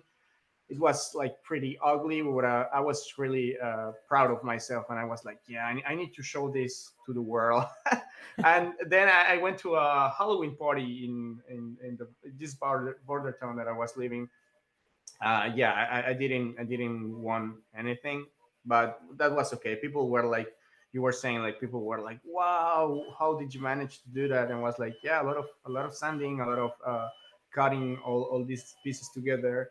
And yeah, it started back then. Then in searching out of an internet, I saw like one dude was making a real Iron Man helmet with 3D printing, and back then was like, what the heck is 3D printing? And this guy was like, I only have this 3D printing at work, so they are letting me do this helmet. And back then was like Witchercraft or something like that. Was like really nothing that I can pay or nothing I can do at this moment. And I was like hoping one day 3D printing will get like cheaper, or maybe I will get rich. I don't know. So yeah, spoiler alert: 3D printing got cheaper. I not rich, and yeah, I started printing my Iron Man suit in 2020 because I was like, okay, now I have the 3D printers. Um, I need to do something with my time, and we all know that in 2020 we had like a lot of time available. And I saw Frankly Built. I saw a lot of people like trying to make their Iron Man helmet and suits, and I was like, yeah, this is the time. So this was my first armor, the red one we saw here. I have a golden one. We cannot see it over there, but I have the helmet here. So this is the Midas one. I'm working in a lot of armors, and the thing is that I started this conversation saying that it was a roller coaster because, as you said, I have a lot of stories, like beautiful ones with a lot of childs. I think that is the most that I love, like trying to transmit this kind of love for new things, and trying to inspire people to say I can do that. Or one day I saw one guy dressing up like a very old guy, and yeah, I'm trying to do that for people. But I will finish my point with it's a roller coaster because it's like something you get addicted to, like people loving your work, but also I did a lot of convention during 2022 and 23, that at the time I got like a kind of depression or something like that, like trying to get out of this image that I built for the people, and people were only knowing me for Iron Man. And I think this will be like another topic to discuss, because trying to get your personal life and your character could be a little bit difficult sometimes. Yep. Awesome. So I'm just trying to keep an eye on everything. Britt, do you have any similar stories you'd like to share? Yeah, I was gonna say I'm gonna basically just nod at everything they say because everything they're saying, they're hitting the nail on the head. Just like we all started in Pepakura. Yeah, we've all done our UVA. We've all made our mistakes. We've all probably ingested more Bondo than we would like to admit. We've all learned a lot Hold on, about it's too real for me. safety Hold and oh no, it's a lot. It's a whole journey, but like we've all gone through it. I think it's just really fun to know that wherever you are in the world, you know that someone else has had that same experience as you. And it's a really wholesome one. Being a maker and a crafter, I think, is a very wholesome thing. There's something very fundamental and human about making something that you love, whether or not it's original, you know, or it's just something that you love that someone else made and you want to celebrate it with them. Either way, I think it's just a very nice thing. And cosplay came for me at a time in my life when I really needed a creative outlet. And it started with my friends kind of being like, "You're crafty, right? Can you help me with this stuff?" And I was like, "What are you guys making this for anyway?" And so I would help them make things. I would help them make complete, you know, armor sets. We would mod Nerf guns, stuff like that. And I wouldn't do it myself. I wasn't brave enough at that point. But it was nice to do the work and to help someone else achieve, you know, the costumes they wanted to make. And so I started very gently into cosplay. And it actually took me having kids to finally be bold enough to say, "Do you know what? This is something I've always wanted to do for myself." And with the array of friends that I have now as a grown up, one of my friends who's an ABA therapist was always stressing the need for play and how she's like, grown ups so much forget to play. They get so serious about life. They get so, yeah, life's hard. I'm not going to play and be like, everything's great all the time. It's not. It's really hard, actually. And it's amazing to give yourself that break from the difficult parts, from the parts that are uncomfortable, from the parts that are stressful and energy draining, and put something back into yourself. And I think a lot more people need to give themselves that break of, do you know what? It's okay to put this stuff down for a second. Like, go be silly. Go do something you enjoy. There doesn't have to be a reason. You don't have to answer to anyone for it. Just whatever makes you happy, whatever makes you smile at the end of the day, go enjoy it. Go be that silly character for a second. You know, don't think about having to go put on that uniform and go to work. Don't think about all the laundry list of to-dos you have to do tomorrow. Just go play and be silly. And I think it really feeds the soul to be able to, one, make something. I think that's what makes us humans, is being creative and being clever and making, whether it's, you know, art, music, whatever your medium is, we all like to make something. So find the thing that makes you happy, make something. It doesn't have to be great. I don't like gatekeeping.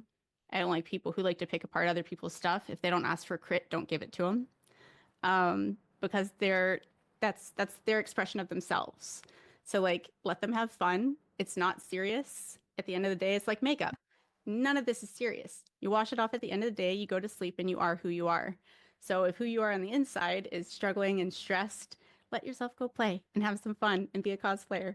I promise you, it's never going to let you down. I've never met one person who's like, God, cosplay, that was the worst decision of my life. Like, every single person I've ever met was like, I'm so glad that I did that, even if they don't do it forever, right? I don't know, unless you guys have met someone who really regretted it. I would but say I found that there's people love a it. small community. A small, My okay, relationship with cosplay is a roller coaster. People that take it to a competitive level. So exactly what you're saying though is like trying That'll to take keep the it joy out of fun. it. That's where the joy I hear is removed. Sure. Like that's where the drama creeps in and things like that. When you do the cosplay competitions and you have to worry about judging and stuff like that. That's where. Oh, well, I think I might need to go, because I think competitions is like, I love doing the competitions because I think that's where you meet the people like us who are super passionate about it. But you're right. There's at a point where you're going to run into some toxicity with it too. Yeah, but that's also great too, because then you could be an example of how to let that stuff roll off of you for the other people around you, and then they could stay mad, and everyone else is glad they showed up. So yeah. It's like that with everything in life though, right? If you want to go to university and, you know, for like traditional art, right? And someone hires you to do an oil painting, it's going to start to feel like work. When someone hires you to do a job and, you know, they kick it back to you and art director asks for more, send it back to you. It's like, oh, this is starting to feel like work, and the love of it can't, not for everyone. I can't speak for everyone, but it can be killed off by doing that. And I feel that way very much about cosplay, which is why I don't get near the competition stuff. I try not to even comment or like the videos because I don't want that to become my feed. And like, mind you, there is nothing wrong with competing at all. Oh, for sure. I am a competitive person. I think it's great. I think it's healthy so long as you know yourself and your boundaries and you know, like I said, when to cut it off. Like looking at other people and giving unsolicited crits about their art, that's like a huge line for me. It's when someone's like, that's garbage. Did I ask? Yeah, No, keep it to most yourself. people's work isn't garbage, and if you're going to call most other people's work not. garbage, consider what kind of person you are. That's not me putting any Right. two words together, but if you put them together yourself, then that's on you. Yeah, no, it's definitely a reflection of the person who gives those kinds of crits. And like I said, a lot of people will ask. They'll be like, please tell me, what do you think? What do you see? And that's when it's appropriate to give it. And I think people are becoming, better about that, more self-aware. Sometimes it's hard. Like we've all juggled that line, right? With friends, you get really comfortable. But I think it's a really healthy space to say, hey, I'm sure I know my skill set. Like I know what I'm great at. I know what I'm not great at. I'm totally fine when my friends are just like, I do notice that. I see that. Hey, thanks so much for that. I appreciate it. I'll go work on it. You know what I mean? Like, you have that healthy communication, then you can like give those crits. But it gets very serious and I think it can discourage people. So I try to be the person who's like, that's definitely a path and it's a very cool path if it's for you.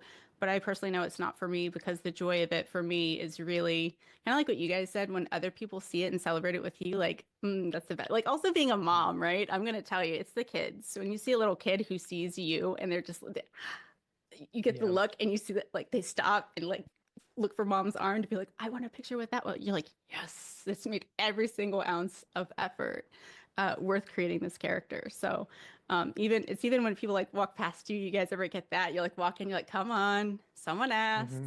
They get right past you and they're like, psst, psst, and you hear them, you're like, yes, I am that character. Come here, you know me. I was gonna say, to take it in another direction, whatever, and like hear your guys' thoughts. Like, do you guys have a prop that is like super niche or something that is like you feel like it's like so important just to you, and then like you've maybe taken it to a con or whatever, and like to the Beetleborg. So when he knows the Beetleborg, his fandom completely, everything over there is pretty niche, So it's like he gets it. That Beetleborg helmet is like the step cousin of Power Rangers, and like it's like a Saturday morning show type deal. Well, actually, it's a Sunday morning show originally known as Juco B Fighter, roughly translated to Heavy Shell B Fighter, and it was an amazing show in the Metal Hero series, which, yes, is roughly related to Toei's Super Sentai series, better known as Power Rangers here in the States. It kind of covered for Kamen Rider at the time. I'm sorry, I had to get it out there. Go check out B Fighter; it's awesome. Yeah, the theme song so slaps. I'm not on that level of fandom. I know it as Big Bad Beetleborgs, just in the US stuff. So like, I'm not even a diehard fan as in that, but like that's, again, you can also be a mega fan and it can be super important to you without you actually being the biggest fan and knowing everything, so that's a fun fact about like making the Power Ranger stuff is I will make Power Ranger helmets and then people will say the Japanese name and I have to like type it up and see what they're talking about. Okay. Yeah. But the Beetleborg, I've taken that helmet to cons and only 10 people may notice it out of thousands, but the 10 people that see it love it. And it's like that can be just as special as the moments when the whole con is loving your crazy suit that you've made. Sometimes it is just the 10 people that do know the niche thing that is important to you is also just as exciting. It's the experience of seeing somebody across the room that's recognizing you and what you have, and you feel all the air get sucked out in the gasp they were about to release. Yeah, no, I've been there, man. I know exactly what you're feeling. I mean, Warframe. How many of you have heard of or play Warframe? So I only know of Warframe as like the free to play on like in the back tab of Xbox. Like I was like, I clicked over there once to see like what's free over here. It's like, oh, this Warframe thing. Never played it, but have seen so it. It's like it's one of those things. Yeah, it's got a lot of players, but it's certainly not like the biggest game out there. So to be making these things and then have somebody come up and recognize it, it's like, okay, that's Very pretty cool. We cool. got a bond here. Sure, it is very cool. Well, and that's there one are of the benefits of Warframe. The fans of Warframe are very fanatical about Warframe. Yep. I also feel like Warframe, though, it has so many different places it stretches out to that, like, people know it for different things. Like, in my mind, it's the Cyborg Ninja play guitar game. But for other people, it's not that part at all. So. But that's what's cool about it. And that's what's cool about all cosplay and all these different shows and all these things we're into, is that they branch off into so many different things. But what I think ends up happening with most fans, especially the ones with a little bit of time on their hands and, itchy fingers want to do something, they find a way to make something from it to share what they care about from it. And then you find somebody else that loves it too. And that's, I think, what cosplay and making overall in general is, especially for things from other media. It's such an expression of love. And that's, I think, what we need a lot more in the world when there's so much of not that at the moment. So. Agreed. Excuse me. Just so I don't want to. Sorry, I can't even talk anymore. Ryan, do you have anything similar as far as like someone coming up recognizing your work? Well, no, because you already said with your Warframe, but you were showing something else there as well. So one of the things that I did, this was when I first started getting into cosplay, was my core that I did. And this was one of the very first things I designed and 3D printed. And this kind of started my whole spiral. When I did this, I was joking with my wife. The next year, I was like, I'm going to do Atlas from Portal 2. And I kept talking about it for months. And my wife finally said, she goes, shut up or do it. So I did. And using the printers I had on hand at the time, which was 2 Prusa Minis, I printed it out and I took it to a convention. The year after that, we did, I did the Nuka-Cola Power Armor. And then last year we did Vasco. It was daunting to me that just this last year, I had so many people told me that as soon as they got to 3D Printopia, they were looking for me just to figure out what I did this year. And don't get me wrong, it's one thing to be like this iconic character that people see and are like, oh, wow, that's it. But I think there's something even more of knowing that there's people out there looking for you to see what you've done. And that just blows my mind. But every year people ask me about the core. If I don't take it to conventions, they ask me where it is. I had somebody walk off with it last year just to carry it around for a while. That's one of my most downloaded models that I've done. So, but yeah. Might have been my wife Katie, because like the minute you mentioned the Portal core, she came and sat down with us. So everyone, this is my wife Katie. She's also part of the next decade. She handles all the back end stuff that I'm too incompetent to handle, like reading and math. But she huge fan of Portal, and like the minute you mentioned it, like you said, she came running over and sat and she was clapping for it. But I mean, yeah, that's another thing that I adore at these events and stuff like that, is once you kind of been there for a little bit, or people know about you online and they hear like, oh, you bring in like a secret project or something like that. Like, she'll tell you there's been plenty of times where I walk into an event and I'm not expecting to, or not even an event, like a hotel, and I'm not expecting to run into anybody. And then somebody comes up and they're like, are you Dustin? And I'm like, yeah. And they're like, what you got? And it's like, I'll see you tomorrow. like I prefer to show it at the event, but like the excitement, like that's another reason why I want to tell people to get into this, like cosplay stuff too. It's like, once you start getting like a footing with it and people start knowing you make stuff, you get fans, but not like fans that are like, just like, yeah, like Katie said, it can be a little bit creepy, but like ones that are just like so passionate about what you do, and like those can become a driving force for what you end up making, not because you want to do it for them, but it's because you want to excite them and be like, yeah, we did this time, just coming into this whole panel. The one thing I wanted to express is the thing about cosplay and making stuff is that it excites the hell out of other people around you. And if you can bring even a little bit of excitement to somebody's day, you've guaranteed made it better. Good excitement, not excitement like, oh my God, my house is on fire. No, nobody wants that. Nobody wants that. Nobody wants that. You know, it's funny because I feel the same, but at the same time, I think that I would not say 90, but around 60 or 50% of the people are like, oh, that's so cool, this helmet or this prop or whatever. Can you make one for me? And I was like, no, you can make your own. And they are like, no, I don't have time. I want you to make me one for me. And that's the thing. Like a lot of people nowadays are like, just make it and I will pay for it. What What are your stories about this? I mean, that's not a bad thing. It's so when I first got into 3D printing, like Carlos as well, not rich, not rich at all. Had to find ways to make it affordable for me. And one thing that was amazing about 3D printing was that it so quickly can pay for itself. It can self-sustain itself so easily. My rule when I very first started, I got a CR10 off of Facebook Marketplace for 150 bucks.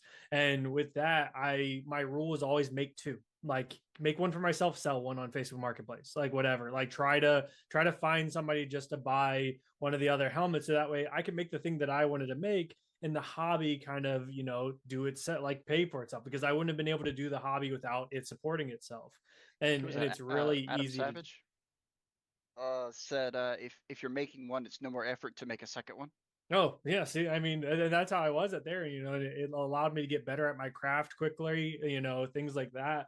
But the harder part, and I think the harder part with like everybody here that you would find, is that I don't do nearly any more commissions anymore. Like I've gotten to a point to where I don't have to do commissions. I can do other things. But during that time, the hardest part for me was pricing, because what Carlos just said, Carlos has the mentality of I can make this myself. So it's like that's like when you're thinking like, man, how could I sell this for this price? Because I would never pay that. I would make it myself. It doesn't make any sense. What I would have to sell a Power Ranger helmet for or whatever, you could buy the 3D printer and the filament and go learn this and then make a ton of them and do all of them. So us being makers, it is very hard to take a step back and realize pricing and what things are worth. And like really you have to be very strict on valuing your time, your craft, your effort to create prices and stuff like that. But it is so wild when you start talking to people and you see these people that are asking you exactly that, like, can you make me one? And you're like, what? Like I have tutorials all on my channel about exactly how I do it every step of the way. I was like, you know, at minimum, I was like, if you don't have space for a 3D printer, and back then also there was a lot of trial and error. So 3D printing was not as easy as it is now, you know. And so there was like, yes, they're going to have to troubleshoot. They're going to have to learn bed leveling, all of these things, whatever. So it's like, I can understand like, okay, I'll send you a kit and you just follow the tutorials. Like I, I always feel like it's a learned skill. It's something that anyone can do, you know. It's like, this doesn't feel like the making the 3D printed props, and that may be doing a disservice to myself and our craft as well, of like our artistic abilities. But at the same time, I do think so many people can do it, you know. But you know, I don't know. I think that a lot of people can get through it and make a cool prop. And I think it's part of the love of this hobby or thing we have here. It's like I see like different steps of creation for a cosplay. It's not like only wearing it. It's like studying your character, trying to figure out how you are going to build it. Then it's all the process of building it, and at the end, like having the end result. These kind of things, like people will skip if they buy it, and that's like I'm trying to get involved for more and more. Like try to do it, even if it's the worst piece of helmet in the world, you will feel amazing because it's all the process that really counts. For sure. It's Yeah, that I'm definitely big teach a about the man to fish making type part. thing. I mean, but I've run into a lot of people when going to events and stuff like that are all about the owning of props. I mean, and there's nothing wrong with that. Um, Now me, anything that I design, I can't market Vasco. It can't be done. It's 78 kilograms of filament. I mean, that's uh I think the hours were over like 40,000 print hours in total amongst all my printers. How do you market that? Like, there's no way. I mean, he took 3/4 of a year just to print, paint, and finish. All right, that's not marketable. But I mean, like the small props, a lot of like the guns and axes and weapons and stuff we do from the game, I typically give a lot of that stuff away. I just hand them out. I mean, mostly because it's less crap I have to bring home. I'll keep that in mind next year at 3D Printopia. Yeah, I mean, don't get me wrong. It's a lot different for a full suit of like Iron Man armor. I've never done Iron Man. My closest attempt is the helmet that's up there, and I got the sizing wrong, and it doesn't fit my fat head. So, I mean, I've still got work to do with sizing on stuff like that. And I will eventually do a suit of Iron Man armor. It's like a rite of passage, to be fair. But not really a priority for me. I couldn't imagine giving one of those away to somebody at an event. Probably for a Make-A-Wish, but I don't think I could just give it to some random person at an event. So I know what you're going through with stuff like that. All right. There's a couple questions I can ask. I just want to make sure it's okay with a few people, so I'm just waiting for some responses. Let's see. With the upcoming conventions coming up this year, do you guys have any? Is there any particular show, comic book, anime, video game that should be released this year that you guys are really looking forward to so you could do create a new cosplay on, or do you have something lined up as far as like some really Oh my God. Shane, I thought you said this was 3 hours. How can you ask a question like that without giving us enough time? I mean, I could Ridiculous. if I'm sorry, I'm trying my best. You're doing great. I'm just kidding.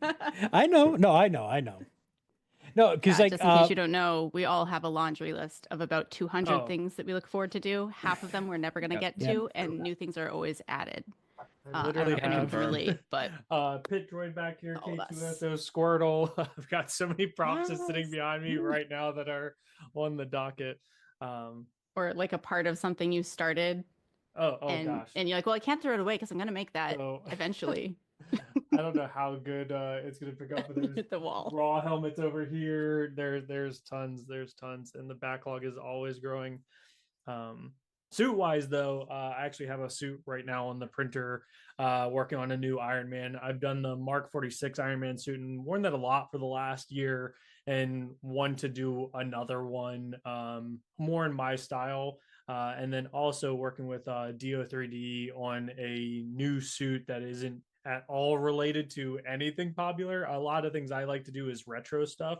I was supposed to do the retro tab yesterday, but my ADHD and scheduling was very missed. So I missed that panel, but I love retro things and doing the niche thing. So yeah, there's a super secret one. As soon as Do3D gets those files out, I will be doing a awesome retro themed suit that I wish I could tell you guys about, but that one's gonna be. But a new Iron Man this year for sure.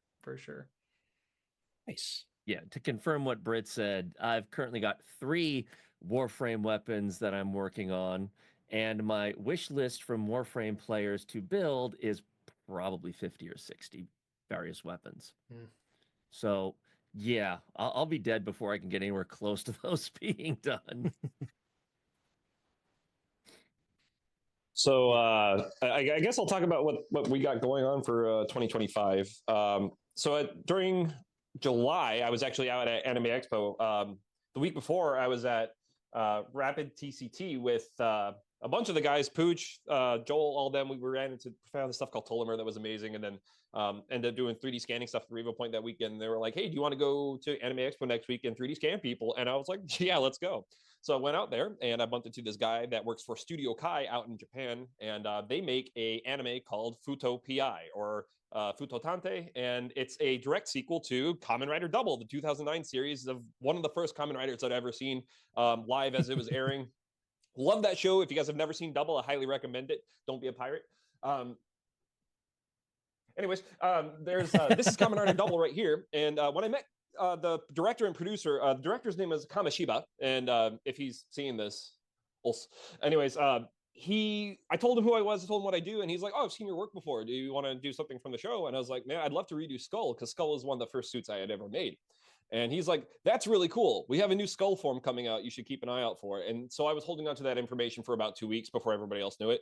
And then they finally revealed it as Kamen Rider Cyclone Skull, which is a combination of the Cyclone side of Double and the Skull side, which is usually just a full suit by itself.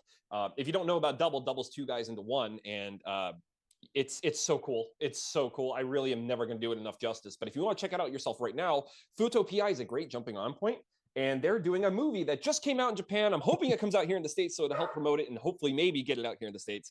I'm redoing my Kamen Rider Skull suit. I am also going to be doing all 9 suits of Kamen Rider Double. What do you mean 9 suits? I'm doing a suit where hopefully we can strip it down in the middle and remove one half and put on another half. Kind of like how they did with the original props on the live action show from 2009. So showing off today, I got the ankle pieces that were all built off, and I printed these on the Prusa XL about a night or 2 ago. And huh? How long did it take? I think they were, oh God, I modeled them in like an hour. It wasn't that long. It didn't take me that long at all. And that's the other thing too, is I'm getting better at modeling and 3D modeling and stuff like that. So this year is gonna be a lot of seeing the same costume with a lot of new tweaks on it that I think would make it more comfortable to wear, but also a new version of it that they're probably never going to be making a real costume of, because the new form is only in the anime. And I wanted to give our friend Kamashiba a real version of the suit that he worked so hard to get even shown in his new movie. So yeah, Kamen Rider Double, Futopi, go check those out, so then I have more people to be excited about this, please. There is one thing that's very interesting, because I was reminded about the work that Dustin does. Yesterday, we had a panel on with creative makers, and they do some insane projects. Proper Printing was on there, and he basically made his own unique printer, and part of the heat bed was a grill.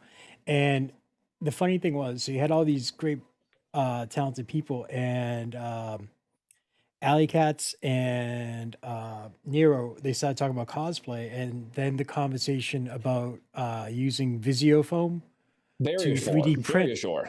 Very sure. Thank you. Very sure. My Yes. brain is absolutely smushed. And you've been so- doing essentially a 24-hour stream. I do not blame you. Do you want me to take over on Very Shore? Because I have examples Yeah. with me right now. All right. Yes, cool. please So do. give me 1 second to readjust my camera real quick so you guys can see everything. So what I'm holding right here is a knee piece of what we call Very Shore TPU. Now, this is a special TPU. I really wish Willow was here today, because I strongly credit her for me finding and discovering this. It's completely changed my 3D armor cosplay game. I love this stuff. The gist of it is that you want to print with a regular TPU profile, but depending on your temperature, your flow rate, you can go anywhere from 95A all the way down to 40A if you really crank those temps and lower that flow rate. This stuff can go from really simple and not super bubbly to very bubbly and super, super squishy. This piece right here is probably closer to what I would say is about an 85. It's a lot softer than it was when it came or went in. But then I got my other pieces with me, like my Kamen Rider Kuga chest piece. This thing is huge, but it's also relatively super light. And all of it on the inside is made with Very Shore TPU. The whole thing is Very Shore TPU, minus the Velcro holding it together, of course. This stuff right here, I got it down to 60. It is super squishy, but just rigid enough to where if I could squish into it, it pops back into its regular shape within a second. I adore this. And just to mention what machine I printed this on, this was actually printed in 2 halves on a Neptune 4 Max. The next version I'm going to be doing is going to be on our Orange Storm Giga. Currently right now, and what I've been doing for like the last year is been making Very Shore profiles so that hopefully when I release all those profiles, no matter what machine you're on, you'll be able to get the right hardness and the right thickness of nozzle size for you. So this right here was also printed with a 0.8 millimeter nozzle. So I think I'm the only person that's printing Very Shore with something bigger than 0.4 right now. Really excited to share all those and my findings, because honest to God, I know you guys are talking about your Iron Man suits. Like, you want to redo those with this stuff. I'm telling you, it's just so much more comfortable. My God. But my thing, and like I feel like Carlos would probably agree with it, is I would like to see that close up. And like when we were talking about like Brit and she was talking about the critiques on whatever. For my level of what I want for my suit, and what I've seen on Carlos's Midas as well, is the finishing on that is so detailed, and like with that I would be afraid of layer lines on there. That's actually what I wanted to touch on. So finish what you're asking. I'll finish. But yeah, I just would like to see how well it actually polishes smooth, and that would be the biggest issue with me, because like people have different standards of what their quality that they're happy with. Absolutely. And I know for me, I never did any TPU joints or anything like that for my suit because there was always inherently still layer lines there. You couldn't get it completely invisible. So that's the beauty of this, is that if you know what methods you need to smooth it out, the better it's going to look. I'll be completely real with you. This guy right here, from a distance and even up close, it doesn't look that good. And I'll be honest why. This finished literally an hour before I had to leave for my flight for open source. So I painted this guy at open source in the morning. I didn't have time to post-process it the way I wanted to. We're going to actually be stripping all the paint off of this here pretty soon so that we can actually smooth this the way that it should be smooth, like the rest of the parts. So I'm actually going to bring over a tester a little bit closer to the camera for you to check out real quick. So there's a couple methods you could do to smooth this out. And this is one way you could do it is you could take a smoothing brush, like a Dremel polishing bit, the little soft guy, and just rub it up Lift against it up the a edge, bit. running smooth, and it removes a lot of the lines. It's super clean. But another thing you could do is, if you could see right here where I put my finger on this, can you see it all? We can see it now, yeah. Okay, cool. So see this black stuff that's on the red barrier shore? That's actually foam clay. And I use that to fill in a couple of gaps. So this is an old tester piece, and you can see where its retractions and stuff are really messed up. But this exact same file was used to make the shoulders. The shoulders I had a little bit more time to smooth out. So I'm going to bring over the chest piece shoulder so you can see for yourself that it's still rushed. It ain't perfect, but the proof of concept is there, is that it can get a lot smoother. A lot of the reason why this looks as bumpy as it does is because I didn't have a lot of time to use the paints that I wanted to use on it, and acrylics was the way we had to go, and there's some brush strokes on it. But if you got up close and you actually really got a closer look at this, like in person, I'm sure you could see some real value to working with this stuff, because it takes a little bit more time to smooth it out. And again, I really wish Willow was here to talk and share some of her stuff, because she's like queen master supreme of how Various Shore cosplay should be handled. She's crushing it. And again, I strongly credit her for helping me find this stuff. And I'm still relatively new to it. I'm coming up on a year of working with it. So hopefully soon, with this new Kamen Rider Double project we got going on, you'll be able to see exactly how smooth and how well it can be post-processed. Just give it some time. We're still learning it. Yeah. I mean, worth your time. Get a sample, really bro. I'm telling you, get some. Try it. You just and I practice plan it. on it. So I'll show you guys a project here that I'm excited about as well. Well, he's grabbing that. I mostly retro, use a lot of you PLA guys. and PETG. There you go. Sorry, if Ryan wants to go ahead. Oh no, I was just saying that mostly what I use is PLA and PETG. I just started using ASA for stuff, but just while you were getting your prop. Yeah. So I don't know if Is that Turbo Man? It is Turbo Dude, Man. Katie's cousin was the stunt man for Turbo Man. So he was Arnie's stunt guy. So if you ever saw the suit, that was Katie's cousin. That's so cool, dude. This thing is awesome, and I would love to do a full Turbo Man suit. And one thing that I had talked to Will about was using that stuff for a neck seal, something like so from here down on before the chest plate. I do think that it has its purpose and its worth for sure. Not saying that like it doesn't. It's just like, okay, that I could see, being smooth enough. It's the neck seal alone would be such a big open smooth area. It'd be very easy to smooth rather than the high detail parts of like a mech suit, like Iron Man and stuff like that. That's where it's like, right. I feel like it has its different applications. I have Anakin's armor here. So it's like things like this I could see also, where it's just like, it's so easy to get a big flat surface smooth. It's always going to be an easy thing. And then this would be nice to be kind of flexible rather than rigid. So I definitely can see the worth in it. I'd have to see it and play with it a little bit to see. That's exactly how I feel about materials. But this is also like this enough. Like if you're ever just curious about a material and you got the funds, just grab it, go for it, because you'd be surprised what you'll learn off of it. Like you might waste one spool, right? But that's the beautiful thing about Various Shore is that depending on your flow rate, you might be working at a flow rate of 20% and you're not even wasting like more than a couple inches of the material. It always blows me away thinking, oh my God, I'm about to run out of the spool. And then I come back over and I have enough to make 2 more of the helmet if I wanted to, or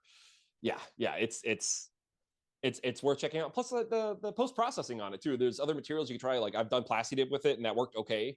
Do a few layers of that, one thin, maybe another thicker, another thin one, just to really get the smoothness of it all. Another thing you try too is from Smooth On this stuff called Eurocoat. Eurocoat worked pretty good on it too. I wish I still had that sample piece. I lost it in between open source and now, but and then that's another thing with 3D printing and these props and costumes things we're making. It's that we have so many different ways to post-process stuff that man, it doesn't have to look like a 3D print, but I'm also seeing cosplayers now that are doing completely fully 3D printed stuff, and they want you to know it's all 3D printed. So they're not sanding it, they're not doing, and I think that's really cool because then you get a raw version and get to see kind of the G code like on them if you know what you're talking about. Or I'm working playing this on. around with that as well for my next suit. So I have an Iron Man going on right now, and for me, I'm trying to step back from the super highly processed stuff and then enjoy raw prints more. I'm almost out of necessity with working with printer companies and stuff like that. There's no way I could do my process of fully finishing things for every like printer and project would just be insane. So I have to be excited about raw things. And luckily printers are getting good to the point to where, you know, it's like they're coming out and they're looking smooth. If you couple the printers with matte filament, you now hide a million layer lines, you know, and things like that. So like doing pit droids in the colors that they are and stuff like that for fun, you know, colorways. It's like matte filament is also a super cheat code to make things look good compared with these, you know, the new bamboos and K2s and stuff like that. They're just great. I'm trying to be more excited about. So right now I have been going through my suit and trying to print in orientations to where it has very little, you know, topping and top layers and stuff like that. And I'm going to try to see with like matte filament. So I'm doing a comic book Iron Man suit. And so it's going to be the classic red in the middle, yellow arms, yellow legs, you know. And so I'm using a matte yellow right now on these arms and printing them in these kind of upright orientations of where it's not going to have that kind of circling and stuff like that. And with matte filament and these high quality printers, it's looking really good. So like I want to see how, if I'll be happy with it raw. My buddy Kenny Fish, he just did a raw suit for NYCC. He did it all in silk PLA. And so he did a whole it was like a Iron Man adventure suit. So like there are definitely people. You saw Frank do the Megatron was all raw. He didn't do any post-processing with that. So there's definitely people trying to do more and more raw stuff. So, and that's what I was saying. It's like everybody has different standards of what they're finishing and stuff like that. And like I said, I'm trying to play around with different finishes and being happy with different, you know, things. Showcasing a 3D print and being excited about a 3D print is also a great thing, you know. Yeah, I'm with you guys on that. I think that because there's something artistic about everyone else is fighting it so hard. Maybe some of us just need to like turn the other way and lean into it a little bit. I don't know. There's something kind of magical and, you know, rebellious about that. And I love that. And I guess for everyone in chat, by the way, I'm going to be very rude and interject and say this. For one Saturday morning props, sir, if you leave the chair again, I believe it's legally required for you to show us that corgi again. Is that a corgi? We're going to need to see that thing again. That was pretty cute. Yeah, Absolutely. I wish the boy was up here. The girl, she's feisty. My boy, he's a handsome little dude. He's just downstairs right now. Oh, yeah, we're gonna need to see some corgi action. We've got 3 hours. They'll be here for sure. We love that. And chat, if you guys can hear us and you guys are here near the computer, if you guys are near that little mouse, I'm gonna need you to do a favor real quick for our lovely friend Shane, who's donated so much of his time, energy, and effort to do this wonderful 1440 maker stream. If you could lean down there real quick and hit the thumbs up for me, because I see 38 thumbs up and I just saw a little bump in viewership. So if you could be a real pal, costing nothing, go and like our friend Shane's stream, that would really help him out. I greatly appreciate that. And if you guys need the link, it's up at the top of chat if you'd like to donate. Please and thank you. And sorry about that. I popped in there. Sorry, I'll take that as a second. Sure. Brett, go ahead, friendo. 14,818 and $2,682 even away from the stretch goal. Nice. Phenomenal. So keep it up, folks. Thank you guys. Thank you, everyone. You get to go on a date with one of the dudes from the last panel. What? Yeah, with so confused. Grant offered at the next stretch goal to have dinner with him and a bunch of the other content creators at the next, I think, Rocky Mountain. Yeah, whatever rap festival that you attend. Yep. Are they all going to show up with filaments through their noses, or just one? At least. Is that a requirement? Was that okay? At least one. I saw that. It was very funny. Also, so, I believe there's someone special in chat. If anyone knows who Hendrik is. Hendrik, hey, what's up? Really hey, incredible. Talk about cosplay. Some amazing electroplated things. You should also say hi. Yeah. They have gold-plated benchy earring pins from him. They're beautiful. Yeah, they look really awesome. Oh yeah, his stuff Um, is absolutely awesome. So John, yeah. what's your go-to filament? My go-to filament is the cheapest PLA. I mean, it's a prop. You know, it doesn't. I just need it to be sturdy. So Sure. you know that's about it. Just the cheapest PLA and the most sanding paper I can buy from Home Depot to cover up those layer lines. I've been buying mine in rolls from Amazon. The sticky on the back. Yeah. But that's Yeah, and it. You know, if whatever's cheap anyone, and works. I apologize. I'm sorry. apologize. Okay, good. No, you're fine. I didn't mean to talk. For anyone in chat, if you guys have ever wanted to try cosplay, by the way, like you guys hear us all saying different things, and everything that we say here is valid. There's no wrong way to do a cosplay. If you guys want to like show up with a sandwich sign of cardboard, like do it. There's no cosplay police that's going to show up at the door and be like, I'm sorry, you can't. Actually, no, stop. There's none of that. Yeah. We won't allow Closet it. cosplay. Yeah, don't. You That's, know, that's grab nonsense. something out your There's closet. no rules. Even my own father, I've been doing this for years, you guys. My father finally one year just asked me, he was like, "Can I go with you one time?" I was like, "Yeah, sure." He's like, "Can I wear a Superman shirt, or is that cheesy?" I'm like, "If you don't wear a Superman shirt, Dad, I might be a little disappointed. I'm gonna make you a cape." Yeah, there's no wrong way to do it. So don't be like, if you do something store bought, like that's okay. Just there's no rules. Show up, do it how you want to do it. If you want to buy it all from someone one year and then like next year try to make something yourself, that's totally cool. Celebrate the way that you want to celebrate it. Just because we're saying, we're mentioning all these really cool, which they are very cool materials that we like and that we use. You'll like eventually absorb all of that information, but just know whatever you have on hand, you can absolutely make incredible things with. There's nothing stopping you. Get out there, get messy, try it, so long as you can, you have the resources to spend on it. And just try, because you don't know, you definitely are going to fail if you don't try, but like what happens if you make something great? Exactly. But you got to try it. And fair warning, that ride home after the first time, you're going to be talking about every other project you want to do next and drive everybody crazy, but that's okay. Yep. Harness that energy though. Harness it. Ride that out. Yep. Don't let that high too go away. It is always nice when you can get super excited, like you've done the con, whatever, and then like you said, when you get home or on the car ride back and you're like already thinking like, man, I want to do this one, or this cosplay would be great, or it's like just immediately start, capture that energy and that momentum that you have from this and just go. That is super good fuel. I got to jump in to say, because as somebody that does that every single time I do an event and finish a costume, it's okay to take a break in between. Please take breaks in between. You will burn out and it will be really tough to come back into it. But if you take these little breaks in between, if you could bottle that energy and excitement you had for it, condense it, and then maybe just slowly relieve the pressure by working on something slowly over time, and then oh, hey, I finished the whole suit. What's the next convention that's coming up?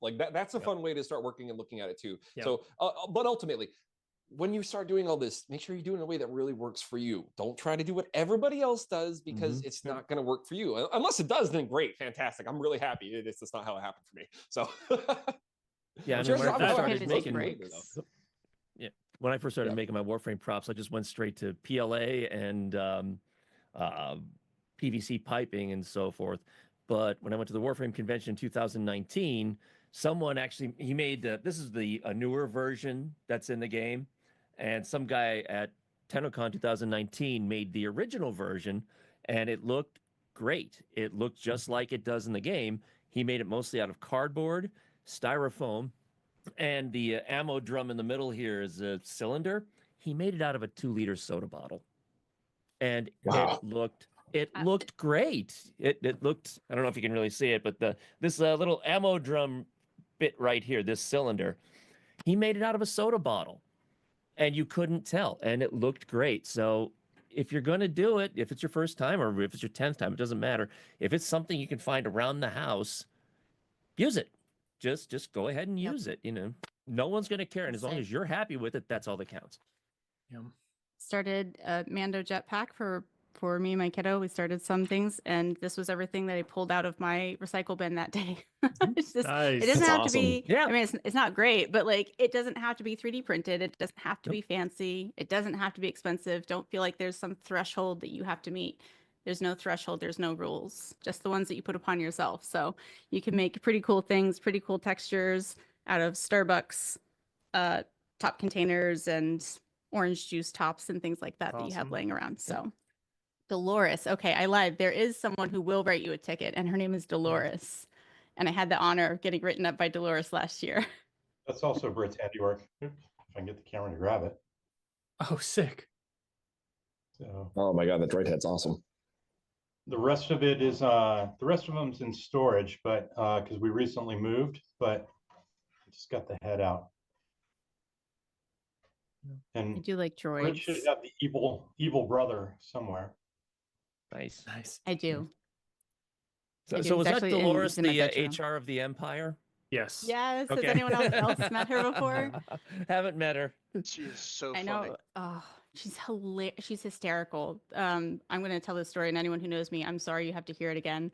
But I got my phone stolen right at the end of Comic-Con 2 years ago, and it was just the worst time, man. I was so bummed because I had all these awesome pictures of people I had never met before. I was so excited. I was so thrilled. And so I lost everything that day, and there's absolutely no service at Javits. So nothing uploaded to the cloud prior to it being stolen and shut down. And so on you, whoever you are out there in the universe, I'm still mad. And one day I'll get them back. But I do have that one ticket from Dolores that day, which is, it's like my pride and joy. I have it in my little shadow box back there. So if you guys see her, say hi to her. She's very kind also. I mean, she looks very mean in her videos. If you guys don't know her, she's like an Imperial officer, and she runs around and she rates HR tickets to people in cosplays. It's very cute. I love people that do cosplay like that, where they're not necessarily supposed to be the focus, but they find a way to make everyone in the convention know who they are.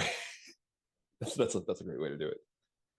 Very funny. Oh yeah, I mean, people that fully embody everything are absolutely awesome. Like the people that take cosplay to that level are amazing. Because like for me, again, it was kind of like off of the when I talked earlier that you can feel like you are a mega fan without knowing everything, you know. So like you can, there's no rules or like eliteness to how big of a fan you truly are. If it's that important to you, whether you know everything and somebody knows more doesn't mean anything.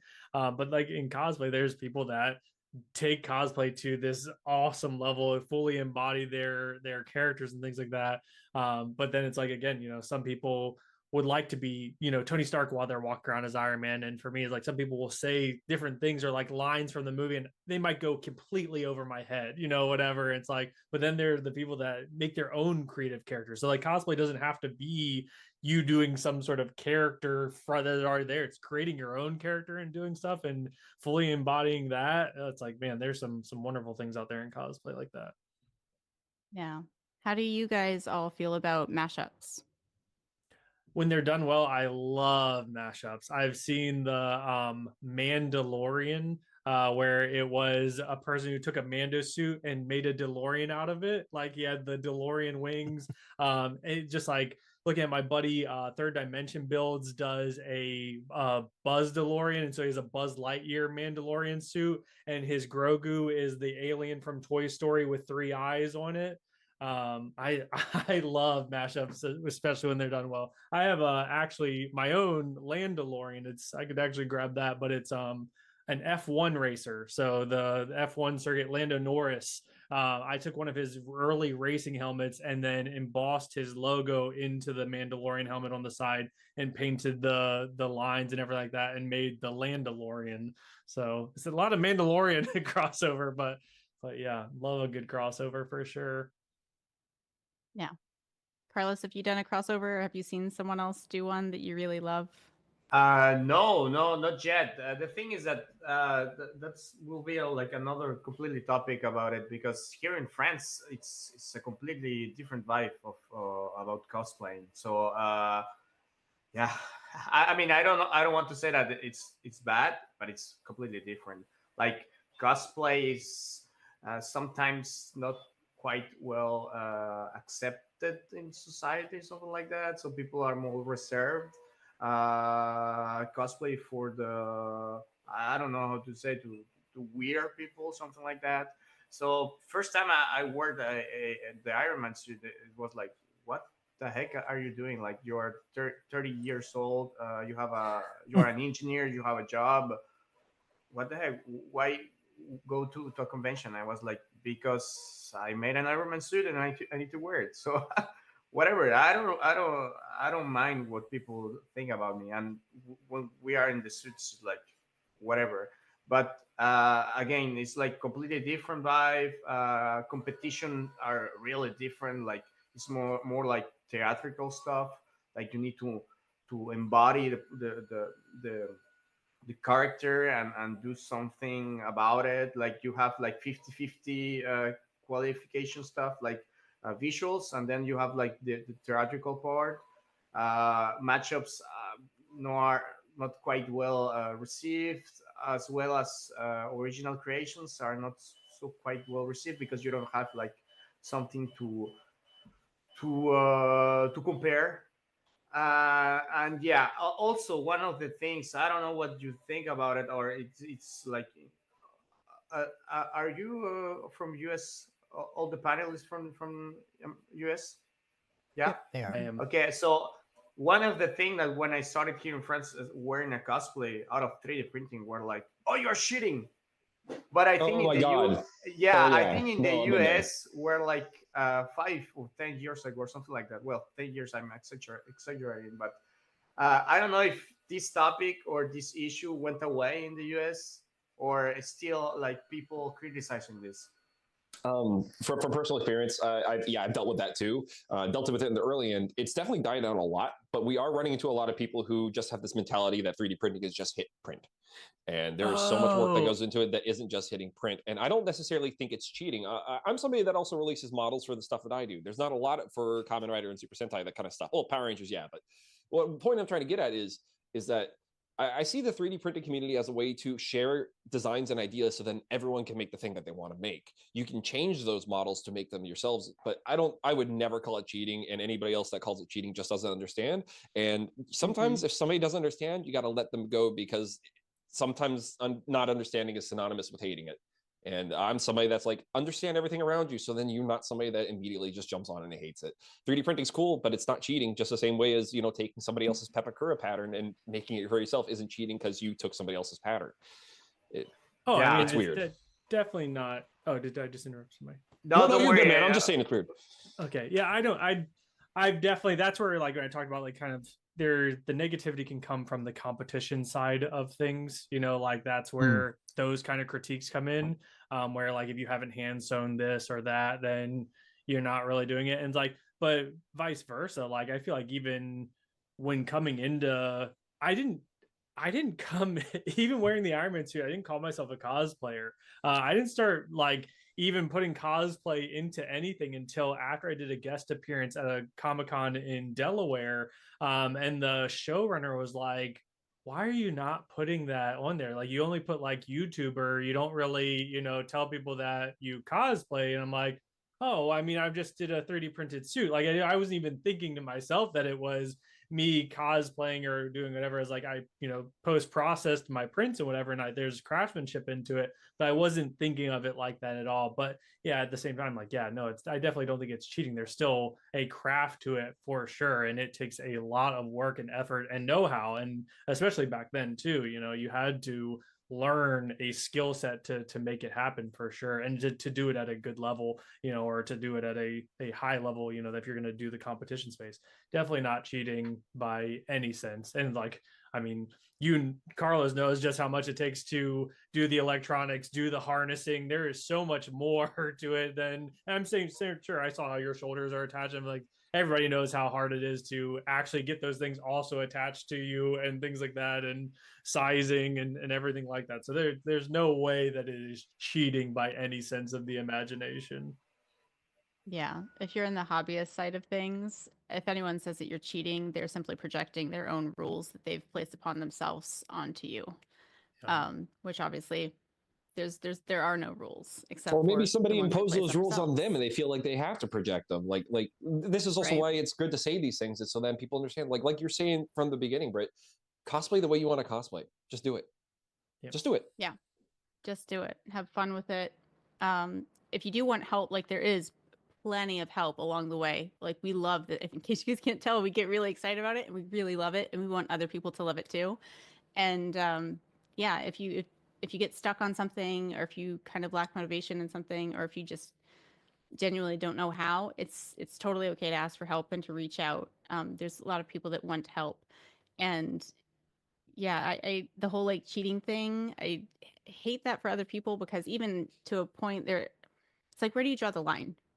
Like, oh, okay, well, I sewed everything. Well, I didn't sew everything, but I 3D printed it. Well, I didn't 3D print it, but I sculpted it by hand. Well, did you go and harvest the cotton, then made the fabric, and then sewed everything? You're like, where do you draw that line? Do you say like, okay, no, that's enough? Because if you've also spent all of your hard-earned money, like you go to work every day, you work very hard, you earn your paycheck, and then you spend that money on something, I think you've worked for that and you've earned the right to wear it wherever you want to wear it to. And if you're having fun, then guess what? You're cosplaying. So there's no real, right or wrong answer. It's just kind of what you allow people to, if you want to make other people feel guilty, then like that's again a reflection of that person. That's not a reflection of you. Everyone's there to have a fun time with it. And if you're not having fun, I think that's a good time to take a break, because literally it's just play. It's becoming another character that you love for a little bit of time, getting to escape reality for just a little bit and being something else that you could never possibly be in any other way, right? We can only be us, but for a little slice of time during the year, you can get together with other people who love your fandom, who love crafting, who love making, who love 3D printing, and just be someone else. And I think it's such a relief, and it's such a healthy space to be in, to make something cool, to celebrate someone else's art and someone else's work, right? Because a lot of the stuff we like is other artists' characters. We're celebrating them as well, and their work, and then the merch that other people make to also celebrate these things. And I think that's very cool, because growing up as a nerdy kid, like it was not, it wasn't cool to be a nerd, but like it's, I guess, still not cool now. Maybe it is. I don't know all the terms. Excuse me for not using the right terms. But like growing up, I liked Pokemon. I was such a Pokemon kid. I could not wait to get home and watch Pokemon. And even my best friend was just like, oh my gosh, what are you watching this little kid stuff for? And I turned around and looked at her one day and just snapped and was like, because it's wholesome and it's good. And I don't want to watch teenage dramas. She looked at me like, oh, okay, sorry, I'll leave you be. Thank you. Leave me to my Pokemon. You were So nicer something about that it. I yelled its morphin time and held on punched him. Yep, Mighty Morphin Power Rangers. It was just our time to enjoy what we wanted to enjoy. So, as like I said, as an adult, you have the time and the know-how and a lot of resources to find out how to make these costumes. So if that's something that interests you, like we're here to cheer you on, and we want you guys to join us and do it with us, because we find a lot of joy in it too. So we think that's worth sharing. There's also something to share, is that in reality, if you are a person that is just cosplaying, you're not even going to deal with that mostly unless you're doing content creation, because that's something that you have to realize, that like almost everybody here that's on this panel here are people that are on social media presenting these things. So our experience with getting critiques and comments and things like that are exponentially more than you would ever receive if you were just doing this for fun. So if the viewer watching that may be interested in cosplay and haven't done it, if you aren't running a cosplay or whatever focused Instagram or anything like that, you will likely never get a negative comment in your life about this, because people don't do that naturally at the Comic-Con either. You can go to the con and have a great time. No one is going to come up to you and say anything negative about what you're wearing. We experience these comments more on the social media side of things, and that's where you'll start to see the critiques and the complaints of 3D printing or quality or whatever. So just know that you likely will never experience anything with that with cosplay. You'll just have a grand time until you become the content creator. Then you have to have very thick skin. If you want to do content creation, you have to understand, let it roll off. It means nothing. People have very, high confidence when they are behind a keyboard, and that's it. But that's why I like they have that high confidence, because then I meet them and they suddenly don't. And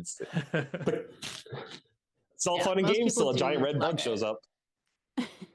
most people do love it and they're there to cheer you on. Like you said, even in person. And I make sure to go out of my way to say things to something that might not look, like the professional cosplayer and just say, hey, I recognize you. That's cool that you made that. Did you make that yourself? That's awesome. Especially to kids, right? Because they don't have the resources that we have. And if they go out of their way to make something cool, yeah, do them a favor and you know, give them a little love, because I think that's really special to pass that on to the next generation as well, and to remind them like this. Yeah, even if they aren't that- making yet, that one. like Sorry. I had to do a cosplay judging thing, like being brought on as a guest at different cons. A lot of the time they want you to judge their cosplay competition as well, and you'll get a kids division, and 95% of it will just be bought, Genshin cosplays bought off of Amazon or things like that, and they love it and they're having such a good time, or it is a closet cosplay, them wearing a yellow shirt and blue shorts and high socks and their SpongeBob, and stuff like that. And it's like there's great things like that. So yeah, definitely root on the kids when you see the kid in cosplay or things like that around them, address them by the character and let them know that like you love their cosplay and stuff like that. It's definitely a super fun time. Yeah. Yeah, and if you see like, oh, sorry, Al.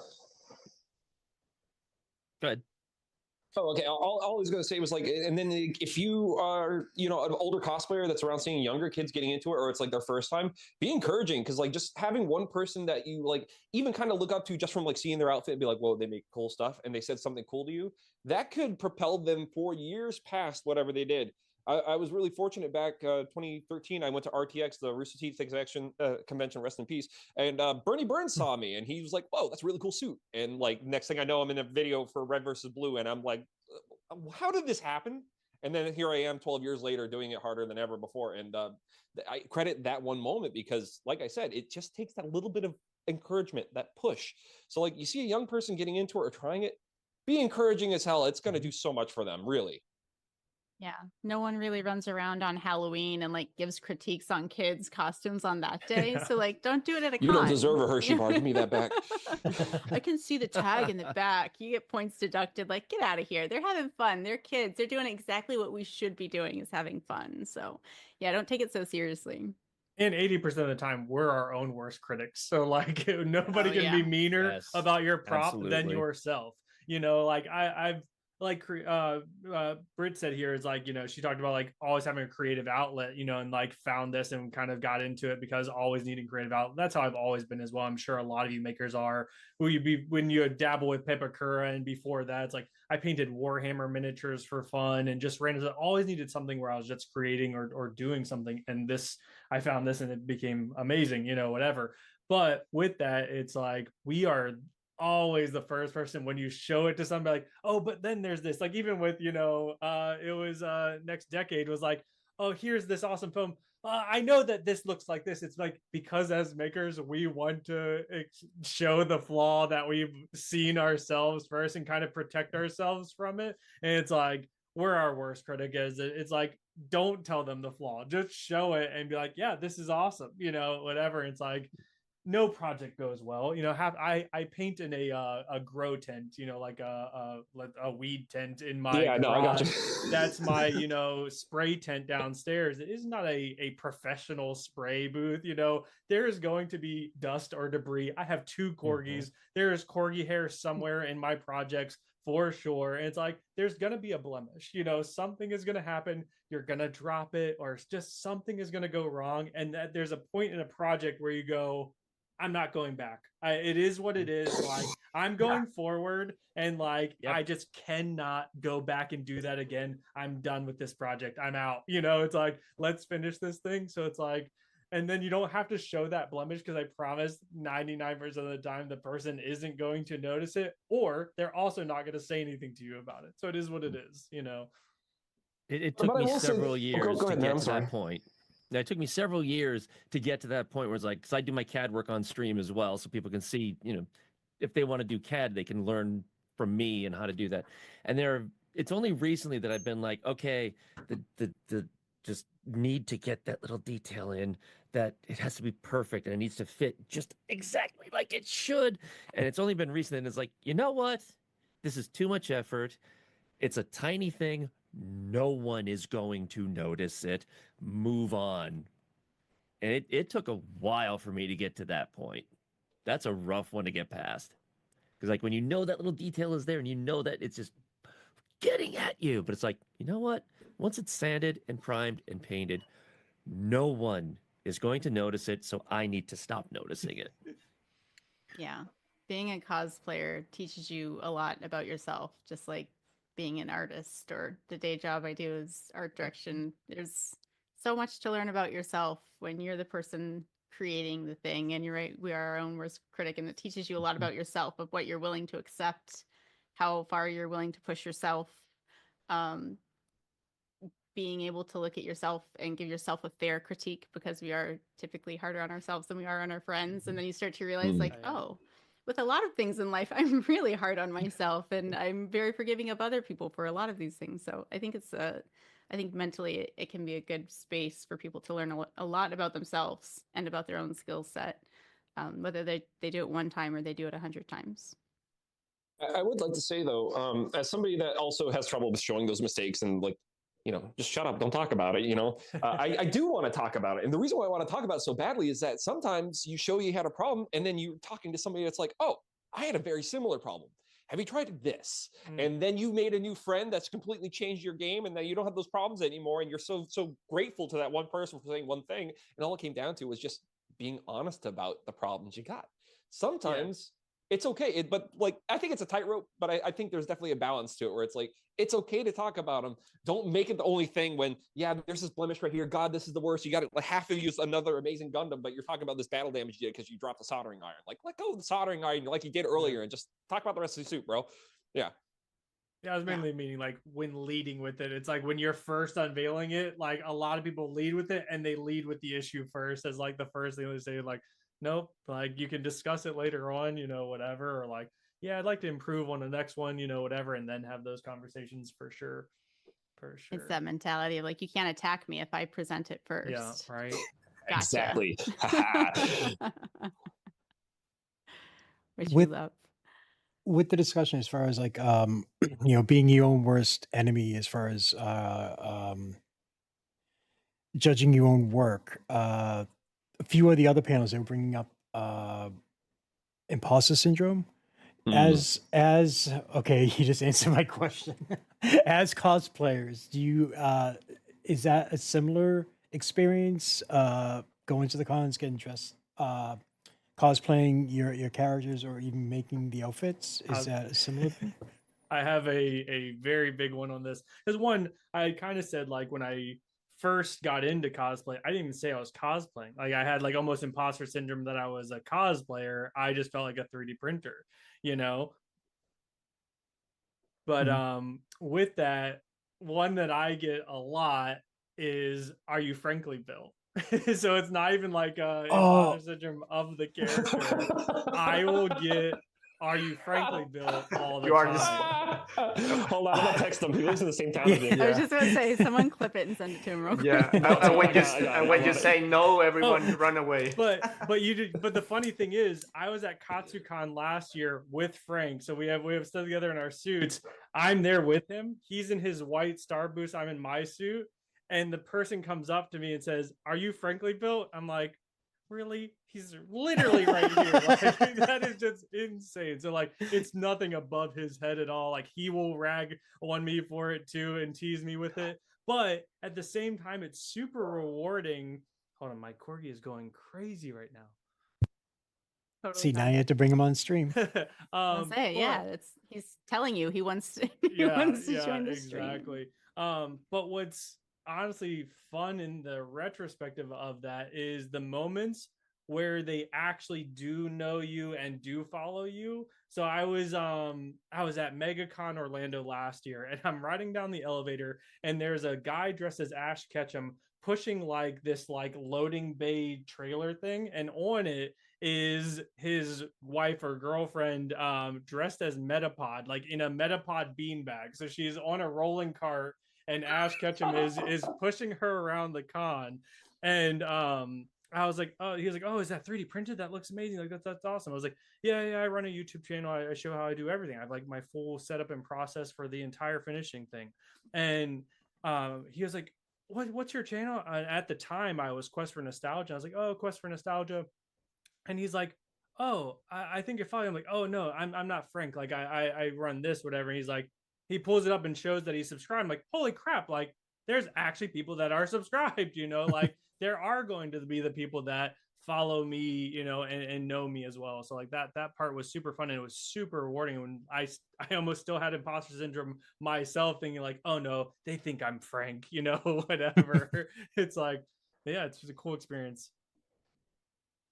Yeah, imposter syndrome for me was presenting like trying to figure out how to manage people see me as an Ironman guy. Like I did, like I said, a lot of convention between 23 and 24. And I was like, every time people were like calling me like, hey, Ironman. And I was like, no, my name is Carlos, please.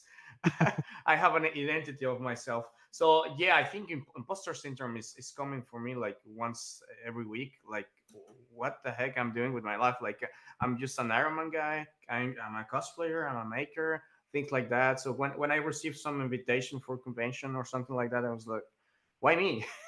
But again and again, I'm receiving like a lot of love from people. A lot of guys telling me like, yeah, you inspiring me to make this helmet. A lot of beautiful stories. Like one day, one guy from Argentina told me like, could you please help me with this helmet? And he didn't tell me at all what was the purpose. And I was like, yeah, whatever. Of course, I can help you. Like electronics. You need to connect this and that. And then after that, 1 week later, I received like a photo of him with was one little girl, and I was like, this is my what is the name, cousin or something like that. Sorry, I don't Cousin, remember. you got it. Yeah, and she have like a very difficult disease, and this is like was my gift for her. And I was like, man, for this kind of stories is like what help people and inspiring people. And one day this year in 2024, I went to Dallas for my first international convention, and I was like, what the heck am I doing here? Like nobody will know me because I'm from France and whatever. And one girl came to me and I was like, I live in Houston, so I came to Dallas only to see you. Could you please sign me this? And I was like, wow, this is amazing. Like these small crumbles of light at the end of the tunnel, I would say like I said, roller coaster. Like sometimes you are up, sometimes are down, but it's like life, right? Nothing is perfect. You need to enjoy the ride, trying to do your best, and be nice to each other. Like we need more of positivity energies here at this moment. Yeah. Oh, I agree. Yeah, imposter syndrome is tough because I feel like it's not just something you overcome once, it's a constant battle against things. Like I've been doing this for a couple of years now, and the last time that I went to New York City Comic Con, I had Uncle Jesse. It always feels weird saying that now, but was with us, and he was standing there with a whole bunch of other cosplayers, and I remember standing there because we're both New Yorkers, so we like to stick together, and I was standing there, and someone came up with a camera, and they didn't speak English, but they came up with a camera like this, and I just went, oh, sorry, because I was standing close to him talking to him, and they kind of like did that with me, and I was like, oh, you want to I'm so sorry about that. I wasn't running from you, I swear. Yeah, because it's just like, oh no, you want photos with these guys? Yeah, it's something you kind of fight off constantly, and you don't have to be a YouTuber to be well loved and well known in the cosplay community, by the way. You don't necessarily have to be on all platforms or any platforms for people to know and love you. There's this one guy like that we know that shows up every year, and I couldn't find him on socials for a long time, but he shows up dressed as Peter Griffin, and he just runs around and high fives everyone and does all the quotes and take photos with everyone. But like, yo, we could not, like, I did not follow him on socials until like the last year, I think, and I've been seeing that guy around for ages. and he's just loved. Everyone knows him. Like absolutely everyone has seen him. He makes his way around. Did Oh, my yeah. sound cut out? Nope, your No, sound's good. we could hear you. We were just letting you Sorry finish. about that. Yeah, no, I'm nodding my yeah, head because so I think I know exactly who you're talking about. He almost it's like the real life version of Peter Griffin. he's so sweet, and he's so sweet. So yes, yeah, the imposter syndrome is very much in our own heads, no matter who you are, whether you make content or not. And I think that's why a lot of us sometimes too will get on a stream and say this stuff out loud to you guys, because we want to help you guys fight that as well and get past that. Like we understand that feeling, and we don't want it to hold you back. We want you guys to enjoy cosplay and try it out for yourself if you've wanted to. So you're not alone in feeling that sensation. Yeah, I tend to push the fact of telling people that don't go in this expecting to become super famous and stuff like that, like right out of the first gate. Go into cosplay because you enjoy cosplay, and then that whole community is going to accept you because you're in the cosplay community, and just wait for it. Go there to have fun. Don't try to be some famous cosplayer out of the gate, because it is very hard and you will make yourself very upset very fast. Yeah. Unless you're mad talent. I mean, I've seen it happen, but Yeah. it doesn't There's happen to just everybody. So much fun to be had that doesn't have to necessarily make its way to social media. Like I go as a family, like our family goes, if anyone watches Bob's Burgers, that's been like a day one thing for me that I've been obsessed with. And so we would go dressed as Bob's Burgers, and me and my partner ended up having 2 children. So each time we had a child, the child would then become integrated and became a character. And every single time we go, we do a little different version. So one year I was Louise. So I always have my Louise ears nearby. I was Louise, and then once I had my daughter and she was able to like toddle around, I made her a Coochie Kopi outfit. So she was the little green toy. That's her favorite toy. So she was toddling around, with us, and she would run up to all of the Louises. It wasn't just me. She like saw other people with the pink ears on and would notice them. And then it became a thing for us that just if we found other Bob's Burgers family members in cosplay, of course, it was kind of like our way of asking permission, is we'd look and we'd go, Dad, Mom. And if they looked at you and go, oh, come here, come on, kids, take a photo with us, we'd go take a photo with them, right? Like I don't post those pictures because it's pictures of people with, their children or their families or whatever. But I make sure you always, you get permission and you have fun, then you see people there year after year and it becomes a lot of fun. So it doesn't have to make its way onto Instagram for it to be a valid and fun and beautiful experience too. So there's a lot of fun just simply going. You don't have to make content out of all cosplay. You can, but you don't have to. So like on the opposite side of imposter syndrome, it's like, we all have had that experience, whatever. I fangirled over Carlos. Carlos actually followed me on Instagram, like, I don't know, 2 weeks ago or something like that. And it was awesome because I did a life-size Koromon, and he's doing Digimon as well right now. So I love like, Digimon. yeah, so it's like super cool. And so like I fangirled over Carlos. So it's funny to be in a panel with Carlos. It's like, wow, like I was just super pumped about Carlos following me on Instagram, 2 weeks ago, whatever. So it's funny. But on the opposite side of that, I want to ask you guys, like, it's a funny meme almost, or like I saw this once that was like, would people in high school look at you and go, that makes sense? It's like, have you kind of like always kind of had this in you, or like, does it make sense that this is what you're into? For me, I feel like it is. Like, I was our like school news anchor in high school. We had like a little tiny TV show that would play at like lunch or something, and I would make like a fake news show to be on there. And so it's like, I feel like people in high school would look at him and go, nope, that makes sense. Like I can see this happening, whatever. But I want to hear about that for you guys. Oh, and real quick, here is the boy. Hey, he's got the world's biggest ears. Hold on. Spotlight for everyone. He is there you super There handsome. This is my handsome boy, and then I'll show the girl. He's our long, tall dog. Get down. All right, Lola, come here. Oh. And then this is my girl. Don't look cute, don't look crazy. Her brother's harassing her right now. Oh, there we go. Very cute. All right. Yes, but yeah, back to the real question about go, get out of here. Like, no, more. Yeah. Yeah, do you guys think that your high school class would go, yep, I can see that? Yeah, totally for me. Because I was a teenager back in the 80s, because I'm an old fart, and back in the days when Radio Shack was a thing, and one of the things that I Rest would in peace do to a real one. regularly, is get models of like the Starship Enterprise and things like that, and I would run down to exactly. Hell yeah, we'd bro. run- Like, all of, got, I got my we got a Enterprise whole above bunch me. of Star Trek starships back Oh here on no, the trust me, wall. I was looking. I'm like, where's the batleth? I need to know. I have a batleth right over there. Kaplowd! Hell yeah! I have a Sorry. batleth right over there, and hold on. I can't. Here it is. And I also have a Klingon dick tog. So a man after my own tog. there you go. So, but no, like I'd get the models, the old AMT Ertl plastic models of the Enterprise, or Millennium Falcon, whatever. I don't know if you can see it too well, but my I Enterprise see is it. right Oh there. yeah, I see it. I love that one. Yep. And but I'd go down to Radio Shack and I'd get the light bulbs, I'd get the wires, I'd get the battery packs, I'd get the switches, and I would just take my models and light them up.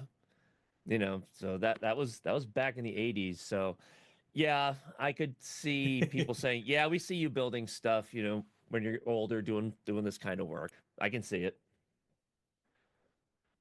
Yeah, we I was actually a still have Star Radio Wars Shacks nerd. here. Before the next answer, we still have Radio Shacks here. Near, I'm like on the border of like West Virginia, and in Winchester, there is still two of them. One of them, oddly, Wow. is a Radio Shack with half of a tanning salon in there. Shut Very up, you're in creepy, very Winchester? weird, but but it That's still a- exists. It's a half-day drive. I might go I on an guess adventure. that it's like probably like a mom and pop thing, and they're probably like, we're not going under. This is our business. We bought the franchise back in the 80s and we're still going. So yeah, I still have two Radio Shacks nearby. Very odd. Wow. That's wild. Yeah, I was a Star Wars nerd. So everyone, yeah, it didn't shock. I shocked no one when I showed up as a cosplayer. They're like, okay. She just grew older. That's all. So yeah. Yeah, no, because I was the one who wrote, as far as the race, could you imagine what they would be like today if they were still around? I mean, especially with the make community, the cosplay community, and everything else, they would make. I'm sorry, I think they would make a killing, at least in online sales. Yeah. Okay, hold the phone. Did you say you were Oh, near sorry. Winchester? Yeah, Uh-oh. Winchester, VA. Yeah. I just moved out of there 4 years ago. Oh wow. Yeah. Dang. But yeah, Talk about a small world. over in Stephen City, there's the one there. It's Yeah. like yeah. If you go towards Stephen City, there's one, and then where's the other one? I feel like it's Strasbourg. Yeah, I Yeah, think so. Strasbourg and Stephen City both had one. Talk about a small world. All right. Well, If we're talking about the people in high school looking at what you're doing now, I think it'd be something completely different, because I actually didn't get really into tokusatsu super seriously until like the last quarter of my senior year. But I guess if you were one of my friends then and you saw what I'm doing now, they'd be like, yeah, that checks out. Because it went from me being a normal dude doing my regular stuff, high school, whatever, to guys, there's this show in Japan for kids and it looks like Power Rangers. It's not Power Rangers. I promise I'm not crazy. Please listen. And yeah. Outside of that, no, I don't think they would expect any of it, except for the printing graphics guys. A lot of the stuff I used to do was analog printing and graphics. So a lot of those methods translate over to digital printing and graphics really easily. So yeah, I do have to get credit. I think there's probably one person that knew I was probably going to get into something like this, and that's Mike Monty. I don't know if he's still with us, but he was our graphics lead over at Broughton. Great guy. And if you didn't think he was a great guy, it's because you weren't in his graphics 3 class. That's when you get to know him, and oh my god, that guy had stories. But yeah, he used to make armor and stuff like that. So surprised that I didn't piece that together till now. Weird. Yeah, for me, I will say yeah, people who really know me from back from Mexico will say yeah, this dude, I was so much into video games. I was so much into Yu-Gi-Oh, trying to play I'm a 90s kid, so whatever is nerdy and things like that was my thing. Even when I was in university studying, I was wearing. Yeah, I need to. I have that project going on with This is my another original YouTuber. one. Yeah, I want to create one of them, like 3D printed and things like that. So I'm working on that side project. But yeah, anyway, I was like into it, and university people know me how like the guy who always wear like weird t-shirts, like regular show Pokemon and things like that, Digimon, and they were like, dude, you have like 18 years old, like dressed like you are going to become an engineer, so please dress as an engineer. And I was like, whatever, man. Take it easy, like just have fun. Is a t-shirt. But the funny part of this story is like I moved out from Mexico like 8 years ago to France for work, and then I met my wife, and I was a fully engineer. And I think I put away all this artistic stuff, and because I was like my 9 to 5 job, I'm trying to be an engineer, and I was like an adult right now, so I need to act like him and to be responsible and life, you know. So my wife met me like this, and then 5 years of relationship, I rediscovered cosplay, and for her was like, this is pretty new. This is not what I was expecting. So what the heck, are you a cosplayer? And I was like, I've always been a cosplayer, you know, like I have all these souvenirs and beautiful stories with these things. So I think I buried all these memories because of life. But then I like say to myself after losing my mom, like, man, life is too short, like you need to do what you love. And what the heck with the people, like they will talk and they will say stupid things about what you love. And one day I just stopped bothering and trying to went that road. And maybe we can discuss about it, like what the people around you think about your cosplay passion or 3D printing passion. Like, are they accepting this? Are they like trying to say like, hey, please grow up, or things like that? What do you have to say about this? Yeah. Well, Oh, sorry. all I was going to say is I've had people that were very close to me tell me to grow up, get over this kind of stuff, because I dress up from kid shows. Like I get it, but what they don't understand is that the thing that I'm passionate about with these shows is like the production, how these things are made, right? That's what I love, and like the suits are part of that too. And I that's another thing with what I do is I'm replicating real costumes, so it's like bluntly, you can love those people, but if they're not going to be supportive of you and what you do, it's okay to ease back a bit and lean more towards the folks that are going to support you and you know, be positive influences in what you do and what you work on. Don't let other people stop you from doing what you know you can do. Mad Cat in the comments there said, "Those who mind don't matter; those who matter don't mind." I like that a lot. Beautifully put. I was Dr. gonna say, Seuss, like, right? you know, I don't think I necessarily had anybody that told me like, say, grow up or whatever or anything like that. But knowing that when I started content creation, everything like that, I had zero people from like my friends and family kind of come over and support. Like, you're building that stuff from the ground up. Like you almost think like, oh yeah, I'll have a bunch of friends that will, you know, come over and be your first followers and engage. And like, you'll find out so fast that like nobody's going to be there to help you build it from the start. Like, but you're going to meet amazing friends and meet people. Like I met Britt over at 3D Printopia. I've actually seen Ryan stuff at 3D Printopia as well. And so it's like, you know, it's like you meet really cool people along the way, and you'll meet better friends throughout your nerdy fandoms and things like that you love. And yeah, it just ends up being really cool. So yeah, don't worry about the people that critique or comment or say things like that. You know, you need to grow up or leave it behind. You know, definitely find the cool people that also want to do it. And like Carlos said, life is too short. Lean into it. Do the things that bring you joy. Same thing. Britt said the same thing earlier. Exactly. It's like, I don't want to watch drama. I want to watch fun, lighthearted things that make me smile and laugh. You know, it's like there's enough negative out there. Let's have some fun. So Yeah, I mean, like Warframe. Really quick, if I could, we're coming up on y'all's final hour. We are currently sitting at 14,858 with 2642 to get the goal. So everybody watching, if you can responsibly, let's see if we can get there. We keeps having to stretch the goal, and this is the final one. Let's see if we can get there in the next hour. Tell you guys what, if we could hit 15, I'll throw on my whole Kuga costume. I got it sitting around. I'll even show how I put it on, because the engineering of putting these things together is pretty interesting too, I think. So just a little incentive. Just get this going a little bit I feel more. like we could Hey, all speaking manage. of, Yeah. Thrown on a helmet. While we have this brief moment, can we also talk about World Central Kitchen and like how they've affected other people that we know? Because I live in North Carolina, and Western North Carolina was hit pretty hard this year by the hurricane. And my wife, her dad, Steve, lives out there. My father-in-law, Steve, lives out there. And yeah, he and people in his community were directly affected by World Central Kitchen doing what they do. So if you guys don't know, they help people in crisis. And honestly, if you can give somebody a hot meal when they're having the worst day of their life, you're making their worst day of their life that much better.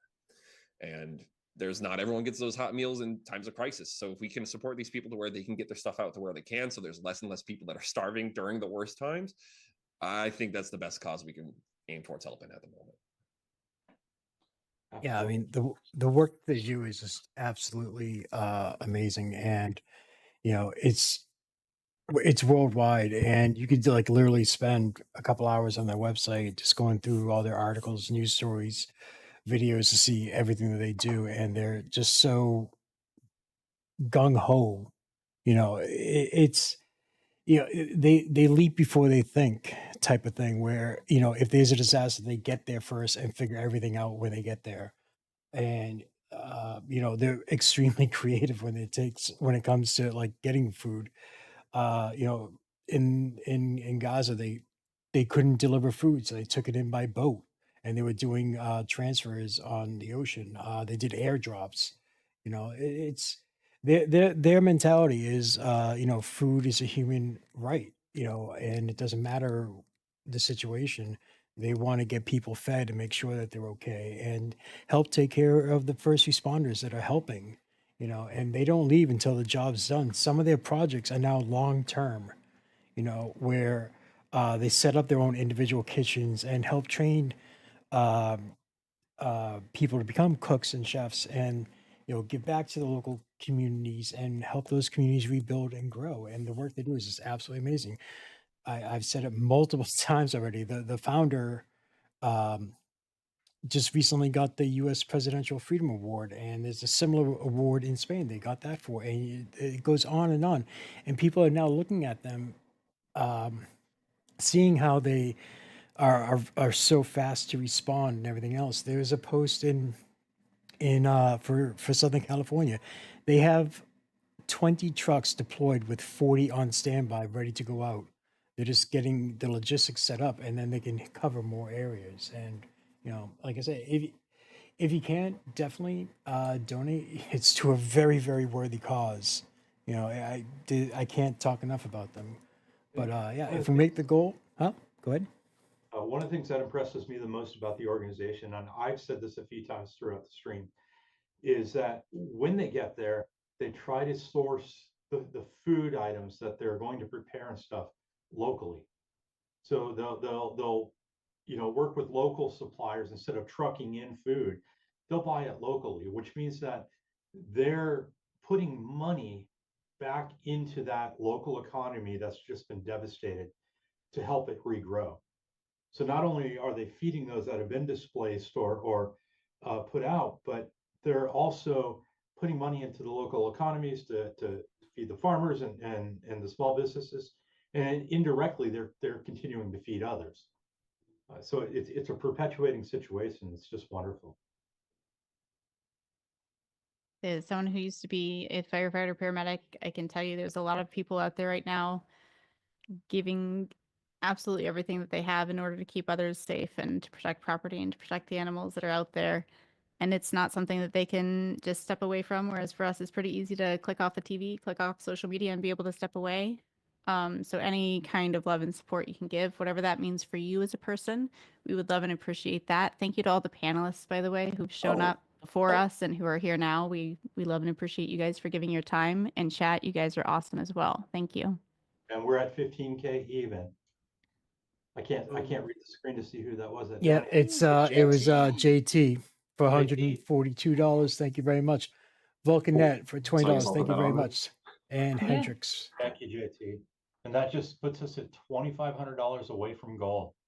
Just imagine Fantastic. how many people this is going to feed. Awesome. Just think. Amazing, you guys. Thank you, Did- Vulcanet. If, So if I'm gonna go run and use the restroom real quick. Katie's Yeah, of gonna course. take over for me, and when I come back, hopefully I'll have most of Kuga on to show off how we put this thing on and off. Thanks for helping us hit 15,000, y'all. Sweet. There was a Yeah, little I mean- discussion. Oh, sorry.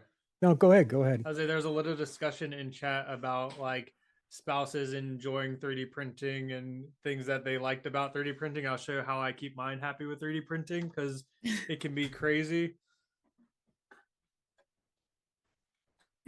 Oh my god. Okay. That's amazing. And weird.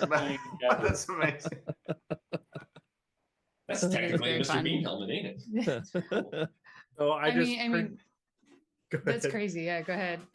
I just print whatever I can to make her happy. She's a huge Friends fan, so like she just knows she's gonna get the craziest props she can get. Amazing. That's amazing. I guess I haven't watched Friends, but that my first thought, maybe somebody else also knows, is Mr. Bean. The Christmas episode when he puts the turkey on his head. That was my first thought seeing that.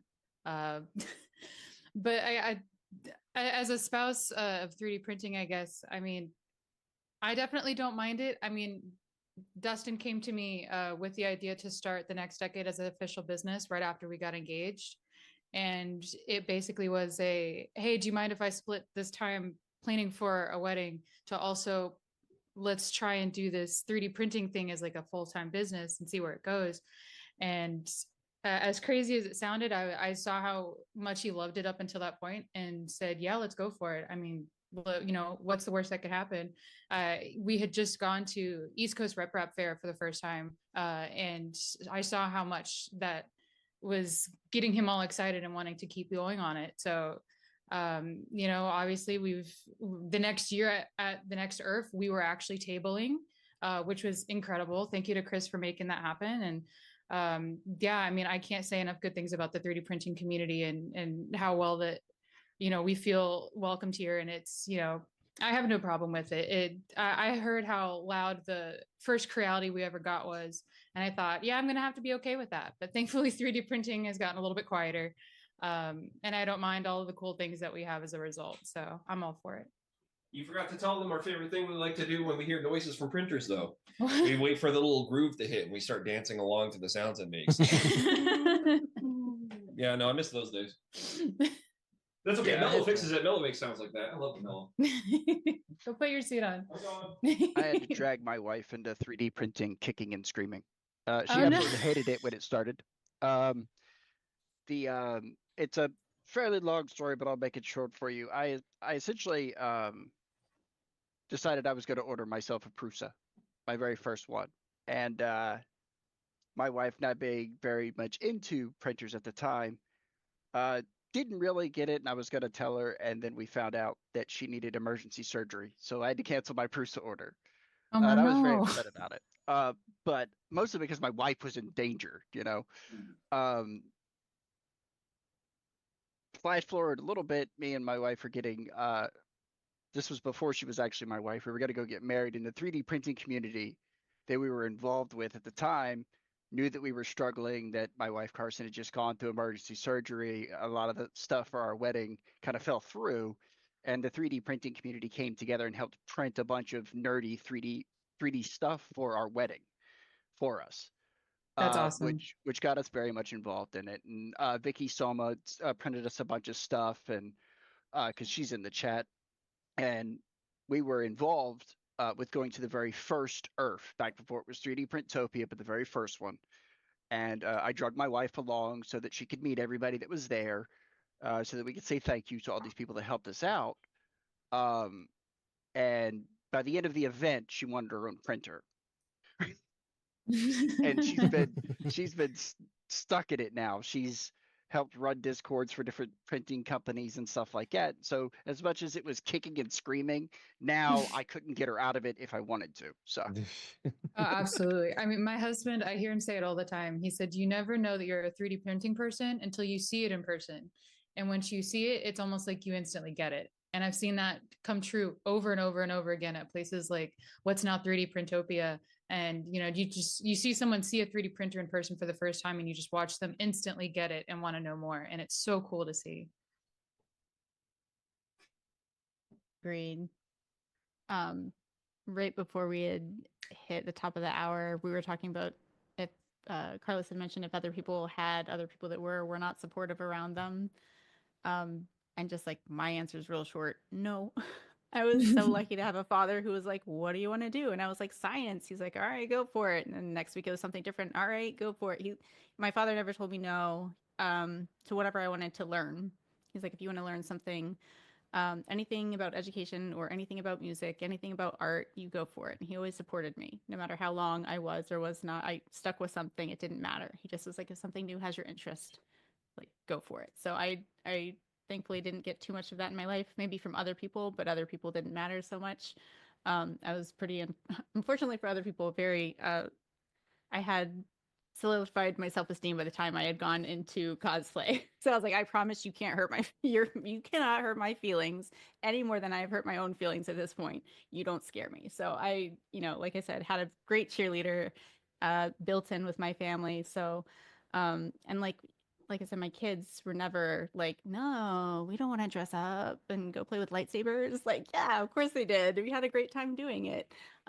So yeah, I do feel bad for other people that don't have that kind of support. So that's what we're here for. We're here to cheer you guys on and just know that you can leave that negativity behind because it's so much fun. And like you just said, when you see 3D printing in person, it's like when you cosplay in person, or you see certain arts or certain mediums in person, and you're attracted to it, to like go for it and have fun. But so for those of you who don't know me, I live here in New York City, and I'm so sorry if you've heard that in my microphone. I'm trying to like go mute when there's sirens and stuff in the background. But my largest limitation to being here is space. 1000%. I want to go big, go home, right? You see Ryan's stuff and you're just like, "That's so awesome." I cannot possibly store the incredible projects, right, that Geek Tech makes. What other kinds of things have you run into that you feel have kind of might have hindered you or was like an obstacle that you were able to overcome because maybe other people out there have something similar that's keeping them from cosplaying where they are? All right.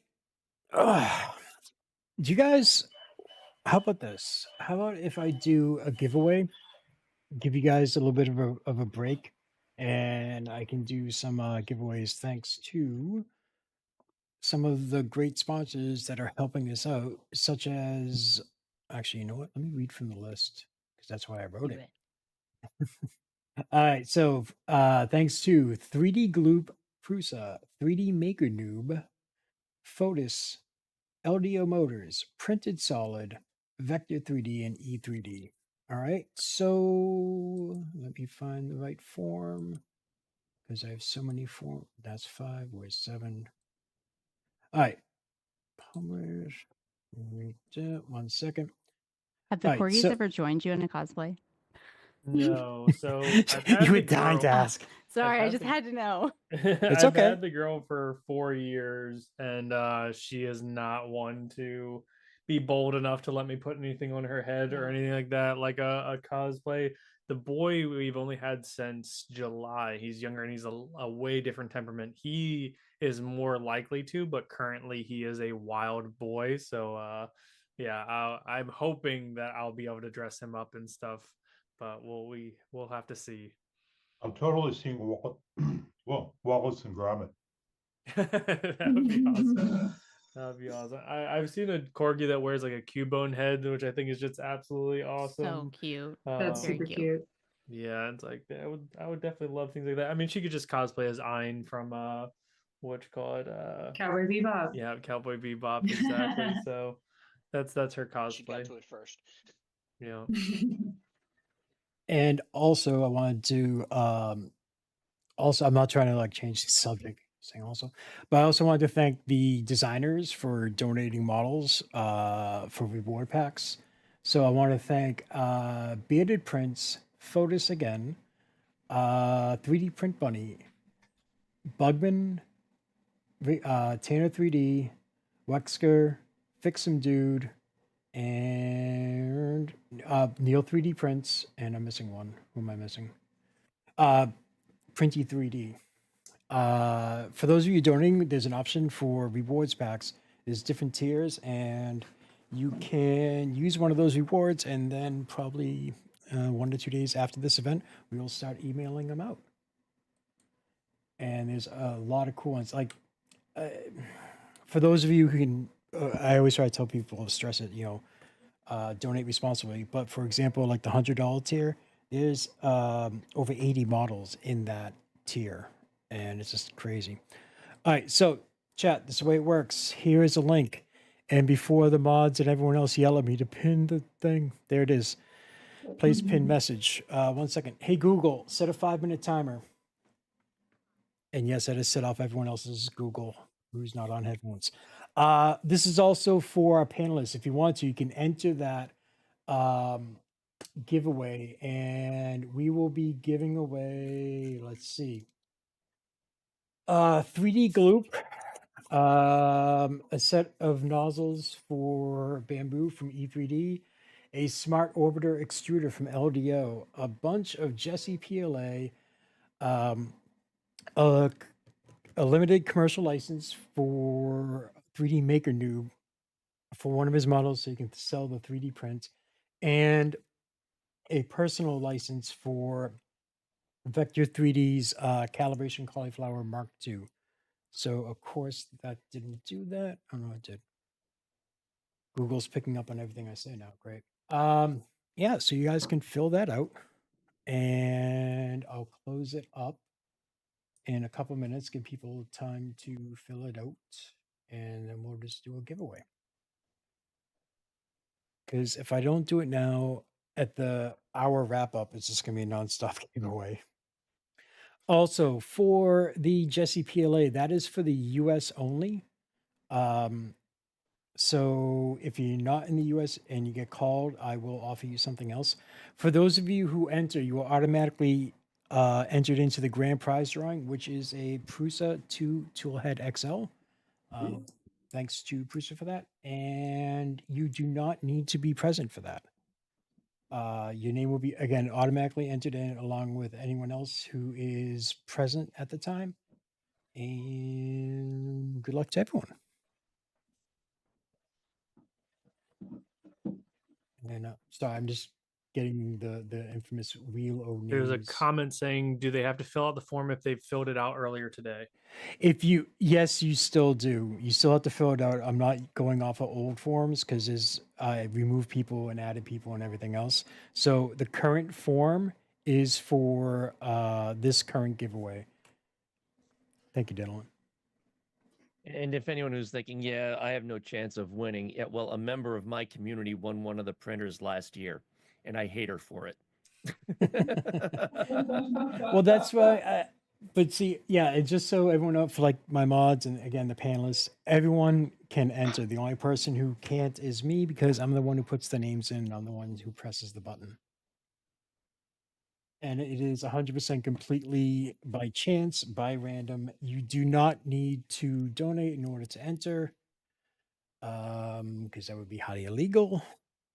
And that's it. But we appreciate everyone who did. Thank you guys so Yes. much for participating and for supporting.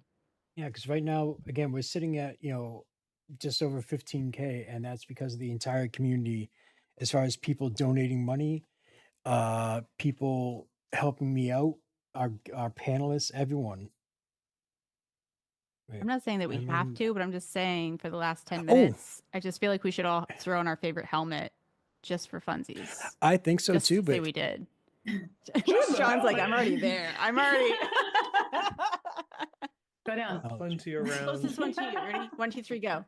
I'm just kidding. He's like, oh, wait, I can leave the room for this one. Whoa. For all of our And it actually- takes a little bit of work. I'm almost gotten good at putting on by myself, but And Anyone- actually, why? 1 second, 1 moment.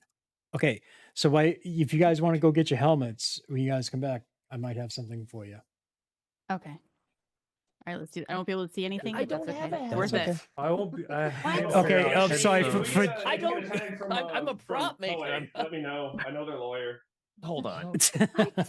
Okay, John, you can use a gun. Yeah, I have one right here next to me, actually.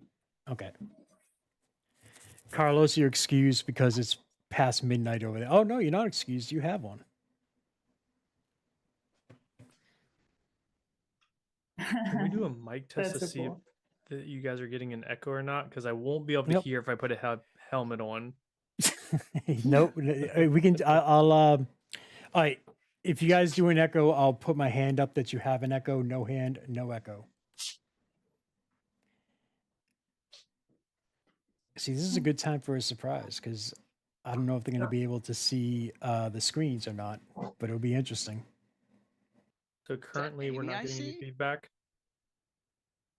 That yes, that is a certain someone. And for those of you who are That is scrambling a sideways Amy. yes, it is a sideways Amy. Give me 1 second on this, shutting off the thingamajig. Need my handler. Is it on straight?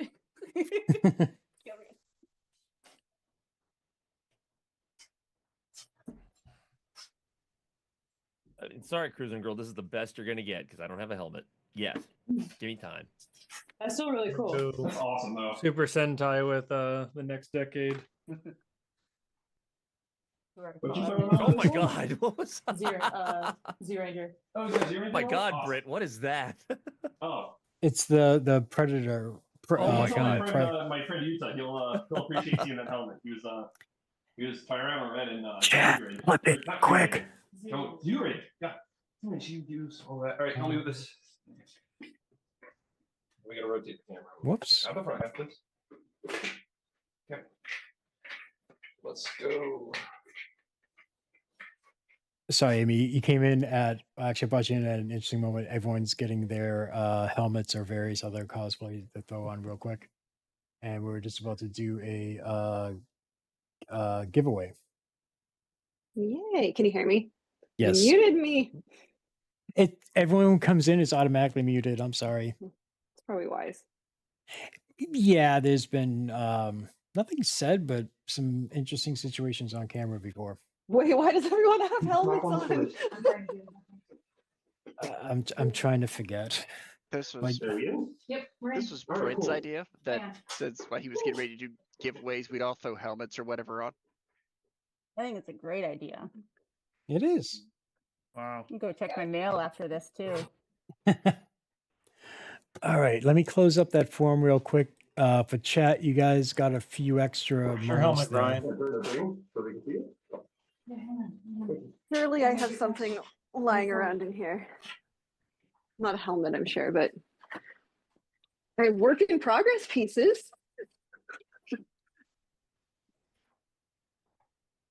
Whatever will work. See, now I kind of feel out of the blue, but I'm also very thankful that my camera is like image is very small in the corner. Wheel.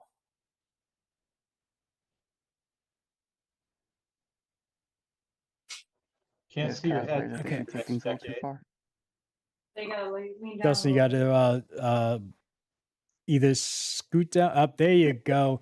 Chat, do me a favor, screen cap that for me.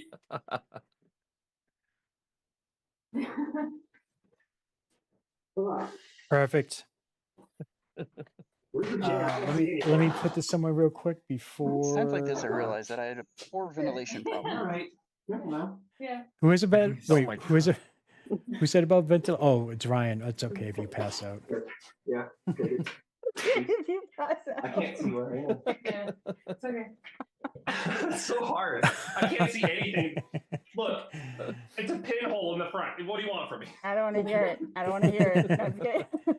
All right, so chat, do me a favor. We're gonna try to run through this very quickly so our panelists can breathe. So real quick, call your name. You have 60 seconds Do me a favor. Well, first off, you have to respawn, and when you do, say hi and then the country that you're in, so we can take care of it and get things done a lot quicker. Okay. I got everyone's name in, and I need the sheet. So here we go. The first one we're doing. All right, this is for 120 milliliters of gloop. Shipping is worldwide, so don't worry What about flavor? what's in your country. Yeah, that's a good point. Yeah. Cherry vanilla.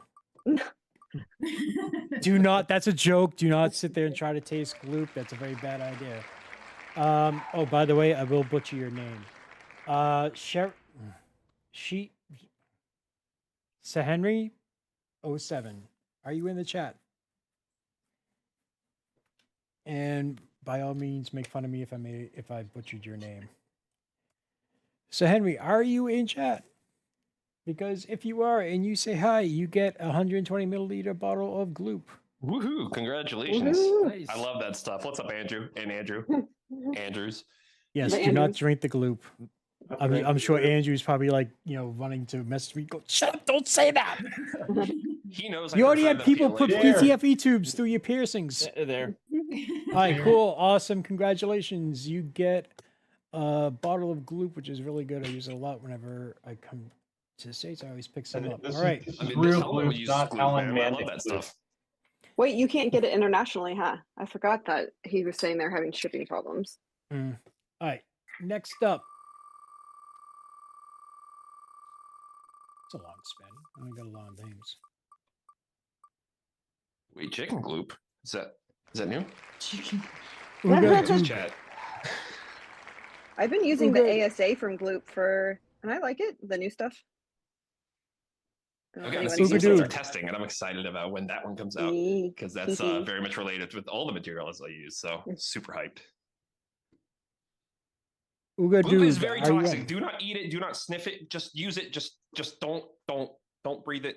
Don't drink it. Sorry. Follow the proper instructions ventilation. on the bottle.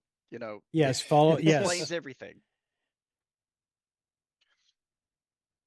Uga, hi, good. Thank you. Glasses Uga. And guys, I'm not trying to be rude. I'm just trying to do this very quickly. You're fine. Apologies.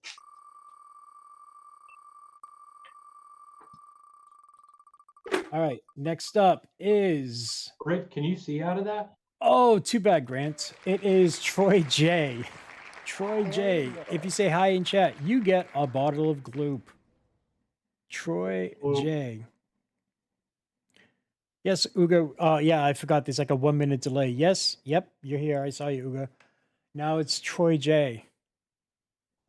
There's like a 60-second delay, unfortunately. Yeah. Britt, just so, I mean, like, you're okay in there, right? Oh yeah. Yeah, no, I'm Okay. good. I'm chilling. Straight chilling. I just want to make sure because like I'm keeping an eye out for you and Dustin is in his full gear now, and I just don't want anyone to pass out through oxygen deprivation. Oh, he's And been that's through like- worse. Troy He's J, in an USA. air-conditioned house. He's worn this in July in California. Wow. Crazy. Do you have anything to say about that, sir? Oh yeah, no, that works. You ever heard of Baltimore when it's like 100 degrees out and I'm in like a Kiva Red having heat stroke and nobody noticed because my suit's holding me up? And that's when I killed him, Your Honor. All right. Next up is a E3D Revo hot end for your choice of printer. Basically, I'll give you all the information. I'll give E3D your information. They will reach out to you and you can pick one of their Revos for your printer. This is worldwide shipping as well. And let's see, we are going to, oh damn, Christina Mello. Christina, you have 60 seconds to say hi. It's always like when you're spinning that wheel, it's just like you think it's going to stop on someone's name and it's just like, ding. And you're like, oh, wow, that was so close. That TPU suit must be sweaty. I can imagine, but I mean, Dustin's used to it. I'll sweaty regardless.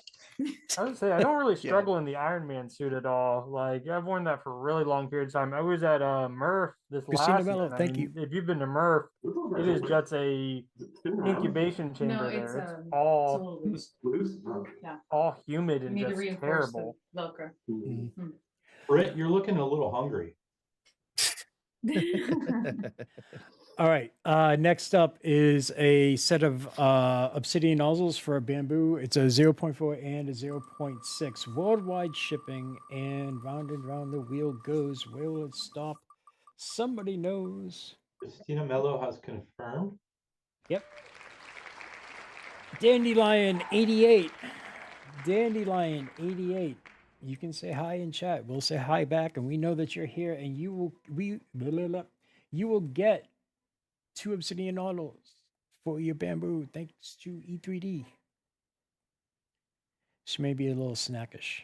Oh God, Bob, please don't do bad jokes, please. It's bad enough having Krusty for 2 days and listen to him, and then I'm like, yeah, let's have Brian Vines on, and then I'm like, before that panel went on, I had to stop. I'm like, look, here's a rule: you two cannot have like a dad joke joke competition. Who's Brian Barnes? We need him. BV3D, and he's a really, I mean, if you haven't met him, he's like a really nice guy, knows the stuff, helps out a lot of people, loves dad jokes. And we love him for it. Is the king of puns. Dandelion 88, are you there? Yeah, they confirmed. They're in chat. Oh, there? Okay, cool. Thank you. All right, next up is a LDO smart orbiter extruder. Worldwide shipping on this one. Round and round. Please tell me which. Wow, that's the second time I went past 3 Musketeers so slowly. Admiral Amanda. Admiral Amanda. I saw you in earlier on since yesterday. Pretty sure you're here now since you just filled out the form.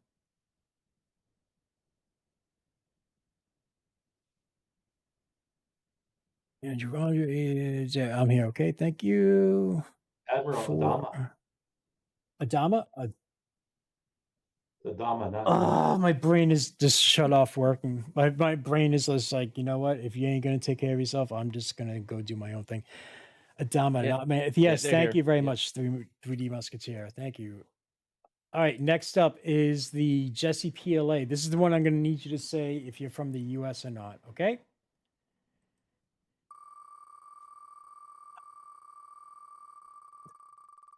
Okay. Round and round she goes. Where will they stop?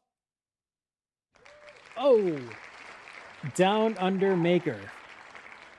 If your name is any sign of where you might be, Down I'm Under going to give Maker you a said Amanda choice. works, so we know they're in chat. Down Under, but yeah. Well, they just spoke. I need to know where they're from though, because if you get chosen for the Jesse PLA and you're not in the US, I can give you an option between 3D Maker Noob's license or Vector 3D's license. I'm going to make an educated guess. Aussie, but I have a US address. All right. What do you want to do? Actually, because it's going to be a lot of shipping. Do you want the filament or a license? Confirmed US address. Okay. Confirmed. All right, we'll put you down for that. All right. So next up. Confirm. Remove.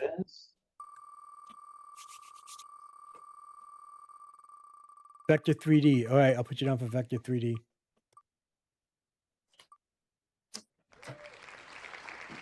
Next up, Spartan's Reef. Spartan's Reef, please say hi in chat and also let me know where you're at. Which country you're at. Brand says US address, Vector 3D.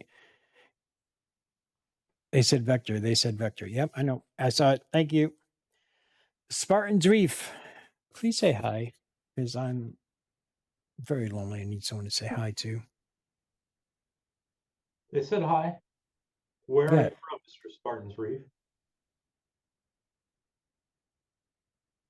He's from USA. Yep. Grant, I got what do you want? All right, you're from USA. Okay, great. Perfect. You get a 3-pack of Jesse PLA courtesy of Printed Solid. Next up, same thing. Remove, spin. There's got to be a faster way of doing this for next time. It's like fire it off like a machine gun. Done. This delay is killing us. Print LN 3D or Printland, I'm guessing. Print LN 3D. Please say hi and the country. Two different sounds. Yeah. Printed in 3D. I thought that was an L. Print Indiana 3D. I thought that was an L. So print LN or IN. Print in, yeah, okay. I'm gonna make mistakes, guys. Okay, I said Admiral Amanda instead of Admiral Amada, whatever. Yes, print in 3D. Okay, thank you. Still waiting for a confirmation in chat though. No, it's okay. There. Congratulations, print in 3D. Call me Mellow Yellow.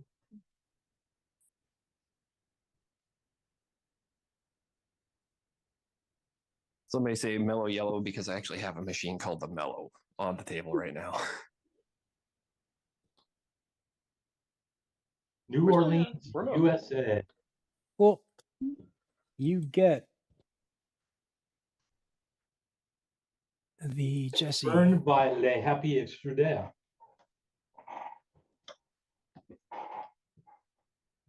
Right, remove.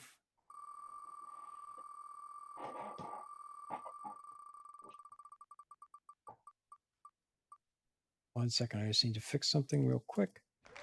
All right, we have Andrew Rogers.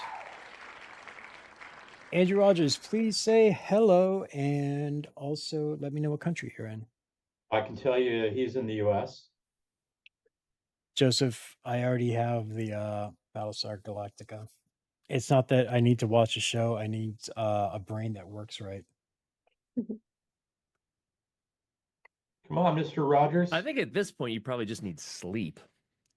Yeah, I was gonna get some last night, but then I only got like 3 hours. So and for those I will definitely for those who know what I'm talking about, my mother was a black belt in Irish Guilt. I've learned from the master.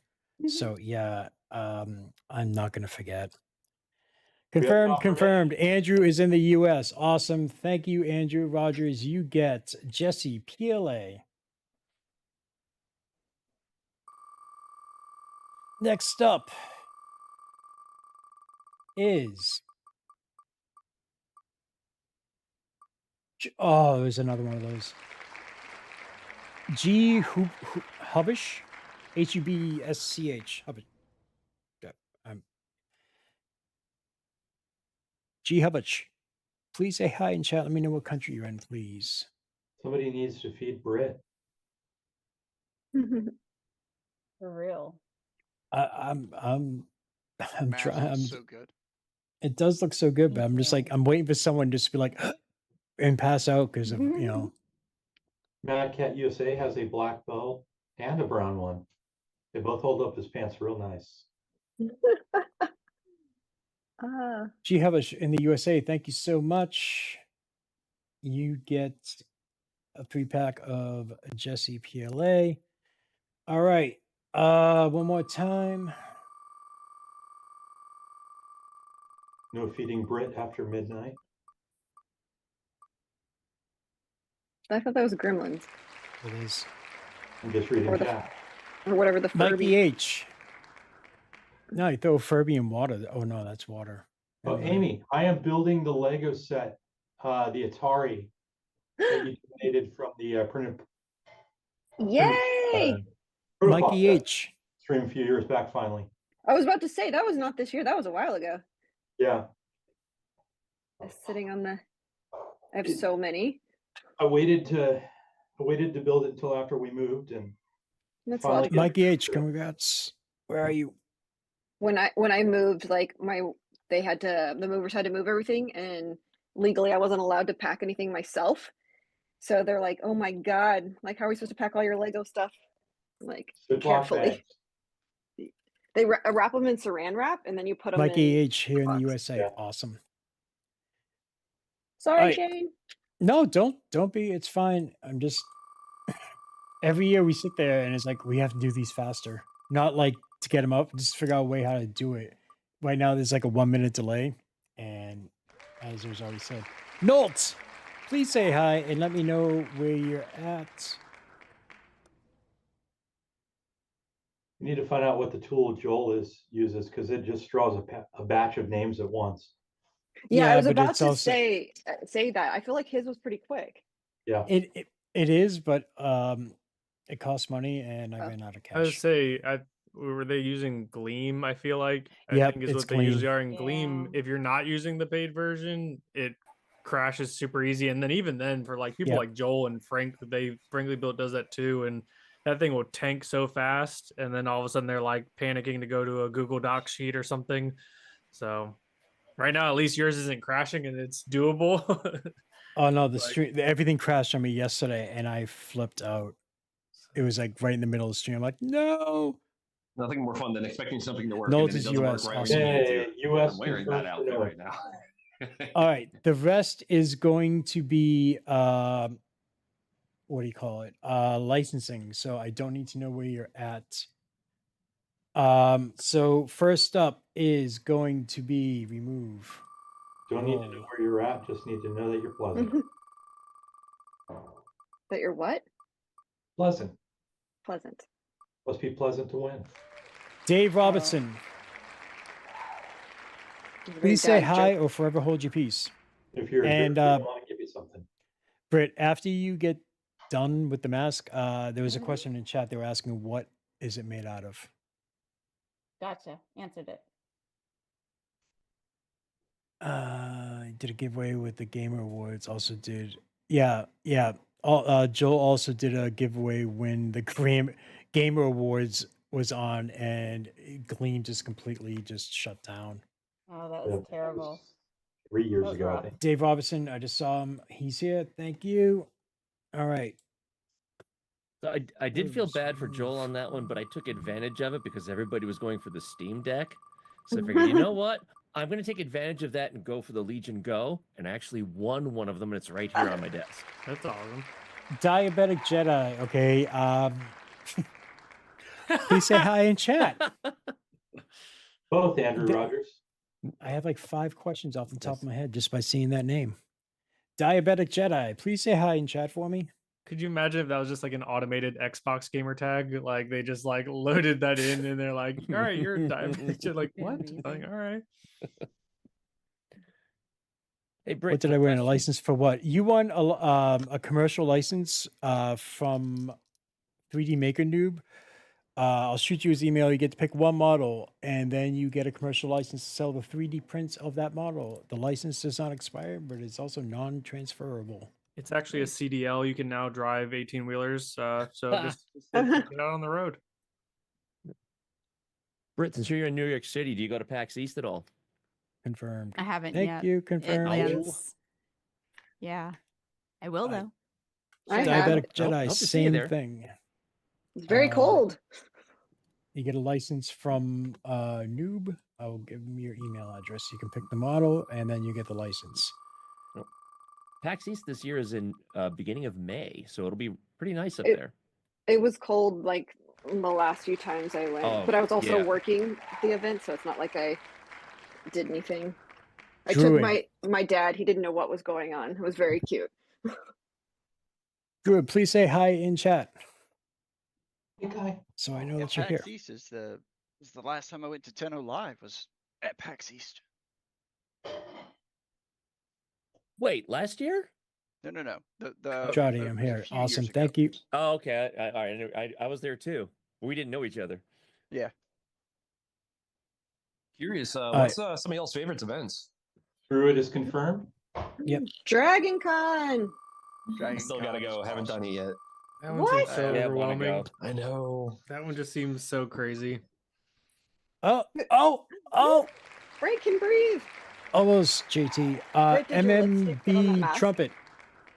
A little bit. Please say hi. You will get a digital license for personal use only of Vector 3D's Cauliflower Mark II calibration model, which will help you make sure that your print is printing dimensionally accurate, which is awesome if you're designing your own things or printing out things that need to fit together. And then D Chuck, there you go. I saw him. All right. So that's it for the prizes. Again, grand prize drawing later on tonight or today or whatever time it is for you. For me, it's tomorrow. All right. Hi, Amy. Hi. How are Just you? ignore that. That's my life over there. I saw nothing. We all It's saw okay. nothing. You can hear nothing. Exactly. Sure. Yeah, Britt. So there was a question in chat. They were asking about the Predator Prey helmet. They were asking what it was made out of. Yeah, that is a Cos PLA that I printed in, and the lower half of the face is latex that I cut and formed to the bottom half and repainted it.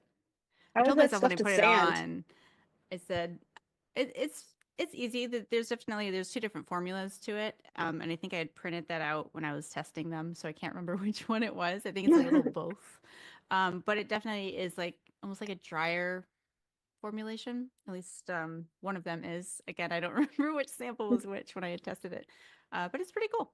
It's kind of more like that drier mattified filament that Yeah, I you was can gonna- sand down, and yeah, sands pretty well. So You I told can find myself it I'd commit to sands- wearing the mask the whole time, but I had to switch out so I could see. So I could If I see. remember But yeah. correctly, version A is the softer, more flexible one, and version B is the more durable, a little bit tougher one. This helmet right here is actually printed in Cosplay A, and the horns are printed in B. Oh, cool. Yeah, Very want to nice. make sure these weren't going to break. That stuff is strong. Seems questionable. It's taken a couple drops so it's far still off a PLA. fridge. Yeah, that's what I was about to say. Yeah, as Ryan says. It's still PLA. Yeah, it's not the strongest. This last year I did my first helmet that we went to PAX East with out of ASA. Yes, that's what Daryl off Earth got me into that, and it sands like butter. Oh yeah, it is Does it? beautiful. It's so nice. Like it is night and day. Like when I sanded, I just did a passive 80, and then I was like, wait a minute, this is like too good to be true. He's actually why I have some in my closet as well for my Yeah. next. Mhm. We're gonna Yep. blame him. It's your Yeah, fault. yeah, yeah. I know what I'm working with tonight. Love then. you. It's your fault. Yeah. It's stinky, Haven't I will sanded it yet. say. Oh, So stinky. It's That's not my right smell. that's my concern is like everything's in the studio right next to it here, and so it's like I just stick with the PLA just because it's in an at-home office with like zero ventilation in there. And you're Yeah, I sanding it? definitely wouldn't Do you do hate it. No, yourself? I sand in my garage. Like, But you sand the PLA? yeah, I did a Sounds- whole Iron Man suit with PLA. All my props are PLA. I just use regular PLA, PLA Professional, all that. Like, yeah, everything here. I love that for you. That's PLA, but I mean, I would that when I hear that like the other one sands so easily, it's like I can't picture it really being that different of sanding.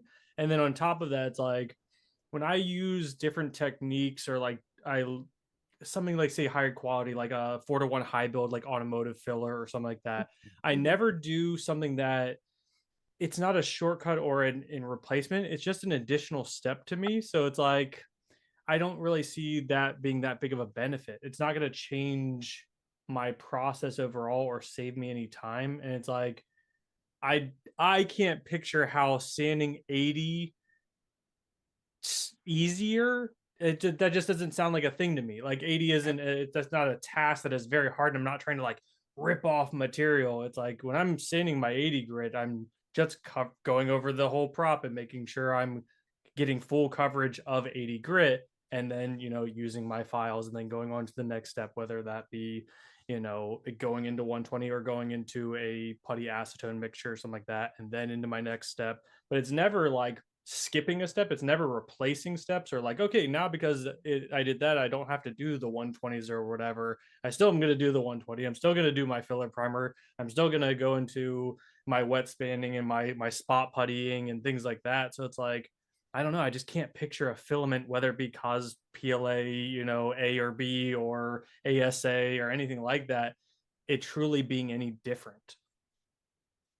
But I won't know How until do you I know if you haven't try. tried it? That's what I'm saying, So but I won't know. what? But Let me ask you, what do you use for filler? it depends. So, like, if it's a really smooth thing, and depending on my process on there, I've used 4-to-1 high build. If it's something that, like, my Iron Man suit has a 4-to-1 high build U-Pull automotive filler primer, and then it also has a layer of U-Pull spot putty acetone on there between different steps, and then touching up again with just the Bondo spot putty. But then if it's a prop that I'm not going that hardcore on, I may use a regular filler primer like a duplicolor filler primer, or something that isn't the 4-to-1 high build. Fair enough. Yeah, I mean, I don't know.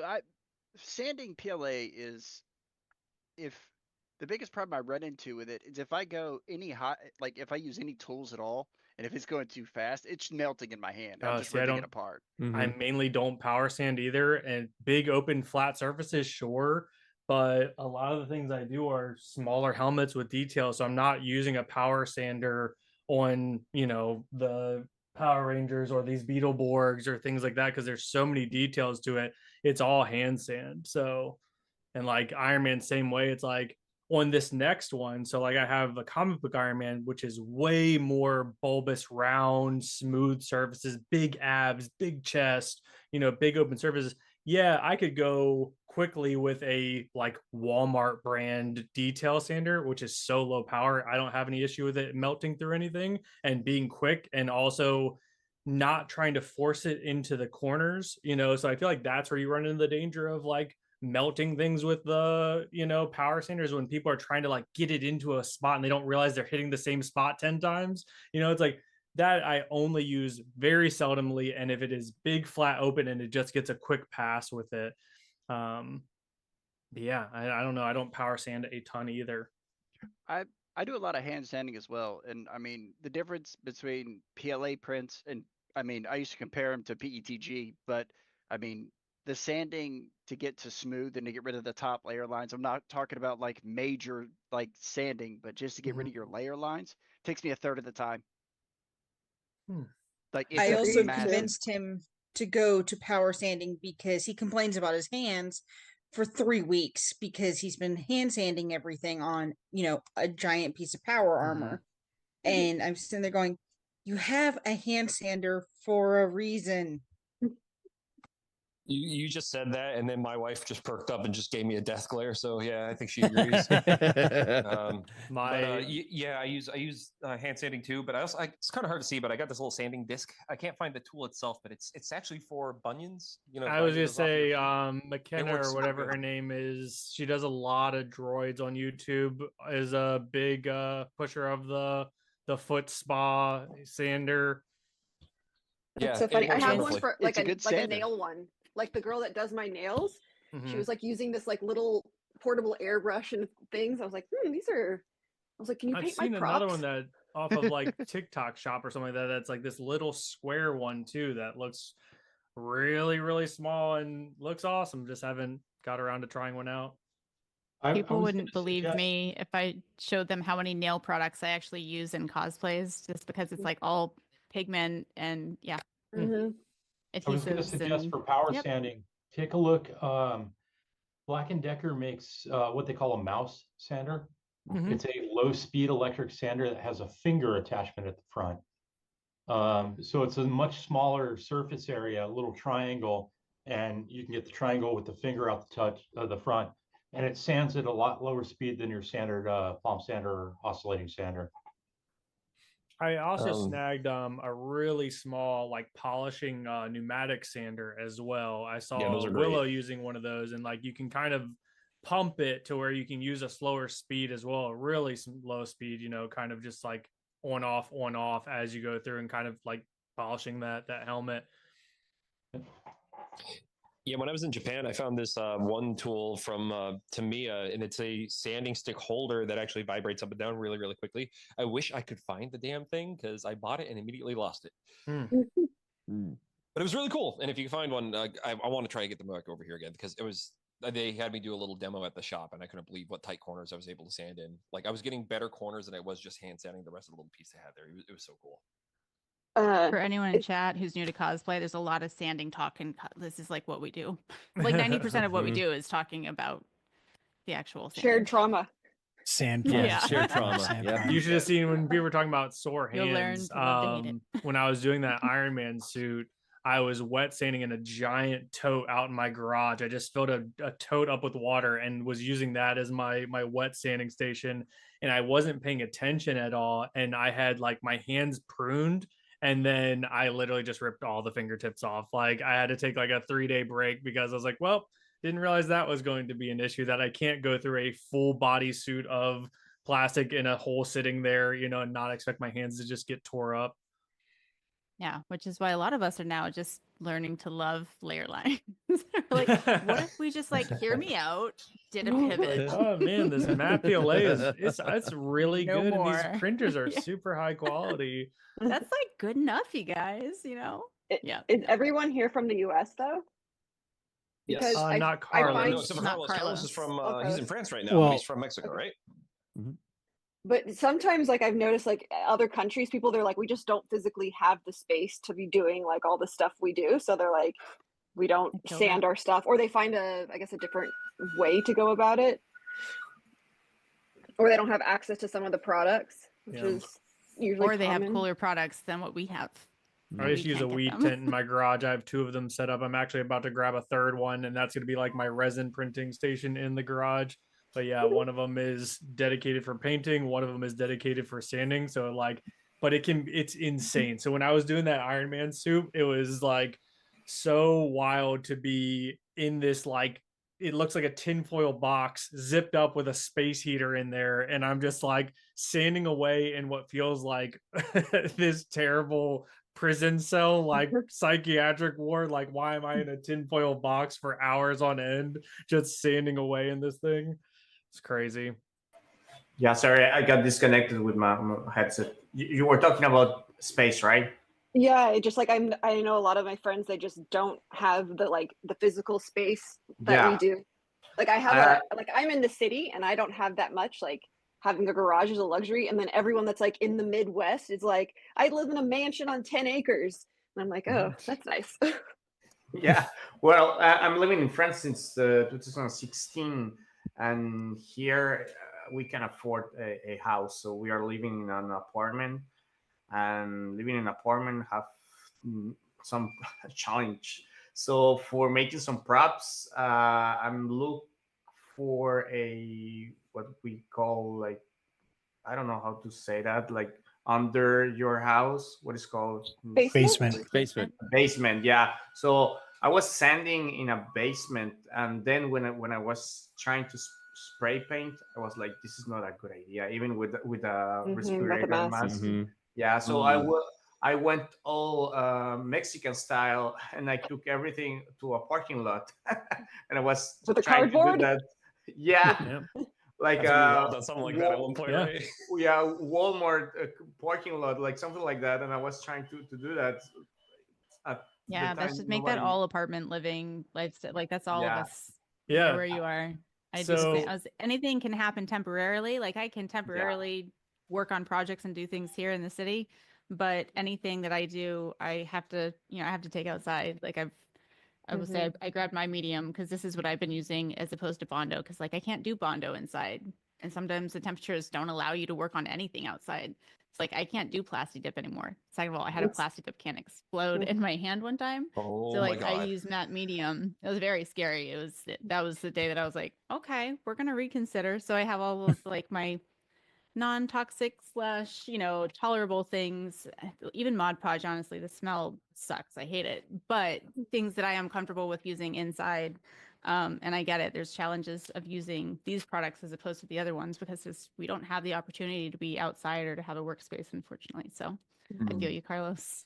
It's a real challenge, but it's worth overcoming, worth pushing through because it's still a lot of fun. Absolutely. Also, what I found as a solution is I have a good friend of mine, and I tried to explain what I was doing, and how he was like, come at my house and you can sand over there. I was like, Yeah. So I go to him like one time per month, and I'm trying to get like a batch production size of work. And yeah, so he's a real angel for my craft. So for your lungs. Yeah, space really. Yeah. I think it goes without saying, but I guess it should be said. If you're getting into proper costume making, especially with 3D proper costume making, you intend on sanding or working with any of these chemicals, please, for the love of God, wear a respirator. At the bare minimum, a mask, something. Protect your lungs, because you're not going to be that young and spry forever. Things will hit you, and then you're going to be me. And then you'll have breathing problems. Don't do that. Don't be stupid. Don't be like Dusty. And wear gloves. I gloves. I remember when I first started, I'm like, I don't need to. And I did something, and then I went and took a shower, and when I blew my nose, like it was all black, and I was like, yeah, okay. So I don't know. We all do it. So I'm like, well, I guess I learned by setting stuff on fire, and like why. So fun. That was a fun lesson. Okay, so how about this? Can we all share our biggest oopsie? Like, what did you do that kind of messed you up, but you want to make sure everyone knows so they don't make that same mistake? Because for me, it was making a silicone mold with using fiberglass, and the whole mold ripped, and I poured almost 2 gallons of fiberglass all over me. It was really cool. Goodness. Oh, it was setting too. So yeah, it was hot. I don't have anything that extreme, but I can definitely say don't take a soldering iron to something that is super glued. So like when you're welding 3D prints, sometimes people will, tack it together. And like when I first started, I would tack it together with the super glue first. And I was like, oh, I need to reinforce this. If you go through that and you touch the crystallized super glue with that soldering iron, it creates a terrible gas that will make you feel like you're blind. It's just insane. So yeah. To try not to soldering iron any sort of super glue on there. I feel from experience. Oh yeah, that was when it first starting for sure. It was like they said, tack the pieces together with super glue, and then try to reinforce it by welding the PLA, and then just hit a little crystal, and it's like, oh wow, that was insane. That was crazy. I think crazy. mine was my plasti dip that blew up in my hand, and to be fair, I was outside and it was much colder outside than it should have been. I stored it safely though, and I just stepped outside and I was shaking it. And when I went to go and compress it, it flew like, thank goodness it went that way out of my hand, but it went under. And I just got this huge thing of plasti dip down my arm because I didn't have any. I mean, I had a glove on, but I had a t-shirt on. So I wasn't really protecting my skin the way I probably should have been. And second of all, the long guy also hated me for like 2 months after that. He's like, what is this? I was like, I'm so sorry. I'll help you clean it. So I had to like chip away at it for a long time. It's so easy when it's a thin layer, but when it comes down thick like that, it sucks. I'm just glad to get in your hair because, oh my God, I've been there too. I've only had one can go on me, but I've never heard of it going in the cold. I'm so sorry you dealt with that too. Yeah, that made me question a lot of things. This isn't like a safety oopsie, but one thing that like I feel like you don't really see a lot of when people are doing their big projects and stuff like that is people explaining like learning how to set up the props before getting painted. So like one thing that I did, so I took that grow tent, right? And I actually took that grow tent and laid it on its side, and it became my like bay of where I would go put painted props. And I had tons of solo cups with tape with little pieces, duct tape to the solo cup so I could just hold the cup and spray. One thing like that I show people all the time is foam footballs and paper towel holders from Dollar Tree. You just cut a slit in the foam football and you stick the paper towel holder into that, and then now you have a great helmet stand, but it's also great for holding up shoulder pieces and things like that you can tape to it and they won't move around. For my thighs and stuff like that, I actually took poster board and I wrapped that into a cone and then stuck the thigh on top of the poster board. So now the thigh isn't touching the ground or anything around there. I'm able to set that up in the spray booth, spray the thigh, and then go set the thigh over there without touching anything, things like that. Some things that would be, drill a pinhole and put a hook in or whatever, but thinking of that before you go to paint, you really take the time to really figure out how you're going to set all of your pieces up and where you're going to put them after, I think is a very helpful tip for especially big prop cosplay pieces and stuff like that, is like do that beforehand and you'll have such a better time painting. Order of operations. I know that my dad always says, like, because I live by myself, so he's like, if something happened to you when you were doing something, who would know? I'm like, what do I need? Like a life, one of those like help I've fallen and can't get up buttons or something. But I mean, he makes a valid point because I feel I do a lot of stupid stuff, and I'm like, I mean, I wear my safety glasses and stuff, but it's what knowing your neighbors is for. My neighbors also think I'm crazy when I open up the garage door. I have a respirator on and those two weed Yeah, no, tents in same. there, and they're like, okay. Same. I have a cart. Everything's on a hairdresser cart because a friend of mine suggested that to me. So I have like my everything set up there with all the drawers, and so I will like wear all the items outside so I don't have to carry. They're always just like, just ignore her. That's just what she does. I've been in there because Amazon here delivers like in your garage for you, and I've been in there with the respirator like doing stuff and they're like, huh? They don't say anything. They're just like, I'm like, oh, it's fine, because they'll close the garage door, but I had it open. They're like, we need to close it, like we have to do it. I'm like, okay, I'm like, just pretend you saw nothing. Our neighbors have made us very familiar with local PD because they did not realize some of our stuff were props. Oh, I think you told me this story before. Yeah, so that was a fun one. So now whenever we have any kind of prop that looks even semi-realistic, we actually set up our big 10-person tent so they can't see it out their windows and we just vent everything out of it. Yeah, that's what the prop we were taking care of. Brian showed that. So yeah, I was outside sanding this. And as you can see, that's the most unscientific, like sci-fi one that we have. And I didn't even know that anybody had seen me. And then all of a sudden, they came running around the building. Yeah, our backyard was very busy very quickly. Interesting. Yeah. As for like oopsies, it's kind of a running joke at our house if I'm outside working on something and I work in we live in a townhouse, so I pitch a tent in the backyard when I'm doing anything. And the running joke at our house is that if my wife comes out and tells me she needs me for something and I say the phrase, all right, let me finish this real quick, she just goes inside and gets the first aid kit because she knows I'm going to need it. Anytime I rush, I injure myself. So, yeah.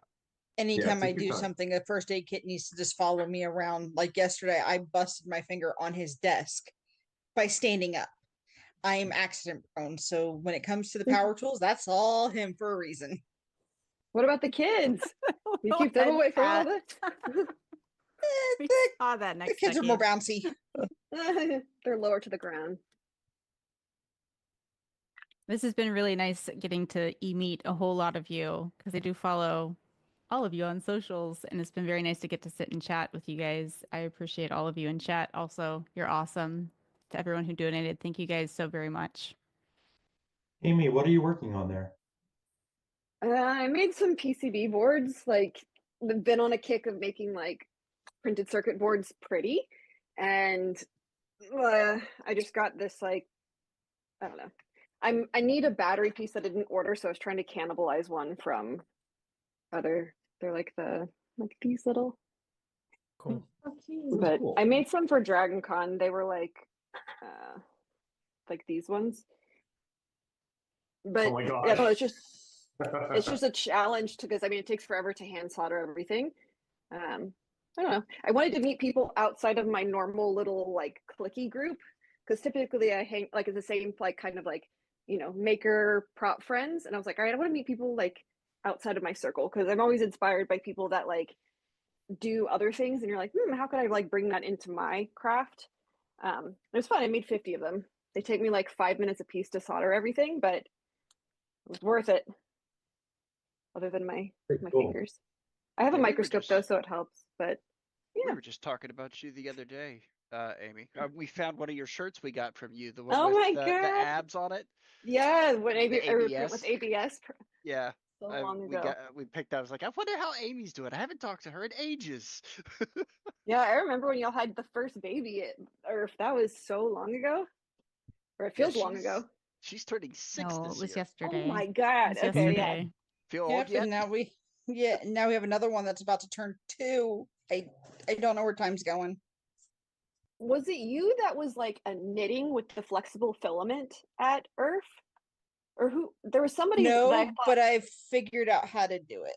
okay, because so it's interesting. There was like somebody had brought their wife to Earth one year, and she's like, I don't like any of this, but she took the flexible filament and she was like over there like knitting a basket, and I was like, oh, that's kind of clever.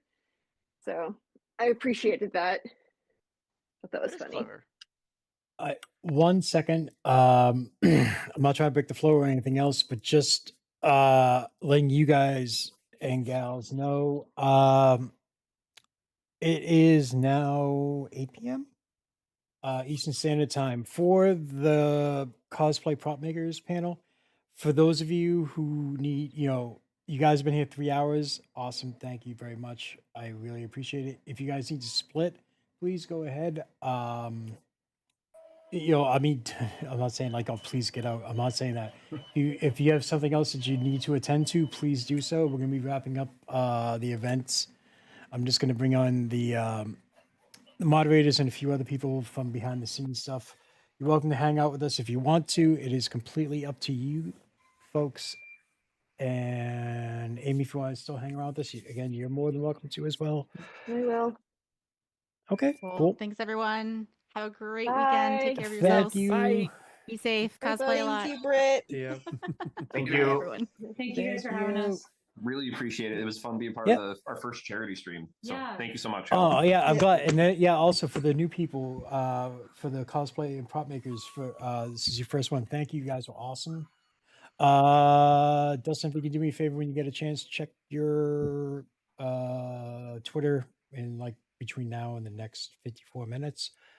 All right. So let's see where we at. We are at 15,000. I can't believe we're at 15,000. I know, right? No, because actually, a few other people were asking. Carlos, so, like, see you later, buddy. Bye, Carlos. Yeah, Thank I'm you gonna so head out as much. bye, well. Carlos. See you, All Carlos. right. y'all. Dylan, thank you very much. Yeah, I'm sorry, I thank you, didn't give you Shane. guys Thank you, enough. everyone. 2 a.m. here. I need to go to sleep. So Yeah, have fun. it's late in Yeah. Europe.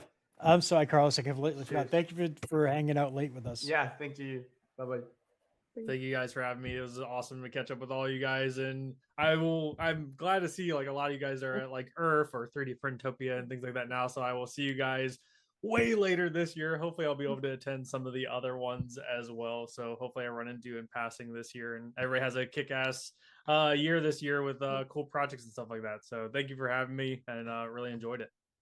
Thank you. as well. Awesome. Thank you so much, Dylan, for joining us. That was awesome. Have fun with your PLA. Thank you. Keep your fingertips. All right, so I'm just running around doing things. Okay, yep. Okay, cool. Thank you, Justin. Yeah. I'll add that. Let's see where we're at. So there, yep. Welcome to stay, John. Just welcome to stay. All right. So what I'm gonna do now, right? So like I said, very first 1440 we raised. It was legit $10,000 right at the very last moment. The second one was $10,033, and this one is just absolutely insane. It's $15,110, and that's thanks to everyone who's involved. There is still time to donate if you want. Give me a second. I'll find the link, hopefully, or if one of the nope, they're not there. Yeah, I'll get you the link if you still want to donate. Here we go. So you can still donate up to an hour for the next hour. If we happen to reach the $17,500 mark, it is dinner with Grant and friends, which is basically if you're at a convention or a show and Grant and a few other content creators around, you guys get to hang out and have dinner together. 1440 is not responsible for any mental torment or anguish that you might experience spending time with Grant. You have been forewarned. But do you think we can convince Grant to take a pie in the face at that dinner because of it? Might offset the therapy bills. Yeah, who knows? I mean, to be fair, is Grant the one that needs the therapy? Have you spent a long time with Grant? Like I over an have. hour? Over an hour? And this is why you are right now. we found the reason finally. All right, so a couple last. Oh my. Okay, so Glenn, Hug, Hug.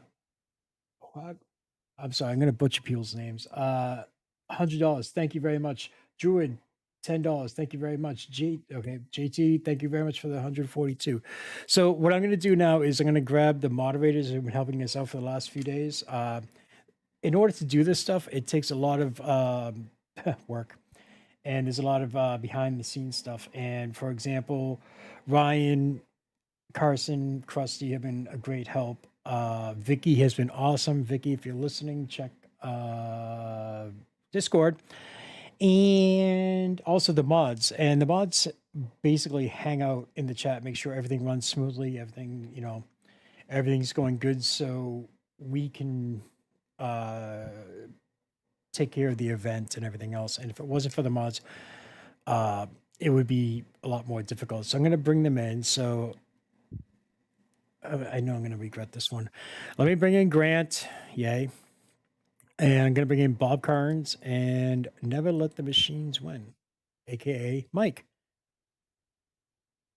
It's Mike. That's not Mike. Is it Mike? No, that's Grant. Hey, Bob. Bob. Here's Bob. Gonna say, I'm not Mike. Mike's Where's here, Mike? but Yeah, Yeah, Mike's I saw here. Mike pop in. He was the first one I saw Okay, load sure. before Be YouTube. there soon. Okay, and then also Vicky will be joining us. Oh, Mike just dropped a $100 donation. Thank you so much for that $100. Seconds ago. let's Jeez. go. Awesome. All right, so I have $15,210, all going to the World Central Kitchen. For those of you who don't know, I cannot recommend going to their website, wck.org. If somebody wanted to donate $2.51, that would get us a nice palindrome. No, no, don't do the 51 cents. I love the double glasses, Mike. It would get us the palindrome. No. Although is it called necessary? A palindrome if it's numerical? So Heavy math would know. Well, you guys discussed that one. Yeah, but like I said, everything goes to the World Central Kitchen. It's a great organization for those of you who are just joining us for the very last hour. It is a charity foundation that believes that food and water is a basic human right, especially for those in a disaster situation. They are one of the first groups to get boots on the ground, and they help support the victims and also the first responders, making sure everyone's well nourished and try to do what they can.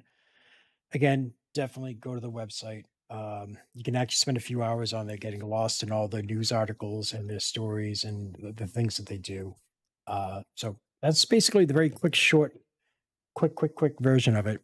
Because I just want to make sure I give everyone enough time in here. Before we move off from that, I can't overstate it enough. The information that's been shared so far, their overhead costs for this charity are the lowest I've seen in any of the researches I've done on any charities. Yeah, so the fact that they're doing it for so little money and helping so many people, and then taking that money to use locally in the areas affected is just huge. Yep. And it's interesting too, because if you use credit card, like they're eating that cost of the fee, which people don't think about that with charity stuff. And I always find that very interesting. Oh yeah. Very selfless, and it's nice.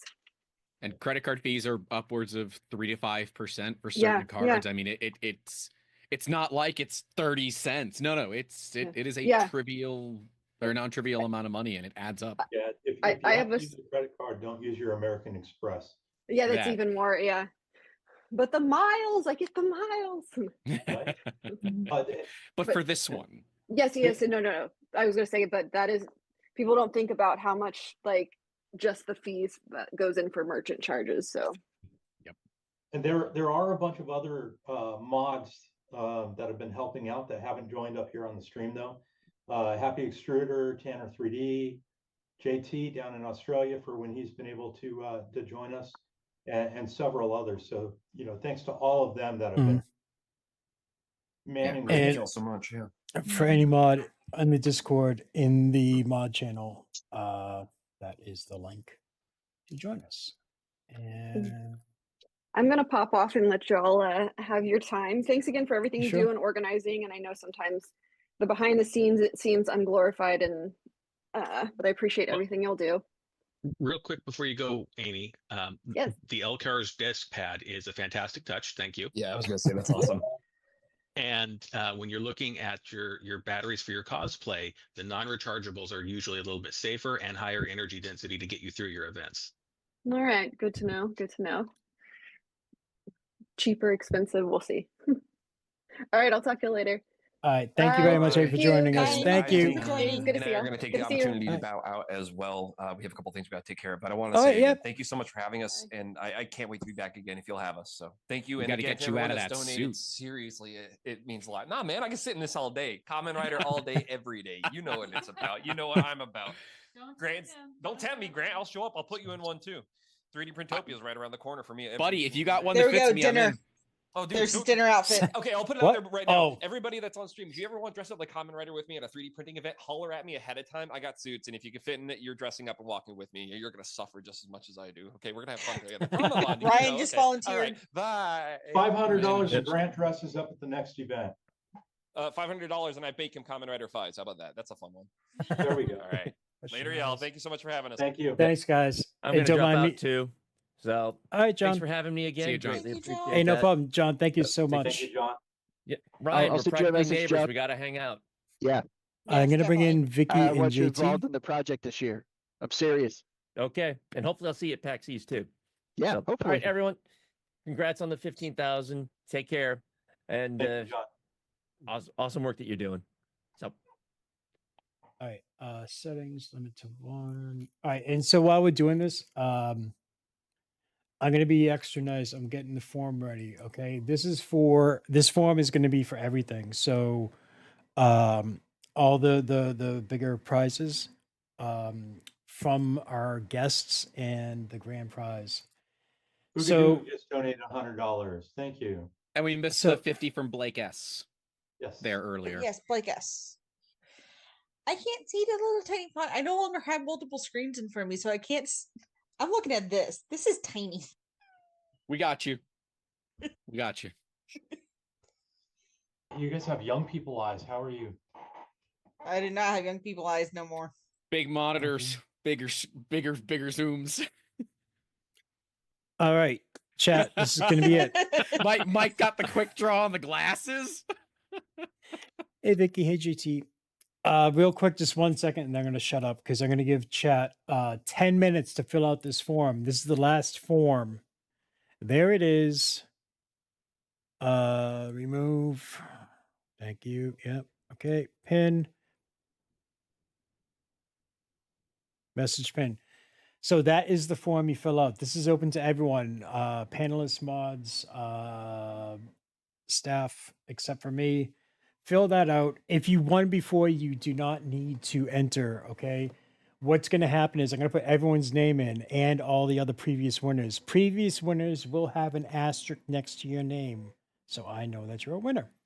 For those people, you do not need to be present to, what's the word I'm looking for? Thank you. Wow. So automatically entered. We're going to do that. Hold on 1 second. Hey, Google. Correct. Set a 10-minute If timer. you won earlier, you don't need to fill it out. Yep, you're automatically entered.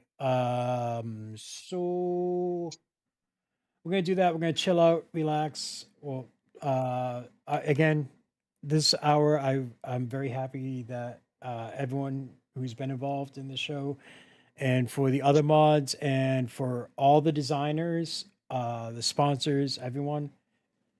Thank you so much, because we wouldn't be able to put on this type of event without you. And then also to everyone who's donated. I don't care if you donated $1 or $1,000. We couldn't do this without the level of generosity from the community. Shane, we couldn't do this without you. Yeah, this stuff is Very easy. true. It's fine. Yeah, it's easy. it- Anyone can do this now. It's Nah, I you, appreciate buddy. it, but It takes a lot of time and commitment, and we I all know it's- appreciate that. And no, because you guys are trying to make me cry and all that shit. And you know what? I came prepared this year because I can do that. And see, you guys can't see me on Zoom, and now YouTube can't see me either. So But we know if We you know. disappear off camera, you're getting sentimental, Yep. and you deserve all the praise, man. You've done a fantastic job bringing this together once again. You've run with all the crazy, the chaos, the kinks. You've got it all. Oh, hey. It's The a hundred- hey, oh, wait, it's hey, 100% whoa. true. Bumps, Your It's husband's 100% true here. that it's a group effort for sure, but somebody has to lead the group. Yeah, it takes a Someone village. has to lead the. But look, over Wait, it takes a 50% village to better lead to than the last year. kinks? Yeah, well, some villages are, Raising. Yeah. I mean, come on, Shane. Where you came out of Florida, it's just normal. It's fine. You can take the man out of Florida, but you can't take the Florida out of the man. And there's the Irish in there too, so there's that extra tad bit of crazy. All right, can you guys keep everything like away from me going inside and everything else, please? Because I mean, no. All right, I'm sorry. I'm just writing things down for the next giveaway while you guys abuse me. Mini.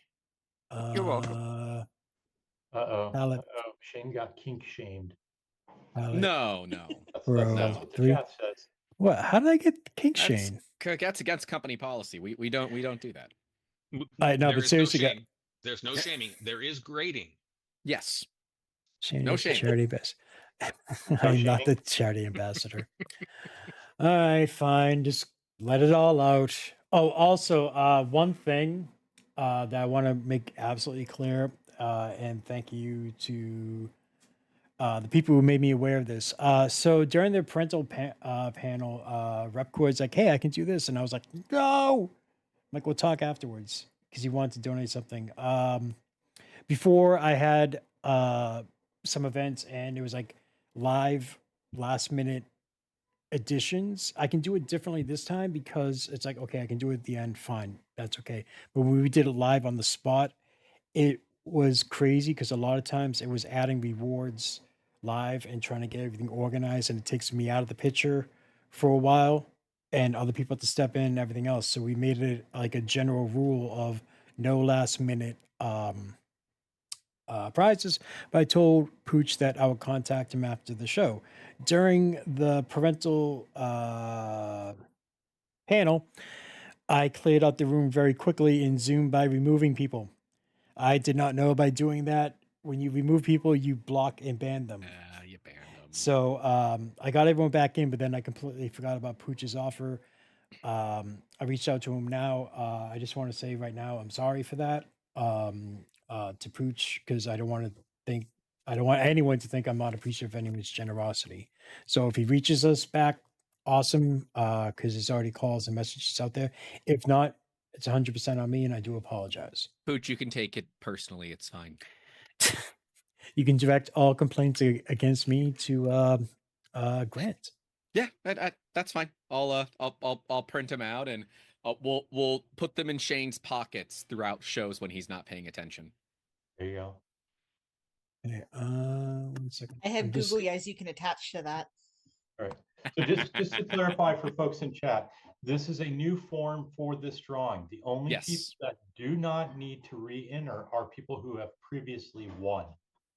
If you've previously won, your name is automatically being entered and you don't need to complete the form. If you haven't won, then you need to complete the form.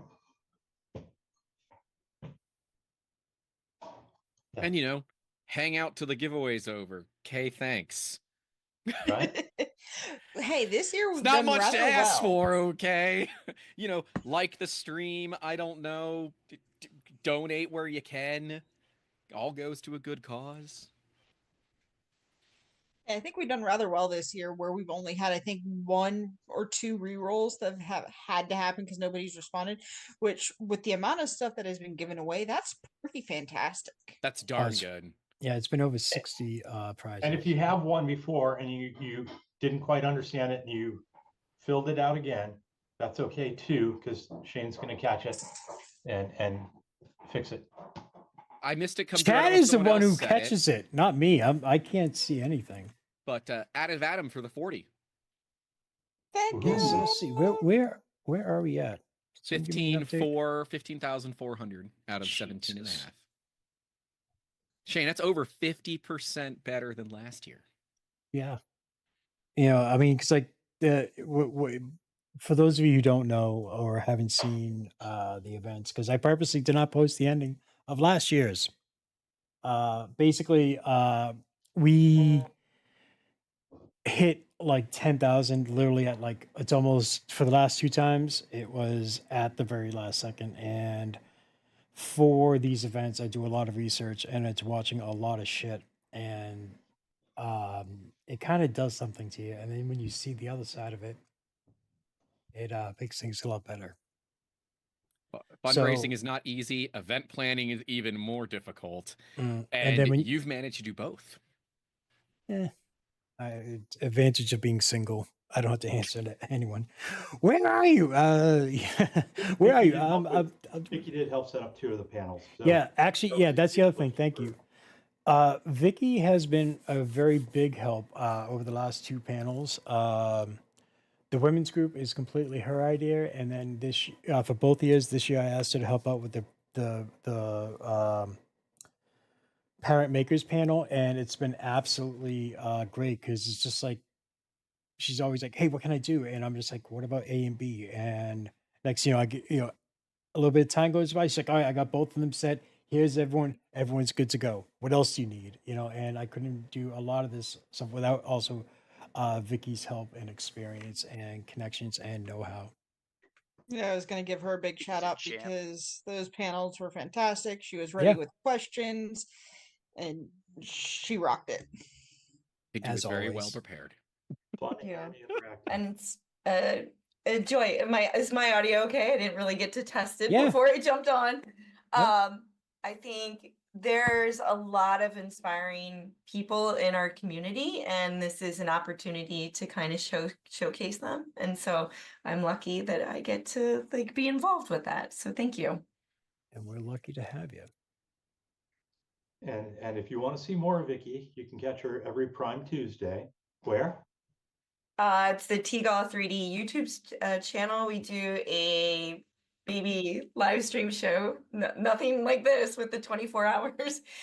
Just a baby live stream show called How Would You Slice That? And then also thanks to Grant, because he was great behind the scenes, getting me in touch with designers, with panelists. Anytime there's an issue, he's like, "Hey, if you need me, I'm there. Let me know." He's been here the entire time, behind the scenes, making sure everything goes good, making sure I'm okay, and willing to step in whenever needed. And whoops, I didn't want to do that. Making Augustin's calls to wake you up. Yeah, but see, I didn't say that because I was being nice and not Twice. letting people know who it was. Well, he only answered the one time, so that's true. Probably for the best thing for your safety. I should have left just a log voicemail singing Hotel California, but I knew that would have been used against me. Oh yeah, because I would have played it online during the stream. Oh wait, that would have been fantastic. Grant, if you're gonna do that, we need to do it on a multi-way call. That way you and I can do the dueling guitar solo. Oh, for sure. Yeah. Dueling air guitar solo? Yeah, just air guitar. Yeah, totally. Yeah. I'm just busy putting stars next to people's names. I get to be Joel Walsh. Stop. Oh, well, that's fair.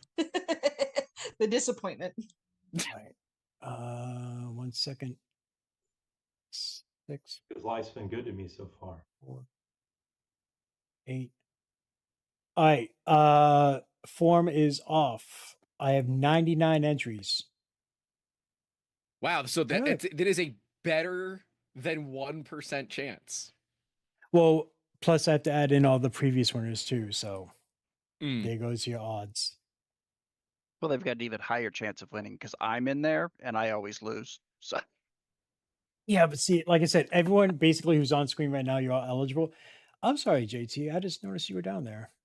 I'm like multitasking and everything else. That's JT is one of the founding members, and he's been around since the very first 1440, along with Krusty. And it all started with the Australian fires, and all three of us kind of got together and said, "Hey, let's do something." And poof, the 1440 was born. Here's the thing for chat. Chat, what does the 1440 stand for? Where do we get that number value from? Isn't that the minutes in 24 hours? He said chat. It was for chat. Chat, technically. My brain is so gone too. Y'all are Okay. now aware why I can't ask my kids questions with my wife in the room.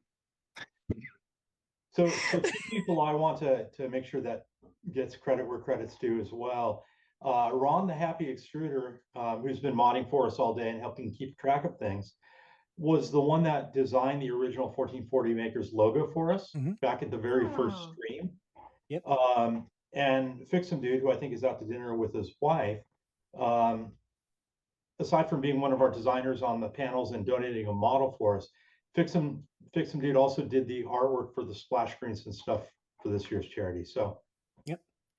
And he also did the baseball cards from last year and everything else. There's a lot of people involved where I can like, hey, I need this, and it's like, boom. Oh, those are baseball cards? I thought they were Magic the Gathering cards. Well, yeah, I'm sorry. Yeah, Matt, you're right. I'm wrong. Wow, and it was even my idea.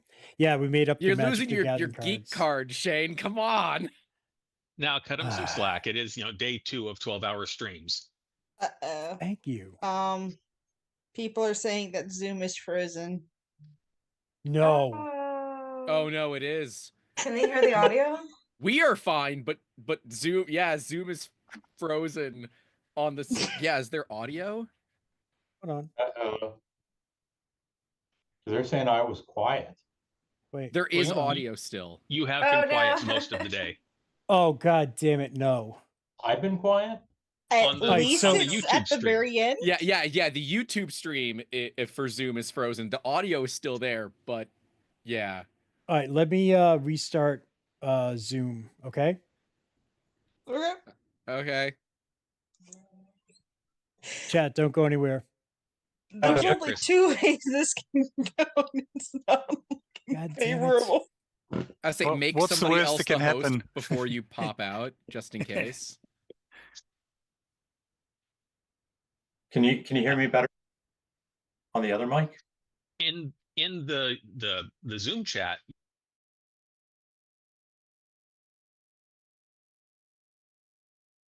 Chat, if you guys can still hear me and see me and everything else, don't go anywhere.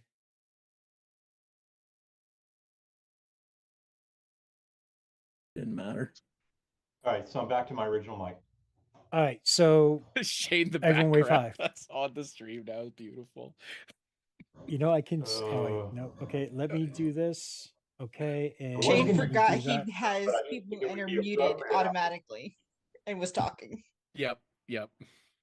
It's fine. There we go. Yay. And we're back. All right, look at it this way, chat.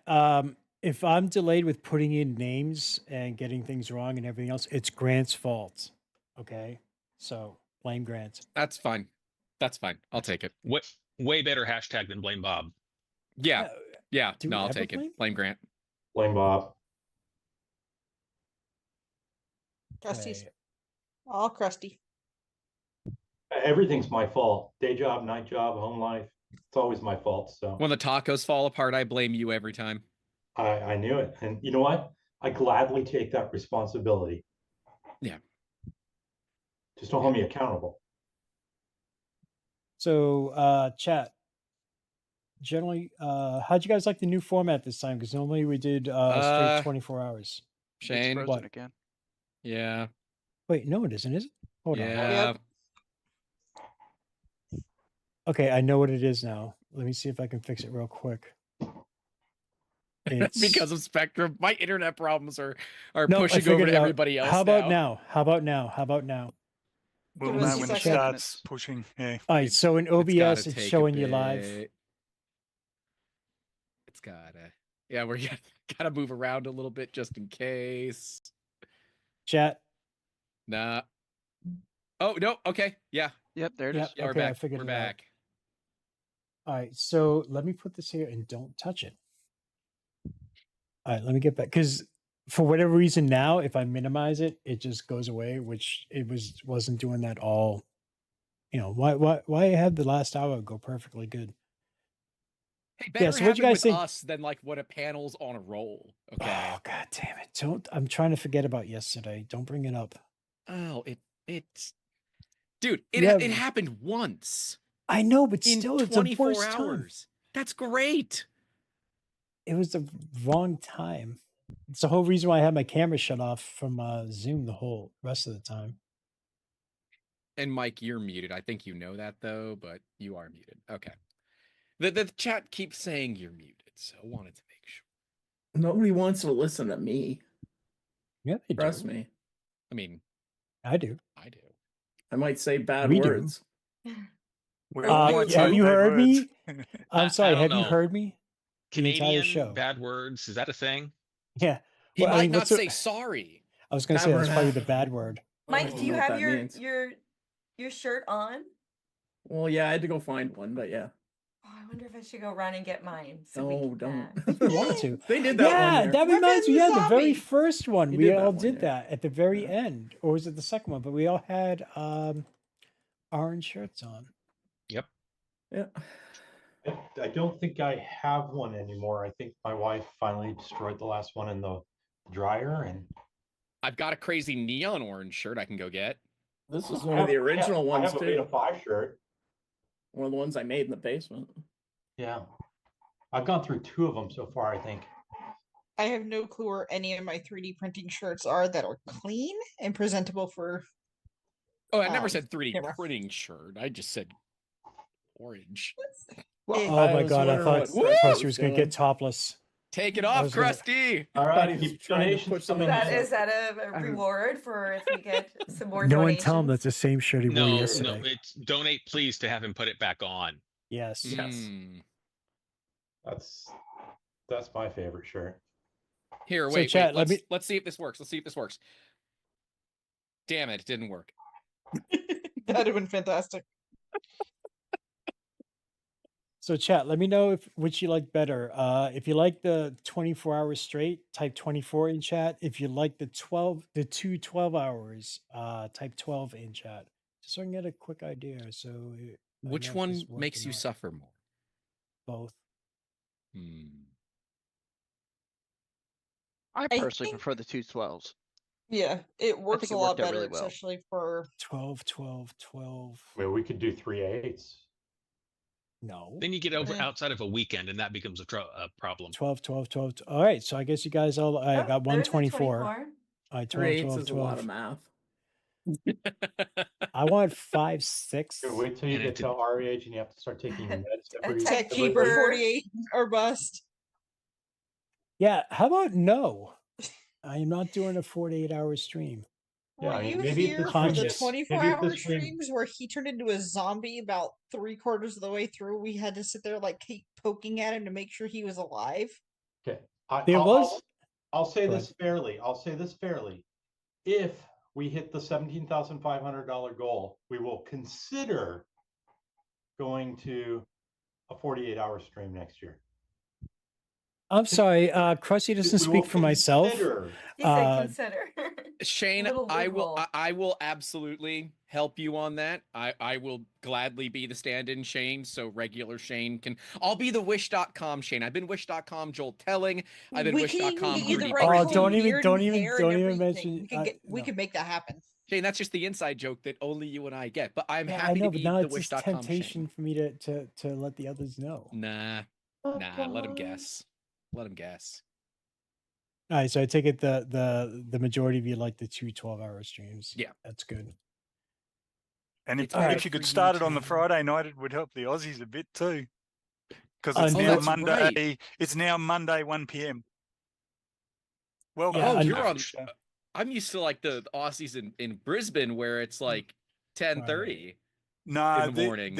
it's 11:30 because they don't do daylight savings. They don't do daylight savings, right? Yeah. Right.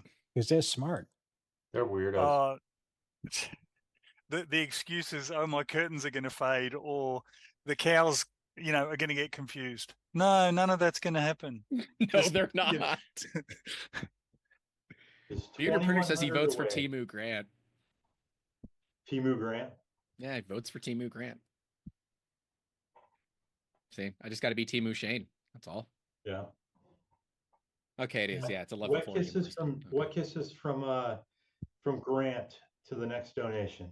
What is your obsession with Grant kissing other people? Do you want a kiss from Grant? Is that what I you're trying think to that's tell what everybody? it is. I've had a kiss I mean, look, from if Grant. that's what you want, Krusty, I can make this happen. Yeah, I've had a kiss from Grant. I know what it is. But not a really wet one. Well, that's true. That's true. Yeah, you know. Ew. No, but we'll film it in super slow-mo for you too. Oh, we have to provide, the market what they want. But Krusty, if you tell them that, then we're not getting any more donations the rest of the night. Amber, Grant needs an adult. You get a wet kiss from Shane. I need a therapist. Wet kiss from Shane. You broke out your credit card like that. That's true. I did. Yes, and I even put in the comments that I'm expecting those kisses. It's been documented on video. I mean, who wouldn't? There was a flood of donations that came in. Yeah. Yeah. See what you did, Krusty. You killed it all. Oh yeah, Amber just said you're a terrible kisser. So. Oh. I guess it's not in the chat currently that I can see. Well, I'm just reading by the emoji she posted. I'm doing emoji translation. I mean, she's stuck with me for an okay amount of time, I guess. Oh, Bob Renee needs to go to the therapist now. See what you've done? Well, there you go, Edutech. I will donate for you not to kiss. You can send the bill to Shane, probably. Yeah. What you mean part of the everyone needs therapy from dealing with Grant Fund? Yeah, I can do that. Hey, look, if dealing with me tells people that they should, make sure to go get, mental health therapy, I'm fine with that. Everyone should have a therapist. It's good to have a professional as long as you can afford one, obviously. It's a good thing to have. We're big pro mental health around here. Okay. My therapist shows up in a cardboard box about once or twice a week. I'm good. Box wine? No, shopping. Ah. Yeah, it's called Amazon. Shane went with drinking immediately. Boxed wine? No, I like we all rum or vodka. No boxed wine. No. Yeah, we have standards. There's actually some good boxed wine these days. There's a few brands that actually put out some decent wine. I grew up in sherry country. I'm not a huge fan of wine. Shane, I'm just saying, Peter Printer says Grant as Timu Shane would get me to donate a ton. He's welcome to imagine that all himself and donate now. Operators are standing by. Operators while you wait. Box vodka. Tech Keeper was the That next sounds awful. donation with $1 and a penny. Oh, he's doing the crusty. Oh no, you guys are not doing that. No. No way. And I like how LA Dude, took the top donation for by the $1. sane people out there. Yeah, Do not let this end on a stupid penny or .99 or I'm sorry. No. I love everything about this. Can we get a big shout out for RC Maniac as well? Yes. Who did two Thank you. matches. Wow. Every over stream he goes $1,400. crazy and we love him for it. Yeah, seriously. I don't know if he's awake right now or anything else, but seriously, Yeah, he is. There he is. All right. RC Maniac has always stepped up to the bat every single time we do this. A ridiculous thing. And he never does it for any personal reasons. He always helps. Ever. Yes. Yeah. And his donations are always done in a way to inspire others to donate. So they're wonderful. All right. So let's get the ball rolling on this. All right. I just want to make sure one thing. And now we got RC Maniac crying. Yay. How's it feel?